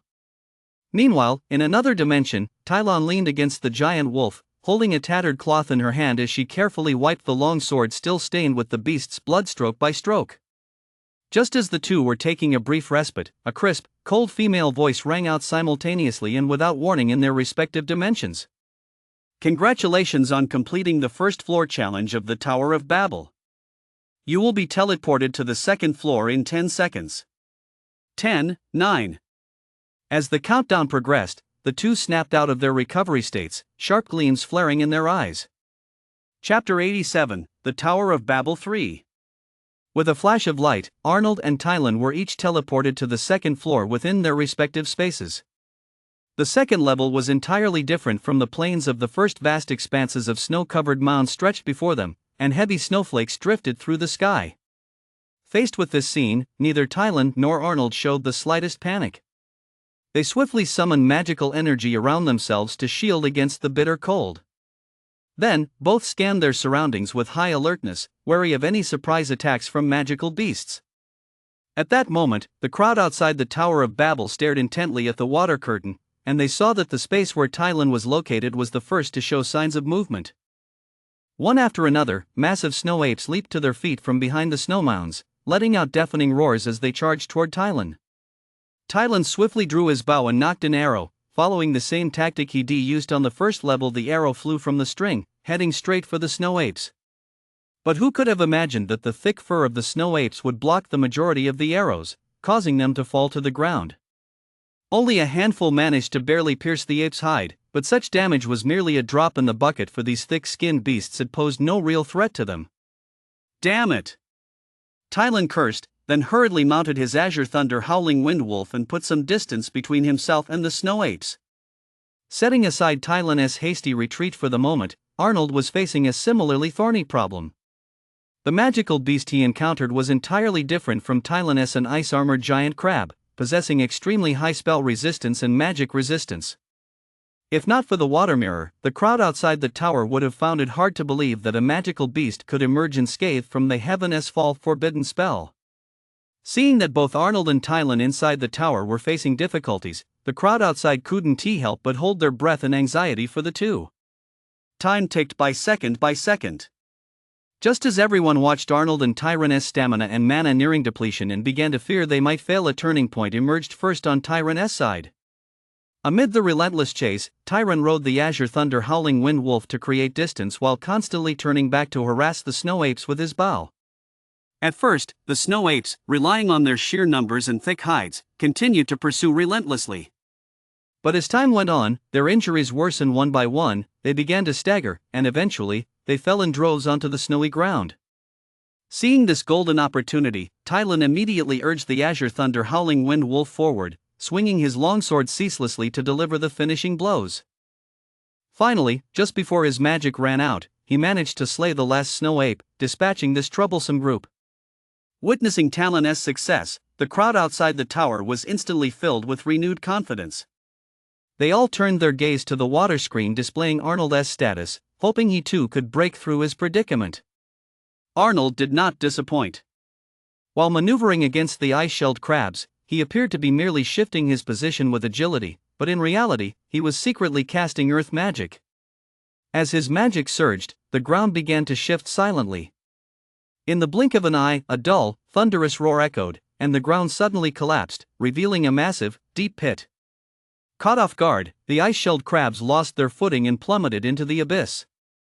Watching the ice-shelled crabs struggling to climb out of the pit, Arnold wasted no time. He immediately waved his wand, unleashing a steady stream of fire snakes that attacked the crabs below. At first, the ice-shelled crabs managed to barely withstand the fire snakes' assault thanks to their extremely high magic resistance, leaving only scorched marks on their hard exoskeletons. But as time passed, the barrage of fire snakes grew increasingly fierce. One by one, the ice-shelled crabs gradually ran out of stamina, their icy shells melted under the intense heat, and eventually, unable to withstand the assault, they collapsed lifelessly at the bottom of the pit. It could be said that Arnold and Tylan had won this time through a clever trick, a tactic that was somewhat underhanded, but highly effective in combat. Next, just as they had when passing through the first floor, Arnold and Tylan took a brief rest before being teleported to the third floor. The terrain of this third floor was entirely different from the previous two as far as the eye could see. It was nothing but arid desert. Arnold and Tylan had barely come to a stop, pondering whether magical beasts would appear here just as they had on the previous floors, when suddenly, a drastic change occurred. In the space where each of them stood, a red dragon simultaneously soared out of the desert.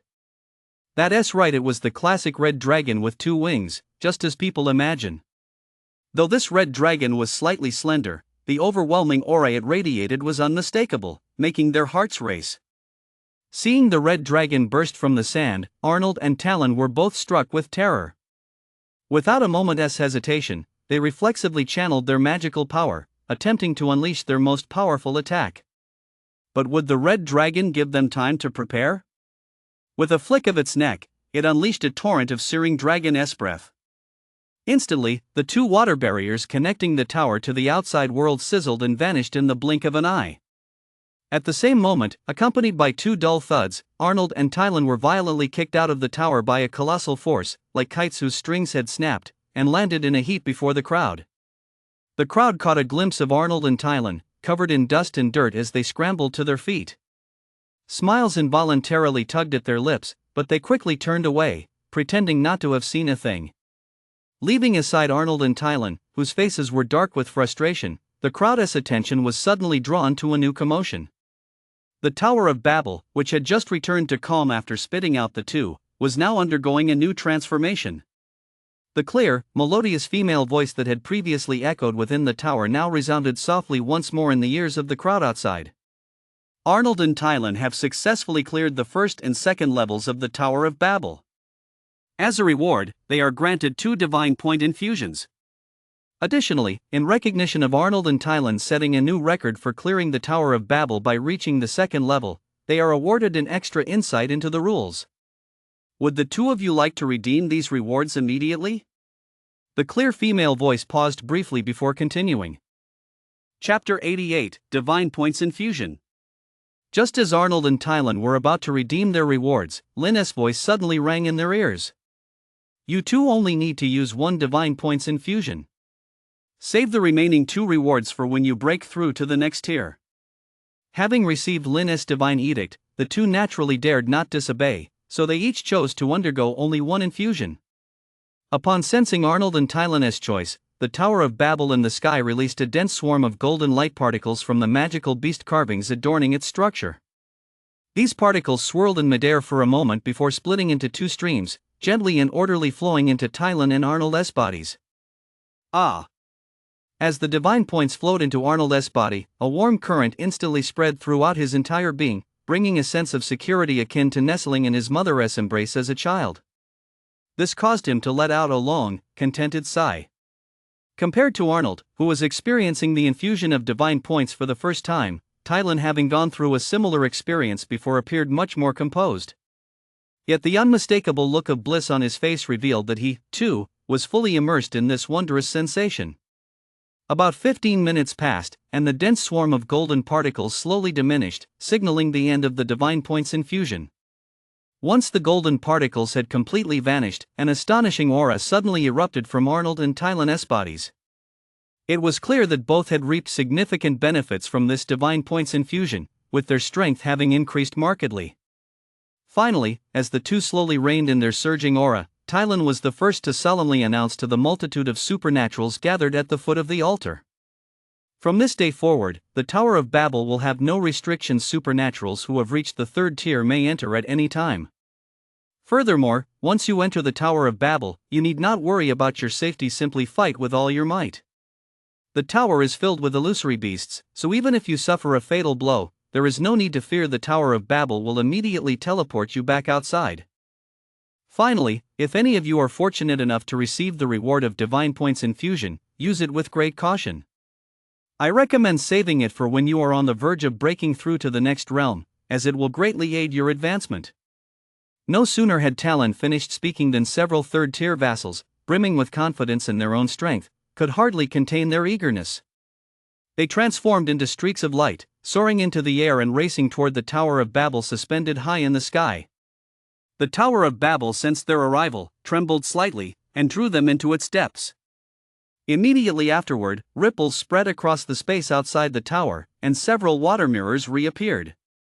So, what was Lin doing at that moment? He stood atop the divine domain, letting out one wicked chuckle after another. Others couldn't gauge the Tower of Babel's strength, but as a deity, he could see right through it at a glance. He knew full well that those 3 third-tier supernaturals who had gone inside would likely be teleported back out by the Tower of Babel before long. But Lin couldn't be bothered to care what expressions these third-tier supernaturals would wear when they were kicked out.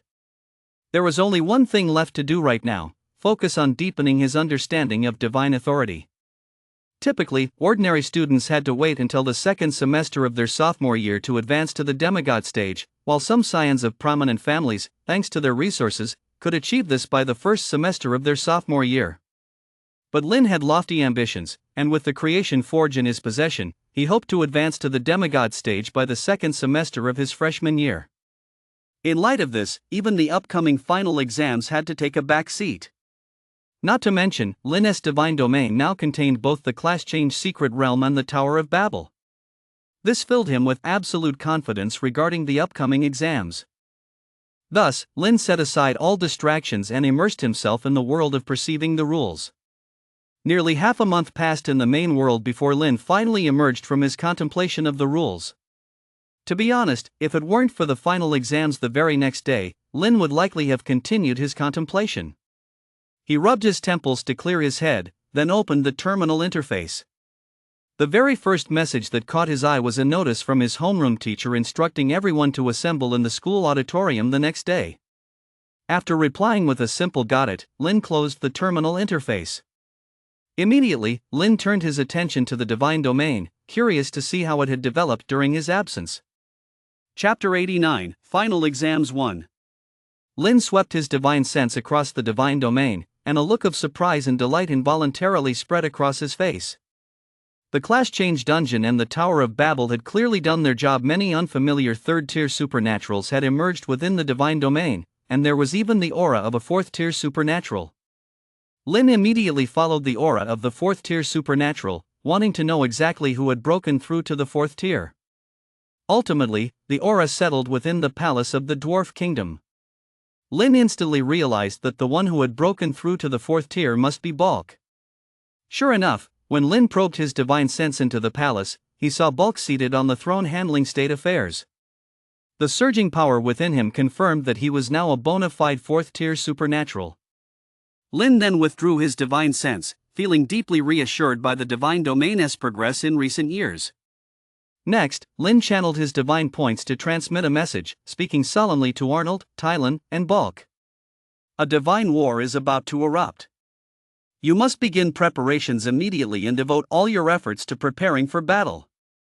Upon receiving the divine decree, the 3 did not dare to delay for a moment and immediately ordered their subordinates to prepare for war. From high above the divine domain, Lin could clearly see vast armies rapidly mobilizing within it, marching in a mighty procession toward the center of the divine domain. For a moment, dust swirled in the air and the gleam of armor and weapons was dazzling. Just as Lin was about to set off for school, the military mobilization within the divine domain was finally complete. Now, the vassal army of the divine domain was larger than ever before, far surpassing the size of the expeditionary force from years past. Looking out into the distance, the dense ranks of soldiers and the battle flags covering the hills and fields intertwined into a torrent of steel, a magnificent sight that stretched as far as the eye could see. Moreover, the composition of the army was far more complex than during the expedition. Not only had a cavalry unit been formed, but the frontline troops had also been divided into more specialized roles. No longer a uniform line of shield bearers, the front ranks now distinguish between shield bearers, spearmen, and halberdiers, each fulfilling distinct roles. The rear ranks of elves are no longer limited to longbowmen, they are now equipped with ballistae and crossbows, making the spectacle of a volley of arrows even more awe-inspiring. Meanwhile, flanking the archer formations is a small contingent of over 100 members, all clad in mysterious mage robes. Though their numbers were small, each was a stellar mage proficient in offensive magic. Once these mages cast their spells, the damage they inflicted was in no way inferior to that of the bow and crossbow formation firing a volley of arrows. Tylan stood atop the altar of the divine domain, looking down upon the mighty and imposing army below, a flood of emotions welling up within him. He still remembered the last time he organized a divine war for the deities. Back then, he was a vigorous man in his prime. Time had flown by, yet the sheer might of the army before him once again stirred a surge of boundless heroism within him.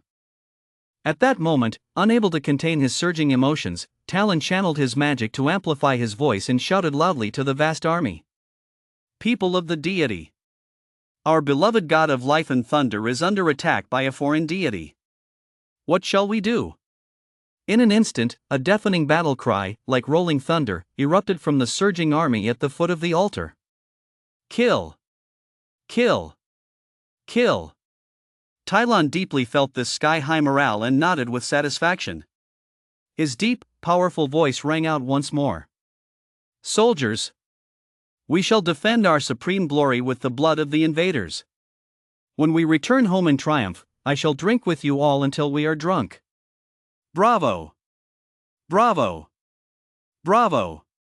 Wave after wave of cheers surged from the army, a roaring tide, every face etched with a thirst for battle. Just as Tylon was passionately rallying the troops in the divine domain, their deities had already made their way to school, fully focused on preparing for the upcoming final exams, completely unaware of what was happening in the divine domain. After arriving at school with Chu, the two headed straight for the auditorium. By then, quite a few students were already seated inside. They found their seats, settled in, and waited quietly for the assembly to begin. Before long, all the students had arrived, and their principal appeared out of thin air on the stage without warning. Just like before the last midterm exams, the principal launched into a long-winded speech full of nonsense. After just a few sentences, Lin found himself dozing off, and eventually fell asleep completely. That's quite something, even the deities fell asleep listening to him. Give those little hands a tap to request more updates. The author extends heartfelt thanks to all you precious readers. Chapter 90, Final Exams 2. After an unknown amount of time, Lin suddenly felt someone shaking him. He opened his eyes groggily to find it was Chu. The reason for waking him was simple: the principal had reached the section on the exam rules, and Chu was afraid he'd missed the crucial details. This final exam will take the form of a divine domain invasion. Final grades will be ranked based on the number of waves you survive. Next, please proceed to the divine domain login hall to begin the exam. As soon as the principal finished speaking, the students rose one after another and hurried toward the divine domain login hall. They lay down in the corresponding divine domain login pods in order of their student ID numbers, waiting for the exam to begin. Upon entering the divine domain, Lin saw that Talon had already assembled his army and had been waiting in the center of the divine domain for some time. He immediately sent a telepathic message to Talon, informing him of the impending divine war. This divine war is a result of evil beings from another realm attempting to invade the divine domain upon which you all depend for survival. I implore you to lead your army and ensure the divine domain is fully protected. Upon hearing the deity's telepathic message, Tylon's heart sank. Under the gaze of the crowd, he knelt before the altar with a thud. With his hands clenched tightly and an expression both solemn and resolute, he swore aloud, "Rest assured, O God. As long as I, Tylon, draw breath, I shall not allow a single inch of the divine domain to be lost." Below the altar, the soldiers were deeply moved by Talon's heroic resolve and roared in unison with a deafening shout. "As long as we live, the divine domain shall never fall." This scene left Lin, who was hovering above the divine domain, feeling somewhat awkward. To him, this was merely a final exam, yet seeing everyone before him so passionate and fired up left him at a loss for words. But Lin certainly could not disappoint the fervor of his vassals. Soon after, a solemn and majestic voice echoed from the skies above the divine domain. "I have witnessed your sincere faith points. Should the day come when you meet your end on the battlefield, I shall personally guide your true spirits into the pure land of my divine realm." But Lin's words were nothing more than empty promises. After all, he didn't even have a divine realm. He had no way to guide anyone's true spirits there. Besides, even if he did, only the most devout followers would be eligible to enter. However, the vassals had no idea Lin was just making empty promises. Hearing his words, their fighting spirits soared even higher, and they were itching to rush to the battlefield immediately to fight the enemy to the death. Watching the scene below gradually spiral out of control, Lin felt a twinge of regret. If he'd known, he wouldn't have made such grand promises. Just as Lin was fretting over this, he keenly sensed strange spatial fluctuations emerging from a barren wasteland within the divine domain. Lin knew full well that the trial was about to begin. He then quickly informed Talon, who was maintaining military discipline within the divine domain, of the location where the spatial fluctuations had appeared. Upon hearing that the divine war was about to begin, Talon's eyes lit up. Without a second thought for the unruly army, he immediately ordered them to set out. As the stirring sound of the ox horn trumpet pierced the sky, the army surged forward like a raging tide, marching in a mighty procession toward their destination. After 2 days of marching, the vanguard of the army finally arrived at the wasteland. At that moment, Talon firmly gripped the reins of his gray thunder-howling wind wolf, gazing intently at the spatial rift ahead, from which black lightning continuously erupted, his eyes filled with vigilance and a fighting spirit. After confirming there was no immediate danger, Talon turned and said to Arnold and Balk behind him, "In my opinion, within 5 days, this spatial rift will begin transporting the heretics." Balk stepped forward and agreed, "I'm afraid it won't take 5 days, at most 4 more days, and this spatial rift will be fully formed." Talon's expression tightened. He turned to fix his gaze on Arnold and pressed, "How much longer until the main force led by Leoncel arrives?" Arnold replied calmly, "The army mage just sent word. Based on their current pace, it will take about 2 more days to arrive."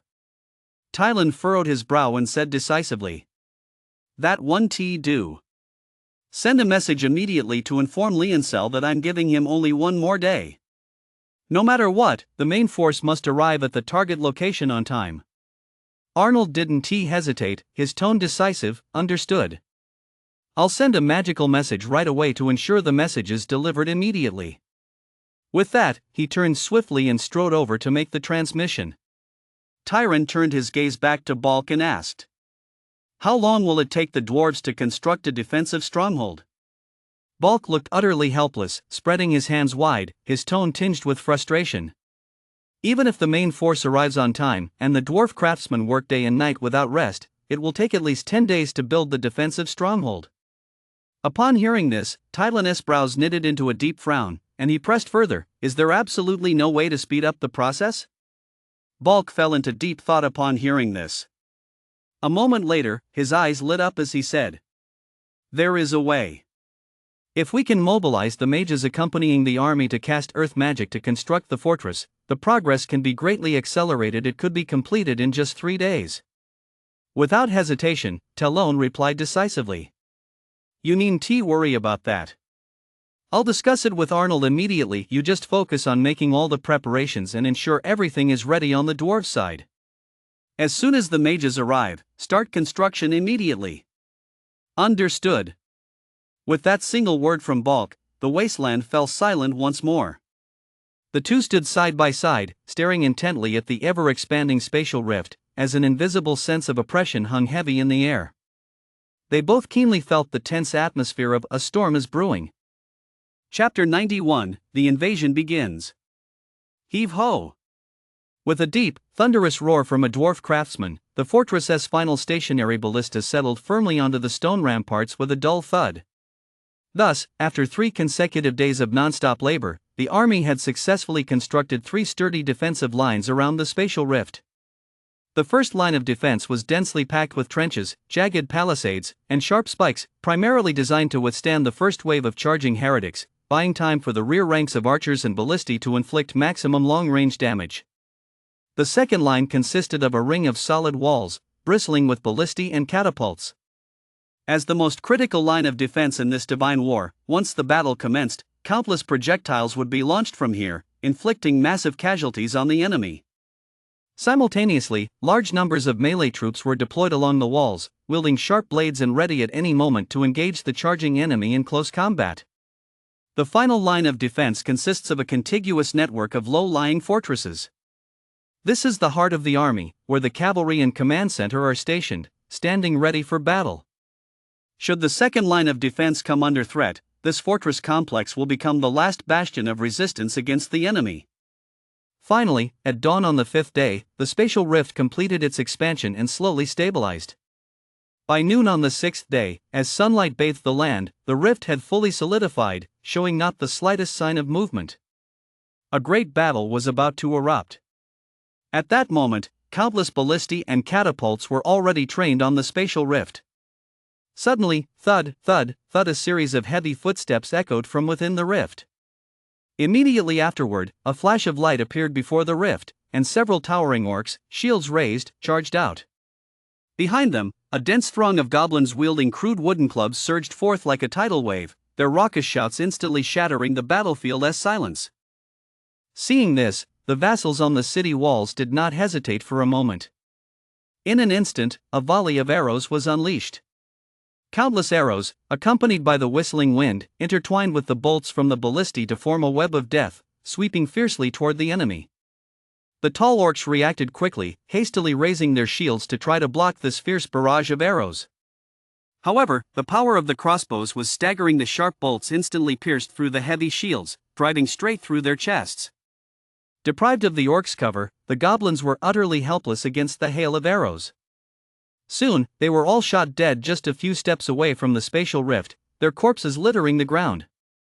Just as Talon was wondering why the invasion had been so easy, a sudden turn of events occurred. A massive surge of green mist suddenly gushed out from the spatial rift, engulfing the surrounding area like a raging tide in the blink of an eye. From within the mist, faint, low growls could be heard, sending a chill down one's spine.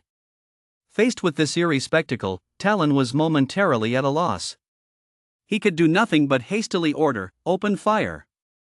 Instantly, a barrage of arrows rained down from the city walls, and boulders, whistling through the air, were hurled forth, plunging thick and fast into the unfathomable thick fog. Strangely, however, once the arrows and boulders plunged into the thick fog, they vanished without a trace, as if sinking into the depths of the ocean. A deathly silence reigned within the fog. Even the faint beastly roars from moments before had vanished, as if all attacks had been silently swallowed by this eerie mist. Just as the crowd exchanged bewildered glances, the fog seemed to be stirred by an invisible giant hand, suddenly churning violently. Then, a horde of massive green monsters burst forth from within. Clad in bronze-colored hide, they clawed at the ground with their limbs, kicking up dust as they charged menacingly toward the city walls. Faced with the charging horde, the defenders lost none of their composure. Earlier, the unknown lurking within the fog had filled the soldiers with panic, but now that they realized they were merely flesh and blood creatures, their fighting spirit flared up instantly. The catapults and ballistae on the city walls, which had been silent for a moment, roared to life once more, hurling massive stones and arrows down at the horde below. Roar! Chapter 92, The Invasion Begins. 1. Roar! A barrage of crossbow bolts and boulders struck the charging horde. In the blink of an eye, the green-skinned monsters were struck one after another. Some were hit by boulders and hurled away, their bodies twisted in mid-air. Others were pierced by crossbow bolts and crashed heavily to the ground. The wounded creatures writhed in agony, letting out wave after wave of deafening roars that echoed across the battlefield. But Lin's army showed no mercy to these green-skinned monsters. Instead, they intensified their assault, launching a relentless barrage that left the monsters unable to advance even an inch. Just as the horde had momentarily ground to a halt, a new breed of green-skinned monsters similar in appearance but vastly larger suddenly burst forth from the thick fog. The moment they appeared, these new arrivals charged straight toward the front of the horde, defiantly withstanding the ceaseless barrage of arrows and falling boulders. For a moment, spurred on by the massive green-skinned monsters leading the charge, the horde's advance suddenly accelerated, and before long, they reached the first line of defense. They then began frantically destroying the palisades and spikes along the defensive line. Seeing this, Talon immediately ordered his soldiers to prepare flammable oil and golden liquid, instructing them to pour it down the moment the monsters reached the city walls. Suddenly, while intently directing the battle, Talon noticed something amiss. In a secluded corner of the battlefield, several massive monsters had formed a tight circle, moving with alert vigilance, as if fiercely guarding something. Recalling the high level of organization and discipline these monsters had displayed during their assault, Talon surmised that the leader of this horde of green-skinned beasts might well be hiding within that encirclement. After a moment's thought, he immediately ordered his personal guard standing beside him, "Bring me my longbow." As soon as the longbow was in hand, Talon leaped into the air, hovering mid-flight as he soared rapidly toward the group of monsters. The horde of monsters below quickly sensed the disturbance in the air. The monsters, who had been fiercely attacking the first line of defense, seemed to have received some kind of emergency signal. They instantly halted their assault and retreated rapidly like a receding tide. At the same time, the small group of monsters huddled in a circle also fled for their lives into the thick fog behind them. This only strengthened Talon's suspicions. He roared, "You scoundrels, don't run!" He swiftly raised the longbow in his hand and took steady aim at the small group of monsters fleeing for their lives. As magic flowed endlessly into the bow, a dazzling glow enveloped it, and powerful energy ripples radiated outward. Whoosh! A sharp arrow, imbued with immense magical power, shot from the bow, hurtling straight toward the panicking, fleeing monsters. In the blink of an eye, the arrow, accompanied by a whistling wind, closed in. Seeing this, several monsters roared and rose to their feet, attempting to form a human shield with their bodies to block this unstoppable strike. However, it was all in vain. The arrow cut through them like a knife through butter, easily piercing the chests of several monsters and striking the largest one hidden at the center.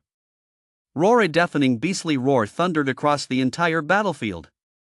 This roar seemed to ignite a fuse of fury. Countless monsters on the battlefield instantly descended into madness, growing increasingly restless and agitated.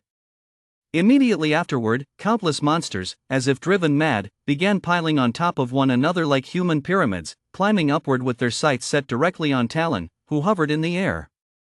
Noisy! Talon shook his head impatiently and drew his bow once more. This time, the monster had none of its previous luck. The arrow pierced straight through its skull, sending blood flying. Without their leader's command, the horde instantly descended into chaos, tearing at one another in a frenzied melee. The soldiers seized the opportunity to launch a ranged assault, unleashing a hail of arrows and boulders that screamed through the air. Under this relentless barrage, the monsters fell one after another, lifeless. The thick green mist surrounding the spatial rift gradually dissipated. Once the fog had completely cleared, a notification from the god system suddenly rang out in Lin's mind as he stood atop the divine domain. Deep congratulations, host, on repelling the second wave of the attack. Lin gazed at the spatial rift, which had once again become unstable. He knew that the next invasion would likely not occur for some time, so he withdrew his divine consciousness and focused entirely on accumulating divine points for the upcoming defense. Unlike Lin, who had already repelled 2 waves of monsters, a large number of ordinary students were still struggling to fend off the first wave of goblins. Their vassals were, at best, troops equipped with basic gear. While they weren't completely disorganized, they weren't much better off. Moreover, unlike Lin, they lacked powerful ranged attack capabilities and could only grit their teeth and engage the goblins in close-quarters combat. Even if they managed to survive the first wave by sheer luck, they were quickly eliminated by the second wave that followed hot on its heels. In this brutal ordeal, the gap between ordinary students and the scions of noble families was laid bare. Chapter 93, The Invasion Continues 2. For a noble scion like Lin, facing these 2 waves of attacks was far from a walk in the park, but he handled them with ease, effortlessly fending them off. Lin's fiancée, Shu, had an even more straightforward and brutal approach. The angels under her command immediately deployed a massive formation above the spatial rift, continuously channeling divine power into it. In the blink of an eye, a massive pillar of holy fire crashed down, completely enveloping the entire spatial rift. Any creature emerging from the rift was instantly and mercilessly consumed by the holy fire, reduced to dust. Consequently, the goblins and green-skinned monsters didn't even have a chance to set foot in Shu's divine domain before they were burned to ashes by the pillar of holy fire, suffering a total annihilation. Following this, all divine domains that had withstood the second wave of attacks entered a period of calm, as the spatial rifts within them had once again expanded. Standing atop his divine domain, Lin gazed at the massive spatial rift wide enough to accommodate thousands of people at once and knew deep down that the true test was about to begin. Sure enough, late that very night after the spatial rift had stabilized, a soldier on watch atop the city walls suddenly noticed a vast expanse of dusky blue flames emerging from the rift. He immediately lit the beacon fires, and the piercing sound of the ox horn echoed through the night sky, rousing every soldier. As the Starlight Mage cast a series of illumination spells high into the air, the night sky was instantly lit as bright as day. Only then could the soldiers clearly see what manner of creatures were approaching. A vast army of skeletons had already gathered, covering the mountains and plains. Eerie, ghostly light flickered in their hollow eye sockets, and their gaunt hands gripped cold, gleaming weapons, poised and ready for battle. Witnessing this spine-chilling scene, Talon showed not a trace of panic and immediately shouted the order to attack. In an instant, a barrage of arrows and boulders once again whistled from the city walls. But the arrows and boulders, which had always been unstoppable, met with resistance this time. One after another, magical shields glowing with an eerie light appeared out of nowhere in midair, completely blocking the attacks from above. Immediately afterward, the skeleton army advanced with fierce momentum, marching in perfect unison. As the skeletal horde closed in, the defenders suddenly realized that a vast number of siege towers and scaling ladders were concealed behind them. Damn it! Talon cursed inwardly, his expression instantly turning grave. Fully aware of the critical situation, he wasted no time. Turning on his heel, he barked orders to his soldiers, "Open fire with everything you've got. Don't let a single one through." In his view, even if there were mages among the skeleton horde, there was absolutely no way they could withstand their own relentless, tidal wave of ranged attacks. However, to prevent any surprises, Talon quickly issued another order to the melee troops on the city walls, "All units on high alert. Be ready to engage in close combat at any moment." No sooner had Talon finished his tactical deployment than a deafening roar suddenly echoed from beyond the city walls. He looked up abruptly to see a colossal beast resembling a bone dragon soaring through the sky, radiating a chilling aura. At the sight, Talon quickly turned to Arnold at his side and blurted out, "Is that a bone dragon?" Arnold kept his gaze fixed on the colossal beast in the sky. After scrutinizing it closely, he said with certainty, "I don't think so. True bone dragons are masters of dragon speech magic, but this one clearly isn't. In my opinion, it's likely a bone dragon beast." Upon hearing this, Talon breathed a slight sigh of relief. Although bone dragon and bone dragon beast differ by only a single character, the distinction is as vast as the heavens and the earth. The dragons were renowned for their might. Even the weakest among them possessed at least 5th-tier strength upon appearing, and with their current defenses, it would be impossible to withstand such a foe. But if it were a bone dragon beast, the situation would be far more promising. They lacked sentience and were not proficient in powerful dragon language magic, with strength limited to only the 4th tier. With Tyrann's skills, he still had some confidence in handling it. The situation was urgent. Talon acted decisively, quickly handing command to Leoncel standing nearby. Then, taking a deep breath, he resolutely charged toward the bone dragon beast. In the sky, the massive bone dragon beast flapped its decaying wings, stirring up waves of foul-smelling wind. Its hollow, soulless eyes glanced downward. Upon seeing the tiny elf, Talon, advancing alone, a cold, almost contemptuous gleam flashed across them, as if mocking this ant for its presumption. As Talon flew closer, the battle between them was about to erupt. Chapter 94, The Army of Skulls. Thwack! With a sharp crack from the bow in Talon's hands, an arrow imbued with immense magical power shot straight toward the bone dragon in the air. The bone dragon watched the arrow approach, yet showed no intention of dodging. In its eyes, the elf Talon was utterly incapable of inflicting any significant harm. However, the outcome far exceeded the bone dragon's expectations. The arrow struck it squarely, instantly shattering large sections of its left wing's bones, which rained down in a shower of fragments. The soul fire in the bone dragon's eyes flared wildly. It had clearly suffered a severe blow and was in agony. Roar!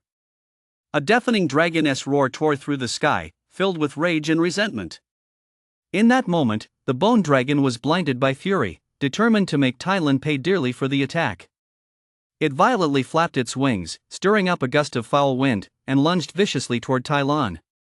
Facing the bone dragon charging at him with such ferocity, there was not a trace of fear in Talon's eyes.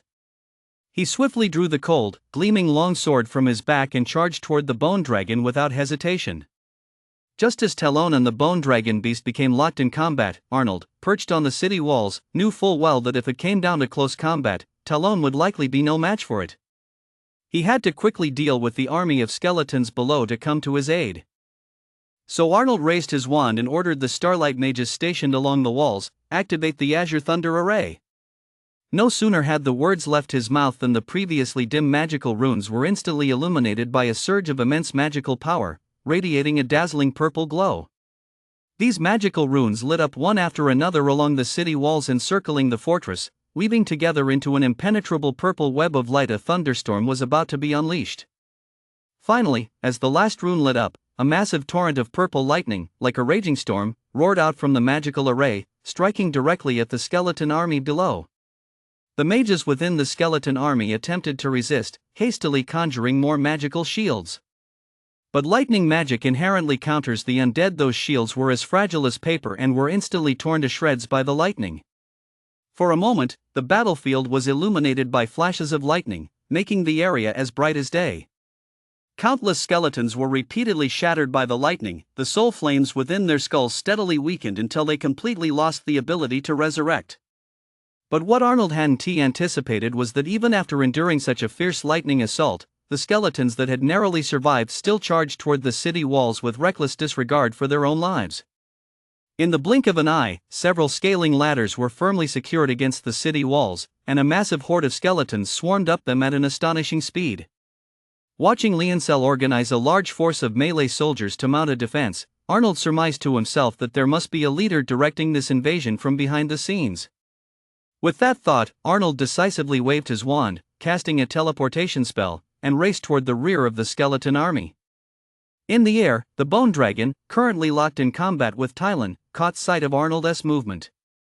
The fire of the soul flickered in its eyes as it swung its claws, intending to intercept him. Seeing this, Talon swung his sword with all his might, forcing the bone dragon back, and roared, "Beast! I am your opponent." Sure enough, when Arnold arrived at the rear of the skeleton army, he discovered their leader. At that moment, a skeleton knight, mounted on a skeleton steed, stood guard before the spatial rift. He was surrounded by a large number of skeleton mages. Some were continuously pulling skeleton warriors out of the spatial rift, while others were casting blessings on the warriors attacking the city ahead. "Heh, I found you, rat," Arnold sneered, addressing the skeleton knight below. Immediately afterward, the celestial meteor forbidden art behind him was ready, and in an instant, a barrage of meteorites shot straight toward the skeleton knight.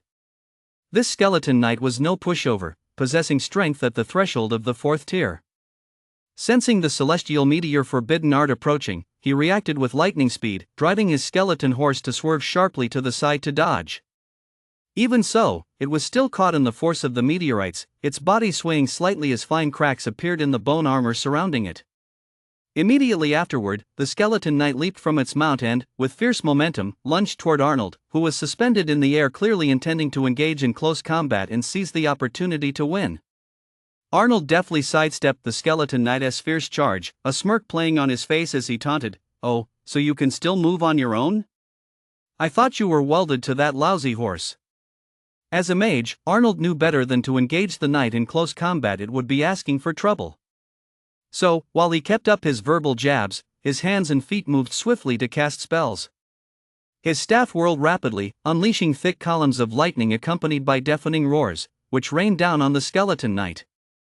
Yururu, a string of garbled, incomprehensible words emerged from the skeleton's mouth, causing Arnold to freeze for a moment upon hearing them. "Holy crap, so you can actually speak? But what the hell are you even saying?" Chapter 95, The Skeleton Army's Defeat. "Whatever. Say whatever you want. Now, get ready to die," Arnold said impatiently. As soon as Arnold finished speaking, the thunderbolts chasing the skeleton knight suddenly stopped. The skeleton knight grew suspicious and hurriedly looked back, only to find a massive ball of lightning already right in front of him. After a crackling sound of electricity, a pungent, acrid smell filled the air. Where the skeleton knight had stood moments ago, there was no trace of him left. Having dealt with the skeleton knight, Arnold casually cast a forbidden spell, instantly reducing the remaining skeleton mages to ashes. Without pausing, he rushed toward Tylan, ready to lend him a hand. The bone dragon, currently locked in battle with Tylan, suddenly sensed a deadly threat approaching from behind. It instantly spread its wings and fled the scene at breakneck speed. Just as it vanished, a thick pillar of lightning streaked across the sky where it had been moments before. Roar! The bone dragon glared intently at Tylan and Arnold, who stood side by side, letting out a deafening roar. Tylan and Arnold tensed up, assuming a fighting stance, expecting the bone dragon to make a last-ditch stand. However, the very next second, after its roar, the bone dragon suddenly spun around, flapping its massive wings, and fled frantically toward the spatial rift, moving so fast it whipped up a gale. Damn, what a coward! Tylon's face was filled with astonishment, and he couldn't help but let out a curse. Immediately, he turned to Arnold at his side. "Arnold, cover me." Before his words had even finished, Tylon had drawn his longbow from his back like lightning. In one fluid motion, he drew the bowstring and nocked an arrow. In an instant, 9 sharp arrows flew from the string like meteors chasing the moon, their tails trailing golden flames as they pursued the bone dragon. Arnold, meanwhile, swiftly swung his staff and cast a wind spell. In the blink of an eye, the 9 arrows were swept up by the howling gale, their speed surging once more, and in an instant they had caught up to the bone dragon from behind. Boom, boom, boom, 9 explosive blasts rang out in rapid succession as all 9 arrows struck the bone dragon. The powerful impact shattered large sections of its bones, sending shards flying amidst a black mist. The bone dragon could no longer hold itself up, its massive body spun wildly as it plummeted straight down from the sky. But the bone dragon was not yet dead. The soul flame within its dragon head flared violently, causing the bones all over its body to creak and snap back into place. Despite its shattered form, it still attempted to flee. Arnold would not let it have its way. Instantly, a flash of lightning struck the bone dragon precisely. Just like the skeleton knight, it instantly turned into a pile of ash and vanished into the heavens and earth. Having lost the leadership of the skeleton knight and the bone dragon, the skeleton army instantly lost all order, scattering like loose sand. Vasile's army pressed their advantage, and the two sides engaged in fierce combat. After a period of fighting, Vasile's army finally wiped out the skeleton army completely. Talon stood on the city walls, his gaze sweeping over the many wounded soldiers. A wave of anxiety washed over him as he wondered whether his forces would be able to hold their ground against the impending divine war. But the god's command had been issued, and there was no room for disobedience. Talon silently resolved that even if he were to die on this barren wasteland, he would hold this defensive line firmly. Based on past experience, the spatial rift would experience a period of instability following this assault. Talon immediately summoned Balk and ordered, "You must lead the craftsmen to repair the defenses immediately and install more defensive mechanisms. The sooner, the better. We must prepare to face the next assault." Balk accepted the order and hurried away, leading the craftsmen to repair the defenses with all their might. Tylon remained on the city walls, watching the sky gradually lighten, his mind involuntarily turning to the battles ahead. At the same time, this brutal offensive served as a ruthless dividing line, completely separating commoners from the scions of noble families. Now, only those from noble families with abundant resources remained in the examination hall. They had temporarily secured their footing amidst the ruthless culling. Chapter 96, The Teacher's Discussion.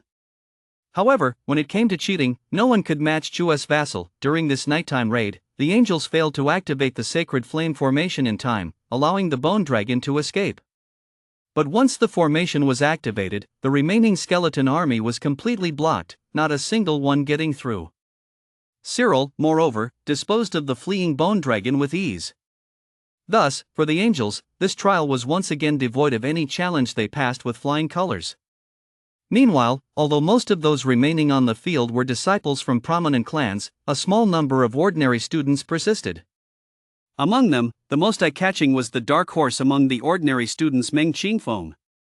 Facing the third wave of attacks, he relied on the Titan Vasile's immense brute strength to tough it out. But everyone knew he would definitely not survive the fourth wave. At that moment, in the school's exam proctoring room, several teachers sat together in discussion. A female teacher with a neat, short haircut and a sharp business suit frowned and was the first to break the silence. "Look at that, Meng Qingfeng actually made it through the third wave. I think we should try to talk him down. If he keeps pushing himself like this, it'll only lead to unnecessary casualties." A male teacher wearing black-rimmed glasses, his face full of resignation, pursed his lips, spread his hands, and sighed. "We've tried to talk him out of it before, but he won't listen. He is set on continuing the exam.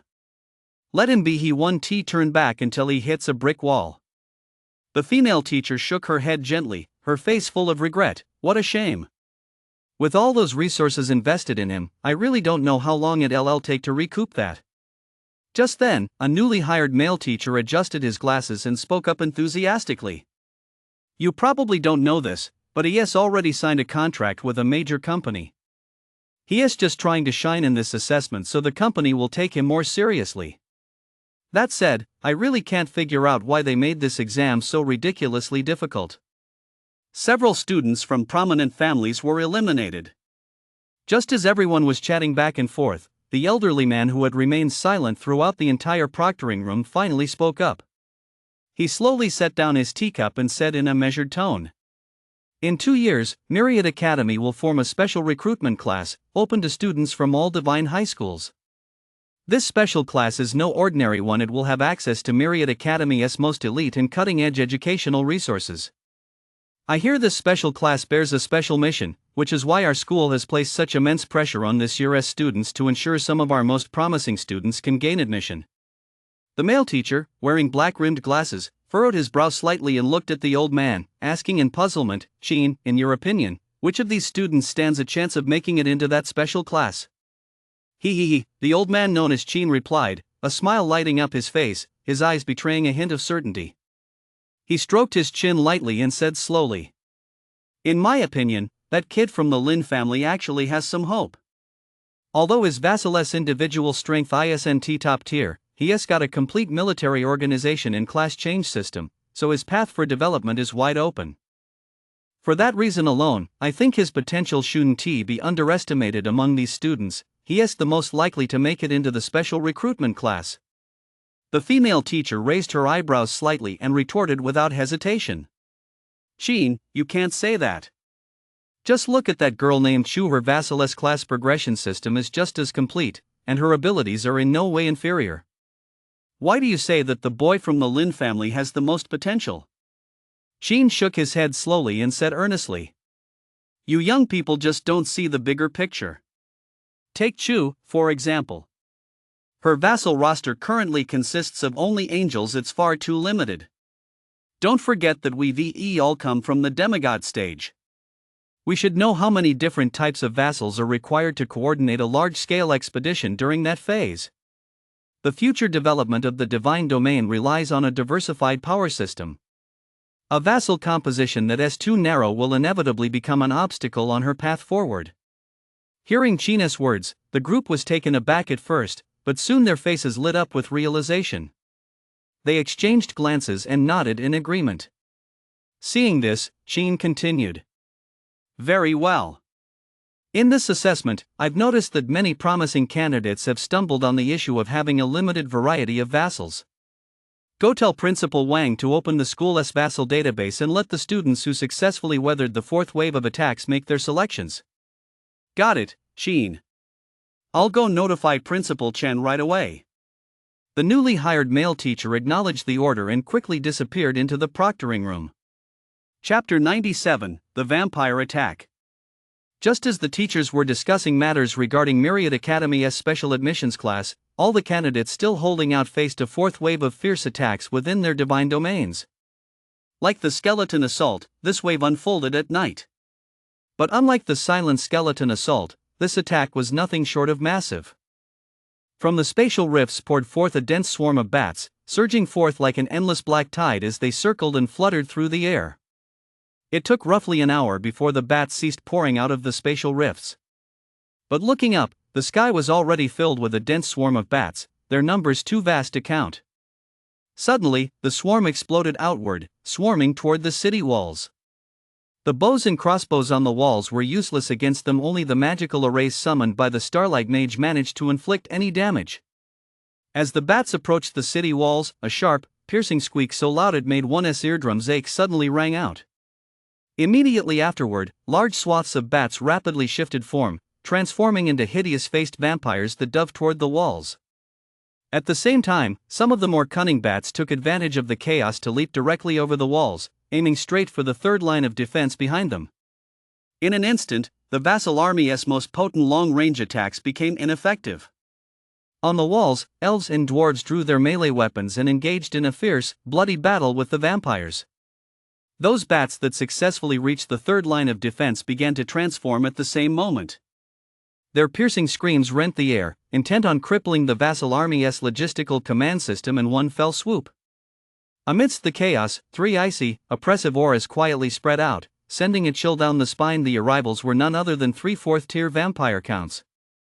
Lin, hovering above the divine domain, watched the chaos below with a sinking heart.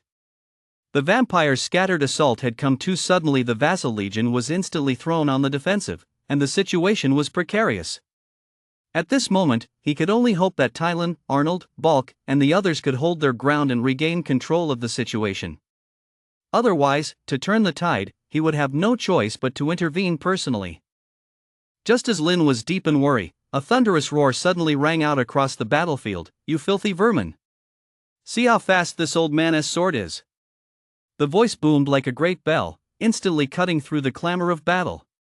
Looking in the direction of the shout, he saw that one of the 3 vampire counts had been violently knocked to the ground by a grey thunder-howling wind wolf, its body shimmering with lightning and surrounded by a raging gale.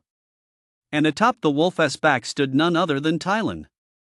Radiating fierce fighting spirit, his golden hair flying wildly behind him, he resembled a war god descended to earth. Tylan gripped a longsword tightly in his hand, its blade pointed directly at the immobilized vampire count beneath him, his eyes brimming with unquestionable dominance and confidence. Seeing this, the other 2 vampire counts were enveloped in an eerie crimson glow as they charged forward like ghostly apparitions, attempting to rescue their comrade. Just as they were about to close in, 2 powerful auras suddenly struck from both flanks. It turned out to be Arnold and Balk, who had arrived just in time. Each deployed every trick in their arsenal, firmly blocking the 2 counts' escape routes. For a moment, magical light and blood spattered in all directions. Tyran seized the opportunity, channeling all his magical power into the longsword in his hand, and without hesitation, thrust it toward the vampire count trapped beneath the wolf's claws. Just as Tylan was about to succeed, a loud boom rang out. The 3 vampire counts turned into a mist of blood and vanished in an instant. When they reappeared, they were standing side by side not far from Tylan and his 2 companions. Then, a voice extremely soft and effeminate rang out. It was one of the 3 vampire counts speaking. "Don't be so impatient. The show has only just begun." The trio wasn't surprised by the vampire countess' intelligence. Tyran's face twisted with contempt. He snorted derisively through his nose and snarled viciously.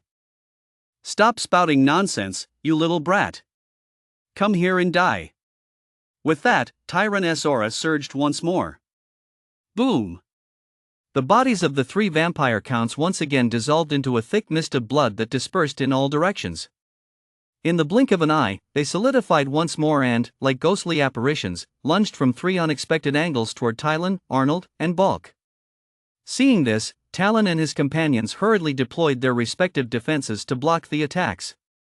But just as the 3 were about to counterattack, the counts' figures blurred and faded, reappearing in the distance in the blink of an eye.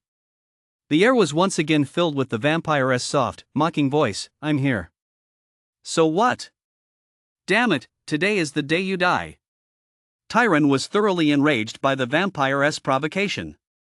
His reason was instantly consumed by fury. His eyes turned bloodshot, and with a roar, he lunged at the vampire count. Arnold and Balk exchanged a glance.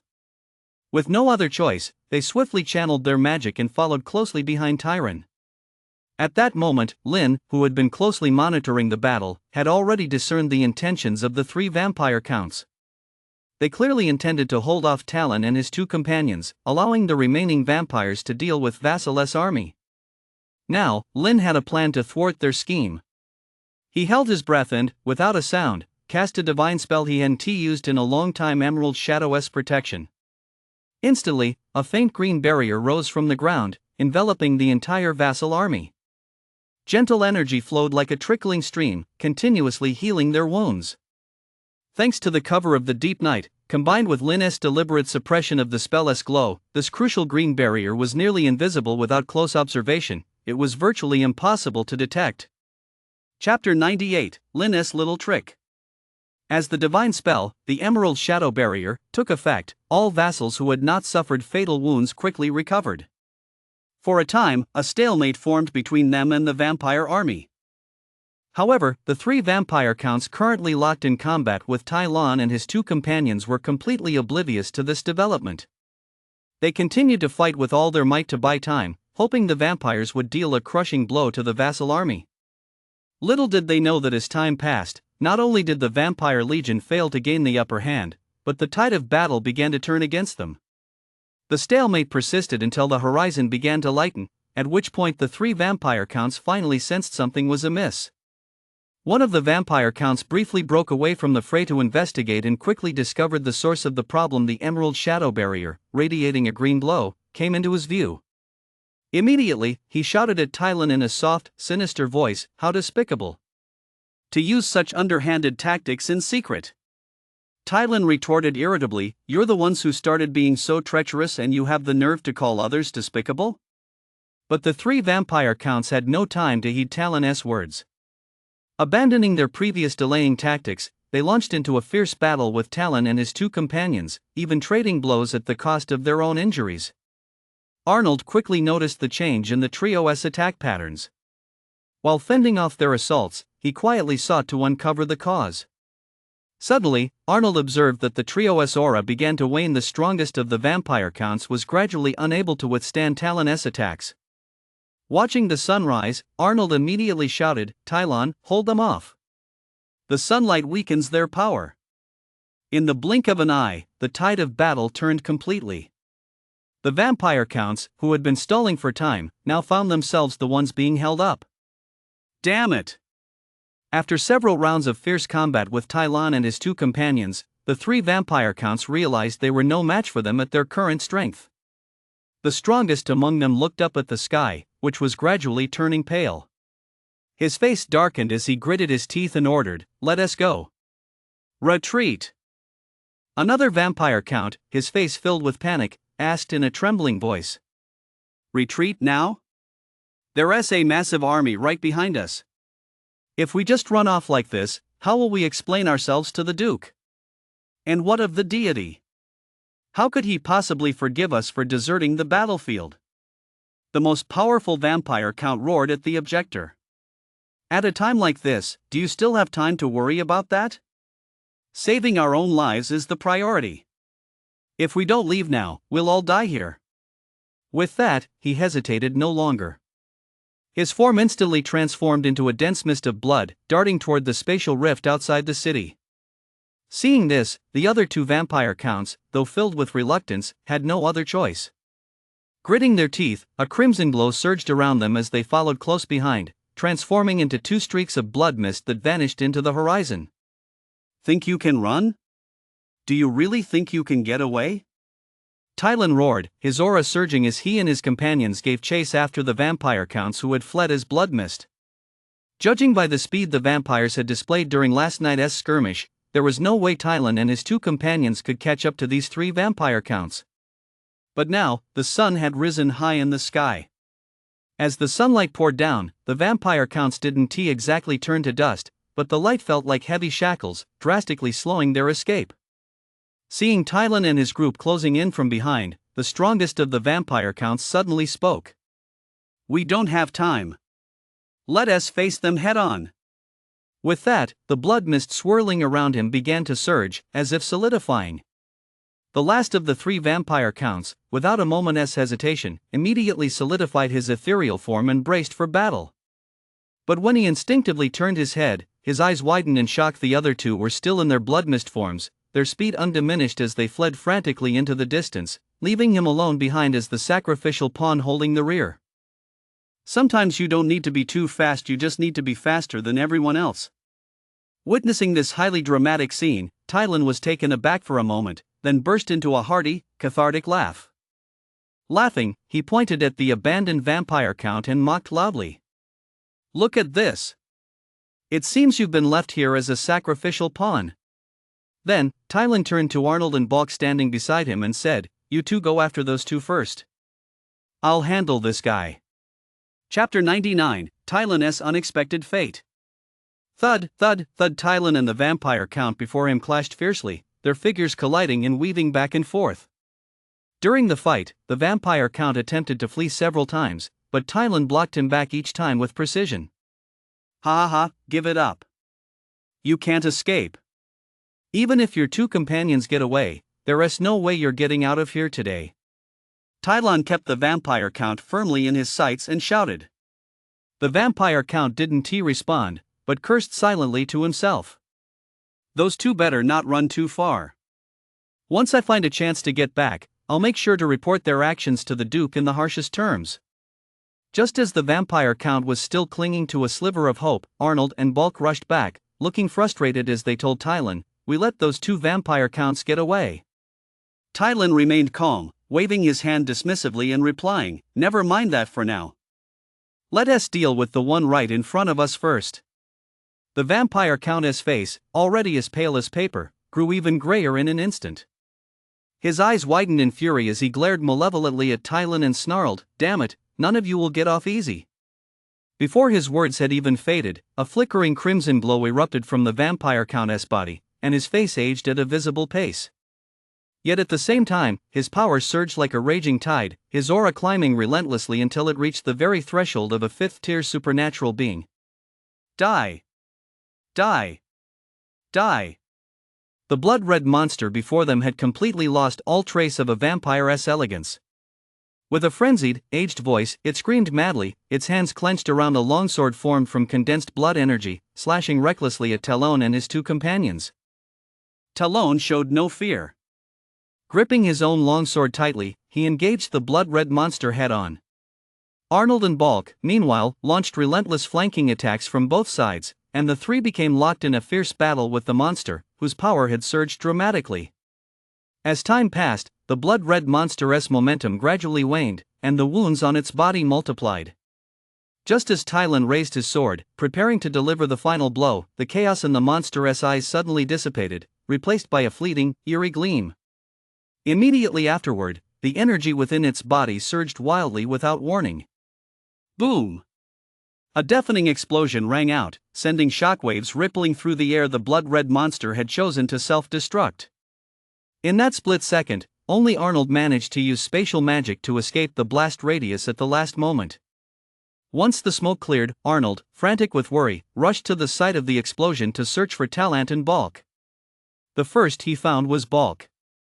Although he had been within the blast radius, the distance had minimized his injuries. He had merely coughed up a couple of mouthfuls of blood.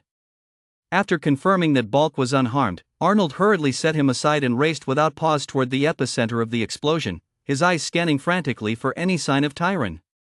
Finally, in the heart of the blast zone, Arnold spotted Tylon. By now, the vampire count had vanished without a trace. Only Tylon lay on the ground, barely breathing. His armor lay shattered in a pile of metal shards, and the long sword in his hand had snapped into several pieces, scattered nearby. Seeing this, Arnold rushed forward and gently lifted Tylon to his feet. Tylon was barely clinging to life, struggling to speak, his words coming out in halting gasps. "Grandmaster, do me a favor, cough, cough, cough. When we return, tell the second prince, cough, cough, let him inherit the throne. The first prince's temperament is unsuitable for kingship." Before he could finish, Talon's eyes closed, and he fell unconscious. "Your Majesty! Your Majesty!" Arnold's cries were filled with panic. His hands trembling, he swiftly cast a healing spell.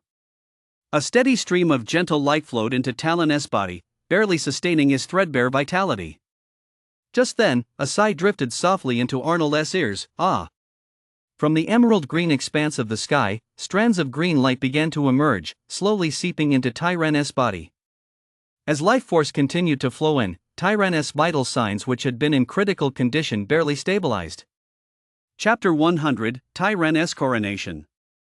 Lin's voice suddenly rang out in Arnold's mind. "I'd used divine points to temporarily keep Tylon alive, but whether he can awaken depends on his own destiny." Arnold's expression grew solemn as he bowed and said, "Thank you, my God, for your rescue. Is there any other way to help him awaken?" Lin furrowed his brow slightly, displeased by the vassal's slightly questioning tone. But realizing that Arnold was an indispensable asset in the impending divine war, he suppressed his displeasure and warned, "Don't get distracted. The next wave of enemies is coming." Arnold immediately realized his slip of the tongue and quickly nodded in compliance. "As you command." Afterward, Arnold escorted Tylan and Bulk back to the city's fortress to recuperate, while he himself swiftly climbed the city walls to begin organizing the defenses. Most of the vampire army had turned to ash by sunrise. The few remaining vampires had also been completely wiped out by the main army during the fierce battle between Tylan's trio and the vampire count.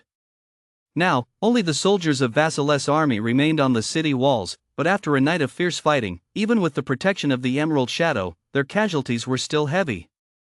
The siege weapons on the walls were nearly all destroyed, leaving the scene in utter chaos.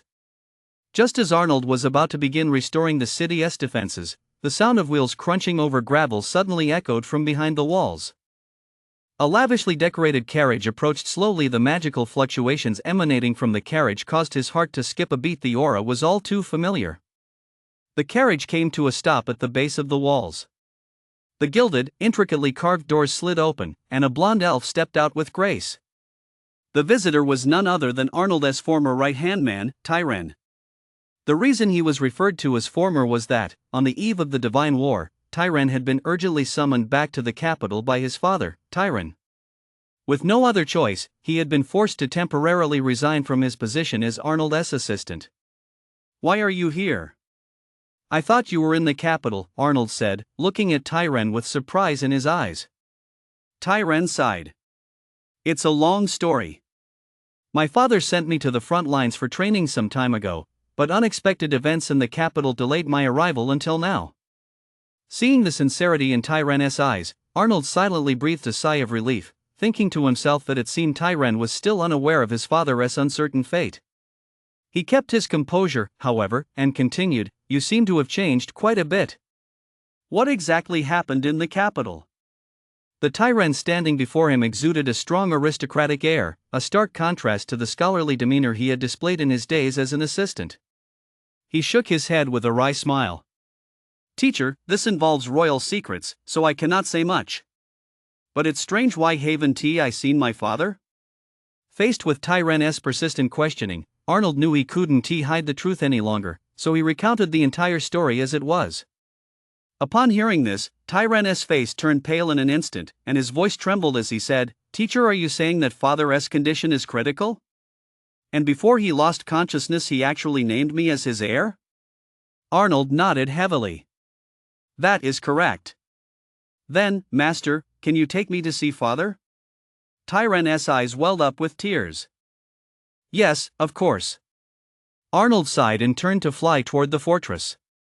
As he pushed open the door to Tyran's father's room, Tyran saw his father lying pale and lifeless on the bed, and his heart clenched in pain.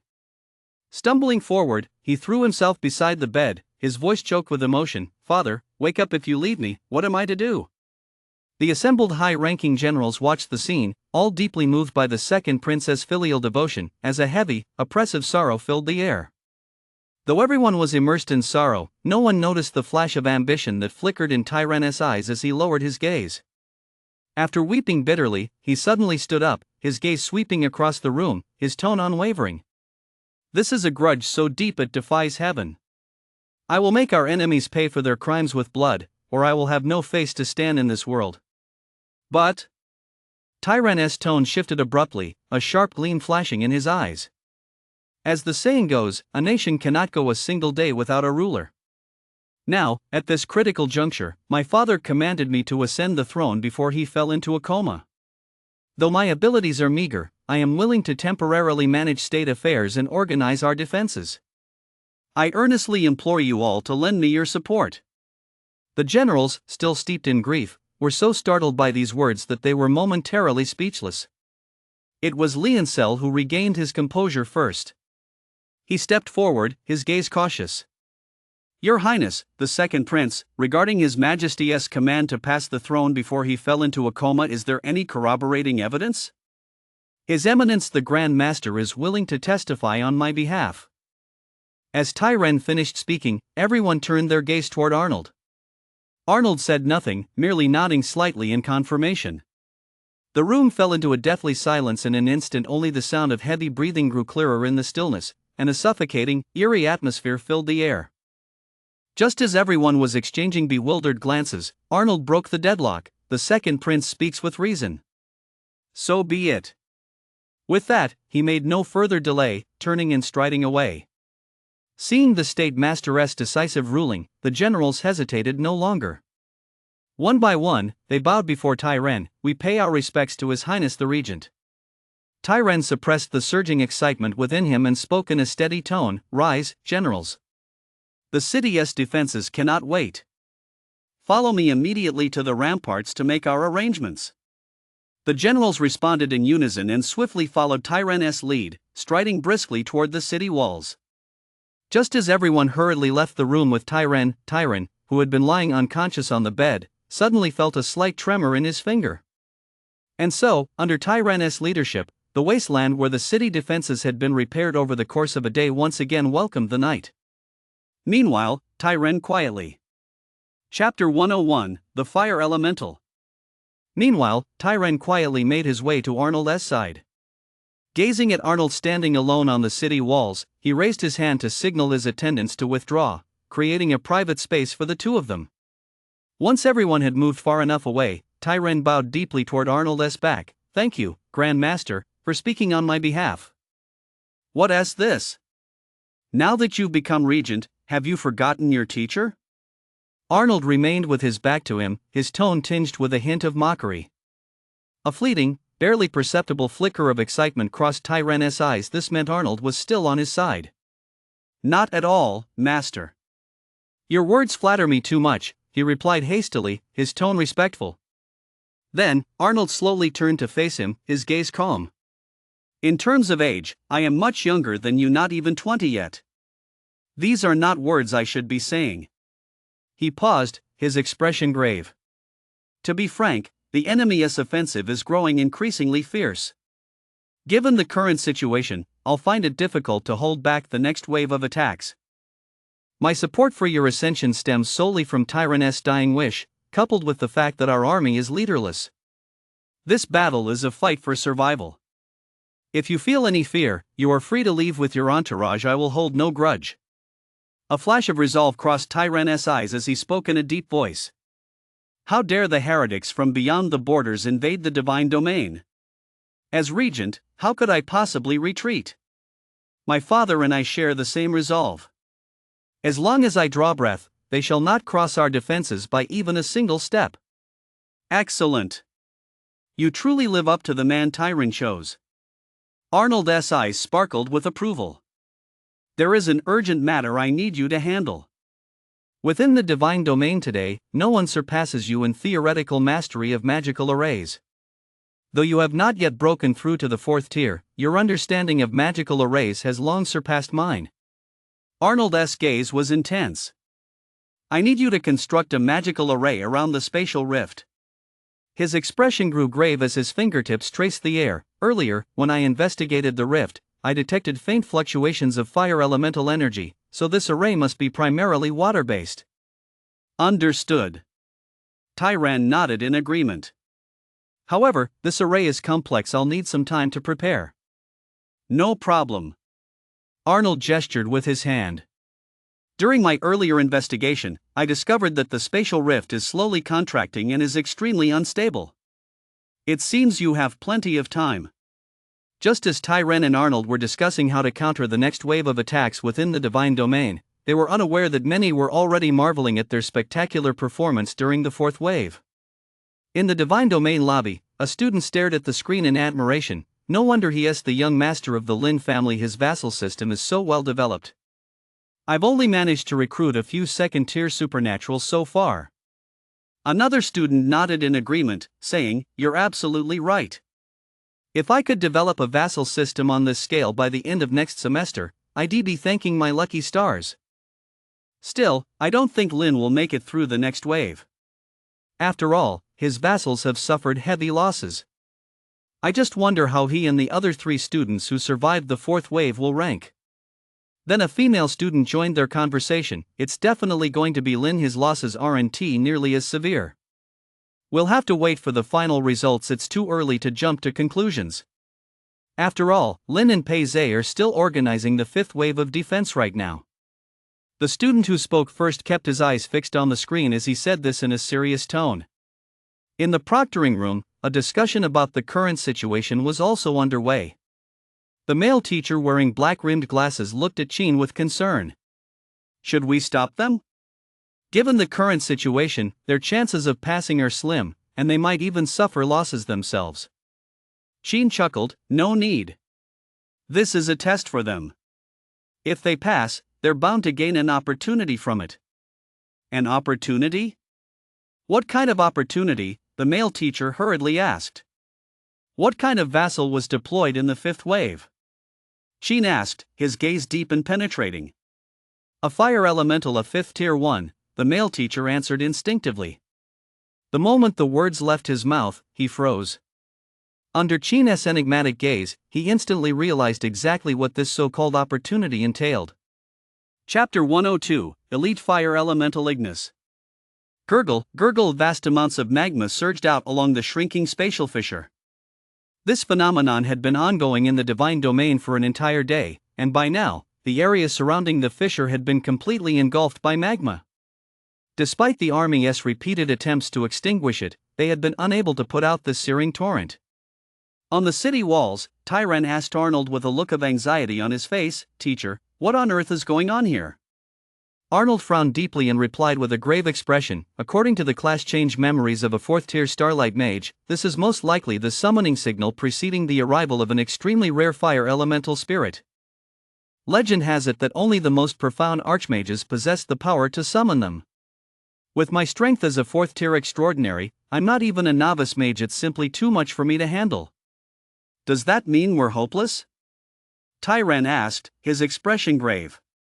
No. Arnold gripped the wand at his waist tightly and said in a deep voice, "If it's an ordinary fire elemental, I can still fight it. Even if we encounter an elite fire elemental, with the trump card we've been keeping hidden, we can barely hold our own. But if multiple elementals appear," his gaze fixed on the churning magma, "I won't be able to be in two places at once, and the situation will become impossible to control." Hearing this, Tyran suddenly straightened his back, his expression as resolute as iron. "Master, rest assured. If a second fire elemental appears, I will lead the army to pin one down." "You?" Arnold spun around abruptly, his gaze sweeping over Tyran's tightly pursed lips.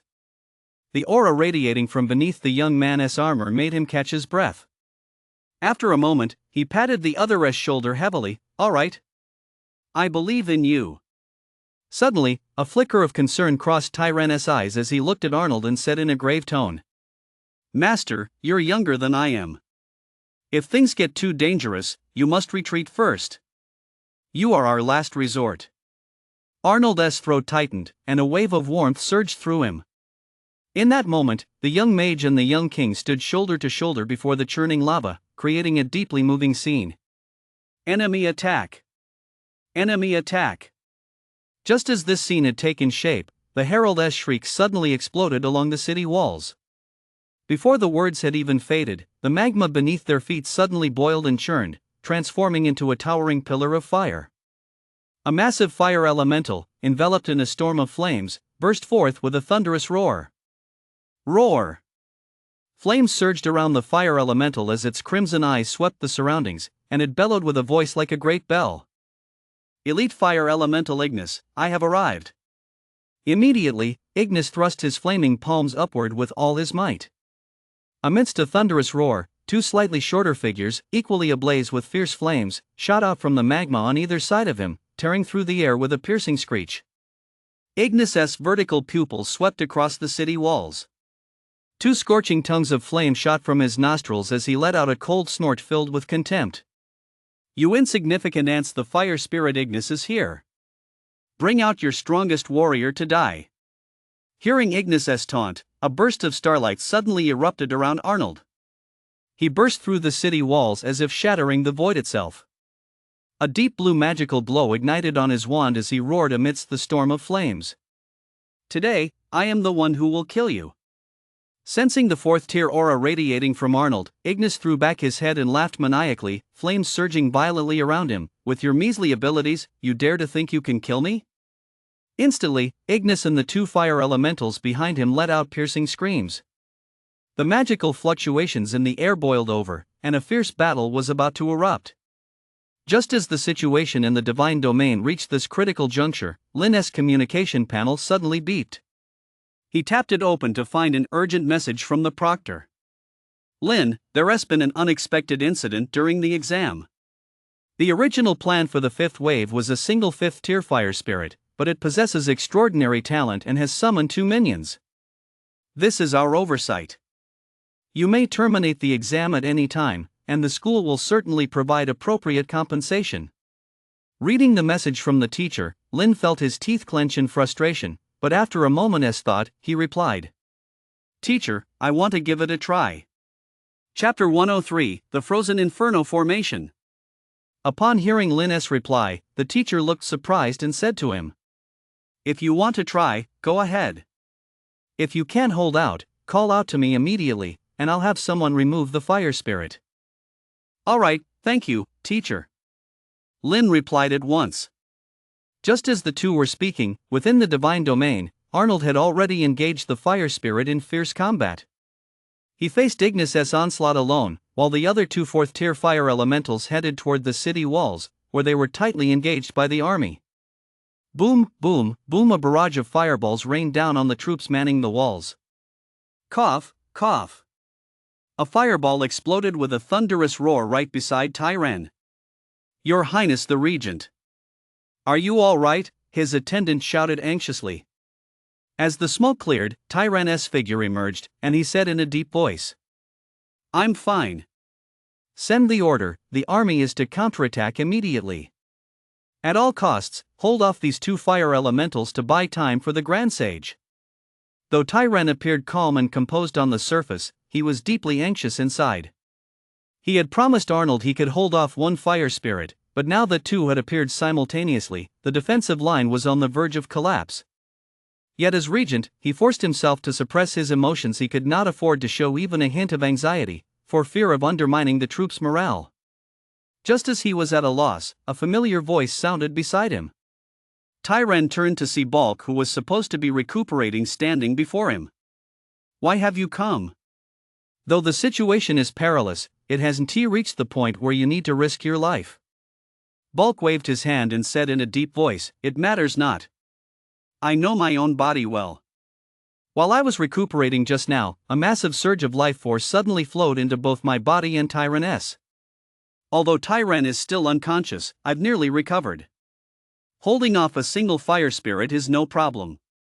Hearing Balk's words, a flash of delight crossed Tyran's eyes, and he said urgently, "Then I'll leave it to you." Balk nodded. His massive hammer materialized in his hand, and his figure darted like lightning, charging straight toward a 4th-tier fire spirit. At that moment, Arnold, who was locked in a fierce battle with Ignis, keenly sensed the shift in the battle behind him, and his taut nerves finally relaxed slightly. Up until then, he had been worried that his forces would be unable to withstand the 2 fire elementals, and had hesitated to deploy his trump card.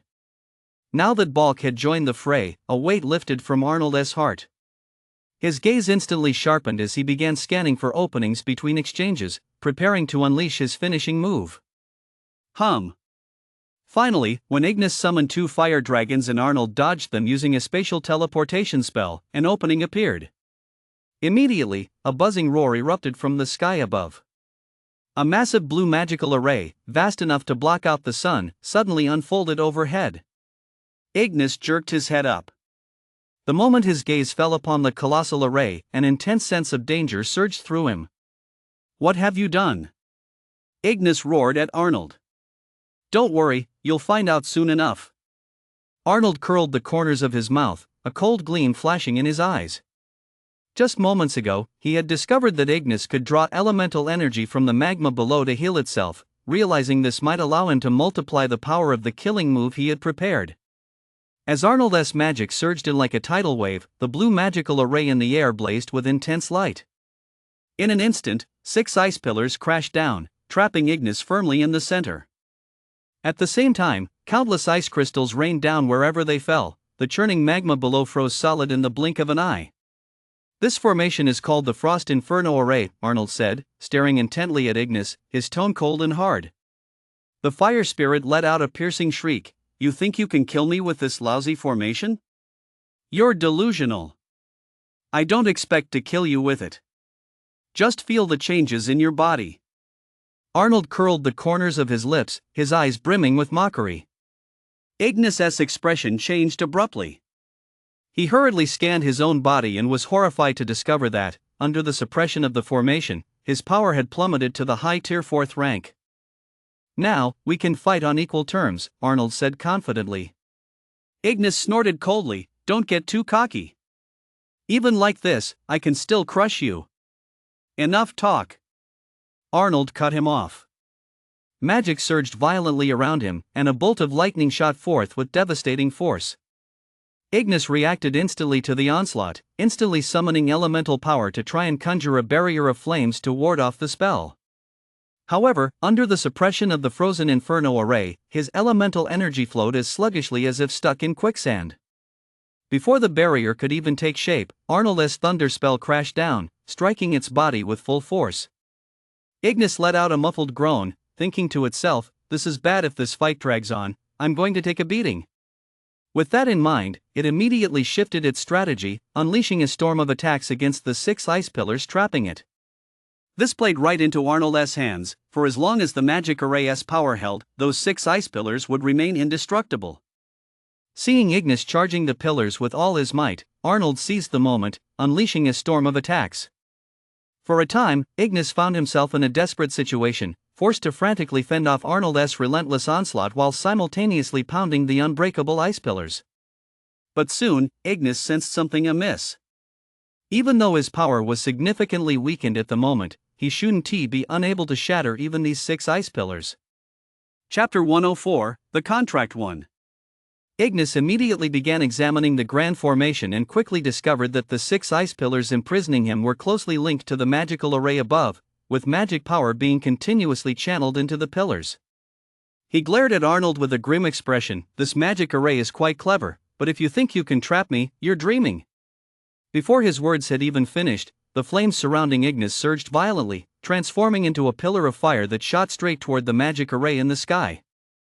Seeing Ignis charging at the magic array with all his might, Arnold felt a sense of foreboding. With no one to assist him, he could only grit his teeth and increase his magical output, attempting to suppress his opponent's elemental power while continuously casting spells to launch a fierce assault on his physical form, hoping to force him to abandon his attempt to break the array. But Ignis was equally determined, stubbornly withstanding Arnold's attacks as he pressed on to breach the array. Just as the pillar of fire he had condensed was about to touch the magical array, a bolt of lightning struck down with a thunderous crash. This bolt of lightning was entirely different from the spells Arnold had cast. The divine points surging within it were overwhelmingly powerful. The moment it struck, Ignis was instantly struck down, suffering severe injuries. Put! Ignis violently spat out a mouthful of primordial fire element. Unlike the fire spells he usually cast, this blaze, burning with dark golden patterns, signaled that he had completely lost control of the energy within his body.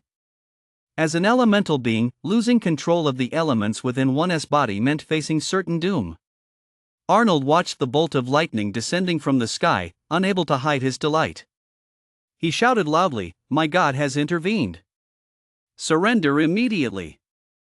However, neither Arnold nor Ignis knew that at that moment. A warning echoed in Lin's mind. "Lin, considering the high difficulty of this exam, I will not pursue the matter further. But you are forbidden from using lethal divine spells again."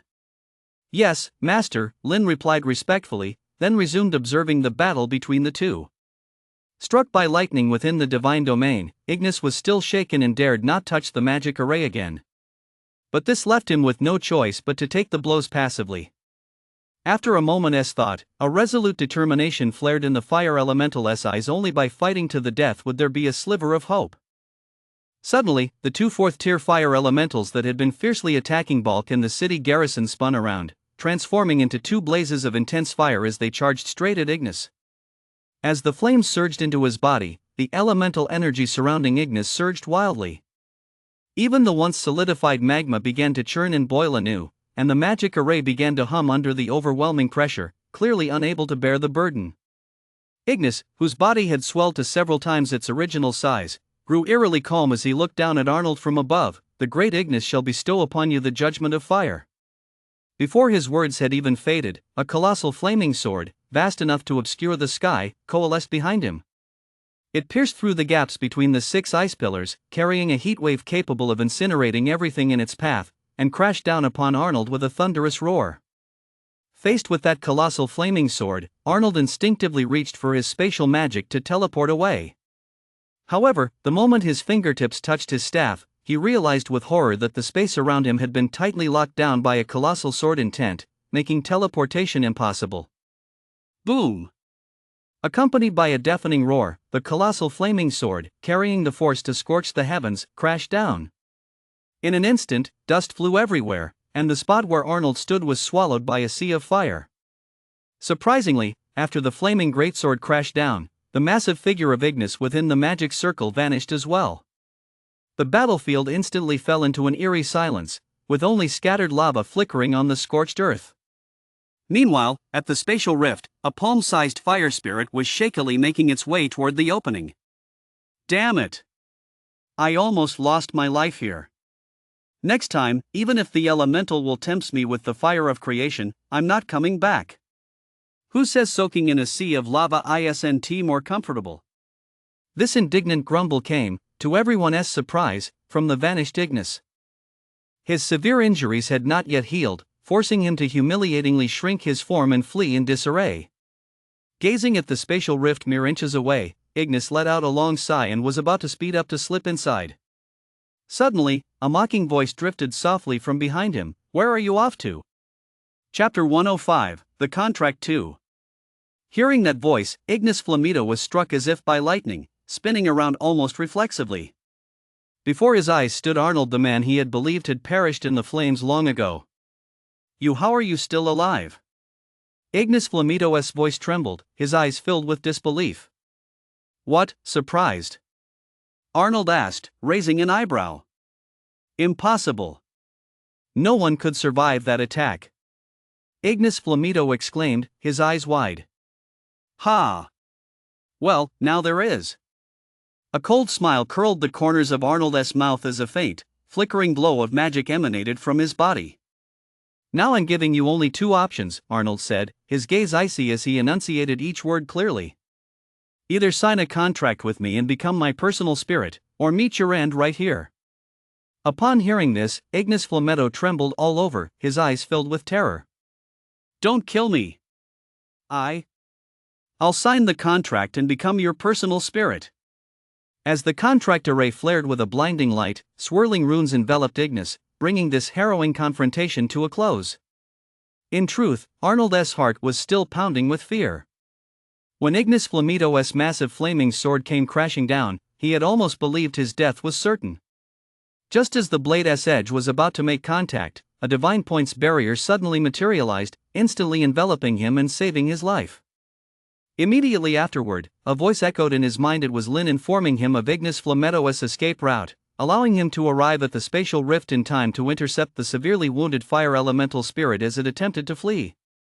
However, just as Arnold was sealing the contract with Ignis Flamito, Lin was being reprimanded by his teacher. Lin, didn't I explicitly forbid you from interfering in the battle? Lin immediately explained, you said I wasn't allowed to cast offensive divine spells, but buff spells are permitted within the rules. I was just... Hearing Lin's explanation, the proctor's face flushed with anger. You call that a buff spell? It was clearly a divine points barrier, used to protect your vassal. Before he could finish, Lin's voice suddenly turned icy. Teacher, may I ask your surname? This assessment was riddled with flaws from the start. It seems I'll have to report this exactly as it happened to my parents. At that moment, the proctor belatedly realized the student he was speaking to was the most favored direct descendant of the Lin family. Just as he found himself in a bind, Sheen from the proctoring room hurried forward and took the communicator. Lin, your performance this time was outstanding. Peize, who faced the fifth wave of attacks with you, was defeated long ago, yet you not only held your ground but faced an enhanced version of the trial. Sheen's praise came through the communicator clearly. Hearing the distinctly different voice on the communicator, Lin immediately realized the proctor had been replaced. That aged voice clearly belonged to an elder. He instantly tempered his sharpness and asked respectfully, who might you be, senior? Sheen replied in a calm tone, I am but a humble man, the third principal of this high school. The third principal? Lin's heart jolted. This divine high school had endured countless ages. For the third principal to have lived to this day, even by the most conservative estimate, meant he was at least a heavenly god stage-level being. As if reading Linna's thoughts, Sheen smiled faintly. My rank is God King Stage. God King Stage. Linna's pupils contracted sharply. After all, even the ancient ancestor who had guarded the Lin family for so many years was merely at the heavenly god stage. Lin stiffened, no longer daring to show the slightest disrespect. He immediately bowed respectfully. This young man has spoken out of turn. I beg your forgiveness, senior. Sheen's tone softened. No need to be nervous. I've come to inform you that in 2 years, Myriad Academy will be making a major move. Go back and ask the elders of your clan, they will understand. With that, Sheen said no more and cut off the communication with a decisive click. Lin stared at the now black screen, the tension in his back instantly easing. Even through the communication link, the oppressive pressure of conversing with a God King Stage cultivator still left him shaken. Chapter 106, End of Exams. Exam is over, everyone. Please proceed to the Grand Hall for the end-of-term summary and award ceremony. The announcement suddenly blared from the Divine Domain login room, and the examinees began streaming toward the hall. Only one Divine Domain pod remained completely surrounded by a crowd. Lin's pod. As soon as Lin crawled out of the pod, he was swarmed by the crowd. Countless pens and notebooks were thrust toward him, and some blushing girls even slipped little notes into his hands. Just as he was flustered and overwhelmed, a bone-chilling chill suddenly swept in from outside the crowd. A palpable aura of murderous intent instantly silenced the commotion. The crowd parted like a Titus Chew, wearing a composed smile, strode through the aisle with elegant poise. She naturally linked her arm through Lin's, her voice gentle yet laced with an icy tone that brooked no refusal. I'm sorry, Lin is a bit tired. Everyone, please disperse for now. I'll thank you all on his behalf later. The chill spread through her voice, causing everyone to shiver involuntarily as they reluctantly dispersed. Once the crowd had thinned, Chu kept her eyes downcast, her voice as cold as ice. Did you enjoy being fawned over by a bunch of young girls? Would you like me to call them back? A chill ran down Lin's spine. This oppressive pressure was even more intense than when he'd spoken with the God King Stage. He frantically clasped Chu's hand. Of course not. Don't you get it? You've been the only one in my heart from start to finish. It looks to me like you were thoroughly enjoying yourself. Your mouth was practically split to your ears. Chu's tone was merciless. Lin froze in place, racking his brain for a rebuttal but finding none. He could only laugh awkwardly to change the subject. I'm just a naturally cheerful person, by the way. How far did you get in this assessment? Seeing Lin evade the question, Chu snorted coldly but didn't he press the matter further. The fourth wave. I didn't have the confidence to tackle the fifth wave, so I didn't even try. That's pretty impressive. It's getting late, let us head to the auditorium first, or the teacher will be waiting impatiently. Lin gave an awkward smile and tugged at her sleeve, deliberately using a light-hearted tone to break the awkwardness. Chu didn't respond, simply turning and walking toward the auditorium, while Lin hurriedly jogged to keep up. Just as he was about to breathe a sigh of relief, Chu suddenly spoke up. 3 strikes and you're out. This is your second warning. One more time, and watch out for your third leg. Lin froze instantly, cold sweat trickling down his back. He quickly forced a smile. I promise. If it happens again, you won't even have to lift a finger. I'll take care of it myself. B. Immediately, the two hurried into the auditorium. The lights were already focused on the podium, and the assembly was about to begin. Chu and Lin exchanged a glance, then quickly made their way down the aisle to find empty seats in the back row, waiting for the principal to take the stage. Before long, that familiar figure walked onto the podium. The principal cleared his throat and began. Dear teachers and students, listening to the endless opening remarks from the stage, Lin felt his eyelids growing heavy. Why are they still spouting this nonsense after the exams are over? This was his final thought before drifting off to sleep. And now, please welcome Lin, our top-scoring student on the final exams, to come forward and receive his award. After what seemed like an eternity, Lin's name suddenly echoed through the auditorium. Lin? Please come up to the stage to receive your award. Seeing no response from the audience, the principal pushed his glasses up and repeated the announcement, his gaze sweeping across the seats. Eventually, thanks to his true God stage vision, the principal spotted what was happening in the back row. Lin and Chu were sleeping, nestled close together. Even the usually meticulous Chu hadn't been able to resist the hypnotic effect of the principal's speech, which was why no one had woken up Lin, who was fast asleep. As everyone followed the principal's gaze, they instantly spotted the pair huddled together in the back row. Seeing this, the principal smiled and defused the situation. It seems our first place winner is truly exhausted. They've fallen asleep. Could the teacher in the back row please help wake them up? Before he could finish speaking, their homeroom teacher had already appeared behind them with a grim expression, delivering 2 sharp slaps to the top of their heads. Who? Which reckless fool? Lin jolted awake, shouting reflexively, but when he looked up and met his homeroom teacher's icy gaze, the rest of his words choked in his throat. Lin snapped back to his senses immediately, realizing that countless pairs of eyes were now fixed on him. He hurriedly nudged Chu, who hadn't yet snapped out of it, to the side, straightened his back, and sat up rigidly, feigning nonchalance as he stared ahead, though his ears were uncontrollably flushing crimson. Just as Lin was racking his brain for a way to bluff his way out of this, the principal's voice rang out again. Now that our top student has woken up, please come up to receive your award. That casual remark made Lin wish the ground would swallow him whole right then and there. But Lin couldn't possibly defy the principal's orders, so he steeled himself and walked up to the stage. No sooner had he accepted the trophy than the principal raised his hand to silence the crowd. Ladies and gentlemen, our champion here is no ordinary student. He is the only one this year to have survived the 5th wave of attacks, and that was the enhanced difficulty version.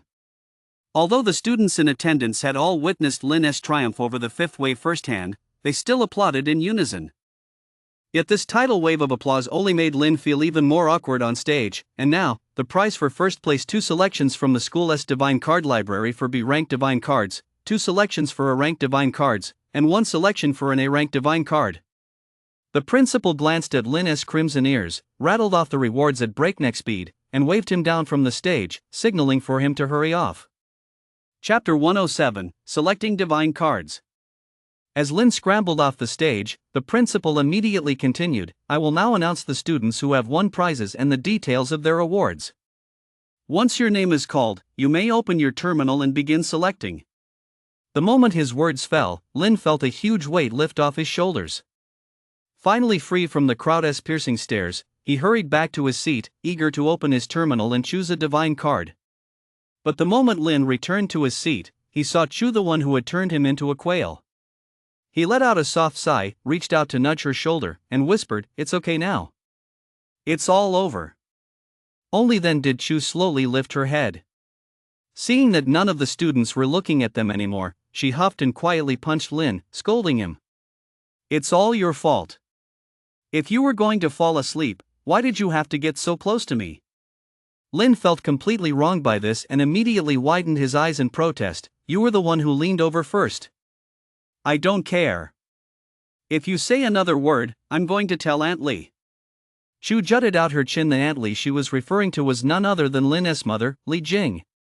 The moment those words left her mouth, Lin deflated instantly, like a punctured balloon. I'm not talking to you, you shrew. I'm going to pick out my divine cards. Lin muttered irritably, immediately pulling out his terminal and opening the school's divine card database. Before he could finish speaking, a sharp pain shot through his lower back. Chu had mercilessly pinched him. At the same time, it must be said that the rewards the school offered this time were truly generous compared to the divine cards distributed after previous expeditions. The quality had improved significantly. In particular, the 2B-ranked divine cards, though not as high in rank as A-ranked divine cards, were far more valuable in practical terms. So Lin's first priority was to select a divine card. After all, in his view, a divine card he truly desired was far more important than any other. The moment he opened the divine card database, Lin was once again overwhelmed by the sheer volume of information. Although he already had experience selecting divine cards in divine cards, the dense array of entries spread out before him would astonish anyone.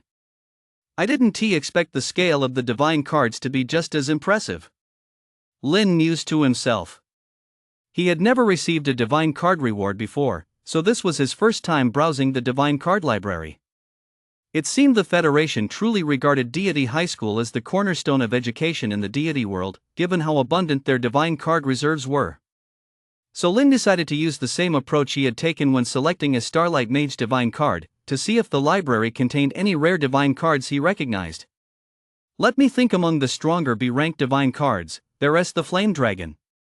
Lin murmured to himself, picturing a draconic subspecies born from the fusion of a red dragon and a lizard. It had inherited most of the red dragoness abilities and, in times past, had been regarded as one of the most precious draconic subspecies. But legend has it that in the dragon realm ruled by Tiamat, a flame dragon once angered the dragon mother during a ritual. In her fury, Tiamat cast a curse, condemning the entire flame dragon clan to never transcend the demigod stage for all eternity, causing their numbers in subspace to dwindle drastically. To this day, even within the vast star systems controlled by the Human Federation, their traces are hard to find. For Lin, whether Vassal could advance to the demigod stage was of no consequence whatsoever before he himself had reached the high-tier true god stage. Moreover, a bold idea was brewing in his mind. Perhaps he could use the fusion function of the Creation Forge to bypass Tiamat's curse. Once this thought took root, it grew like wildfire, impossible to suppress. Lin immediately typed Flame Dragon into the search bar of the Divine Card Library. The next second, relevant Divine Card information popped up, and the displayed inventory count was surprisingly substantial. Just as Lin's fingertip was about to touch the confirmation button, Sheen's sharp shout suddenly rang out from the terminal, "Kid, don't choose it." The abrupt warning startled the surrounding students, who all turned their heads, their puzzled gazes flooding toward him. It's nothing," Lin explained with an awkward smile directed at his classmates. He then lowered his voice and spoke respectfully into the terminal. "May I ask what advice you have for me, senior? You don't actually think you're unaware of the Flame Dragon's drawbacks, do you?" Sheen's voice came through the terminal, tinged with sternness. "I know, senior. The Flame Dragon cannot break through the demigod stage barrier." Lin replied immediately, his tone confident. "Then you." Chapter 108, Flame Dragon, the Sea Demon Clan. "Then why did you choose it?" Sheen's tone was filled with confusion. Lin lowered his voice to a whisper and leaned close to the terminal. "There's a secret technique in my clan that can mask a deity's perception. I want to give it a try." This was, of course, a made-up excuse on the spot, but to protect the secret of the Creation Forge, he had no choice but to pin the blame on his clan. "What do you know? Do you think no human deity has ever tried this? Why is there still so much of this stuff in stock? Even Xing has." Sheen's voice trailed off abruptly mid-sentence. "Sheen, why did you suddenly stop?" Lin pressed. It's no use explaining this to you young people. I doubt you'd listen anyway," Sheen sighed, his tone full of resignation. "You must understand that even Xing, who was at the same God King stage as me, fell just short and couldn't break through this curse." After a pause, he added, "But anyway, it won't affect you much at this stage. If you really want to choose it, go ahead, you can always switch later." "Thanks for the warning, Sheen." No sooner had Lin finished speaking than Sheen's voice fell silent in the terminal. Without further hesitation, he decisively stowed the Flame Dragon divine card away. At that moment, Sheen stared at the terminal screen as it went dark and muttered to himself, "He'll only know to turn back once he hits a brick wall." After a moment's contemplation, his expression suddenly hardened. "No way. The true purpose behind that special recruitment class at Myriad Academy isn't simple. If not a single student from our school gets in, those old fools will laugh me to death." With that, he raised his hand to contact Xing. "I need to ask Xing if there's a way. We can't let this kid's potential go to waste." "Oof. If it weren't for Lin Padian's Jr. begging me, and the fact that this kid happens to have decent talent, who would bother with this?" If Lin were here right now, he would be utterly speechless. Lin Padian, the reclusive patriarch who had guarded the Lin family for years, actually knew Qin. As soon as the call connected, a hearty laugh rang out. "Haha, Qin. Why aren't you paying attention to those little darlings at your own school? How come you suddenly have time to call me? Xing dog. Cut the crap." Sheen's tone turned stern. "I'm asking you about serious business. Regarding the flame dragon experiments you conducted in your youth, is there any way to help them break through the demigod stage? Well, it's not that there is no way. Hearing Qin get straight to the point, Xing God King Stage's voice instantly grew serious. Back then, as a God King Stage, it took me nearly 1,000 years of experimentation to discover that to break the curse, one only needs to use a sliver of the supreme law to pry open Tiamat's cursed power. However, this method only works on a single race within a single divine domain, unless one possesses the immense power to make words become law, like Tiamat. Hearing Xing God King Stage's answer, Qin immediately lost his composure. Bullshit. If I had that many divine points, would I need to bother with a useless piece of trash like you? Before Xing could retort, Qin hung up the call and promptly blocked him, cutting off any potential future greetings. Supreme laws, huh? Qin stroked his chin, muttering to himself as his eyes flickered slightly. It wasn't that there were no options at all, but getting that person to lend a hand to a junior, it seemed he'd have to plan this out carefully. However, Lin was completely oblivious to all this. He hadn't the slightest idea that his decision to choose the flame dragon had nearly sparked a fierce verbal divine war in the divine realm. At that moment, he was fully focused on the second divine card he had selected, growing increasingly satisfied the more he examined it. Grade B divine card, Merfolk. Upon use, it summons a certain number of merfolk within the divine domain. These merfolk are not only excellent swimmers but also possess remarkable intelligence. This merfolk divine card was precisely what Lin had carefully chosen for the oceans within his divine domain. He knew full well that future expeditions would inevitably take him through numerous seas, and these intelligent, highly aquatic merfolk were a crucial strategic move he had laid in for the long term.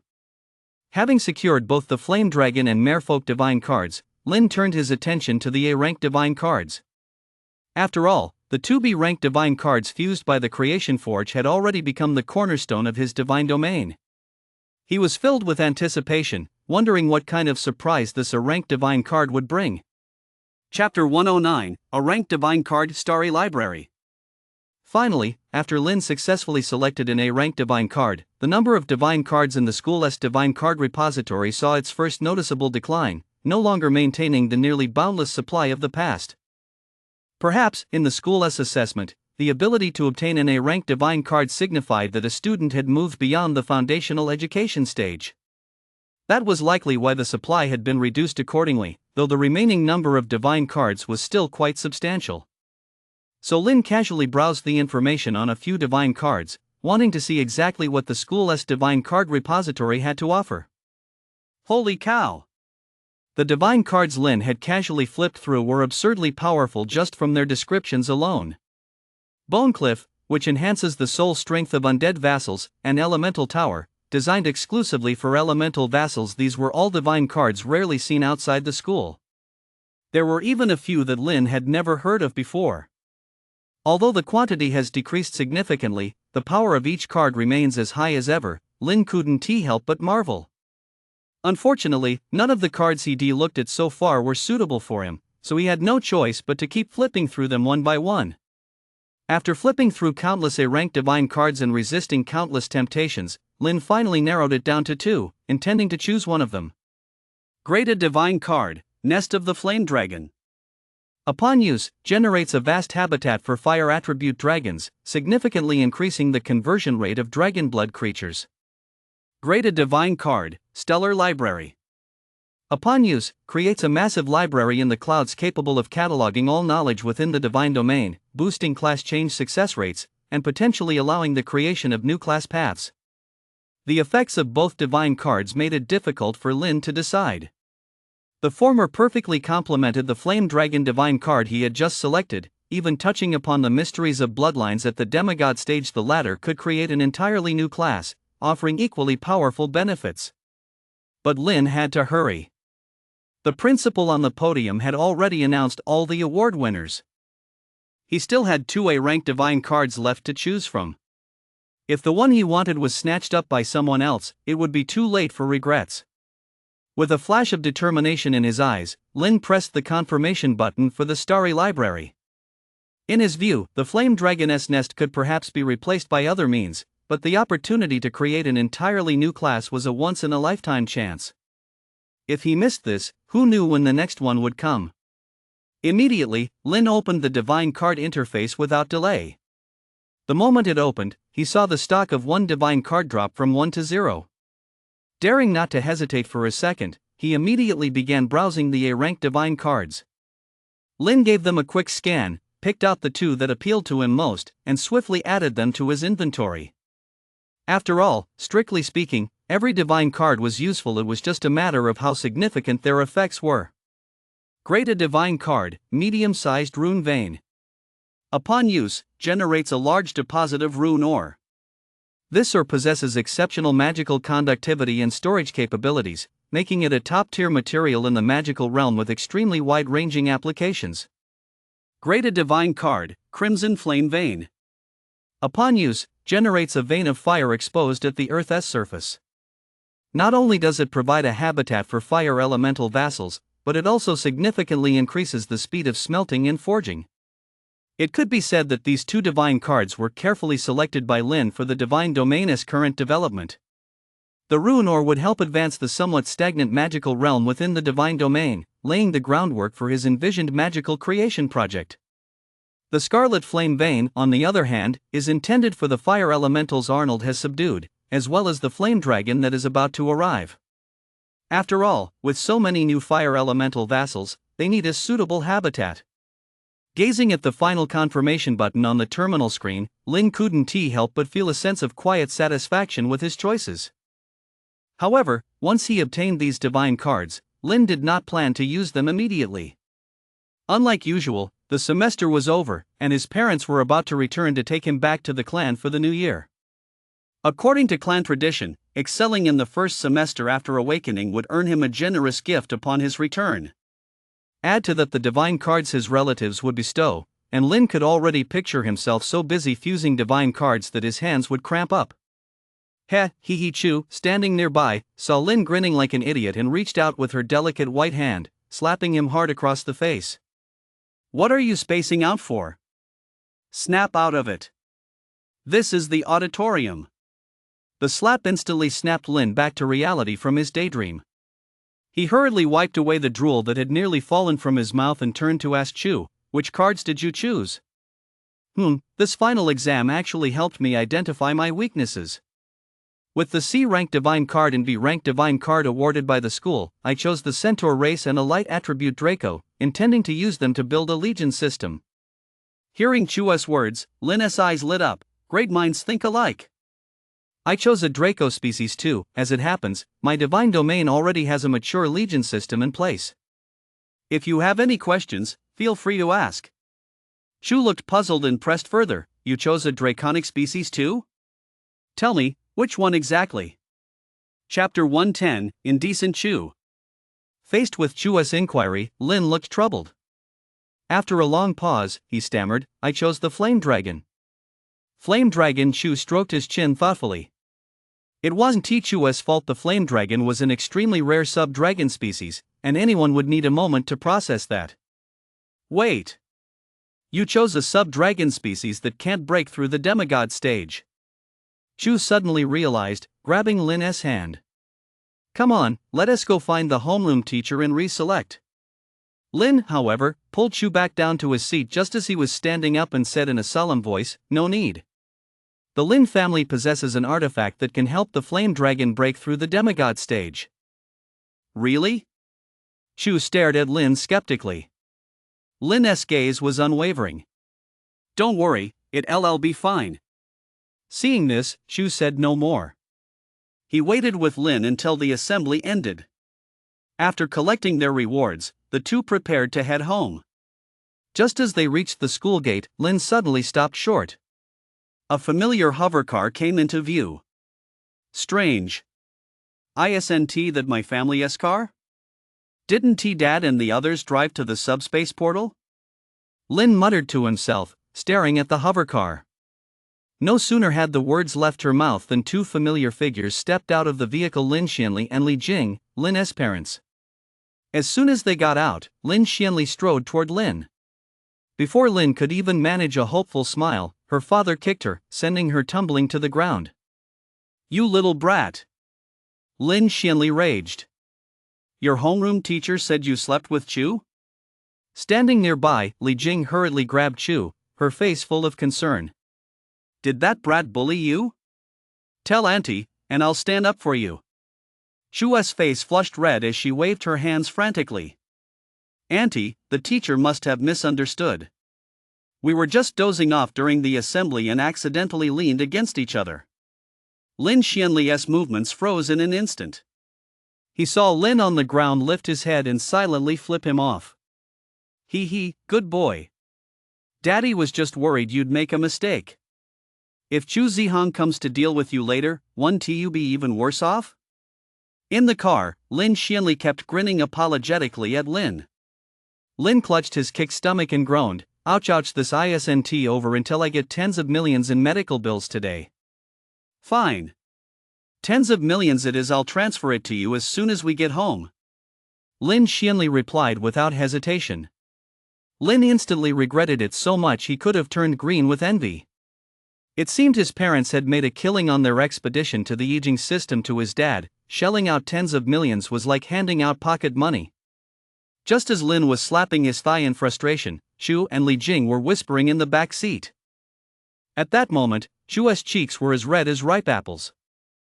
Facing Li Jing's words, he dared only to nod repeatedly, Chu, your parents must have mentioned the engagement to you, right? In a few days, go back to the family estate with this little rascal and get it sorted out. Don't worry, we've already prepared a generous gift. We'll make sure your engagement is a grand affair. You silly girl, stop just saying all the time. Li Jing gently squeezed Chu's hand and teased, come home with Auntie for dinner later, okay? Okay. Chu lowered his eyes and replied, his voice as soft as a mosquito's buzz. At the dinner table, Lin Xianli and his wife took turns serving food onto Chu's plate. The dishes in his porcelain bowl piled up like a small mountain, nearly spilling over the rim. Lin was at a loss for words, pushing around the few mouthfuls of rice in his bowl. Dad, Mom, that's enough, we're all deities, we don't eat much normally. If you keep piling so much on her plate, how is she ever going to finish it? The couple glared at him almost simultaneously. You little brat, can't a little food shut you up? Hey! Lin sprang up from his seat, only to meet a piercing glare from Li Jing. He froze in place, sheepishly sat back down, and could only sulkily shovel rice into his mouth. Suddenly, the terminal in Chu's pocket beeped with an incoming call. As soon as he answered, a cheerful voice rang out, my precious daughter. Daddy's coming back in a couple of days. Have you finished your final exams yet? Did you get any awards? The screen shifted, and the camera panned to Lin Xianli sitting at the dining table. Chu Zihang immediately flew into a rage. You old scoundrel, Lin! Where the hell is my daughter? Lin Xianli looked impassive as he spoke calmly. What's all the fuss about, you violent maniac, Chu? Your daughter's just having a meal at my place, is that really worth getting so worked up over? Chapter 111, A Gift from Parents. I hope that's the case. Chu Zihang's eyes flashed with fury. If I go back and find even a single hair out of place on my daughter, I'll castrate your son. The world where only the protagonist gets injured has been achieved. Lin Xianli curled his lip. I can't be bothered to argue with you. By the way, where is Xiaomi? Didn't she come with you? Hearing Lin Xianli mention Xiaomi, Chu Zihang's stern expression softened slightly, and he replied, she went back to the Xia family for a bit. Why, do you need her for something? Lin Xianli said, Li Jing needs to talk to her about arranging the engagement between the two kids. Then have Li Jing call her. She should be free, Chu Zihang replied. That evening, after dropping Chu off at home, Lin finally saw his parents looking relatively normal. His father smiled at Lin and said, Son, I heard you came in first on your final exams. You're definitely your old man's son. Back in the day, I was the top of my class for several years in a row. Li Jing, with a smile in her eyes, said gently, Son, that's wonderful, your dad and I have prepared some gifts for you, they're all trophies we've collected over the years. With a slight flick of her finger, his mother retrieved several divine cards from her storage space. Lin stared intently, his eyes instantly lighting up. The lowest tier divine cards among them glowed with an orange aura, while one in particular shimmered with a dazzling red light. After all, orange signified an A-rank divine card, while that red glow was the symbol of an S-rank divine card. Mom's gift was absolutely massive. Love you, my dear mom. Lynn clutched the divine cards tightly and rushed toward the divine domain login pod, not forgetting to shout one last time before leaving. Inside the divine domain, Lynn carefully counted the divine cards and found a total of 10 A-rank divine cards and 1 S-rank divine card. The only downside was that most of the A-rank divine cards were for massive mineral veins in various magical trees. It seemed his parents hadn't anticipated his rapid growth. While these resources were precious, they were merely icing on the cake. However, Lynn wasn't entirely without gains. 2 of the A-rank divine cards and the S-rank divine card were all top-tier resources for him. A rank divine card, Merfolk. Upon use, it generates a certain number of merfolk within the divine domain. These merfolk are not only excellent swimmers but also possess exceptional construction skills. A rank divine card, Sea of Thunder. Upon use, it creates a sea of thunder within the divine domain, which not only promotes the convergence of lightning elemental energy but also has a very small chance of spawning lightning elemental spirits. Among them, the merfolk card overlapped slightly in function with the siren card he had obtained at school, but Lynn didn't dwell on it. He calculated that once he had the time, he would fuse the 2 divine cards. Perhaps this would give birth to an even more powerful and compatible vassal. Immediately, Lynn fixed his gaze on the Soul S-rank divine card and began to ponder its potential uses. Although, given the current strength of his divine domain, loading this divine card would likely be a tall order, it never hurt to plan ahead. S-rank divine card, Floating Fortress. Upon use, it generates a floating fortress within the divine domain, featuring 5 offensive mage towers and equipped with countless magical weapons capable of attacking invading enemies. Furthermore, this floating city is embedded with numerous defensive magical arrays that can effectively block most magical attacks, including soul magic. This divine card was clearly a trophy of war captured by his parents on the battlefield. After all, where else would one encounter such a floating fortress in everyday life? To Lynn, its research value was immeasurable. Take the magical weapons equipped on it. For instance, he had been studying them in his divine domain for quite some time without making any headway. So now Lynn had to decide whether to use this divine card as a research base to delve into its magical mysteries, or to preserve its offensive capabilities to bolster the defensive power of his divine domain. This dilemma stumped Lynn. After pondering it for an entire day within his divine domain, he finally made a decision: he would modify this divine card into a research base. After all, compared to top-tier defensive capabilities, what he lacked most at the moment was a complex and sophisticated magical system. Lynn firmly believed that as long as he could fully grasp the underlying theory, having his vassals construct an identical floating fortress would be no difficult task. Chapter 112, Breaking the Curse. After finalizing the ultimate destinations for these divine cards, Lynn stared at his dwindling divine points, considering whether to fuse one divine card first as a test. Which divine card should I fuse? He pondered for a moment before quickly deciding, I'll start with the Flame Dragon and try to break the curse preventing them from advancing beyond the demigod stage. Without further hesitation, Lynn cast the Flame Dragon divine card into the Creation Forge.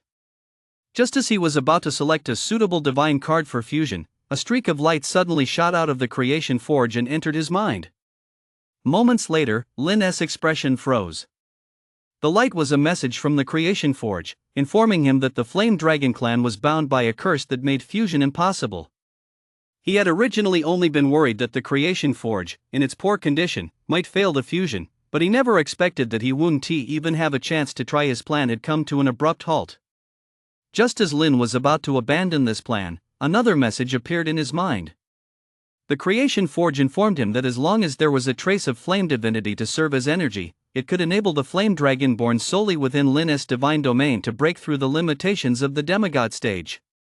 Upon receiving this news, Lynn could hardly contain his excitement. At least the Creation Forge still had a way out.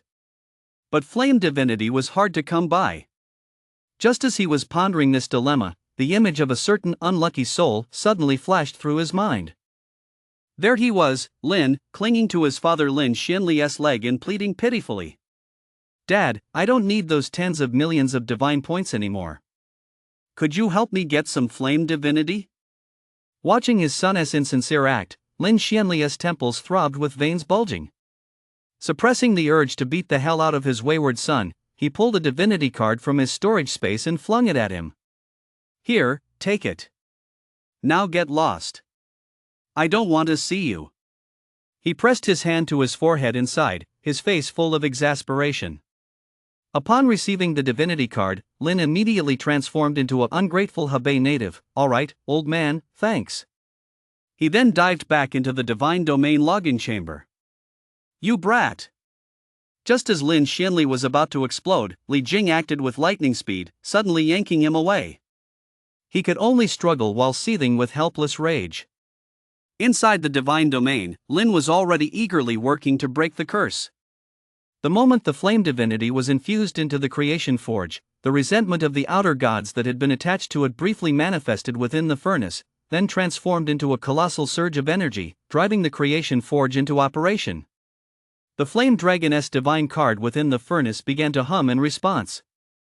Meanwhile, far away in subspace, the great divine point Tiamat suddenly sensed an unusual fluctuation of faint supreme law was quietly tampering with the edict she had established.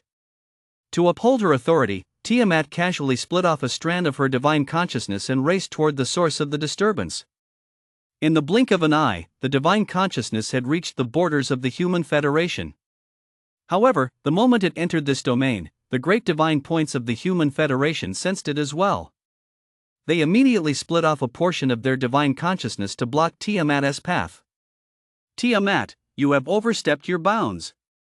Tiamat's divine consciousness avatar gazed at the blazing divine consciousness clones before her. Realizing it would be futile to force its way through, she said in a deep voice.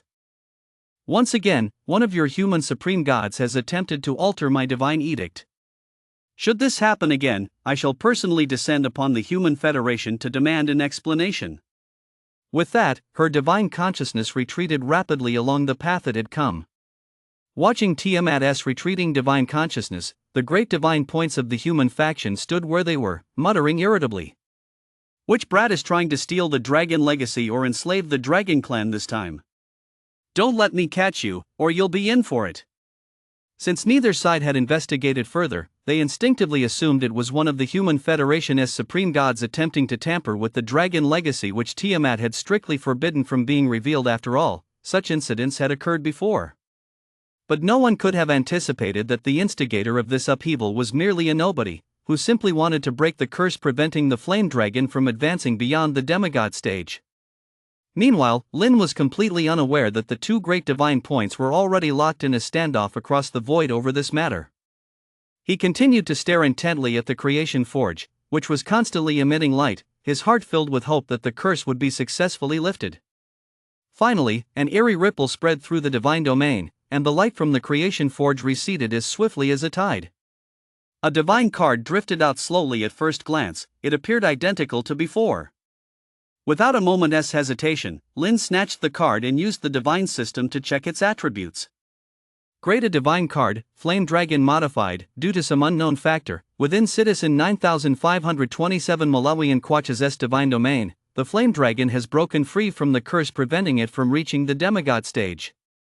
Its potential has been greatly unleashed, and it has been promoted to a great a divine card. It worked! Lin could not contain his elation and shouted toward the creation forge. Now that this curse had been broken, Flame Dragon's potential was fully unleashed. After all, as the sub-dragon species most similar to the red dragon, Flame Dragon already possessed immense power. People hadn't bred them before, not because they didn't like them, but simply because they were constrained by that curse and its limitations. Next, Lin planned to immediately load this divine card into the divine domain. After all, as a sub-dragon species, the flame dragon possessed considerable intelligence. Getting it to willingly become a vassal would require quite a bit of effort. If he failed to subdue it, all his hard work would have been wasted. But before that, Lin had one last thing to do. That was to reinforce the strength of the divine domain's space.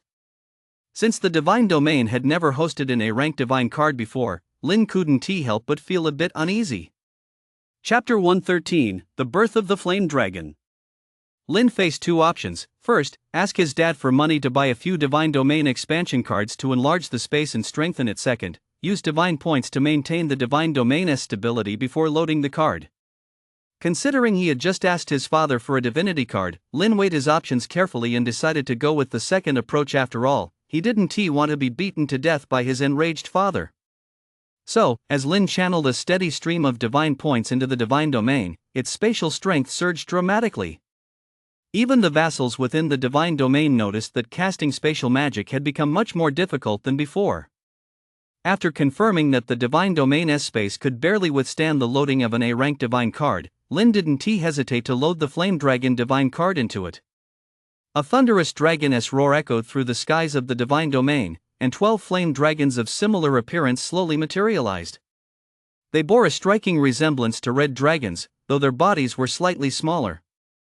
Finally, led by the largest flame dragon, the group of dragons descended into the forest of the divine domain. Roar!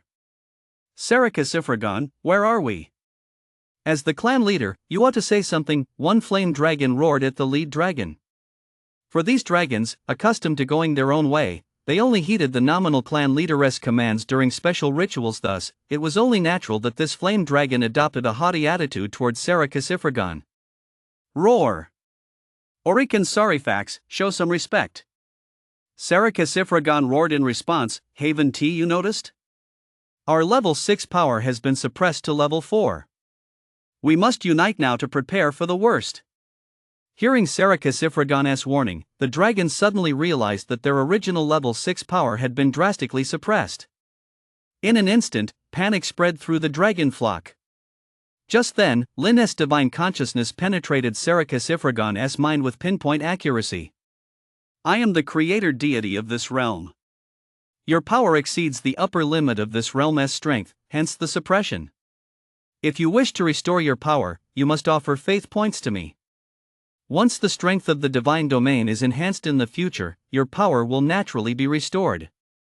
Hearing Lin's words, Sarikasifragon replied with disdain. Stranger, though we are not pure-blooded dragons, we bear the legacy of the dragon. The only mother goddess in our lineage is Tiamat. To think you could make us convert to your faith with just a few words is nothing short of delusional. Oh? Lin spoke with interest. What if I told you that within this divine domain, you could break through the curse Tiamat has placed upon you and advance to the demigod stage? What? Sarikasifragon's pupils suddenly contracted. He immediately focused his mind and began to sense the curse's laws within his bloodline. Sure enough, within this divine domain, the bloodline shackles that had prevented them from breaking through to the demigod stage had vanished without a trace. Roar! Sarikasifragon could not contain his ecstasy.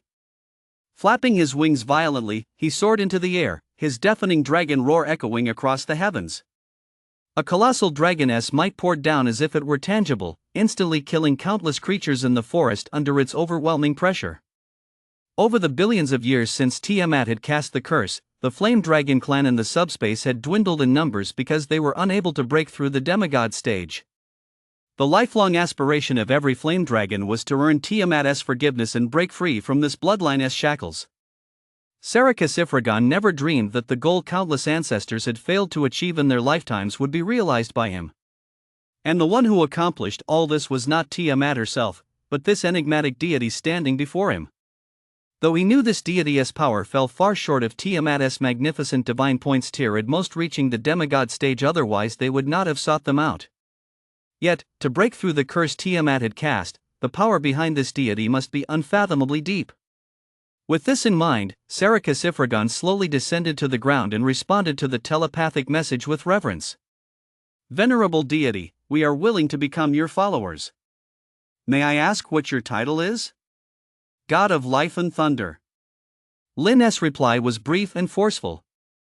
Chapter 114, Meeting the Father-in-Law.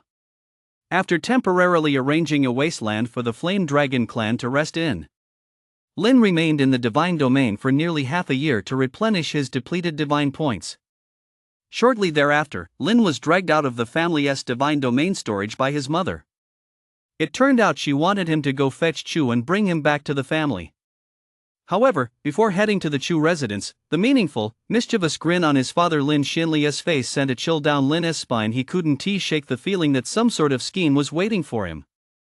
Sure enough, when Lin knocked on the door of the Chu residence, he was met head-on by the last person he wanted to see, Chu's father, Chu Zihang. He froze in place, taking a long moment before managing to squeeze out a dry greeting. "Uncle Chu, you're home?" Chu Zihang remained silent, his face icy, before suddenly grabbing Lin by the collar and yanking him inside. Once inside, Lin scanned the room but didn't see Chu anywhere, and cold sweat instantly broke out on his back. To avoid being dealt with on the spot by Chu Zihang, he steeled himself and asked, "Is Chu here?" Just then, Chu's voice came from the tightly closed bedroom. "I'm here."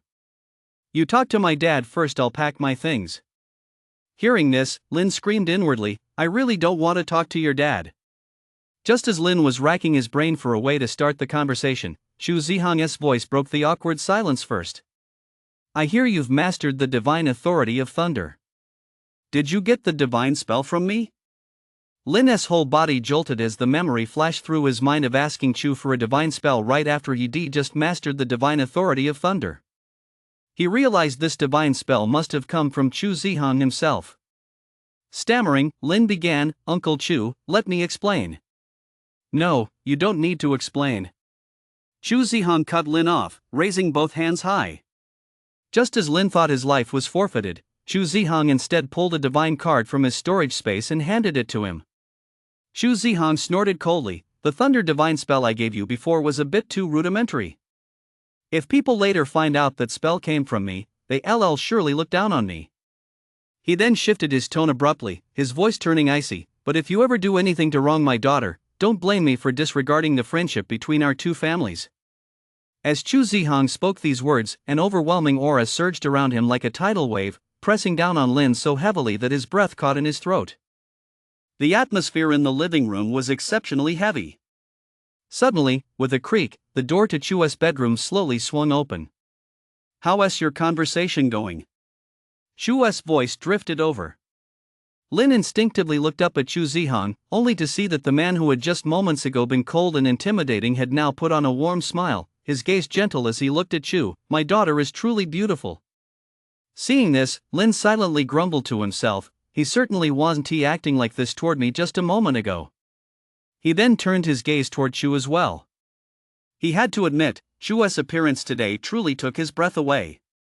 She wore a long, flowing white gown that trailed along the floor, her delicate brows lightly dusted with makeup, giving her an even more ethereal and graceful aura than usual at school. Chu sensed the awkward tension between the two and noticed the cold sweat beading on Lin's forehead. She immediately shot a reproachful glance at Chu Zihang. "Dad, what did you do? Didn't I tell you not to be mean to Lin?" Chu Zihang wrapped an arm around Lin's shoulder, held up the divine card with his other hand, and chuckled, "How could that be? I was just giving Lin a welcome gift." "You've misunderstood me." "Really?" Chu looked at Lin suspiciously. Lin felt the hand on his shoulder tightening slightly and quickly nodded. "That's right. Uncle Chu was just giving me a gift." "Then why is your forehead so sweaty?" Chu pressed further.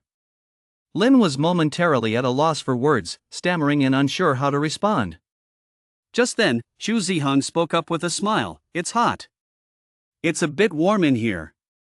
Lin felt as if he'd been granted a pardon and quickly agreed, "Right, it's hot, it's hot." Seeing the two of them looking so harmonious, Chu assumed he'd been overthinking things and had wrongly accused his dad. He immediately said, "Looks like I was overthinking it. Lin, come in and help me carry my luggage." "Okay." Chapter 115, Return to the Family 1. On the hovercar heading back to the Lin family home, Li Jing noticed a lone backpack sitting on Chu's lap and couldn't help but ask with concern, "Do you have enough with just these things?" Lin, in the driver's seat, didn't wait for Chu to answer but interjected, "All her bulky items are stored in our shared storage space, it's packed to the brim." Hearing this tactless remark, Li Jing immediately scolded him playfully, "We women are talking here, don't butt in." She then turned to Chu with a gentle smile and reassured her, "This guy just can't keep his mouth shut. Don't take it to heart. Don't be afraid about going back to the Lin family this time. Once your mother, Xiaomi, returns from the Xia family in a few days, your parents will naturally go to the Lin family to look after you. Chu obediently replied, okay, then began chatting with Li Jing about Lin's childhood anecdotes. Lin's ears burned as he listened, mortified and embarrassed beyond belief. He could only close his eyes and pretend to be fast asleep, trying to escape this scene of social death. After an unknown amount of time, a hovercar suddenly slammed on the brakes. Lin's father, Lin Xianli, spoke up, "We arrived at the subspace station. Let us get off." In reality, the Lin family's ancestral seat wasn't actually in the capital, it was simply the node in their world that corresponded to the main world, and since it was the closest to the capital, they were referred to as a capital-based clan. The same was largely true for Chua's family and Zhao's family. At the same time, the Human Federation had explicit regulations stipulating that minors must grow up in the main world to avoid various risks and prevent accidental deaths. Lin currently lived with his parents in the capital of the main world. For this trip home, given his parents' true God stage strength, traversing subspace on their own would not have been difficult. However, as divine creature stage beings, Lin and Chu were not yet capable of doing so. Therefore, to return to the Lin family estate, they had no choice but to take the subspace train. "Hello, Star Hub Lin family, for passengers." Lin Xianli addressed an AI robot resembling a steward amidst the crowd on the platform. "Star Hub Lin family, for passengers, please follow me." The robot's voice was calm as it turned and led the 4 members of the Lin family to a subspace train about to depart. Immediately, the 4 stepped into the train's VIP compartment. After a brief wait, a powerful surge of divine points rippled around the train. The train's public address system sounded at that moment. Train TSK 857 is about to depart. All passengers, please prepare for departure. Next stop, Star Hub Grand World. Estimated travel time, 7 hours and 36 minutes. The Star Hub Great World mentioned in the announcement was one of the many great worlds controlled by the Lin family, and it was also their destination. After a moment of silence in the VIP compartment, Lin Xianli spoke first. "You 2 kids should rest for a while. It might be a bit uncomfortable when we cross the world barrier." "Will it be uncomfortable?" The same thought crossed both their minds simultaneously. They had, after all, traveled back and forth between the main world and their family's stronghold on the subspace train many times as children, yet they had never felt any discomfort. But upon second thought, Lin Xianli had no reason to lie to them, so the 2 obediently closed their eyes to rest. About half an hour later, an announcement suddenly rang out: "We will reach the world barrier in 1 minute. All deities, please prepare yourselves." The minute passed in the blink of an eye, and astonishing energy fluctuations erupted simultaneously around all 4 of them.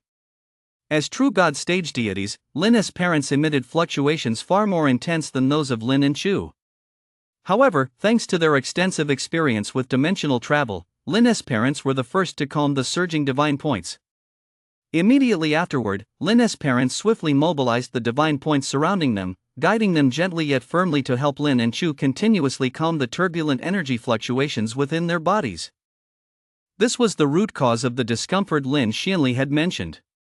In the past, before they became gods, they had no need to worry about the energy upheavals triggered by escaping the main world's suppression, but now that they had become deities, this predicament had followed them. This was one of the minor, unavoidable drawbacks of ascending to divinity within the main world. At the same time, newly ascended deities in the main world could only see the divine points displayed on their divine interface from the very beginning. Even if they could cast basic divine spells like storage spaces, they found it difficult to truly grasp the immense power that came with being a deity. Therefore, once freed from the main world's restraints, the sudden energy upheaval is virtually impossible to control on one's own, typically requiring assistance from others to quell it. Such knowledge is generally not taught until the True Form expedition in the 2nd year of high school, but Lin and Chu had learned this information ahead of schedule. Ultimately, under the careful guidance of Lin Xianli and his wife, the surging energy within Lin and Chu subsided, and the appearances of all 4 underwent significant changes. Lin and his father, Lin Xianli, saw their hair transform into dazzling gold, their pupils turning a deep emerald green. His mother, Li Jing, had her flowing hair turn a deep blue, with her pupils glowing with golden light. As for Chu, her long hair turned pure snow white, and her eyes shone like deep sapphires, dazzling and brilliant. This was their true divine form. Under normal circumstances, their true forms would also manifest corresponding divine authority phenomena, but due to the train's special rules, these phenomena were temporarily concealed to avoid interfering with the train's operation. Looking at the almost identical father and son, Li Jing pulled Chu closer and laughed in a low voice.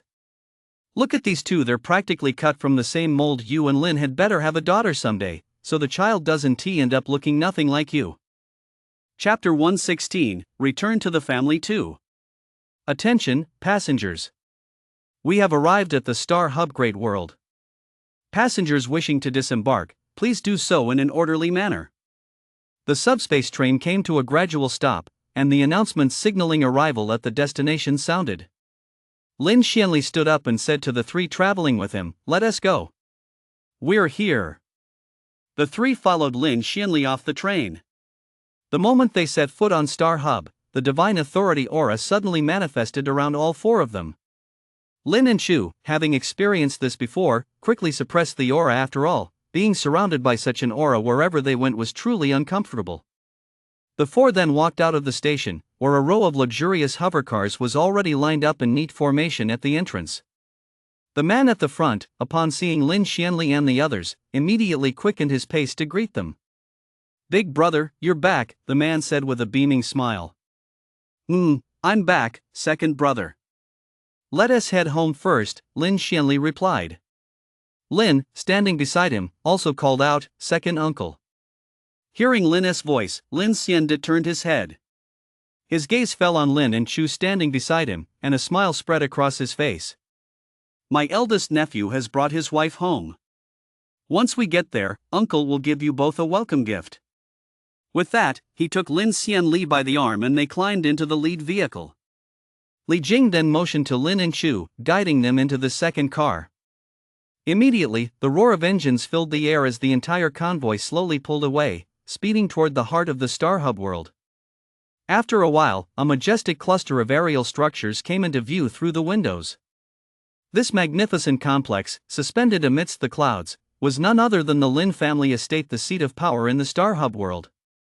When the convoy came to a stop, everyone disembarked one by one. Lin Xiande patted Lin Xianli on the shoulder, then turned to Lin and Chu with a smile. "Come on, let us go see the old man first. He has been talking about his grandson until his mouth is worn out. Now that he knows you've brought your wife back, he is sure to be over the moon." With that, Lin Xiande led the way as the group walked toward the most imposing mansion at the center of the complex. That was the residence of Lin Haojia, Lin Xianli's grandfather, and the heart of the estate where the current head of the Lin family presided. "Father, look who is here!" Lin Xiande shouted the moment he stepped into the mansion. "Second son, can't you keep your composure? Who is here that has got you so worked up? You're nowhere near as composed as your older brother." A voice, weathered by the passage of time, drifted softly from the inner chambers. Moments later, an elderly man dressed in a mandarin jacket, his back straight as a rod, stepped out. The instant he caught sight of Lin Xianli, he chuckled, "I wondered who it was. There is no need to make such a fuss just because your eldest brother has returned."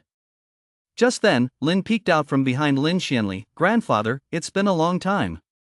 Seeing this, Lin Haojia decisively pushed Lin Xianli aside, yanking Lin toward him with a smile that lit up his eyes and face. "Oh, my eldest grandson is back too.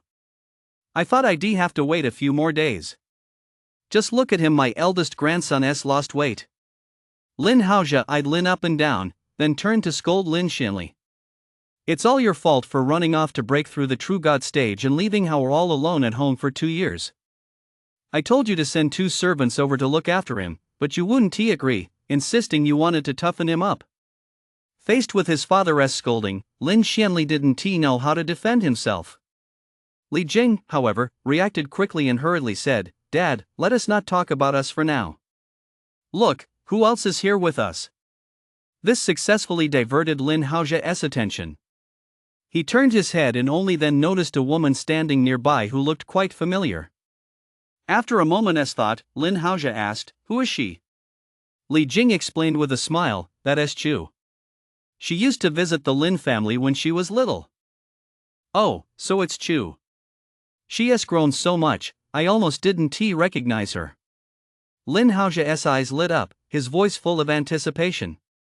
So, what brings her here this time? That's exactly why we're here. Li Jing said with a smile, quickly picking up the thread. Our parents on both sides have decided to hold an engagement banquet for the two of them at LL finally make good on that childhood betrothal. Great, great, great. Lin Haojia said great 3 times in a row, his gaze toward Chu filled with tenderness. I can't believe it's been so long. Our Hauer is already at the age to be talking about marriage. Changing the subject, he turned to Lin Xianli with a serious expression. Has Chu's father, Chu Zihan, arrived yet? He has entrusted his daughter to us, so we can't afford to be negligent. Chapter 117, Grandfather's Welcome Gift. The protagonist is about to showcase the family's divine points. Lin Xianli listened to his father's words, smiled helplessly, and said, No need to rush, Dad. Chu's parents have some matters to attend to right now. They won't be able to come for a while. The 2 children have just arrived home. Let us have them rest first. Only then did Lin Haojia realize he had indeed been a bit too eager. He took a deep breath to calm himself before saying, You're right. I'll give the kids a little welcome gift, and then you can take them downstairs to rest. As soon as those words were spoken, Lin's eyes lit up instantly. He couldn't help but feel a tingle of excitement, curious to see what rare treasures his grandfather, a high-ranking Xian god, would produce. He subtly gave Chu a look. Before his grandfather could make a move, he stepped forward quickly, a well-behaved smile on his face. Grandpa, there's no need to be so formal. You can skip the welcome gift. Hearing Lin speak so obediently, Lin Haojia felt a warm glow in his heart, and his tone grew even more resolute. No way. This is the first time my eldest grandson has brought his bride home. This welcome gift is a must. We can't let word get out that the Lin family is looked down upon. Immediately, Lin Haojia's fingertips trembled slightly as he retrieved 2 energy orbs radiating brilliant light from his storage space. Lin gazed at the swirling halos, vaguely sensing the colossal, world-shattering energy contained within. Grandfather doesn't know exactly what divine authority the 2 of you possess, so I couldn't find a suitable artifact on the spot. These 2 artifact essences, distilled from high-grade artifacts, are my gift to you. Once you advance to the demigod stage, you may seek suitable vessels to infuse them into. The artifacts obtained in this way will grow with you, accompanying you all the way to the high-grade true god stage. Seeing such a generous gift from his grandfather, Lin was so delighted he couldn't stop grinning. He hurriedly pulled Chu forward to express their gratitude. Seeing this, Lin Haojia reached for more treasures, but Lin, terrified, clutched the artifact essence tightly and dragged Chu away as fast as he could. After putting some distance between them, Chu nudged Lin's shoulder, raised an eyebrow, and chuckled. Your grandfather is quite generous. He is giving us 2 high-grade artifact essences right off the bat. Just as Lin was about to boast, a voice laced with sarcasm suddenly cut in. Second Uncle Lin Xianda, arms crossed and leaning against a column, scoffed. Chu, don't let this kid fool you. These 2 sources are only mid-tier items in his grandfather's collection. Just take them and be done with it. Even if he really has run out, he can just send the old man out to hunt down a couple of high true god stage beings, and he'll have more in no time. Second Uncle. Lin drawled, his tone brimming with impatience, glaring fiercely at Lin Xianda for interrupting him. Lin Xianda, however, paid no heed to his protest. He stepped forward, grabbed him by the collar, and half dragged, half pushed him along, saying, Come on. Your grandfather's worried Chu won't be able to find the room, so he told me to take you there. Once we're done, you'd better get back to your own room right away. Don't hang around in Chu's room after all, you 2 aren't even engaged yet. Lin was suddenly jolted back to reality by those words and openly eyed Chu with a lecherous gaze. Sensing the other's ill-intentioned gaze, Chu arched her delicate eyebrows and pressed her fingertips together in a scissor-like gesture, making a cutting motion in the air. If you want to taste what it's like to be cut off from your lineage, feel free to give it a try. Watching Chu's icy gesture, Lin instinctively shrank his neck. He felt a chill between his legs, and the lewd thoughts that had just begun to surface were instantly extinguished. He knew all too well that Chu meant what she said. How could he dare entertain even a shred of improper thought? Watching the two of them trade barbs like this, Lin Xianda's lips curled into a smile as he spoke.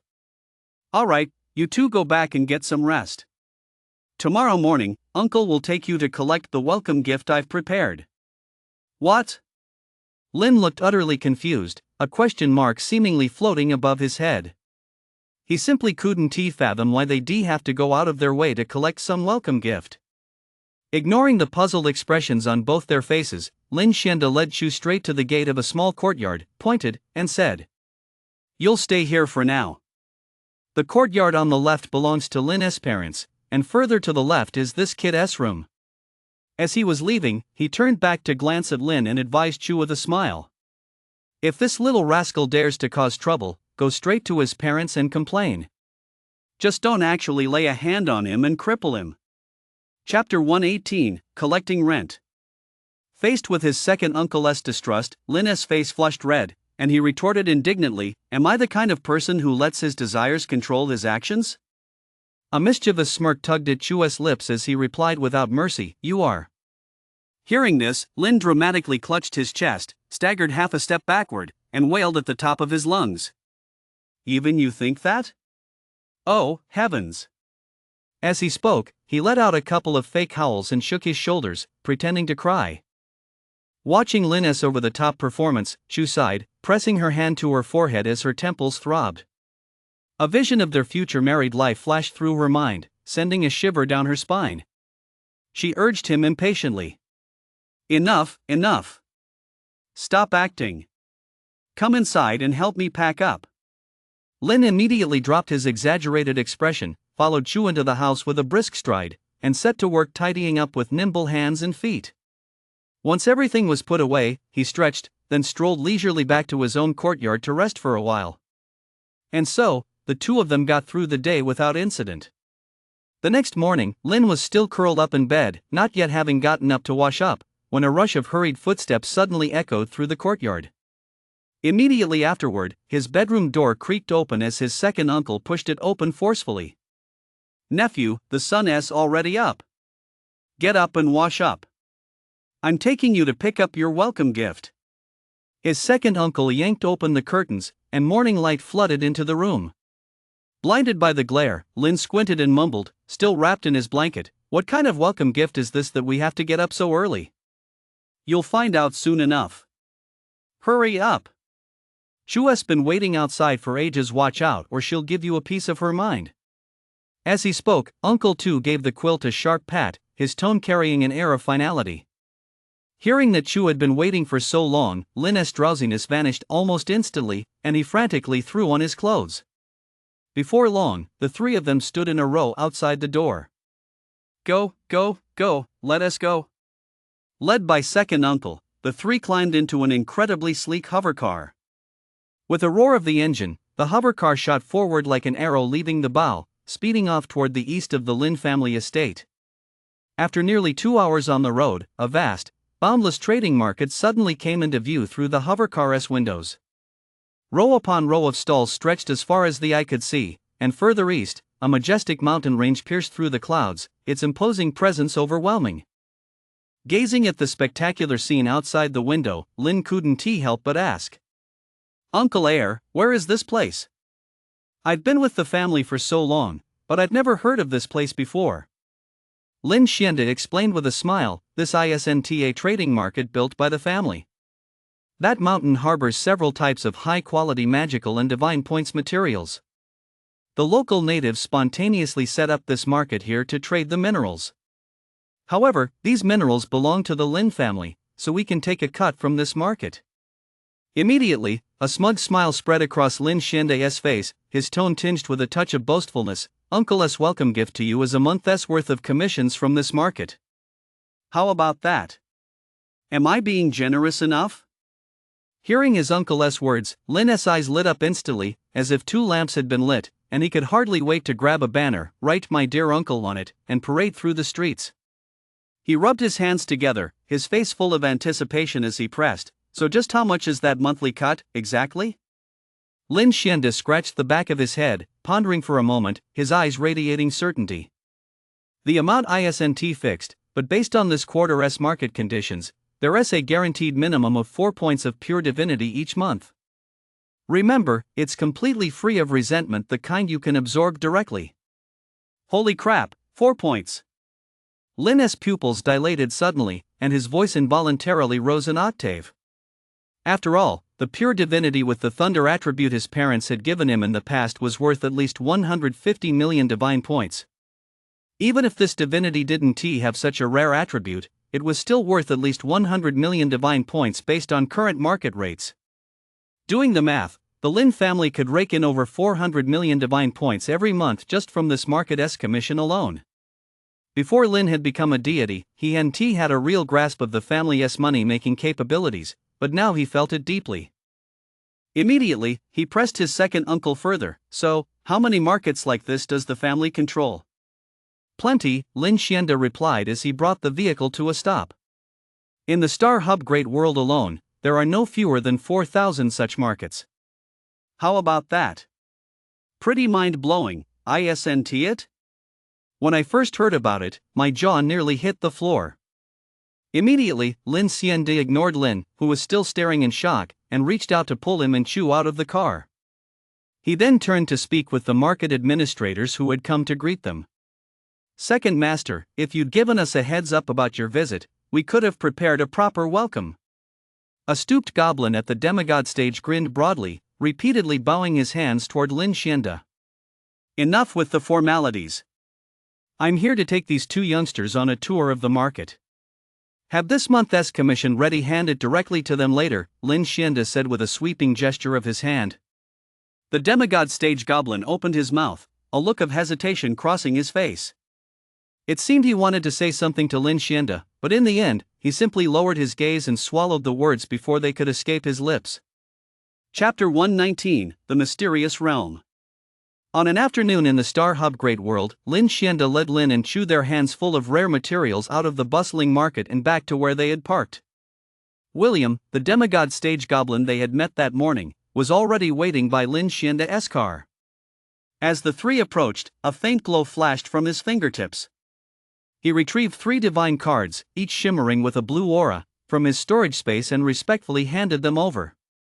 Second Master, here are 3 divinity cards, one of life, one of fire, and one of light. Lin Xianda lowered his gaze to study the 3 cards, his eyelashes casting a sharp shadow in the twilight. He did not reach out to take them, but instead gave a light chuckle, his tone laced with icy sarcasm. William, do you take me for a 3-year-old child? The moment his words fell, the air seemed to freeze. When did the Lin family's rules become so trivial? In such a vast market, this is all the cut you offer? Have you grown tired of living? Lin Xianda's voice cut like a poison blade, and the overwhelming pressure of the true god stage erupted from his body. The sky suddenly darkened, thunder churned within the clouds, and countless golden runes erupted from his body, coalescing into tangible chains that cascaded downward. Except for Lin and Chu, who were enveloped by an invisible barrier, the surrounding buildings crumbled inch by inch under the pressure. Bricks and stones turned to dust before they even hit the ground. Amidst the dust and smoke, only William remained, hunched under the overwhelming divine points, cold sweat mixed with blood rolling down his temples. William's voice trembled with tears as he pleaded, Second Master, spare my life. There's more to this story. Lin Xianda snorted coldly, easing his pressure slightly to barely allow William a chance to finish speaking. The demigod stage goblin gasped for breath, his forehead pressed against the cracked ground. Something's gone wrong with the blazing sun mystic gold vein on the back mountain of the market. During mining, we unearthed a portal. The surrounding divine arrays are far too dense. Our kin were struck by energy backlash the moment they approached, slowing our progress by at least 70%. Hearing William's words, Lin Xianda retorted sharply. Then why didn't you report this to the Lin family sooner? It seems you intended to keep this portal for yourself. If I hadn't come here personally today, how long did you plan to keep this secret? William trembled like a leaf, prostrating himself dozens of times until blood trickled down his forehead. I know I've erred. I beg Second Master for mercy, I am willing to pay a portion of my own pure divinity to make up for the commission. Lin Xiande snorted coldly and swept his sleeve. Lead the way. He had no intention of dealing with William at that moment. Once word reached the Lin family, others would ensure this greedy wretch paid the price. William dared not disobey and led the way, trembling as he went. Under his guidance, the group soon found themselves deep within the mist-shrouded, towering mountain range behind the market. Lin gazed at the ancient ruins faintly visible on the steep cliff face and whispered to Lin Xiande beside him, "Second uncle, what is the history of this mountain?" Lin Xiande's gaze swept over William's cowering back as he replied in a deep voice. This mountain was once the divine realm of two Xian gods from the star hub Great World. Several demigod stage beings also established sanctuaries here, making it one of the three sacred mountains of the star hub. After the Lin family acquired this world at an auction in the Federation, we sent people to explore it and discovered that beneath the ruins of those deities slaughtered by the Federation lay various rare mineral veins. It took several rounds of development to create the scene I described to you earlier. Upon hearing this, Lin's expression grew grave, and he lowered his voice. Could that portal be connected to the Xian gods of this place's past? Is it dangerous for just the few of us to venture there recklessly? Lin Xiande glanced at Lin and Shu, whose faces betrayed their concern, and chuckled. You youngsters still know far too little. Back in the day, the old man personally led the excavations of the demigod ruins in these mountains. Those two divine realms were uprooted and turned upside down long ago. Hearing this, the tension on Lin and Shu's faces instantly eased, and a gleam of excitement flashed in their eyes. After all, with Lin Xiande backing them up, if it really was just a demigod stage ruin, the two of them were sure to reap substantial benefits from it. Out of concern for their own safety, Lin finally asked, "Second uncle, this isn't a true god stage ruin, is it?" Hearing this, Lin Xiande shot him a sidelong glance, his expression somewhere between a smile and a scowl. Shu sighed, pressing his hand to his forehead. Didn't your teacher teach you? It's simply impossible for a true god stage divine realm to exist within a mystic god realm. I was dozing off at the time. Lin awkwardly shrank his neck, his ears turning red. Chapter 120, The Mysterious Realm of Xian 2. Before long, guided by the demigod stage goblins, the group arrived at the entrance of an extremely vast underground cavern. Contrary to Lin's expectations of a primitive mining scene, the passageways here were spacious and open, lined with all manner of magical machinery that was methodically assisting the goblins in their excavation work. Lin Xiande maintained his usual composure as he led Lin and Shu directly into the passageway. As they ventured deeper, a mysterious metal with a glowing crimson hue gradually appeared on the cave walls, shimmering brilliantly in the dim light. Lin Xiande kept walking, explaining as he went. This is blazing sun mystic gold, an excellent material for forging high-level magical equipment and even demigod stage artifacts. It is also the most valuable resource in this region. As the blazing sun mystic metal on the cave walls grew denser, the group finally caught sight of the gateway mentioned by the demigod stage goblin. It was a towering bronze gate, its surface carved with intricate and eerie patterns, exuding an air of mystery. At that moment, many goblins were still attempting to approach the massive gate, but without exception, they were repelled by a suddenly materializing magical array, sparking flashes of blinding light. Inside the noisy mine, the goblins sensed the sudden intrusion of visitors and turned their heads in unison. Once they realized it was their own demigod stage leading the group, they went back to their respective tasks. Lin Xianli scanned the diverse goblins before him, his gaze settling on the trembling goblin demigod stage. He spoke coldly, "Tell them to get out." Desperate to save his own skin, the goblin demigod stage dared not disobey. He frantically waved his stubby arms to shoo them away. "Get out! All of you, get out! Leave immediately!" In the blink of an eye, all traces of the other goblins vanished from before the bronze door, leaving only Lin and his companions standing there. Lin Xiande fixed his gaze on the door and asked, "Have you tried entering it?" The demigod stage goblin grimaced and replied helplessly, "I won't lie to you, second master. I've tried several times, but that divine formation is simply too powerful. There's no way to break through it." Hearing this, Lin Xiande raised an eyebrow, a hint of surprise in his expression. "Even you, a demigod stage, can't break through?" His gaze swept over the bronze door, which shimmered with mysterious runes, and he said in a deep voice, "It seems this demigod stage ruin is indeed no ordinary place. In that case, I'll give it a try." No sooner had Lin Xiande finished speaking than the golden divine talismans concealed around his body suddenly erupted. Within the chamber, golden chains danced like frenzied serpents, slicing through the dimly lit mine tunnel. He emitted a deafening divine cry, "In the name of order, I command you shatter." In an instant, countless golden chains, carrying a force capable of shattering the heavens and earth, crashed violently into the bronze door. However, the expected collapse of the divine formation did not occur. Instead, ancient circular divine arrays suddenly materialized on the surface of the bronze door. Countless bolts of lightning shot out like silver serpents emerging from a cave, colliding violently with the golden chains and erupting in a deafening roar. Lin Xiande's expression changed abruptly. He turned and shouted at Lin and Chu, "Something's wrong. Retreat immediately." But before his words had even finished, the bronze door burst open with a thunderous crash, and an eerie green light surged forth, carrying a terrifying suction force. In an instant, Lin, Chu, and the demigod stage goblin William were swept up like falling leaves, while only Lin Xiande managed to hold his ground against the suction. The next second, the bronze door slammed shut, leaving only the reverberations echoing through the cavern. Before the bronze door, Lin Xiande's face was as dark as water as he stared intently at the closed gate. After a long while, he took a deep breath, turned, and strode swiftly toward the exit of the cave. Inside the bronze door, Lin slowly opened his eyes amid the violent shaking. "Lin, wake up!" Chu's urgent call rang in his ears. "Stop shaking me, I'm awake." Lin rubbed his forehead as he sat up, suddenly feeling a sharp pain as a flood of unfamiliar memories surged into his mind without warning. "This is the Great Croa mystic realm. All who enter must pass my trial to claim the legacy and inheritance." A cold voice echoed deep within his consciousness, carrying an authority that brooked no argument. Lin snapped his eyes open and locked gazes with Chu. "Did you receive that memory too?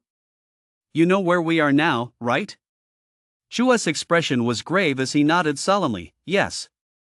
Immediately, Lin ran his fingers through his hair in frustration, suppressing his unease as he began to survey his surroundings. As his gaze swept the area, he suddenly realized something was amiss. William, the demigod stage goblin who should have been sucked in alongside them, had vanished without a trace. Chapter 121, The Nine Turns Maze. Lin's eyes narrowed with caution as he whispered to Chu, "Have you seen any sign of William?" Chu furrowed his brow slightly and shook his head slowly. "When I woke up, the area was completely empty. There was no trace of him. Maybe because he's at the demigod stage, the secret realm has separated us into different spaces," Chu added, a hint of worry in his eyes. Lin didn't respond, but instead turned to look into the depths of the secret realm. A massive white jade structure, towering like a small mountain, loomed before them. At the same time, two choices presented themselves. One was to wait here for their clan's rescue. Although this was the perilous ruins of the mystic god, as long as Lin's grandfather arrived, breaking through this place would be a simple matter. The second was to venture deep into the white jade structure and try to find an exit on their own. Chu's eyes were filled with worry. He tugged at Lin's sleeve and urged, "We should just wait here for our family to rescue us. This Xianshan ruins is fraught with danger. Going in recklessly would likely end badly. It won't be too late to go in once your grandfather arrives." Although Lin was usually reckless, at this life or death moment, he knew full well that self-preservation was the top priority, and he was about to nod in agreement with Chu's suggestion. But just as he was about to speak, the air around them suddenly rippled with an eerie disturbance, and a cold voice exploded in their minds without warning. "If you do not enter the building ahead within 1 hour, you will be eliminated." At the same time, additional information about the secret realm was forcibly injected into their minds. Time flowed differently here than in the outside world. 1 hour here equaled a mere half-hour outside. Chu's face turned deathly pale in an instant, while Lin clenched his fists so tightly his knuckles turned white. They exchanged a glance, each seeing deep anxiety in the other's eyes. The urgency of that voice suggested something was amiss. But as mere divine creature stage cultivators, they were powerless against this mysterious and unfathomable realm. In the end, Lin and Chu could only clasp each other's hands tightly and steel themselves to step inside the building. The moment they crossed the threshold, a thunderous crash echoed from behind them. Turning to look, they saw a massive slab of white jade plummet from the sky, completely sealing off their path. At the same time, thick white mist surged toward them like a tidal wave, instantly enveloping them. As far as the eye could see, only their blurred silhouettes remained, and the air was thick with a suffocating sense of oppression. Just as the two were at a loss for what to do, that icy voice rang out once more. The 9 turns maze array. Challengers must complete the trial within 3 hours. Failure means annihilation. Damn it, why don't you just tell us how to get through this thing? Listening to the silence that had returned to the surroundings, Lin roared at the thick fog, his voice echoing endlessly through the empty space. I'll see if this white jade can withstand my attack. Blinded by rage, Lin's divine points surged around him as he slammed into the jade wall with all his might. The moment his fist made contact, ripples spread out like water, and his attack instantly vanished into thin air. Before he could react, the white jade walls on either side suddenly emitted a piercing roar and began closing in on each other at an astonishing speed, a bone-chilling coldness carrying the scent of death sweeping toward them. This sudden turn of events terrified the two to the core. Chu let out a cry of alarm as Lin grabbed his wrist and dragged him forward. They sprinted for their lives. Just as the closing walls were about to crush them, Lin yanked Chu into a side passage. Behind them, a thunderous crash echoed as the jade walls slammed shut, grazing the hems of their clothes.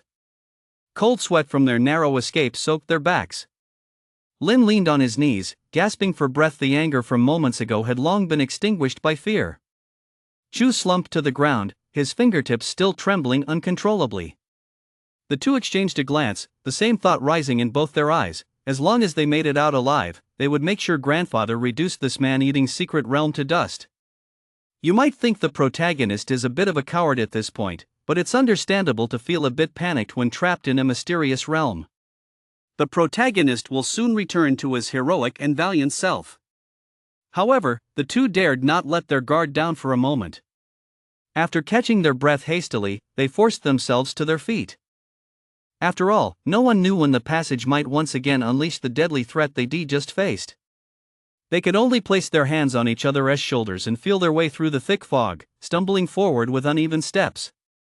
They were completely unaware that a dark shadow lay in wait deep within the mist, lurking silently behind them like a venomous snake.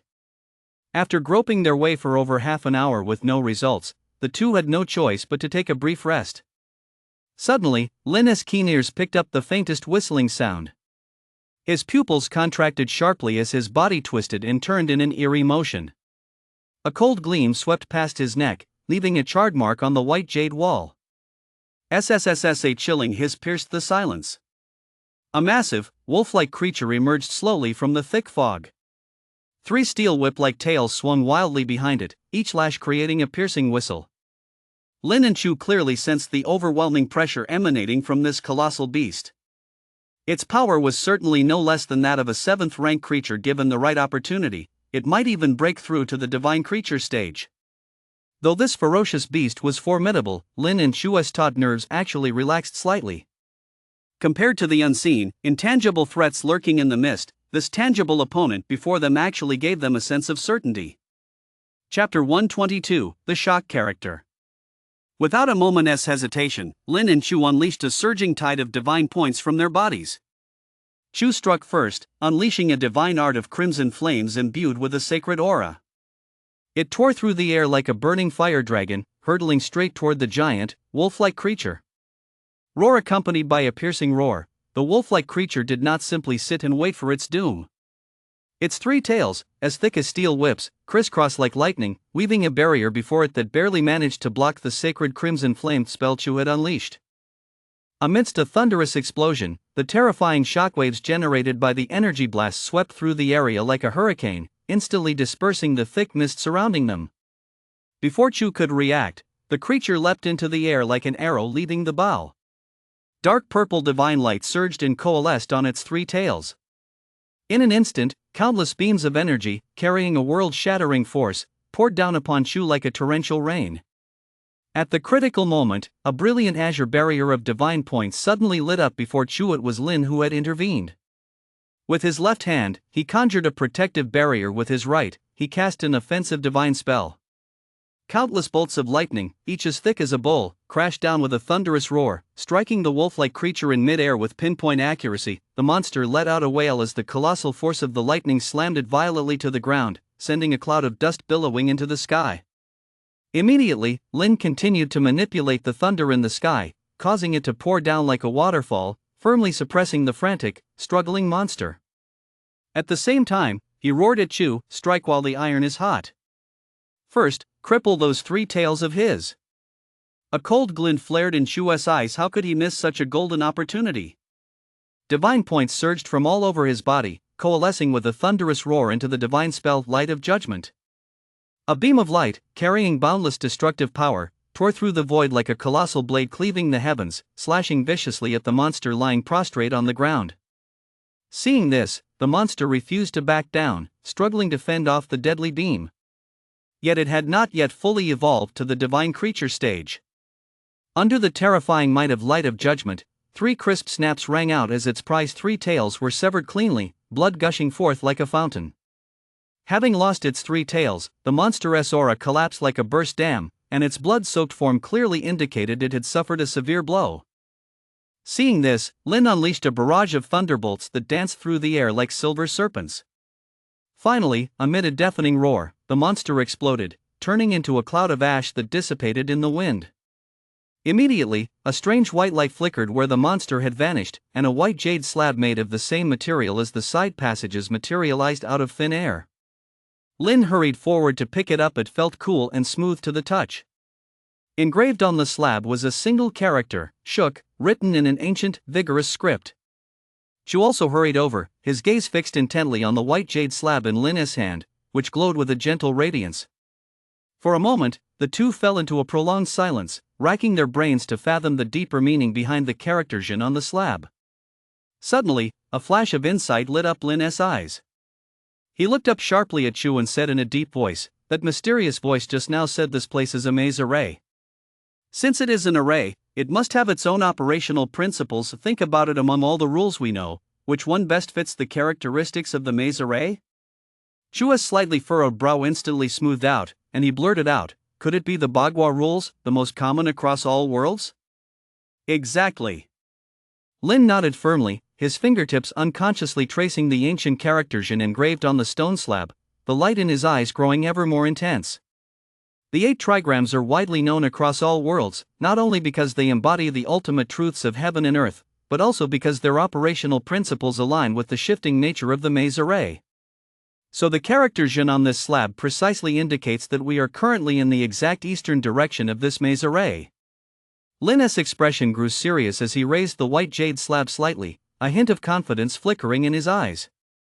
Chu stroked his chin, narrowed his eyes slightly, and said thoughtfully, "According to the theory of the 8 trigrams, Jin is the gate of injury, situated in the exact east. In that case, the Jin position, which represents the gate of life, should be in the northeast, that is, to the north of where we are standing right now."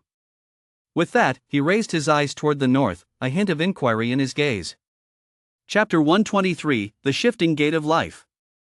Observing Chu's searching gaze, Lin pondered for a moment before saying in a solemn tone, "Don't rush. This is a maze formation set by the mystic god. It won't be that easy to break. According to the principles of the Bagua formation, although the gate of injury lies deep within this place, it shouldn't lead to a dead end. Let us investigate further in this direction." Chu nodded in agreement with Lin's suggestion, and the two immediately continued deeper along the passageway. After walking for an unknown length of time, a faint crackling of electricity filled the air around them. Lin remained composed as he reassured Chu, "The Jin Palace is associated with thunder. The presence of electricity is perfectly normal." As it happened, Lin wielded the divine authority of thunder. A burst of thunderous light surged from his palms, instantly forming a shield of lightning as he strode steadily deeper into the passage. After proceeding a short distance, Lin's expression suddenly grew grave, and he whispered to Chu, "Something's wrong. Given the layout of the injury gate, these faint flashes of lightning are far from normal. Before he could finish speaking, a white jade wall loomed through the thick fog, blocking their path. It was a dead end. On the white jade wall, the character Du stood out starkly. Lin's pupils contracted sharply, his face filled with astonishment. This shouldn't be. This is the Jin Palace. Why would the Du Gate appear here? Chu looked equally perplexed. Just as the two were racking their brains for an explanation, the surrounding white jade walls began to tremble violently, recreating the scene they had encountered upon first entering the formation. Having anticipated this, the two darted aside like arrows leaving the bowstring, narrowly avoiding the closing walls. Once all had returned to calm, they found themselves in an unfamiliar passageway. With no other choice, the two pressed onward to explore. Yet the fine currents surging through the passage once more caused Lin's taut nerves to relax slightly. It meant they were still heading east. However, what happened next left Lin utterly speechless. As they ventured deeper, the faint electrical current transformed into a barrage of thunderbolts that crashed down with a thunderous roar. He instinctively stepped back to dodge, only to discover that these seemingly terrifying bolts struck the thunder shield, producing nothing but a hollow thud. It turned out these bolts were all show their destructive power was practically non-existent. What the hell is going on? It looks so intimidating but has zero power. Lin frowned and complained to Chu. Chu urged him with a grave expression, forget about that for now. Quickly check if there's still a Du Gate ahead. We've already wasted most of the 3 hours. We can't afford any more delays. Lin's heart sank, and he immediately led Chu deeper inside. However, after rounding a corner, they found themselves facing yet another dead end. Unlike before, the wall was now clearly engraved with the character scene, glowing faintly in the thick mist. Gazing at the transformed wall and recalling those deceptive lightning pillars, Lin's eyes suddenly lit up. He turned to Chu and analyzed. It seems there is more to this formation than meets the eye. While the positions of the palaces remain fixed, the locations of the Bagua gates rotate at set intervals. Moreover, every time the gates shift, the defensive strength of the corresponding palace changes as well. If that's the case, the Gate of Life should currently be at the Qian Palace. The interval between the first and second shifts is roughly 1 hour. Speaking rapidly, Lin pointed toward the northwest. Time is of the essence. We must head to the Qian Palace immediately. Chu nodded vigorously in agreement with Lin's suggestion, but as they gazed at the thick, ink-black fog, the two exchanged glances, momentarily at a loss. Finding their way northwest through this dense fog and reaching the destination within a single hour, how could that be possible? At that critical moment, another idea flashed through Lin's mind. When we fought the wolf demon just now, the energy shockwave dispersed the fog. It seems that if we unleash enough divine points, we can temporarily dispel the mist. Upon hearing this, Chu acted without hesitation. I wield the divine authority of light. I'll handle it. No sooner had the words left her mouth than dazzling divine points of light surged around her, and the thick fog receded several meters like a tide. Without further hesitation, the two raced down the passage toward the northwest. After winding through countless twists and turns, they finally found a straight passage leading directly northwest. With no time to catch their breath, they sprinted with all their might into the depths of the passage. At this moment, there was only half an hour left before the next shift in the Bagua Gate's position. Just as the two thought everything was going smoothly, a shrill, piercing screech shattered the air. They jerked their heads up to see a gigantic, eagle-like creature with a wingspan of several zhang, carrying a foul wind, diving toward them like a bolt of black lightning. Chapter 124, Finally, a Path to Survival. Damn it! Lin roared, yanking Chu into a sideways roll on the spot. The giant eagle's talons scraped past the tops of their heads. The aura emanating from this eagle was in no way inferior to that of the wolf-like monster they had faced earlier. It, too, was a creature just a hair's breadth away from transforming into a divine creature. Under normal circumstances, Chu and Lin could have easily outmaneuvered it and killed it slowly. But with less than half an hour left before the Bagua Gate's position shifted, the two had to race against the clock to penetrate the Qian position and find the crucial Gate of Life. There was simply no time for a prolonged battle. Without a moment's hesitation, Chu shouted urgently to Lin, "Cover me! I'm going to use the light of world destruction." Lin's heart skipped a beat as she instantly recalled the divine spell they had seized after jointly slaying the god of light during their expedition. Alright, how long will it take? Lin swiftly darted forward to stand before Chu, her gaze fixed warily on the giant eagle as she asked. No more than half an incense stick's worth of time. Before Chu had even finished speaking, the divine points of light that had been dispelling the thick fog surged back toward her like a tidal wave. A brilliant radiance erupted around her as she began to channel the light of world destruction with all her might.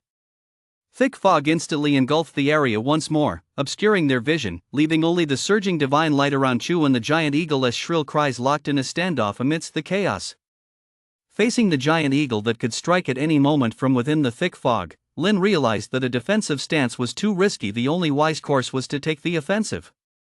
In that moment, he unleashed a torrent of thunderbolts to rage through the passageway. The lightning danced like silver serpents, attempting to flush out the giant eagle's whereabouts. Boom! A dull thud echoed as the lightning struck something. Lin's figure shot into the air instantly, darting toward the source of the sound.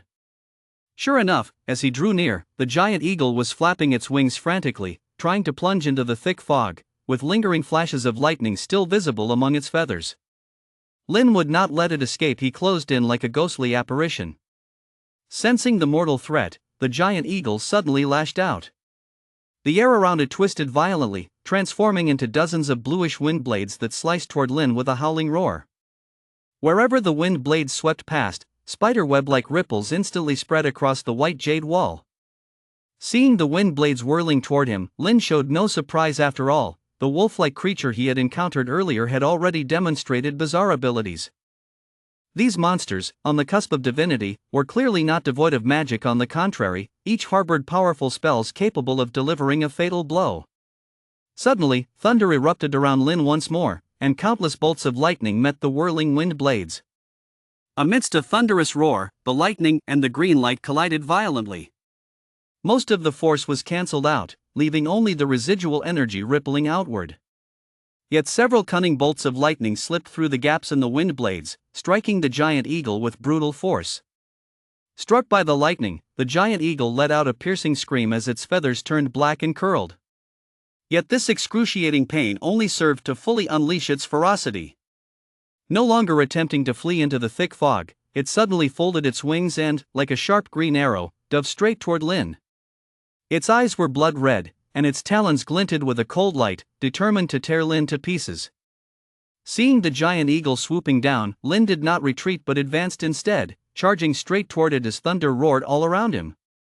Thus, the two became locked in a fierce battle, with flashes of lightning and green light intertwining in the air, and the violent collision of energy causing ripples to ripple through the very fabric of space. Although the giant eagle's attacks were ferocious, Lin held the upper hand in the battle thanks to the power of thunder. Suddenly, a frantic voice rang out from behind, "I'm ready. Hold it in place for just a second." It was Chu. Hearing this, Lin's eyes hardened. He immediately mobilized all his divine points, pouring a tidal wave of thunder into the giant eagle's body.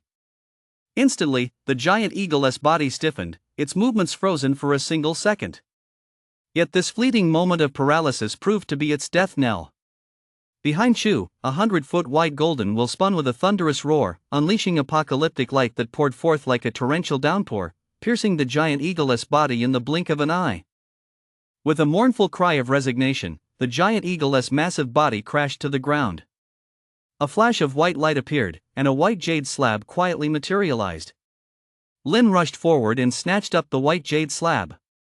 Engraved upon it was the character Qian, matching his conjecture exactly. The end of this passage was indeed the location of the Qian Palace.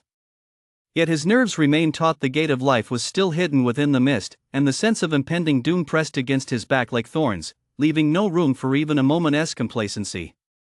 Lin grabbed Chu, who was slumped on the ground, pale and exhausted, shielded her in his arms, and sprinted deep into the passage.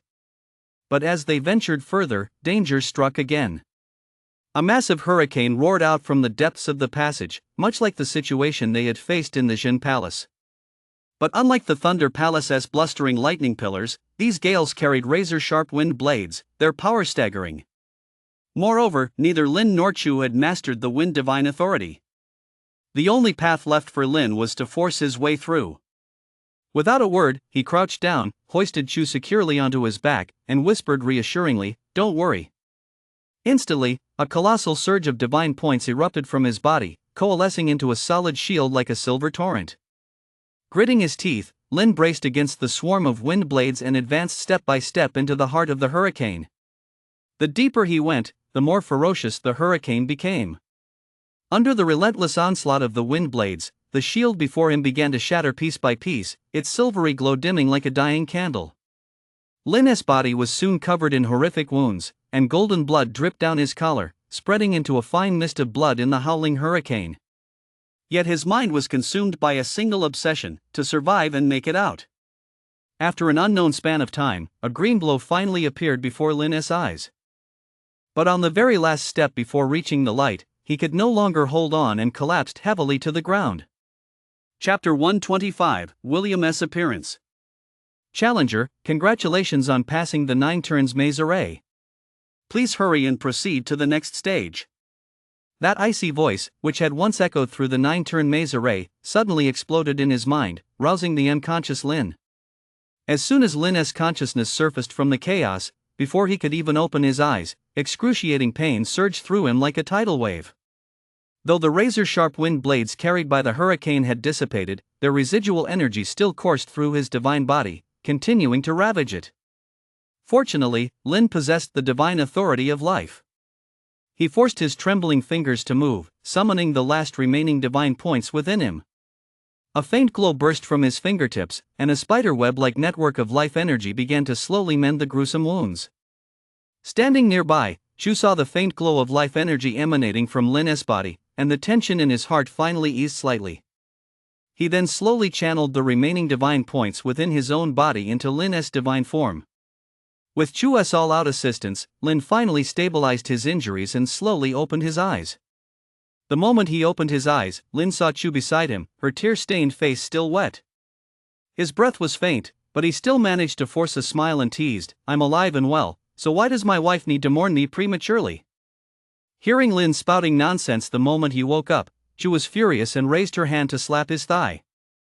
The slap landed squarely on the wound, and Lin immediately arched his back in pain. "Ouch, ow, ow, ow." Seeing his face contorted in agony, Chu panicked and reached out to examine the wound. "Let me see, don't scare me." As Chu's flustered hand was about to touch the sensitive area, Lin clenched his teeth and blocked her with his elbow. He forced a light-hearted smile. "I hold the divine authority of life. This little scratch will heal in the blink of an eye. If you touch me again, I'll be exposed before the wound even heals." Chu's ears flushed red. As if scalded, she yanked her hand back sharply, turned her face away, and snorted coldly, "Serves you right. We should ve left you in that maze to feed the monsters." She smoothed her disheveled hair, but the worry in her eyes was unmistakable. "Seriously though, we ve lost all our divine points and are trapped in this white jade palace. We can't just sit here and starve, can we?" Lin looked at Chu's tense expression, forced himself to sit up straight, and gently patted the back of her hand. "Why the panic? Time flows at a ratio of 1 to 4 in the secret realm. We've been trapped for 4 hours, but only 1 hour has passed outside." His voice carried a sense of certainty. "Second uncle must have already notified grandfather. The next stage doesn't have a time limit, so we just need to rest up and wait for rescue." Before he could finish, a sinister, chilling laugh pierced the air. "Sorry to burst your bubble, but your wish won't come true." A familiar voice, laced with icy malice, echoed through the chamber. "Your little lives are about to be forfeit." The two spun around to see William leaning against a crumbling wall, the respectful demeanor he'd shown toward Lin's second uncle completely gone. His hair was disheveled, the curve of his lips as venomous as a snake's flickering tongue, and his eyes churned with a chilling, murderous intent.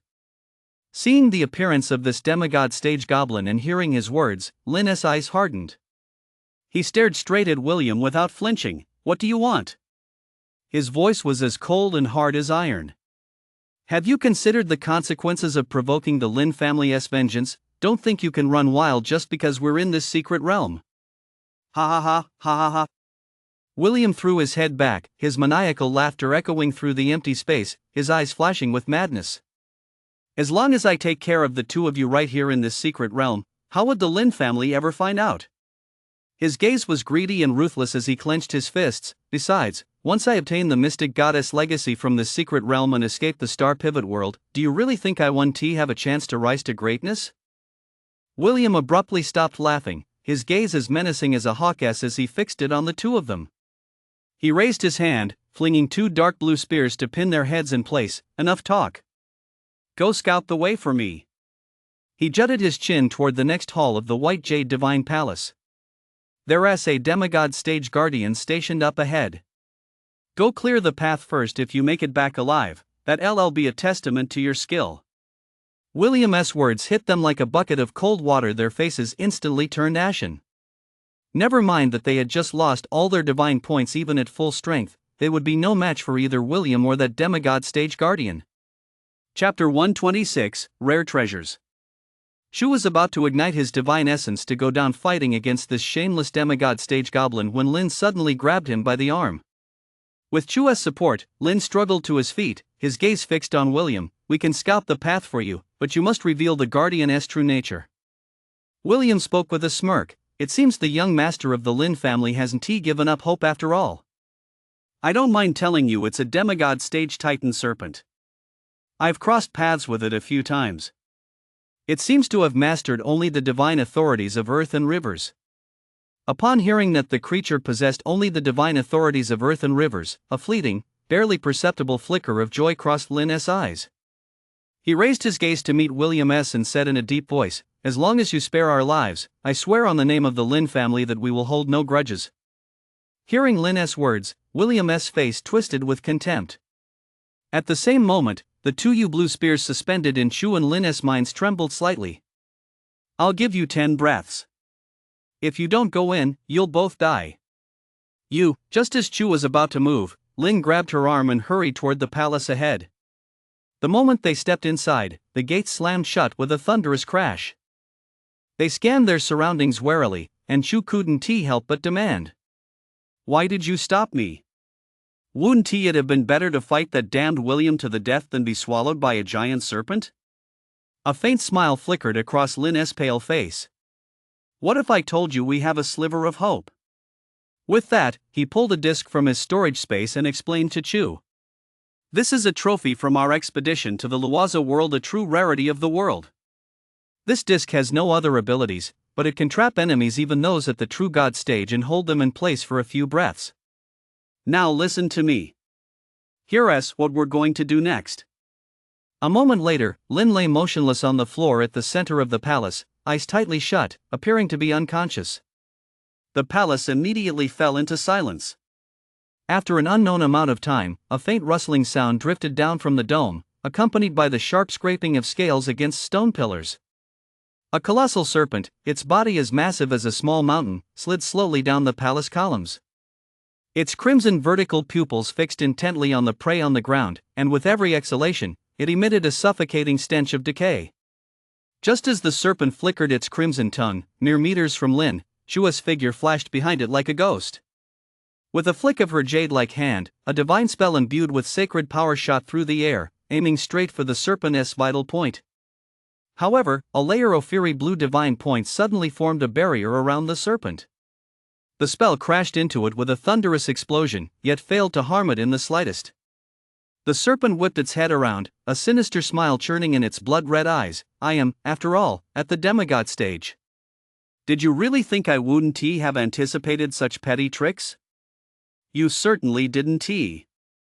Lin's icy voice rang out abruptly. He had already flipped to his feet at some point. The disc in his palm glowed with a blinding light as he frantically channeled nearly all the divine points he had been using to sustain his injuries into it. In an instant, the light shot out and intertwined like spiderwebs, coalescing in the blink of an eye into a cage shimmering with mystical patterns, trapping the Titan python firmly within. You despicable humans, you'll meet a miserable end. The Titan serpent raged, slamming against the prison's light walls. Scales rained down as it charged, each collision causing the light barrier to tremble. Cold sweat beaded on Lin's paper-white face. Summoning his last ounce of consciousness, he gestured for Chu to come closer and whispered, his voice barely audible, "Find the teleportation portal." This cage 1T hold out much longer before he could finish. His body, ravaged by injuries, collapsed to the ground, and he fell into a deep, unconscious slumber. Outside the hall, William stroked his chin, his expression growing increasingly grave. He sensed that the palace had fallen completely silent. Even the fluctuations of divine points from the battle had vanished without a trace. He thought to himself, could it be that those two have exhausted their divine points and were truly swallowed whole by the Titan serpent? A smirk of schadenfreude curled at the corners of his mouth. This outcome suited him perfectly.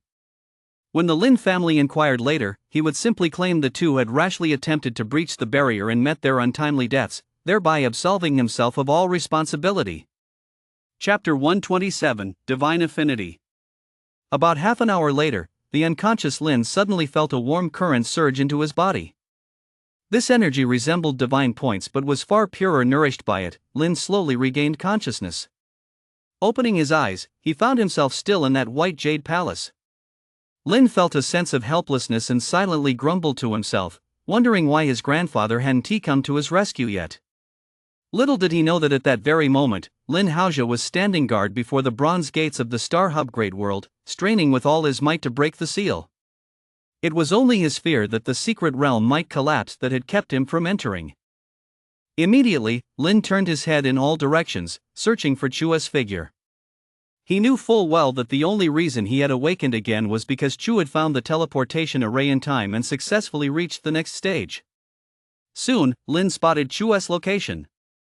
Her head was resting on his supine body, her pale little face devoid of color, her eyes tightly shut as she lay unconscious, her breath so faint it was barely audible.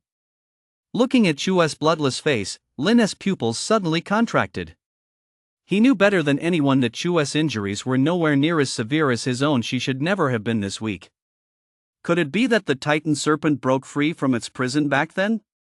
An ominous thought exploded in his mind.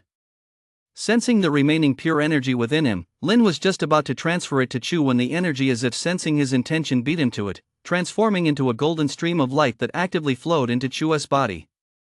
At the same moment, upon seeing those golden streaks, Lin instantly recognized the aura. It was unmistakably the essence of a deity. Yet he was deeply perplexed. Why was this divine essence within him? What on earth had happened while he was unconscious? Without a moment's hesitation, Lin immediately turned his inner vision toward his divine body. His divine consciousness probed deep into his sea of consciousness and was startled to discover a familiar magical formation slowly circulating. It was unmistakably the mark of a contract between a deity and a subordinate deity. What shocked him even more was that he was the dominant party in the contract. So who, then, was the subordinate? The golden light of the divine essence in Chua's pale face flashed through Lin's mind, sending a jolt of realization through his heart. It turned out that Chu, in order to save him, had willingly become a subordinate deity, transferring the essence of a deity to him to heal his wounds. Although this master-servant contract was relatively weak in binding power compared to many others, a subordinate deity could unilaterally dissolve it by paying a certain price for a deity. Becoming another as subordinate remained an insurmountable psychological shackle. Lin never could have imagined that Chu would go to such lengths for him. At that moment, having absorbed the remaining divine essence left over from healing Lin, Chu slowly opened his eyes. Seeing Lin awake, she could no longer hold back her emotions. Tears streamed down her face as she choked out, "Why, do you know, just now, your essence was almost gone, and your body was as cold as ice. I thought I'd never see you again." Lin's heart sank. He hurriedly reached out to wipe away her tears, speaking gently, "I'm fine, aren't I? Don't cry." Changing the subject, his gaze held a touch of surprise and concern. "Also, how did you end up becoming my subordinate deity? If I really hadn't pulled through, wouldn't you have?" Before he could finish, his eyes were already filled with self-reproach and worry. Hearing Lin's words, Chu roughly wiped away her tears and pretended to be annoyed, giving a light snort. "Pft, pft, pft. That's so unlucky." She lifted her reddened eyes, her gaze intense. "Just for the way you carried me on your back and fought your way out of the 9 turns maze array, I've decided I'm yours for life. If you ever dare to die, I'll fight tooth and nail to drag you back." Before Chu could say another word, Lin wrapped his long arm around her, pulling her tightly into his embrace. A burning vow spilled from his throat: "In this life, I will never let you down." Startled by this sudden embrace, Chu trembled slightly, her cheeks flushing crimson in an instant. When she heard Lin's vow clearly, a lump formed in her throat. She murmured a soft and unconsciously clenched her slender fingers around his sleeve. A moment later, they slowly parted, supporting each other as they struggled to their feet, their limbs still weak. Only then did the two truly take in their surroundings. In stark contrast to the white palace they had been in before, they now stood upon a vast altar constructed of white jade. Surrounding the altar was a bottomless abyss stretching to the horizon, with dark mist swirling and rising from its depths. Moreover, upon waking this time, the cold voice that had been constantly reminding them had vanished without a trace, leaving the surroundings eerily silent. Observing the eerie scene before them, Chu leaned slightly closer to Lin and whispered, "Doesn't this scene look familiar to you? Doesn't it resemble the place where the vassals held rituals for us in the divine domain?" In truth, Lin had already suspected as much without Chu's reminder, but he couldn't voice such demoralizing thoughts at that moment. He composed himself and offered reassurance: "Don't jump to conclusions. This is most likely the site where the mystic goddess vassals once held rituals for him. But that mystic god fell so many years ago, what threat could he possibly pose now? Who are you calling fallen for so many years?" No sooner had Lin finished speaking than a deep, angry voice boomed from the center of the altar like a great bell. A figure radiating orange light flew out from the altar along with the voice, its aura swirling around it and exuding an astonishing presence. Lin hurriedly shielded Chu behind him and asked, his tone wary yet respectful, "Are you the mystic god of Croatia?" Chapter 128, Croia. "You know who I am, boy? To have found this place within the divine realms of Vizirlo and Aeon, you must have investigated me long ago." Croia's gaze was piercing as he suddenly asked, "What year of the Qinglan calendar is it now?" Listening to this string of mutterings from the mystic god Croia, Lin couldn't help but feel exasperated. He quickly clasped his hands in a bow and replied, "Venerable mystic god Croia, to be honest, I do not know who Vizirlo and Aeon are. Your name was revealed to us by a mysterious voice after we entered this secret realm." Upon hearing this, Croia seemed to recall something. "A mysterious voice? Oh, I see, it must be the guardian spirit of this secret realm that I arranged. But I clearly instructed it to fall into eternal silence the moment it sensed the presence of Vizirlo and Aeon. Could it be that Vizirlo and Aeon are no longer here?" Croa immediately turned to Lin and asked, "You say you don't know the Vizirlo and Aeon of this place? Then how did you get in? This place is directly beneath their divine realm, isn't it?" Lin's pupils contracted slightly as thoughts raced through his mind. Anyone capable of suppressing a mystic god like Croatia beneath a divine realm could not be an ordinary being at the very least, they must be a mystic god of the same rank. Suddenly, his second uncle's words echoed in his ears: "Before the Human Federation's invasion, these mountains had originally belonged to two mystic gods." A bold yet plausible conjecture took shape in his mind. Lin replied respectfully, "Are the Vizirlo and Aeon you speak of the two mystic gods who once guarded these mountains? If so, they have already perished. Dead." A violent surge of energy erupted from the ethereal figure, and Croia's voice trembled. "Good riddance. Boy, speak up, how did they die?" Lin's gaze swept over the emotionally agitated Croia before him, and as he thought of William, who had appeared at some unknown moment, a plan suddenly formed in his mind. He straightened his back and said in a deep voice, "I truly do not know exactly how the two of them perished after all, it was too long ago. But this realm is now firmly within the territory of the Human Federation, a top-tier civilization. And I am a direct descendant of the Lin family, the ruling clan of this world." He deliberately emphasized the words Lin family, his tone carrying a subtle air of intimidation. Hearing this, Croia gradually calmed down. A complex expression flashed across his eyes as he asked, "Are you saying the Star Hub Great World is now ruled by other civilizations?" "That is correct, demigod Croia." "I won't keep this from you," Lin said, his gaze intense. "Though I am currently trapped in this secret realm, the Lin family has undoubtedly launched a full-scale rescue operation. However, at a previous checkpoint, a demigod stage individual harbored ill intentions, attempting to kill us and claim your legacy for himself. He took a step forward, his tone resolute. As long as you're willing to protect us, the Lin clan will certainly help you return to the mortal world.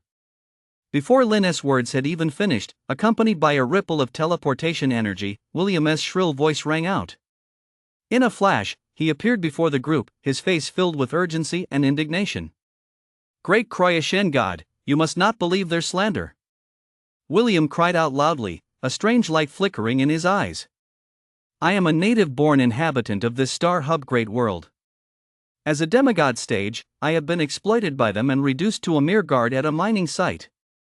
I have endured this humiliation for far too long. If you entrust the legacy to me, I will surely restore freedom to the star hub great world and free it from that detestable rule. His emotions running high, he gestured wildly with both hands, as if he could already envision himself in control of the Kroya legacy. Hearing William's words, the corners of the mystic god Kroya's mouth slowly curled upward, revealing an inscrutable smile. You claim to be a native of the star hub great world? Excellent. Seeing Kroya ask this, William was instantly overcome with elation, instantly convinced that victory was his. He lifted his chin, his face brimming with smugness, and shot a defiant glance at Lin and Chu before bursting into a maniacal laugh. Ha ha ha, in the end, you two are still going to die. No, you're mistaken. It's you who should die. Kroya's voice was icy and devoid of emotion. Those words struck him like a sledgehammer, leaving William stunned as if struck by lightning. The smugness on his face froze instantly. Did you make a mistake? William's voice trembled slightly, his eyes filled with disbelief as he took a few steps back. Chapter 129, Grandpa has arrived. Make way. Kroya looked at William with a mocking gaze, a sneer curling at the corners of his lips. Do you really think I still have any attachment to the Star Hub Great World after being suppressed by Vizurlo and Draeon for so many years? Compared to them, these two young friends from the Lin family are clearly more to my liking. And besides, before Kroya could finish, a massive wave of black mist surged up from the abyss surrounding the altar, enveloping William in an instant as if it were a living creature. His face twisted into a hideous grimace, his eyes flashing with a bloodthirsty red glow. This secret realm was originally intended for me to absorb the primordial essence of the Star Hub Great World's native inhabitants. Had I not sensed that these two young friends' primordial essence did not belong to the Star Hub Great World, they would never have had the chance to meet me. They would have perished on the altar. Seeing the black mist instantly devour William, Lin and Chu both exhaled a long breath of relief they had been holding for a long time. Their backs, soaked in cold sweat, felt the chill of their clothes against their skin, and the nerves that had been stretched to the limit finally began to relax. Thankfully, this suppressed Shen god had no attachment to the Star Hub Great World, otherwise, they would likely have met their end long ago. Suddenly, Kroya, who had been frantically devouring William's divine essence, snapped his head up, his crimson gaze fixed on Lin. The Lin family you spoke of has likely arrived. A blinding golden light pierced the secret realm's space like a sharp sword, crashing through the walls of the white jade divine palace and appearing before the three, accompanied by an overwhelming aura of pressure. From within emerged a sturdy, aged figure, none other than Lin's grandfather, Lin Haoja.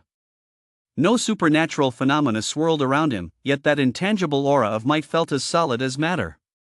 Wherever it passed, the secret realm's space continuously collapsed and ressembled, emitting a bone-chilling hum. The moment he arrived, Lin Haoja swiftly sensed Lin and Chu's conditions. The next second, a chilling, terrifying energy surged forth like a tangible chain, closing in on Croatia. His gaze was as sharp as a blade, and his voice was laced with overwhelming fury. A suppressed low-level Shen god dares to injure my Lin family like this? It seems you've had enough of living. Hearing his grandfather's words, Lin hurried forward to intervene. Grandfather, you've misunderstood. Shen god Kroya did not harm us. It was William who, while he was asleep, forced us to break through the inheritance trials, which is why we sustained these injuries. He pointed toward the center of the altar, where William now lay like a flickering candle in the wind, twisting and struggling within the black mist.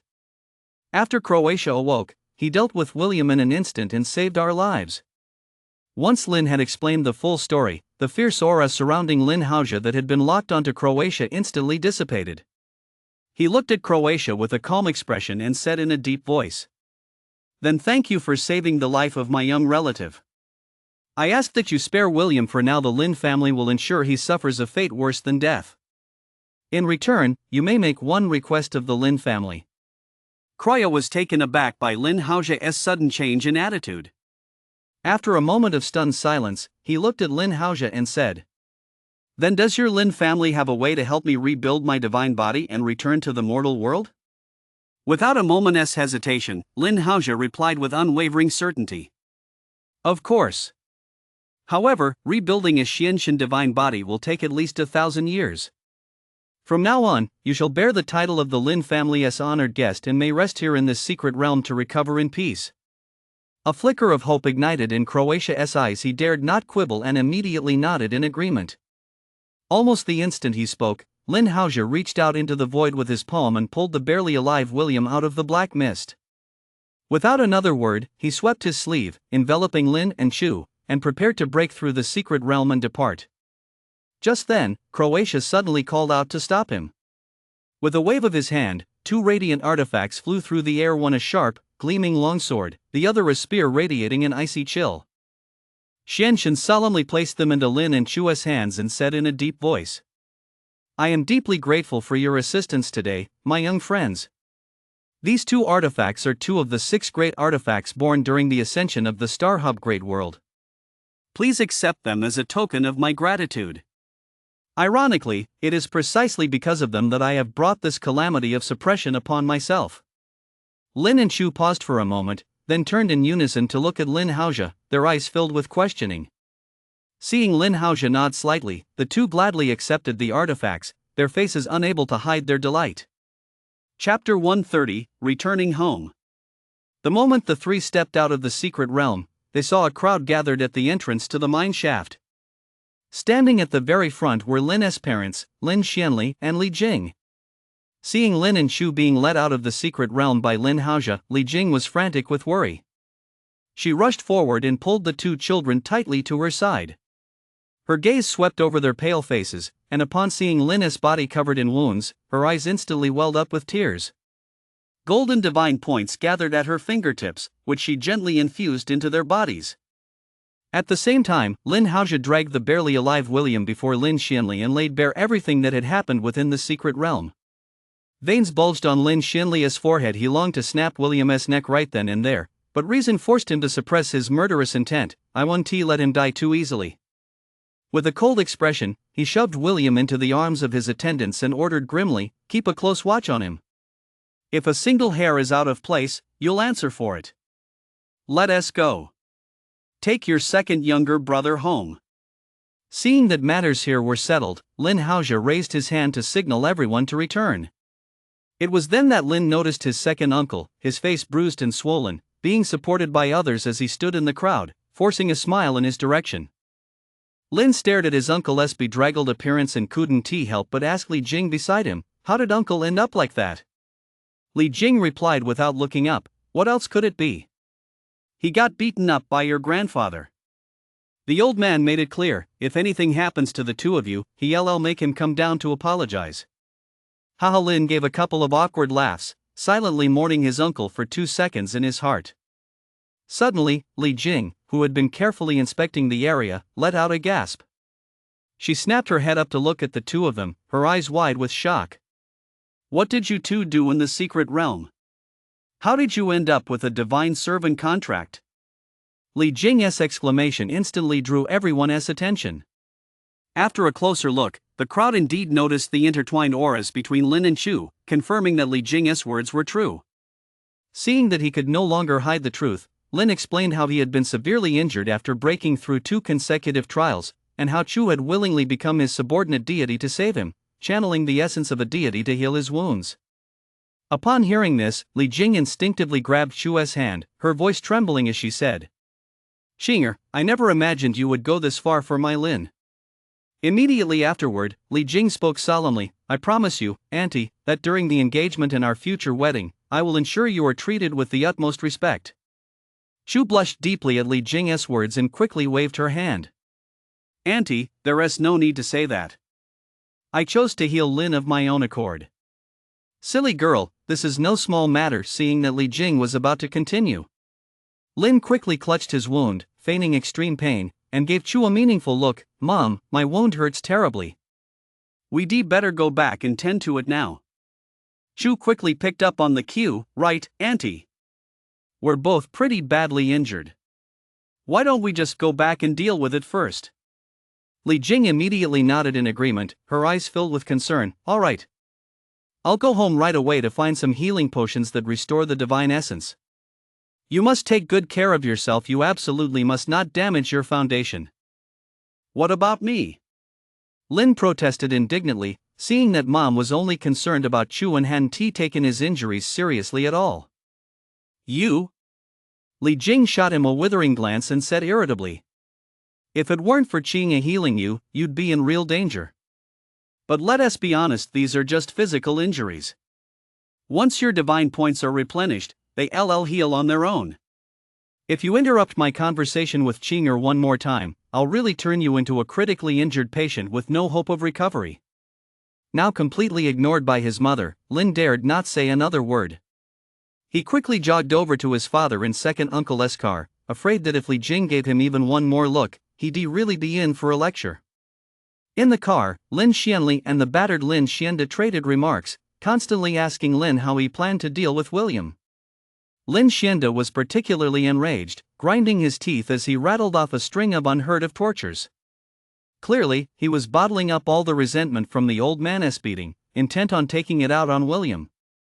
"Young nephew, have you ever heard of a torture method where they peel the victim's skin off, reattach it, heal it with a divine healing spell, and then peel it off again?" A cold gleam flashed in Lin Xian's eyes. "William, after all, has a demigod stage physique. He'll last at least a year or two. If you don't like that, your second uncle has other methods." Listening to his second uncle's relentless, gory description, Lin felt a chill run down his spine. Unable to contain himself, he cleared his throat twice and quickly changed the subject. "By the way, uncle, what about the welcome gift we agreed on?" Lin's sudden change of subject caught Lin Xianda off guard for a moment. But he quickly recovered, pulling 4 divinity cards from his storage space and waving his hand. "Here you go. This is the welcome gift I promised you. That card William said he'd make up for you. Who knows where he stashed it? So I'm covering the cost myself. Consider it my way of making amends." Lin's eyes lit up. He quickly snatched the divinity cards from Lin Xianda's hand, his face beaming with a smile.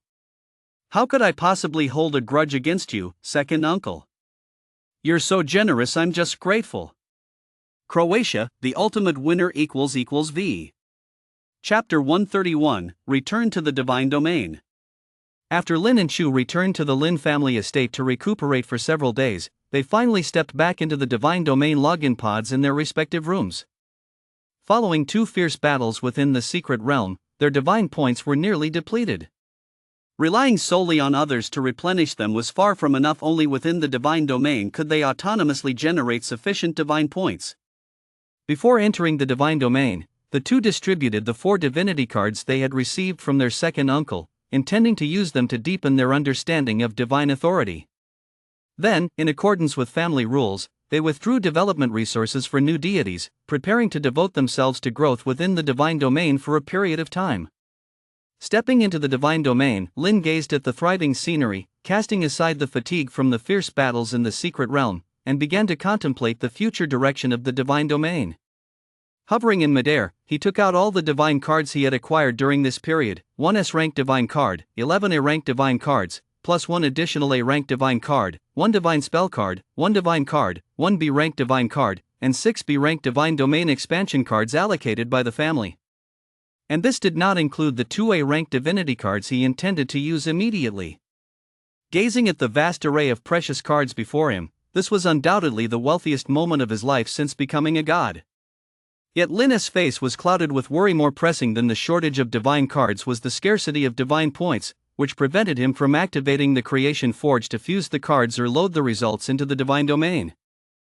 Without further delay, his fingertips swept over the 2 divinity cards, extracting the life and hurricane divinities and absorbing them into his body. Immediately afterward, he channeled the power of the faith points stored in the central altar of the Divine Domain and began to concentrate divine points with all his might. This state lasted for nearly 5 years of Divine Domain time. During this time, Lin not only fully healed his injuries but also significantly improved his divine points conversion efficiency thanks to continuous breakthroughs in his understanding of divine authority. As time passed, he accumulated a vast number of divine points. After all, he had no desire to ever again find himself in a state where he was at the mercy of others due to a lack of divine points. At this moment, the data on the deity system panel displayed clearly. Deity identity: Lin, citizen of the Human Federation. Faith points: God of Life and Thunder. Divine name: Florax. Divine rank: Divine Creature Stage. Divine domain category: Elven Continent. Vassals: Elves, Lava Dwarves. Supernatural species: Storm Wolf. Artifact: Creation Forge. Divine authority: Life 20.34%, Thunder 24.55%, Hurricane 6.88%. Divinity: 1 point of Thunder Divinity, 1 point of Life Divinity, 1 point of Hurricane Divinity. Divine points: 293,065. Looking at the significantly increased divine authority insight value on the interface, Lin suppressed the excitement welling up inside him. At this rate of growth, advancing to the demigod stage was no longer far off. But for now, he had more important matters to attend to. Although he had healed his injuries and made tremendous progress during this time, the development of his divine domain had been stagnant for quite some time. After careful consideration, Lin first retrieved the A-rank divine card, Scarlet Flame Vein, along with 2 B-rank divine domain expansion cards. Through his divine perception, he had observed that the Flame Dragon clan he had subdued before returning to his family was now struggling to survive in the wasteland. The scarcity of heat and the cramped territory were constantly wearing down their resilience, and their foundation of faith points was already showing signs of weakening. If left unchecked, this precious divine card would be nothing but a waste. As a colossal surge of divine points poured into the Creation Forge, the Scarlet Flame Vein and the 2 B-rank expansion cards transformed into streams of light and vanished into it. Runes swirled wildly along the furnace walls as the 3 cards began to fuse violently. Lin keenly sensed that, compared to the last time he used it, the flow of energy within the furnace was now several times faster, and even the rumbling sounds carried a sense of exhilaration. Just as he was puzzling over this, a stream of information suddenly surged into his mind. It turned out that the residual energy from the Flame Divinity card previously used to help the Flame Dragon clan break their curse had been absorbed by the Creation Forge on its own. During the years it had lain dormant, this broken artifact had silently channeled the energy into self-repair, which was why its operational efficiency had now improved so dramatically. Wow, just how much energy did it siphon off to restore itself to this state?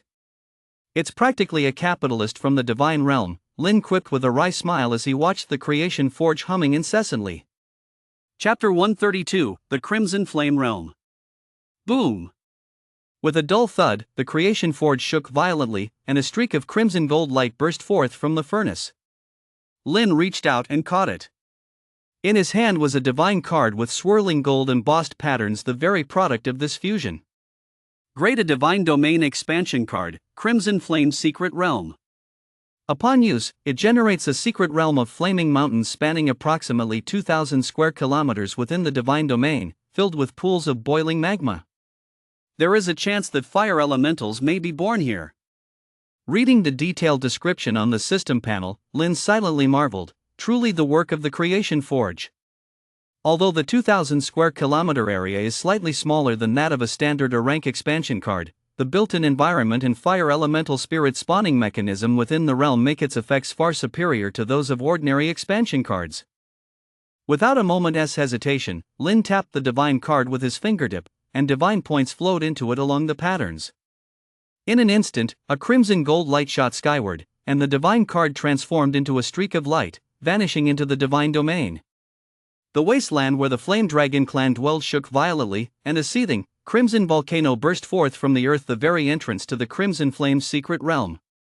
At the same time, within the spatial layer of the divine domain, a vast expanse spanning 2,000 square kilometers was rapidly taking shape.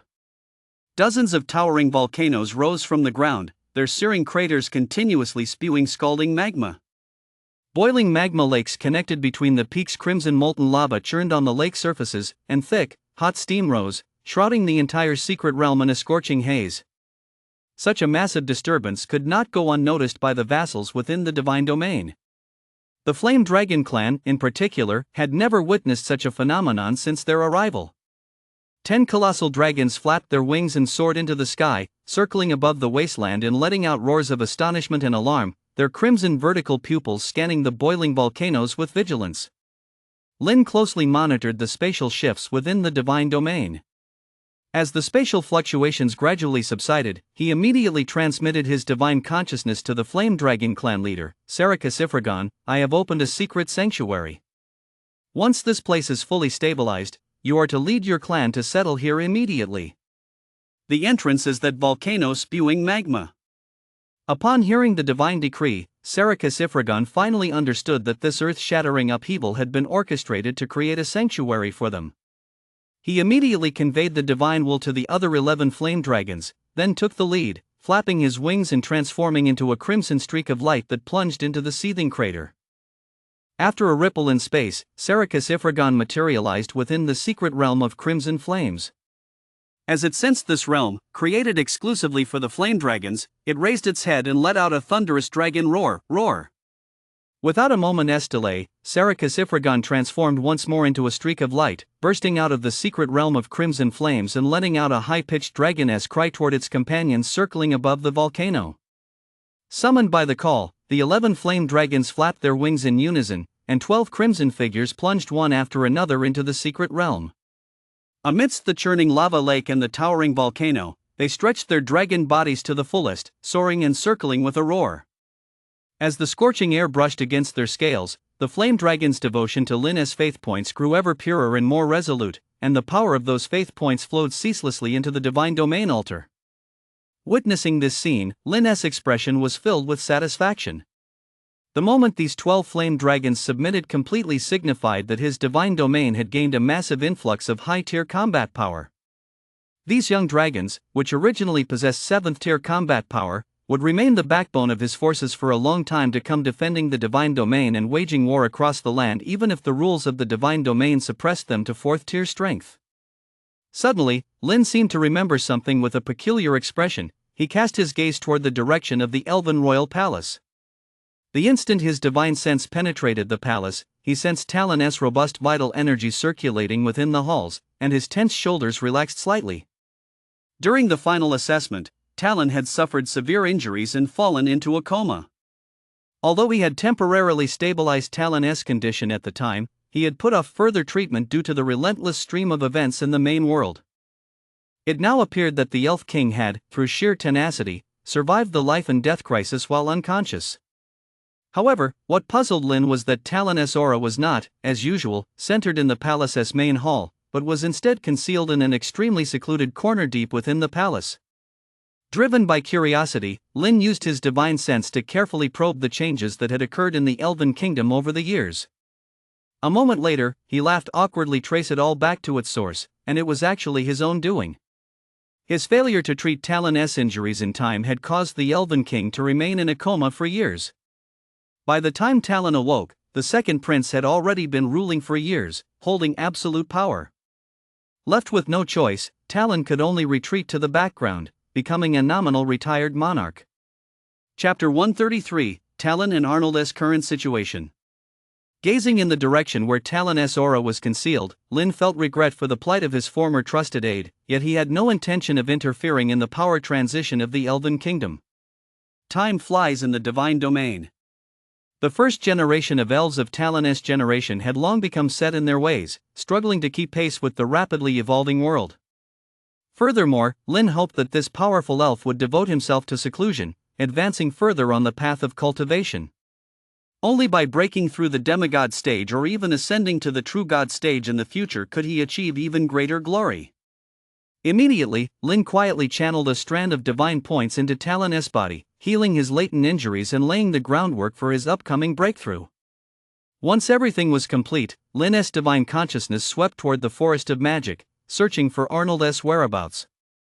Little did Lin know that the moment his divine sense withdrew, Talon, who had been in seclusion, slowly opened his eyes. As Lin's earliest representative within the divine domain, how could Talon fail to sense the deity's arrival? He had keenly detected that thread of gentle divine points as it coursed through his meridians. Yet, even after the divine points had dissipated, Lin had left not a single word. Tylon gazed up at the palace dome, shook his head with a wry smile, and finally understood that the deity had no intention of interfering in the divine domain's internal affairs. He sighed softly, casting aside all those unrealistic notions, closed his eyes once more, and continued his meditation with full concentration. When Lin followed the aura deep into the enchanted forest, he spotted Arnold at a glance. Several years had passed since that heart-stopping final exam. The once green elf youth had undergone a complete transformation. He now stood tall and straight as a pine tree, his features deep-set and handsome, every movement exuding elegance and confidence. However, what truly caught the eye was not his striking appearance, but the powerful aura surrounding him. It was unmistakably the magical fluctuations of a fifth-tier extraordinary being. It must be noted that, due to the spatial constraints of the divine domain, a vassal could never break through to the fifth tier. Lin's gaze sharpened slightly, then he realized, it was the fifth-tier fire elemental spirit bound to Arnold who, through the secret art of sharing their source energy, had helped him bypass this limitation, creating a truly unique and exceptional presence within the divine domain. Today, Arnold still holds the position of Grand Magister of the Elven Kingdom. With the full support of King Tyran, the second-generation monarch, he has erected a majestic mage tower deep within the enchanted forest. Not only does he devote himself to the study of magic here, but he also shoulders the heavy responsibility of nurturing the next generation of talent. Every year, the most gifted young mages from the royal capital are sent here to explore the mysteries of the magical world under his careful guidance. Watching the talent he once valued most grow to this level, Lin's heart was filled with emotion. Yet he had not forgotten the purpose of his journey. While probing the reason for Tyran's seclusion, he had also uncovered a critical issue. The magical realm of the divine domain had nearly come to a standstill. Lin considered that this foremost mage of the divine domain might hold the key to breaking the deadlock, and decided to hear his thoughts. Without further hesitation, Lin sent a divine thought into Arnold's mind. "It's been a long time, Arnold." Hearing the goddess' voice, Arnold's body froze abruptly, though the wand he was using to draw the magic array trembled slightly. He quickly regained his composure, a gleam of excitement flickering in his eyes. Since the last divine war ended, Lin had not bestowed an oracle upon him for a long time. In recent years, he had only heard that the newly arrived Flame Dragon clan in the divine domain had some communication with the gods. "Venerable god of life and thunder, your vassal Arnold humbly welcomes your arrival." Arnold's devout voice echoed through the mage's tower. Lin's relaxed voice replied, "No need for such formalities. You worked hard handling the aftermath of the divine war these past years. I was busy pursuing the heretical god far away and have only now found the time to look after the divine domain." Lin told a lie without batting an eye. He couldn't very well admit that after the divine war during the final exams, he'd been spending time with his family and hadn't paid much attention to the divine domain's development. Arnold didn't detect a hint of Lin's deception. His expression was filled with reverence and conviction. "In the face of your divine majesty's might, that heretical god must be filled with dread. It is my honor to alleviate your concerns." Ahem, ahem. I have summoned you here today to ask a question. From my observations, the magical realm of the divine domain seems to have stagnated. What are your thoughts on this? After a moment's thought, Arnold replied earnestly, "My lord, I have 3 observations regarding this matter. First, the spatial constraints within the divine domain currently place too great a limit on one's power, resulting in a scarcity of high-tier supernaturals. Second, the variety of available classes within the divine domain is too limited, and the reservoir of knowledge is insufficient. Finally, various magical materials are scarce within the divine domain, hindering the advancement of magical research. If these 3 issues can be resolved, the development of the magical realm within the divine domain will surely be extremely rapid." Above the divine domain, Lin listened to Arnold's well-organized analysis, nodding slightly as he pondered. After but a moment, he realized that the crux of the matter was indeed as the other had stated. Having already formed a plan in his mind, he decided to end the telepathic communication as soon as possible and set about resolving these challenges. "Your suggestions hit the nail on the head. I have carefully considered them and will begin addressing these issues shortly." You may disseminate the contents of this conversation in your own name, so that all extraordinary beings may prepare in advance, Lin said in a solemn tone. Thank you for your divine grace, Arnold said as Lin's divine consciousness departed. Chapter 134, Magical Materials plus Divine Domain Expansion. To resolve the three challenges Arnold had presented, Lin had no choice but to rely on the Creation Forge to fuse together some functionally complex divine cards. Fortunately, his stock of divine cards was ample, sufficient to meet these challenges. After careful consideration, Lin decided to prioritize resolving the scarcity of magical materials. After all, even if the strength of the divine domain S-space were enhanced, it would still take time for the vassals to break through. Immediately, Lin retrieved 8 of the 10A rank divine cards his parents had given him, those representing various mineral veins and magical trees. Just as Lin was about to toss all 8 divine cards into the Creation Forge at once, he suddenly paused and pulled out 2 B-rank divine domain expansion cards. Since he was fusing them anyway, enhancing the spatial strength in the process wouldn't be a bad thing. Boom! The number of divine cards being fused this time far exceeded previous attempts. As Lin continuously channeled divine points into the Creation Forge, a thunderous roar unlike the usual humming suddenly erupted. At the same time, a dazzling, multicolored halo suddenly surged around the Creation Forge. Only then did Lin realize with a jolt that past fusions had been mere child's play. Only now was the Creation Forge truly operating at full capacity. This extraordinary phenomenon lasted for over half a year. It must be noted that since the Creation Forge's self-repair, the fusion speed had been accelerating day by day, yet the sheer length of time required this time clearly demonstrated the extraordinary nature of the fusion's outcome. Unable to hide his anticipation, Lin quickly clutched the fused divine card in his hand and immediately checked its attributes through the system. Great. A divine domain expansion card. Eden, upon use, expands the divine domain by 2,500 square kilometers, within which a vast number of magical plants grow and a wide variety of magical minerals are buried. Excellent! Lin couldn't help but exclaim. This divine card had indeed been worth the many divine cards he had expended. It had solved the problem of scarce magical materials in the divine domain in one fell swoop. The magical materials within Eden were so abundant that even if the starlight mages within the divine domain studied them day and night, they would be unable to exhaust them in the short term. Furthermore, this divine card had expanded the divine domain's area by 2,500 square kilometers. Once the spatial fluctuations caused by the loading process had completely subsided, it would undoubtedly significantly enhance the divine domain's spatial strength. Even if it still couldn't support a 4th-tier supernatural being in breaking through to the 5th tier, the gap wouldn't be too great.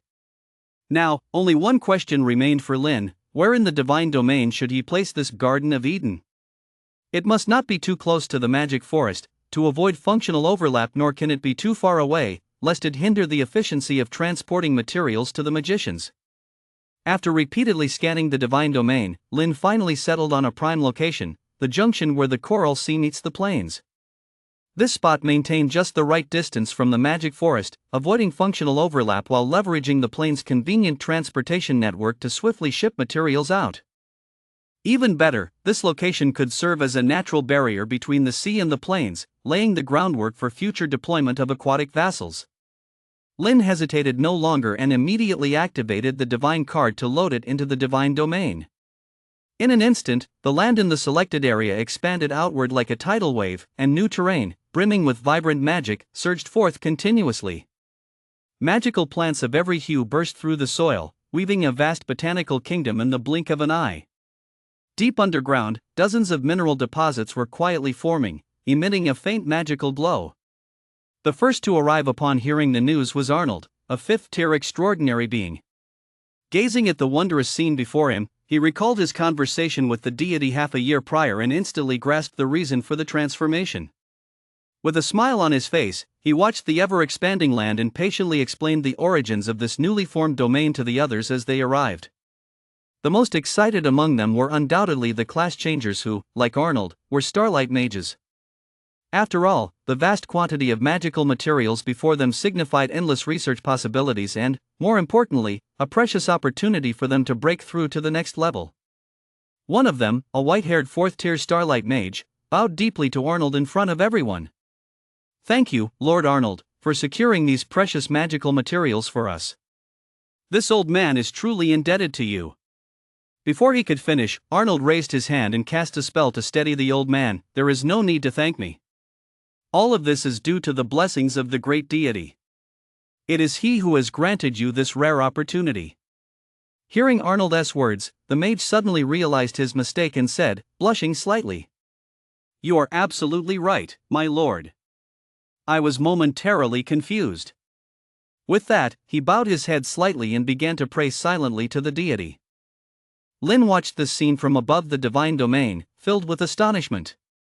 He hadn't expected that Arnold, having just ascended to the 5th tier, would already gain faith points from some of his subjects.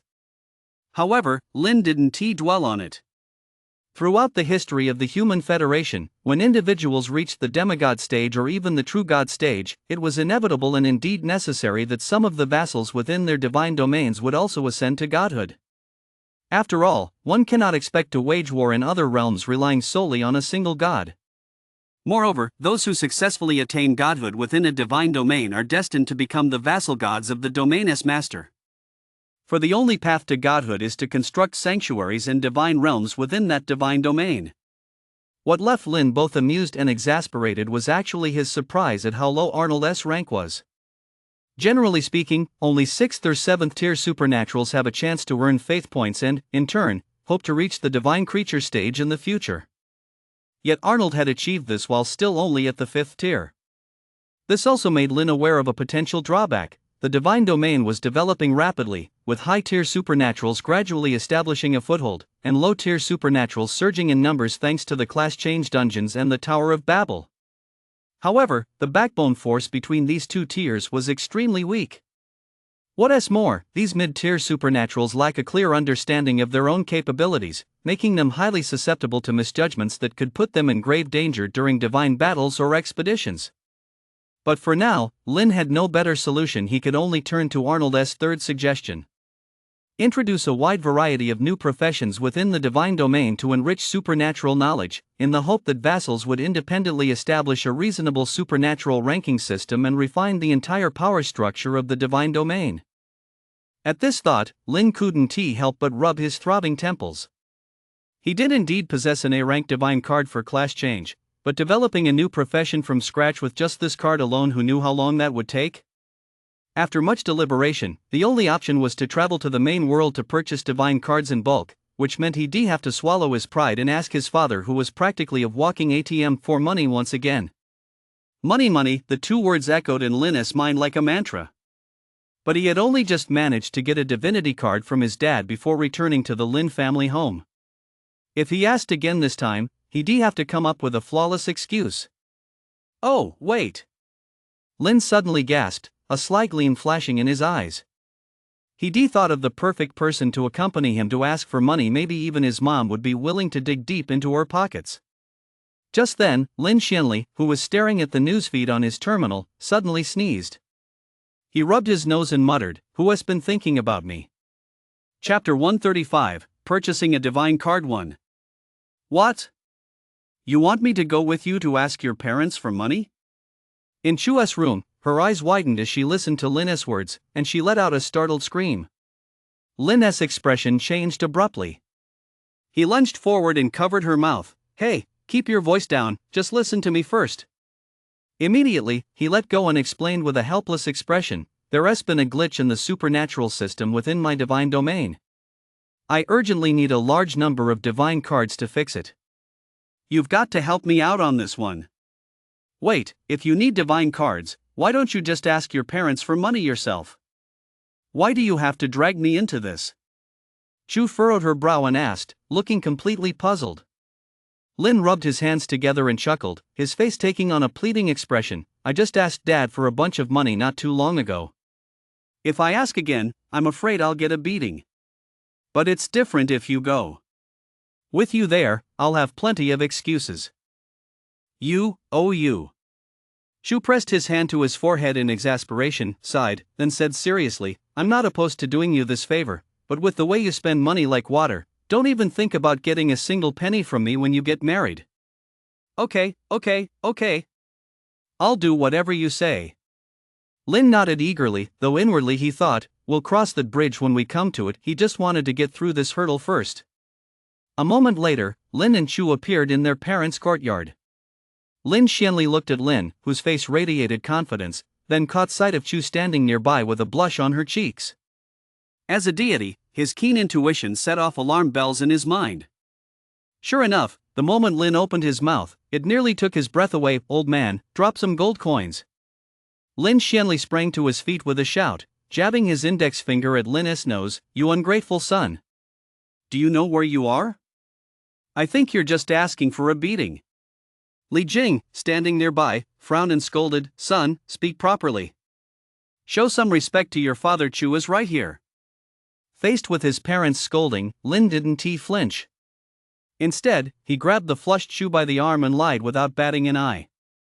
I'm asking for money to buy a gift for your daughter-in-law. With the engagement just around the corner, we can't very well go without a proper token of their love, can we? Hearing Lin's words, Lin Xianli immediately thought it made no sense at all. Why on earth should he, the father, be the one to foot the bill for his son and Chu's token of affection? Just as he was about to refuse Lin, Li Jing cut him off. You're right. You really should buy Chu a decent gift. That young lady just went through so much for you in the secret realm, she nearly lost her life. We can't shortchange her. Wait, honey. Lin Xianli stiffened his neck, ready to argue, but when his gaze met Li Jing's icy stare, he instantly deflated like a punctured balloon. He swallowed the words in his throat and could only slump his shoulders in defeat, silently lamenting the impending bleeding of his coffers. Li Jing then turned to ask Lin how much it would cost. Lin scratched his head, thought for a moment, and replied, Mom, not much, just 7 or 8 million divine points should do. Lin Xianli, pay up. Li Jing's tone left no room for argument. Lin Xianli could only sigh and comply, transferring the funds while admonishing, spend it sparingly, and pay the rest back to Dad. Hearing his father's stingy demand, Lin rolled his eyes, his face full of disdain. Dad, that's just too embarrassing. As your son, I'm ashamed of you. Before he could finish speaking, he grabbed Chu's wrist and dashed out the gate, afraid that if he hesitated even a moment, his father would catch up and scold him. Arg! Lin Xianli was furious, his face flushing bright red. Seeing Lin dash off in a flash, he quickly grabbed Li Jing's hand beside him and muttered like a child who suffered a great injustice, Honey, look at him, how can anyone be so infuriating? Li Jing patted her husband's hand helplessly and soothed him gently, All right. What can you do with your own flesh and blood? Grandpa even said you were even more of a handful than him when you were a kid. She changed the subject, leaned in, and whispered, I'll give you a little treat tonight. Now hurry up and arrange for someone to take them to the market the Lin family controls. Getting supplies on our own turf is cheaper, it's a way to save money, so he won't ask for an exorbitant price next time. The moment Lin Xianli heard the words reward, his legs began to shake uncontrollably, and all the color drained from his face. Honey, I'll go make the arrangements right away. As for tonight, just pretend I never said a word. With that, he darted out as if his pants were on fire, moving 3 times faster than Lin. Don't even think about it. You won't be getting away tonight. Li Jing's voice carried a hint of mischief as she called after Lin Xianli's receding figure. Before long, at the entrance to the Lin family compound, Lin and Chu were stopped by their second uncle, who was still sporting a black eye and a swollen face. You two wait here. Your father told me to take you to the market, second uncle said in a deep, booming voice.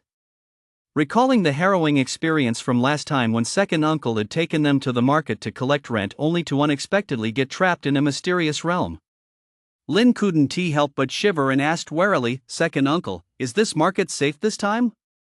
His second uncle patted his chest, his tone confident. I guarantee there won't be any trouble. This time we're going to the largest market in the Star Hub world. It's directly managed by the Lin family, and your uncle is the one in charge. Seeing how adamant his second uncle was, Lin gritted his teeth and decided to trust him one more time. The two climbed into his second uncle's sleek hovercar and sped off in a direction completely different from last time. To his surprise, they reached their destination in just half an hour. He surmised that, like the Lin family estate, This place occupied a prime location at the heart of the Star Hub world, which explained the remarkable convenience. The hovercar glided into a magnificent aerial city, where countless structures floated in the sky, connected by bridges shimmering with radiant light. Outside the window, beings of all shapes and forms bustled about. The powerful auras they radiated surged like raging waves. Lin alone sensed no fewer than 30 demigod stage experts. What do you think, nephew? Pretty eye-opening, huh? Second uncle gestured out the window. This is the most bustling trading hub in the Star Pivot Great World. You can even find materials here that even Xian gods need. Then, he patted Lin on the shoulder, his eyes brimming with excitement. Let us head to the administration office to find your clan uncle first. With him leading the way, we can drive the prices down to rock bottom. But Uncle's words made Lin's heart sink, and cold sweat broke out on his forehead. Getting goods at a low price was certainly a good thing, but what if Uncle discovered that he hadn't bought a gift for Chu, but had instead used the money to buy a divine card for himself, and then ratted him out to his parents? Just thinking about it sent a chill down Lin's spine. He could already picture the miserable scene of his parents giving him a 1-2 punch. Chapter 136, Purchasing a Divine Card 2. Second uncle, look at the bruises on your face from grandfather's beating. They haven't healed yet. Why don't you let uncle take me instead? You should just rest up at the market management office. Hearing his eldest nephew's words, Lin Xianda shot him a suspicious glance. Kid, could he really be that kind-hearted? Just as Lin Xianda was about to refuse, Chu chimed in. Lin makes a good point. If you go out looking like this, with all those bruises, and outsiders see you, it'll really damage the prestige of the Lin family as second master. Well, Shanga sure knows how to speak his mind. Lin Xianda beamed at Chu's words, waving his hand grandly. Alright, I suppose it's not out of the question to let your clan uncle take you both. After all, he's the one in charge of this market. A bona fide true god stage cultivator protecting the two of you would be a piece of cake for him. With that, Lin Xianda said no more. He slammed his foot on the accelerator, and the hovercar shot forward like an arrow released from a bow, racing toward the towering skyscraper at the very heart of the Sky City market. We're here. The hovercar came to a smooth stop, and Lin Xianda led the two of them into the building. The first-floor lobby was bustling with people. Merchants and vendors hurried about, busy handling various matters. The three of them walked straight toward the relatively quiet reception desk in the center of the hall. The staff inside seemed to have anticipated their arrival without even looking up. They spoke mechanically, go left for dispute resolution, right for business licenses and store rentals, and to the back for other appointments. Hearing such a formulaic response, Lin Xianda was at a loss for words and muttered to himself. I'll have to insist that my cousin set up a few more service centers. Look at how they've driven people to this. They've lost all sense of humanity. Suppressing his frustration, he raised his voice to the front desk. Take a good look. Do you know who I am? The staff member inside looked up at the sound of his voice. His gaze first fell on second uncle's battered face, and for a moment he didn't quite process it. Hesitantly, he asked, You are? However, he soon recognized Lin Xianda's identity from his attire and demeanor. His face instantly broke into a smile, and he said respectfully, Oh my, second master, you're here. Why didn't you give us a heads up? Are you here to see Master Fan this time? Seeing that his battered and disheveled appearance had momentarily prevented the other man from recognizing him, Lin Xianda's resentment toward his own old man deepened even further. He spoke in a cold tone. Is Lin Xianfan here? Yes, he is here. I'll take you to him right away. The attendant's face was plastered with an apologetic smile as he hurriedly led the three of them into an internal elevator. The moment the elevator doors closed, it shot upward toward the top of the building like a bolt of lightning. Upon arrival, the attendant hurried out of the elevator, knocked on the door of the only office on the top floor, and said respectfully, Master Fan, the second young master of the family has arrived, accompanied by two younger relatives. All right, I'll be right there. You may go now. A deep, resonant voice came from inside. No sooner had the attendant left than the office door swung open. Before them stood an extremely burly man, Lin Xianfan, the man in charge of this place. Strange as it may seem, such a rough and tumble, unrefined-looking man actually managed such a vast and complex market. It was quite a contrast. As soon as the door opened, Lin Xianfan instinctively greeted him warmly. "Xianda, how come you found the time to drop by my little corner of the world today? I heard you just got a beating from your old man." Ha ha ha. Before he could finish, catching sight of Lin Xianda's battered face, Lin Xianfan couldn't help but burst out laughing. "Let us go inside." Lin Xianda's voice was as cold as ice, each word ground out between clenched teeth. Seeing this, Lin Xianfan quickly suppressed the smile on his face and stepped aside to usher the three of them into the office. A moment later, they were seated on the office's spacious magical sofa, and Lin Xianfan listened quietly as Lin Xianda explained the purpose of bringing Lin and Chu along. "So you're saying that this time, Xianli asked you to bring Lin along to buy some gifts for Chu?" "That's right." Lin Xianda spoke with a look of frustration on his face. "Besides, I really can't be seen in public looking like this, so I'll have to trouble you to take them." Upon hearing this, Lin Xianfan immediately patted his chest and assured him, "Leave this little matter to me. There happens to be a major auction in the market's auction hall in exactly 2 hours. I'll take them there to look around. They might just find a gift they like." But upon hearing this suggestion, Lin's heart immediately filled with worry. After all, the money in his hand was originally intended to buy divine cards for himself. If he went to the auction, how many divine cards could he possibly buy with that money? He was just about to speak up, "Uncle." But then he suddenly remembered that his second uncle was still there. If his second uncle realized the money wasn't meant for buying a gift for Chu, that would be a huge problem. With that in mind, Lin had no choice but to swallow the words on the tip of his tongue and obediently shut his mouth. However, his uncle, Lin Xianfan, misinterpreted his silence, thinking that Lin looked down on the items at the auction. So he hurried to explain to Lin, "Don't worry, Lin. There are plenty of treasures at this auction, all sorts of rare and exotic items, high-tier divine cards, all of the highest quality. If the auction weren't about to start, I could just bring these things over to you myself." "Okay, uncle." Faced with his uncle's enthusiasm, Lin could only offer an awkward smile. After chatting for a while longer, Lin Xianfan and Lin Xianda were led by Lin Xianfan to the entrance of a magnificent, gilded building. As soon as they entered, the staff recognized Lin Xianfan at a glance and immediately escorted them with the utmost respect to a luxurious private box on the top floor, where they waited for the auction to begin. "Ladies and gentlemen, good evening. I am Vivian, the auctioneer for this event."